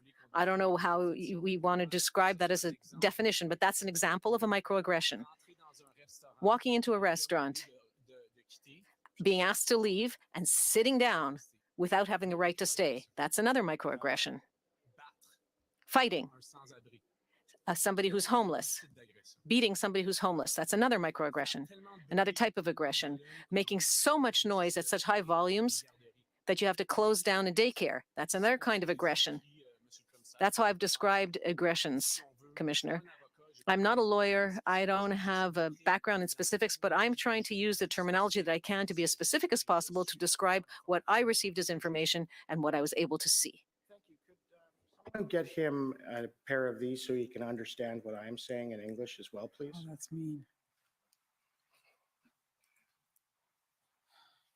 Is that possible? Oh, God, they're so beautiful.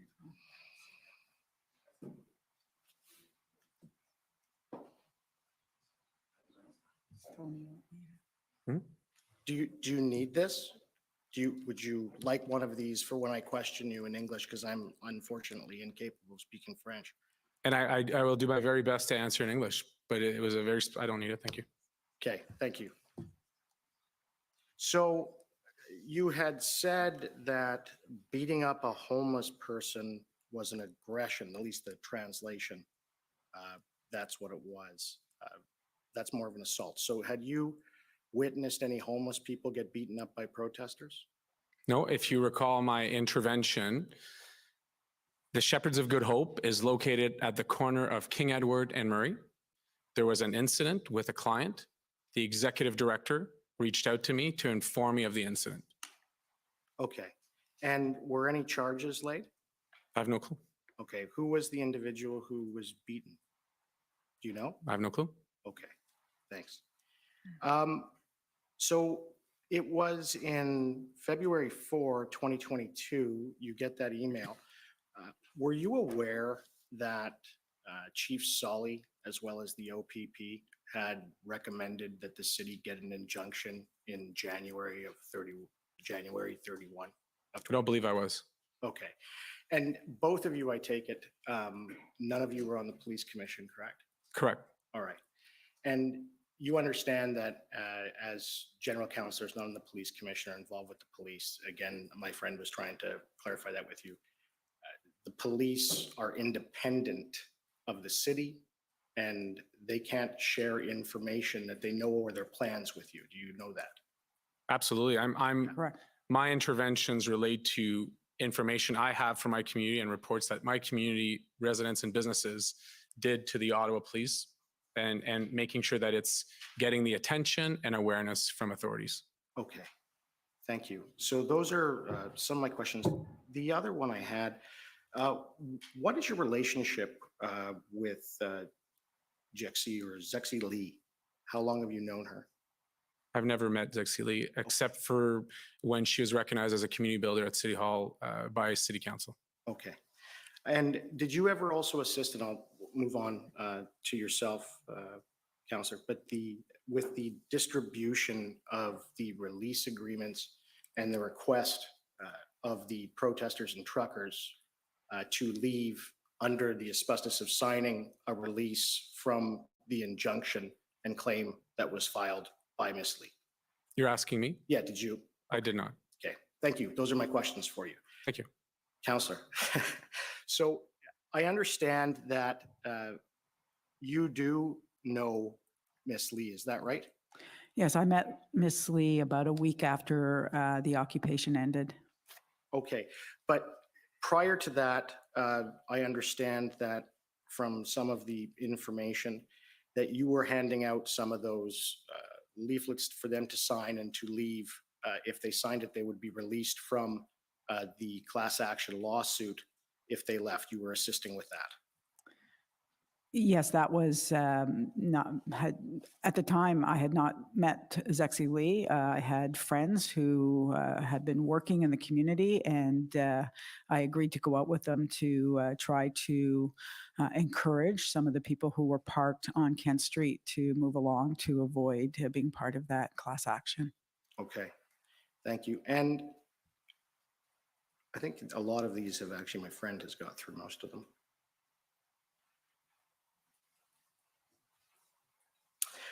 When did Chief Solly advise you that he needed 1,800 officers? Do you remember when that was? I can't tell you when it was. I do recall that he said that.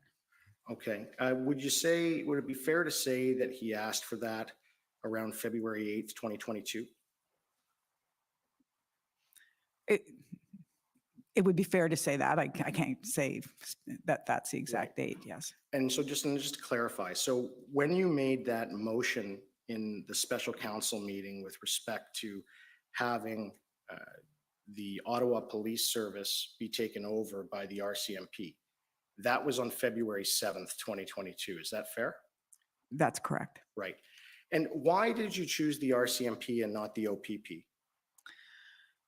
At the time, I was desperate to do anything to bring order into the residential areas. I saw the area around Parliament as being the responsibility of the federal government, and that is why I asked for federal assistance, which was the RCMP. Right. And in some of the records, a colleague of yours, I believe you know him, NDP member, provincial parliament, Joel Harden, he was contacting members in the community and members in the council trying to raise money for the claim of this lead. Do you remember that? I don't recall that, no. Okay.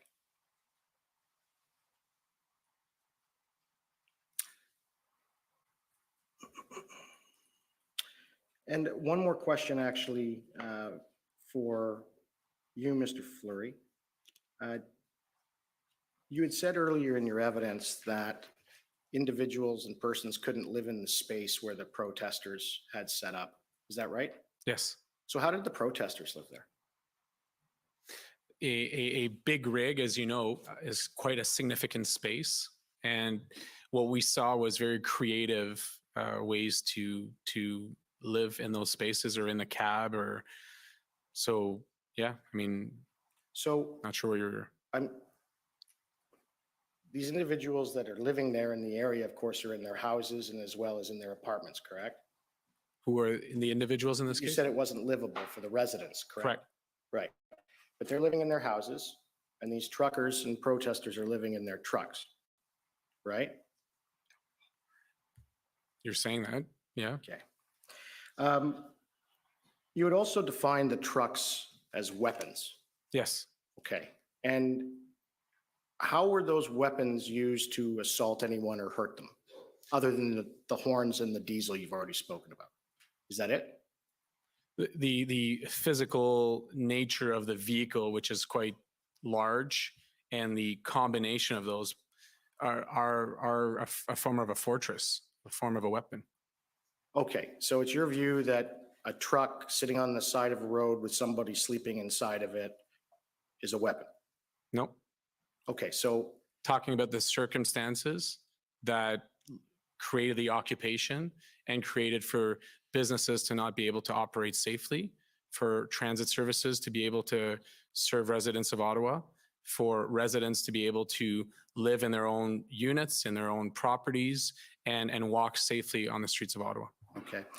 How many individuals that you know of since the occupation or the protest has ended, did you know during that time that vacated their residences? I can't speak to that. Okay. And last question. Ms. McKenney, or Councillor McKenney, you talked about in your evidence in chief about a counter protest, correct? That you attended? Yes, at Billings Bridge on Riverside, yes. And I have to put this to you, just it's about a fairness question because there may be evidence about this later. Did you recall seeing at that protest a sign with one of the counter protests with a swastika on it that stated gas the vaccinated, gas the unvaccinated? Do you remember seeing that there? I do not recall seeing that. Okay. Thank you. Those are my only questions.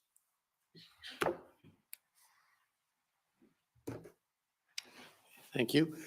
And thank you for being brief. Next is former Chief Slowly.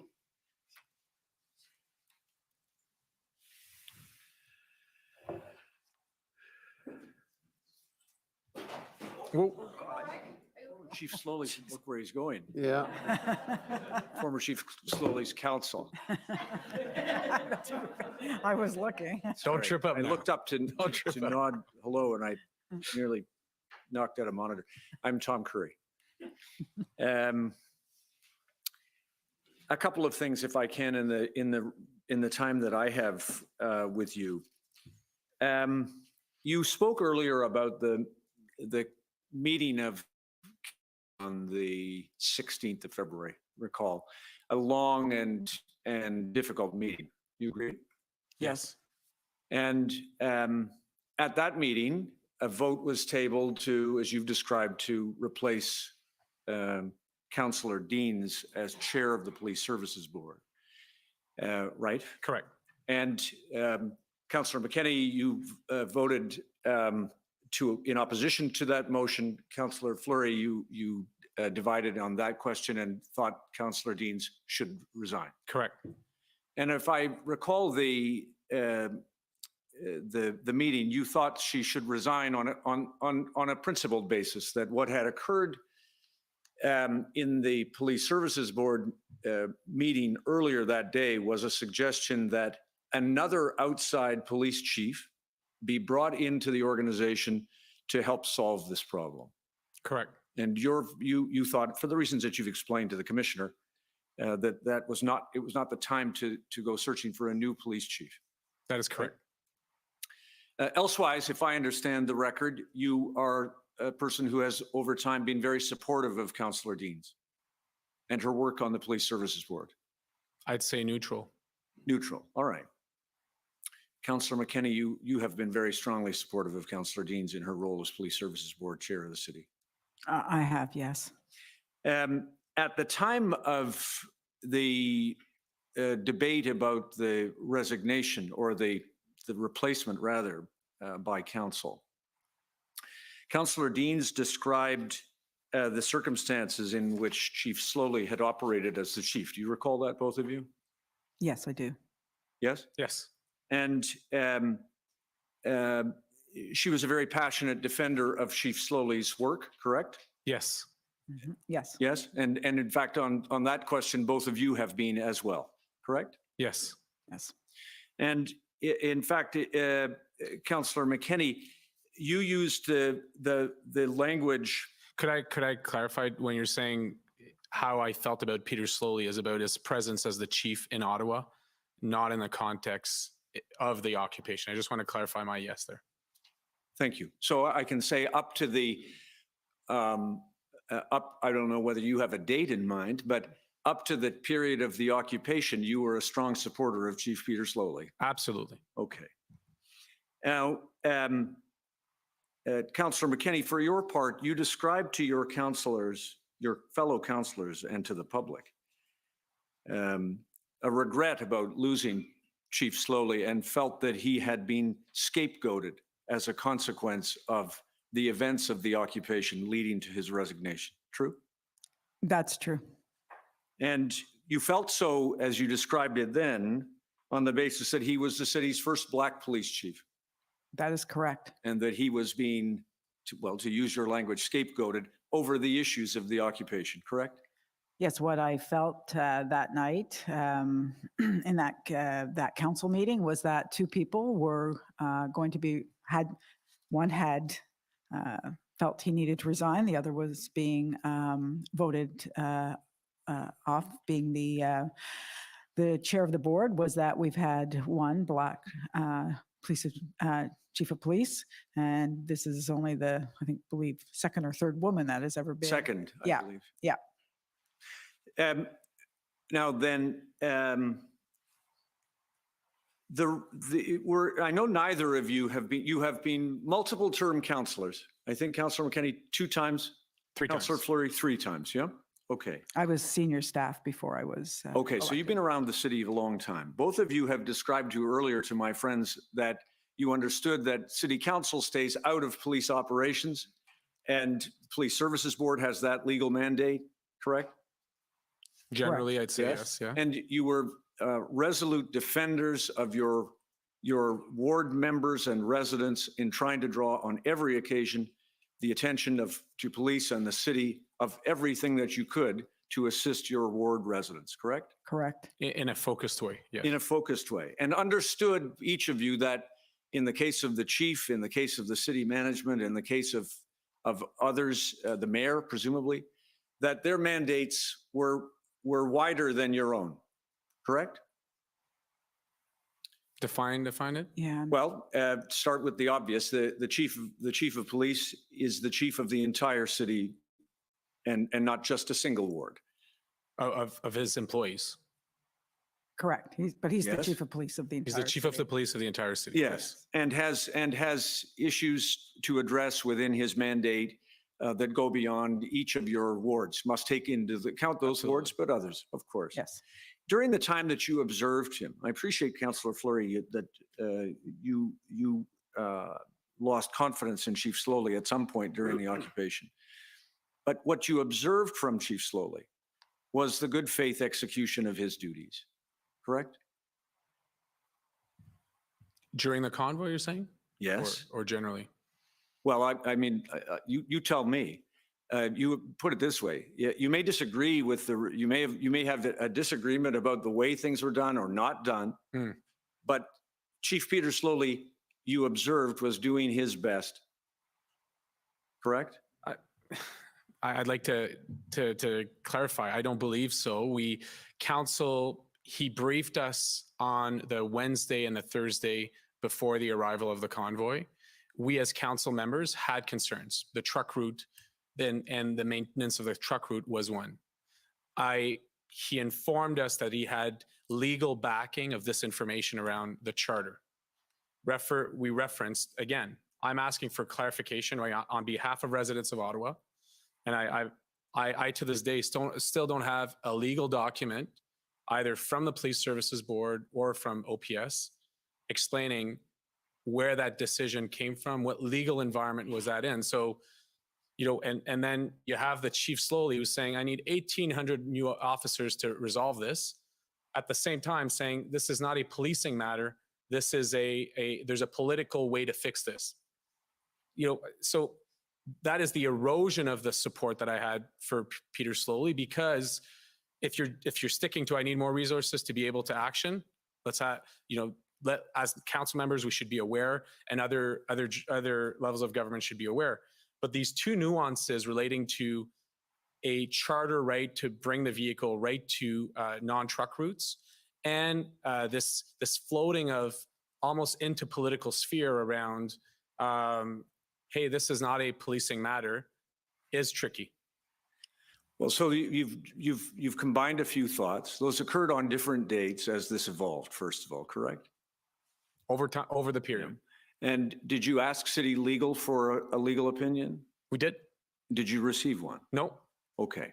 And did they give you an explanation that the reason they weren't going to give you the opinion as to why they weren't giving you an opinion? Because they couldn't speak to what opinion Slowly got. No, city legal. That's what I'm saying.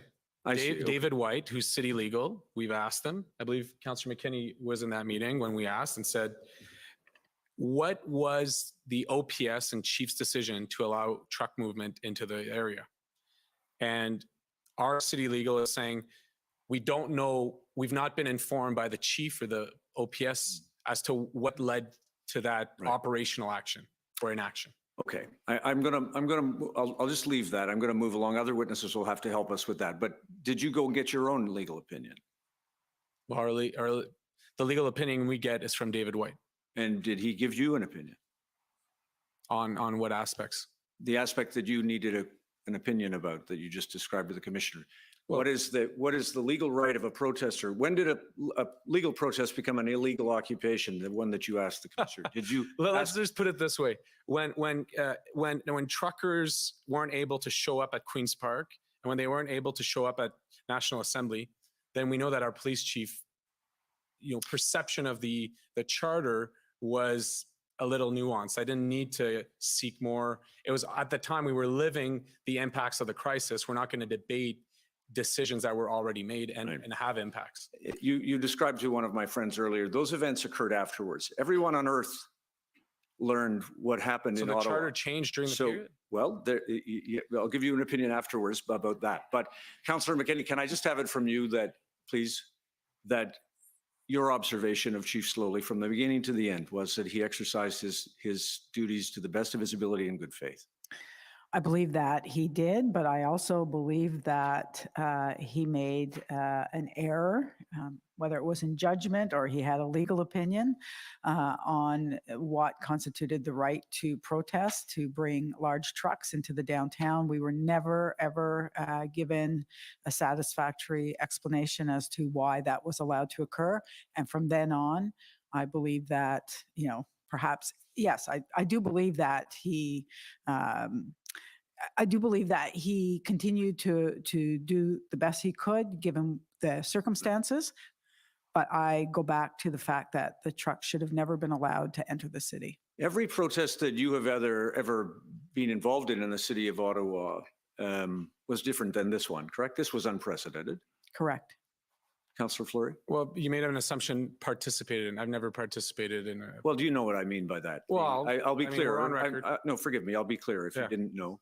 Every protest that has occurred in the city of Ottawa from the time that you were a councillor, Correct. as people had, an earlier witness said, people come, they protest, they leave. Correct. That's your experience. We have about 100 protests in Ottawa a year. And you have not had one like this? No. The scale, correct? Correct. Scale was larger. The volatility was higher. Correct. Correct. The demeanor of the crowd was angrier. Correct.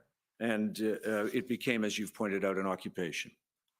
Yes? Because Yes. the vehicles were allowed into the downtown, yes. Well, the vehicles came to the downtown. Other vehicles have come to your downtown and then Well, let me left. put it this way, Canada Day happens, and if I decide I want to drive my car up onto Wellington while the streets shut down, Yeah. I don't have a right to do that. I have a right to protest. I've actually been in many protests. I probably, have obviously with my background, I've gone up to the Hill. I've been at protests, but nobody has ever given me the charter right to take a vehicle into a protest. So I do, I'm not going to submit that that the trucks coming in and allowed to park along Queen Elizabeth Drive should have ever been allowed. You give us the assumption that the size and scale of the protests and the inability to respond is just based on that. I guess what we're saying back to you is if the trucks never made it to the zone, then we would have had a very different protest. I'm sure the commissioner will take that into account from other witnesses also. I think we all understand that, actually. So then the couple of other quick things.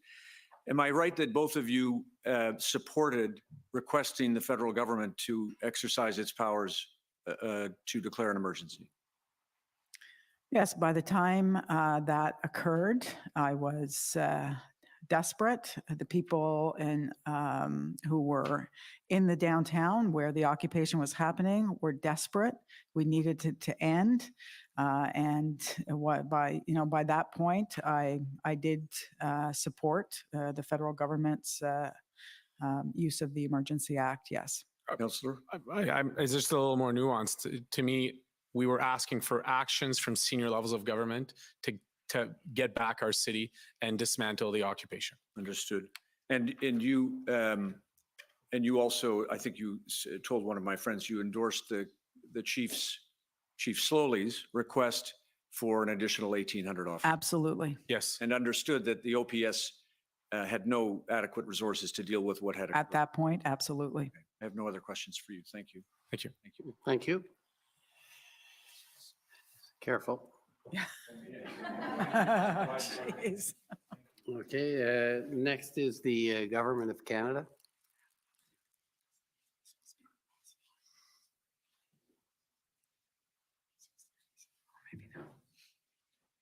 Good evening now, councillors. So my name is Brendan Vinny and I'm one of the lawyers for the Government of Canada in this matter. And I just have a couple of brief questions for you. If we could pull up Ottawa 406610.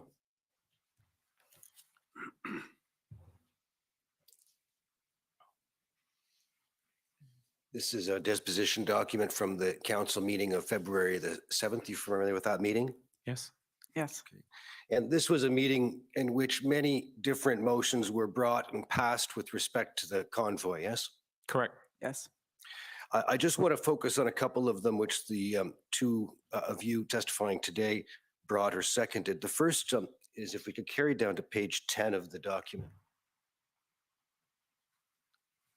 And to the one on the bottom of the page there, that's right about there. This is a motion that was moved by you, Councillor McKenney, and seconded by you, Councillor Fleury. Correct. Yes. And this was referred to earlier, but this was the motion. If you just go over to the next page, the top of the next page, this is the motion that was carried asking for the RCMP to assume control of the parliamentary precinct, right? Yes. Yes.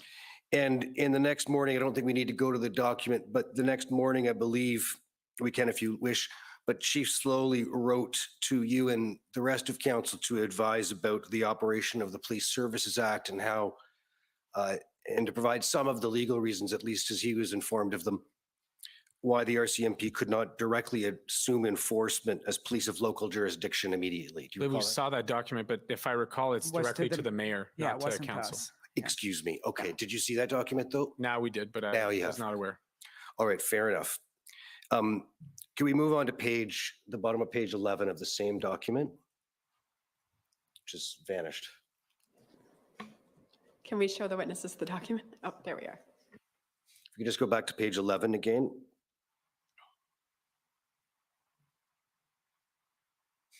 And then this is a motion that you moved, Councillor Fleury, and you seconded Councillor McKenney, right? Correct. And if you just scroll slightly down the page, this is the motion I think referred to earlier with respect to increasing the set fines for offenses under municipal bylaws and the POA. Is that right? Correct. Correct. And this was passed as well, right? Just there's a bit of nuance in what you're describing. We don't have the authority to change the fine levels. I believe it is, as it reads there, consider making an application to set fine increases. That's to the provincial courts. Okay.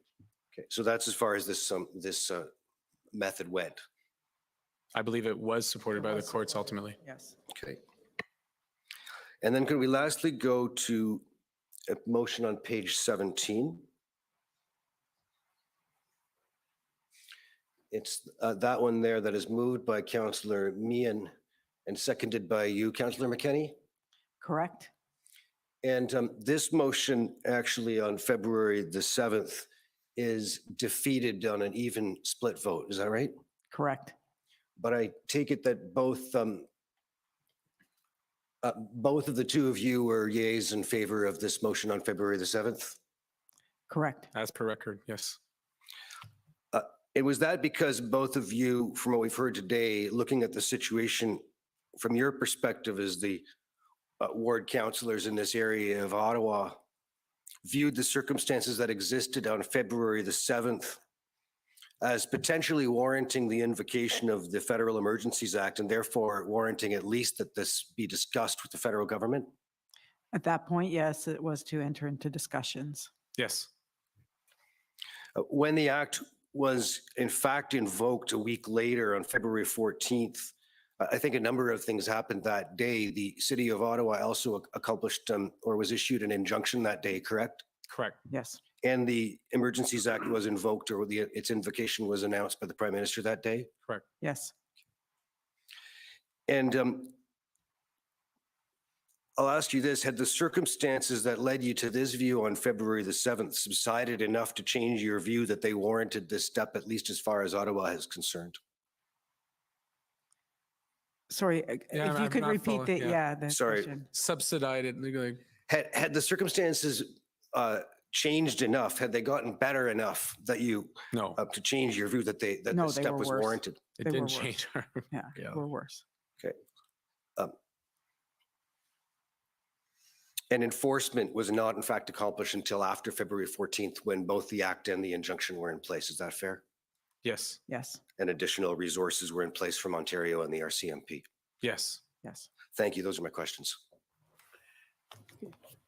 Thank you. If I could now call on the Democracy Fund and Citizens of Freedom and JCCF.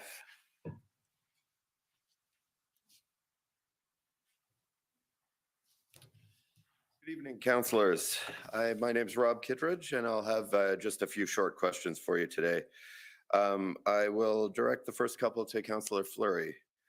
You referred in your testimony to what you call the occupation. Would it be fair to say that when you use the term the occupation, you're primarily referring to the various trucks and other vehicles illegally parked on downtown Ottawa streets during the protests in February? Downtown streets, it's more than the downtown streets. It depends what your downtown is. Officially for us, Catherine McKinney's represents the downtown. I don't represent the downtown. So right. The occupation refers to my area as well. I'm happy to expand that to say, let's revisit that and say vehicles illegally parked on Ottawa streets. Sure. So you'd agree with that as Yes. what you mean when you say the occupation. You've identified a variety of issues that arose during the convoy protests. For example, honking, downtown congestion, Ottawa congestion, and road blockages, idling vehicles and related smells and fumes, etc. Would you agree that the root cause of all of these issues was the fact that large numbers of vehicles remained illegally parked throughout Ottawa? To put it, that trucks were able to make their way on non-truck routes in downtown Ottawa, yes. okay. If illegal parking could be stopped, what you call the occupation would have ended, correct? If the city of Ottawa's truck routes were followed, and if fluidity of movements on the roadway was respected, and if parking rules were followed, you're correct. In fact, the only way to end what you refer to as the occupation was to remove illegally parked vehicles from downtown Ottawa streets. Wouldn't you agree? Or prevent them in the first place. Sure, but once they were there, the only way to end the occupation would be to remove them from the streets. Correct? To dismantle.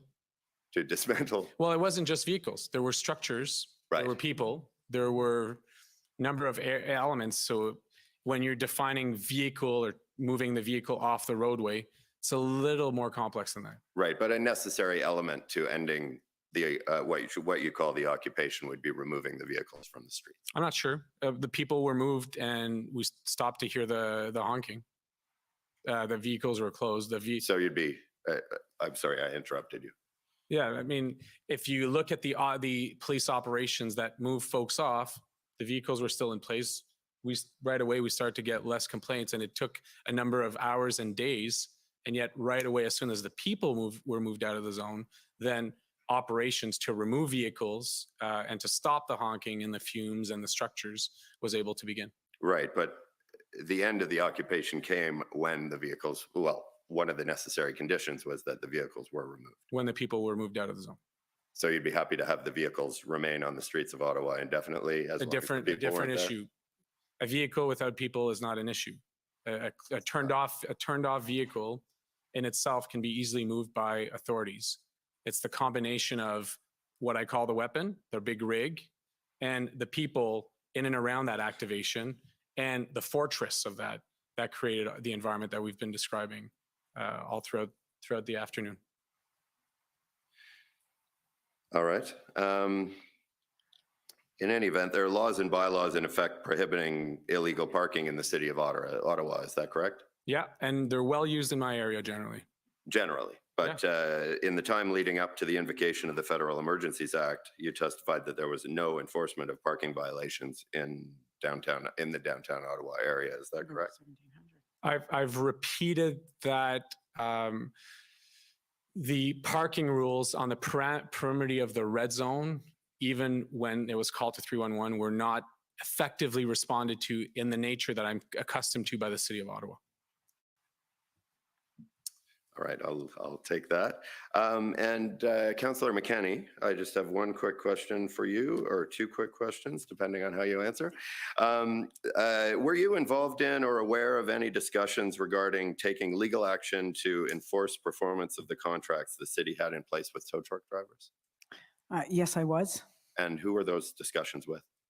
Oh, I just understood that there had been discussions with tow truck drivers to remove the large vehicles, and that no tow truck drivers would take those contracts. All right. Well, I'm afraid we may have slightly more than two questions here, but were you aware of any discussions about the city taking legal action to enforce those contracts?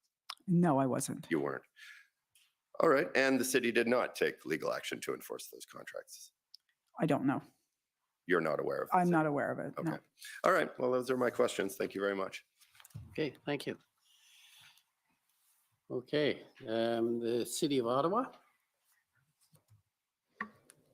Alyssa Tompkins for the City of Ottawa. Happy news to everybody. All of the areas which I had hoped to cover have been covered through the examinations today. Oh, a nice Friday night gift. Okay, but you get no credit for that in the balance. Just so you know, it's day by day.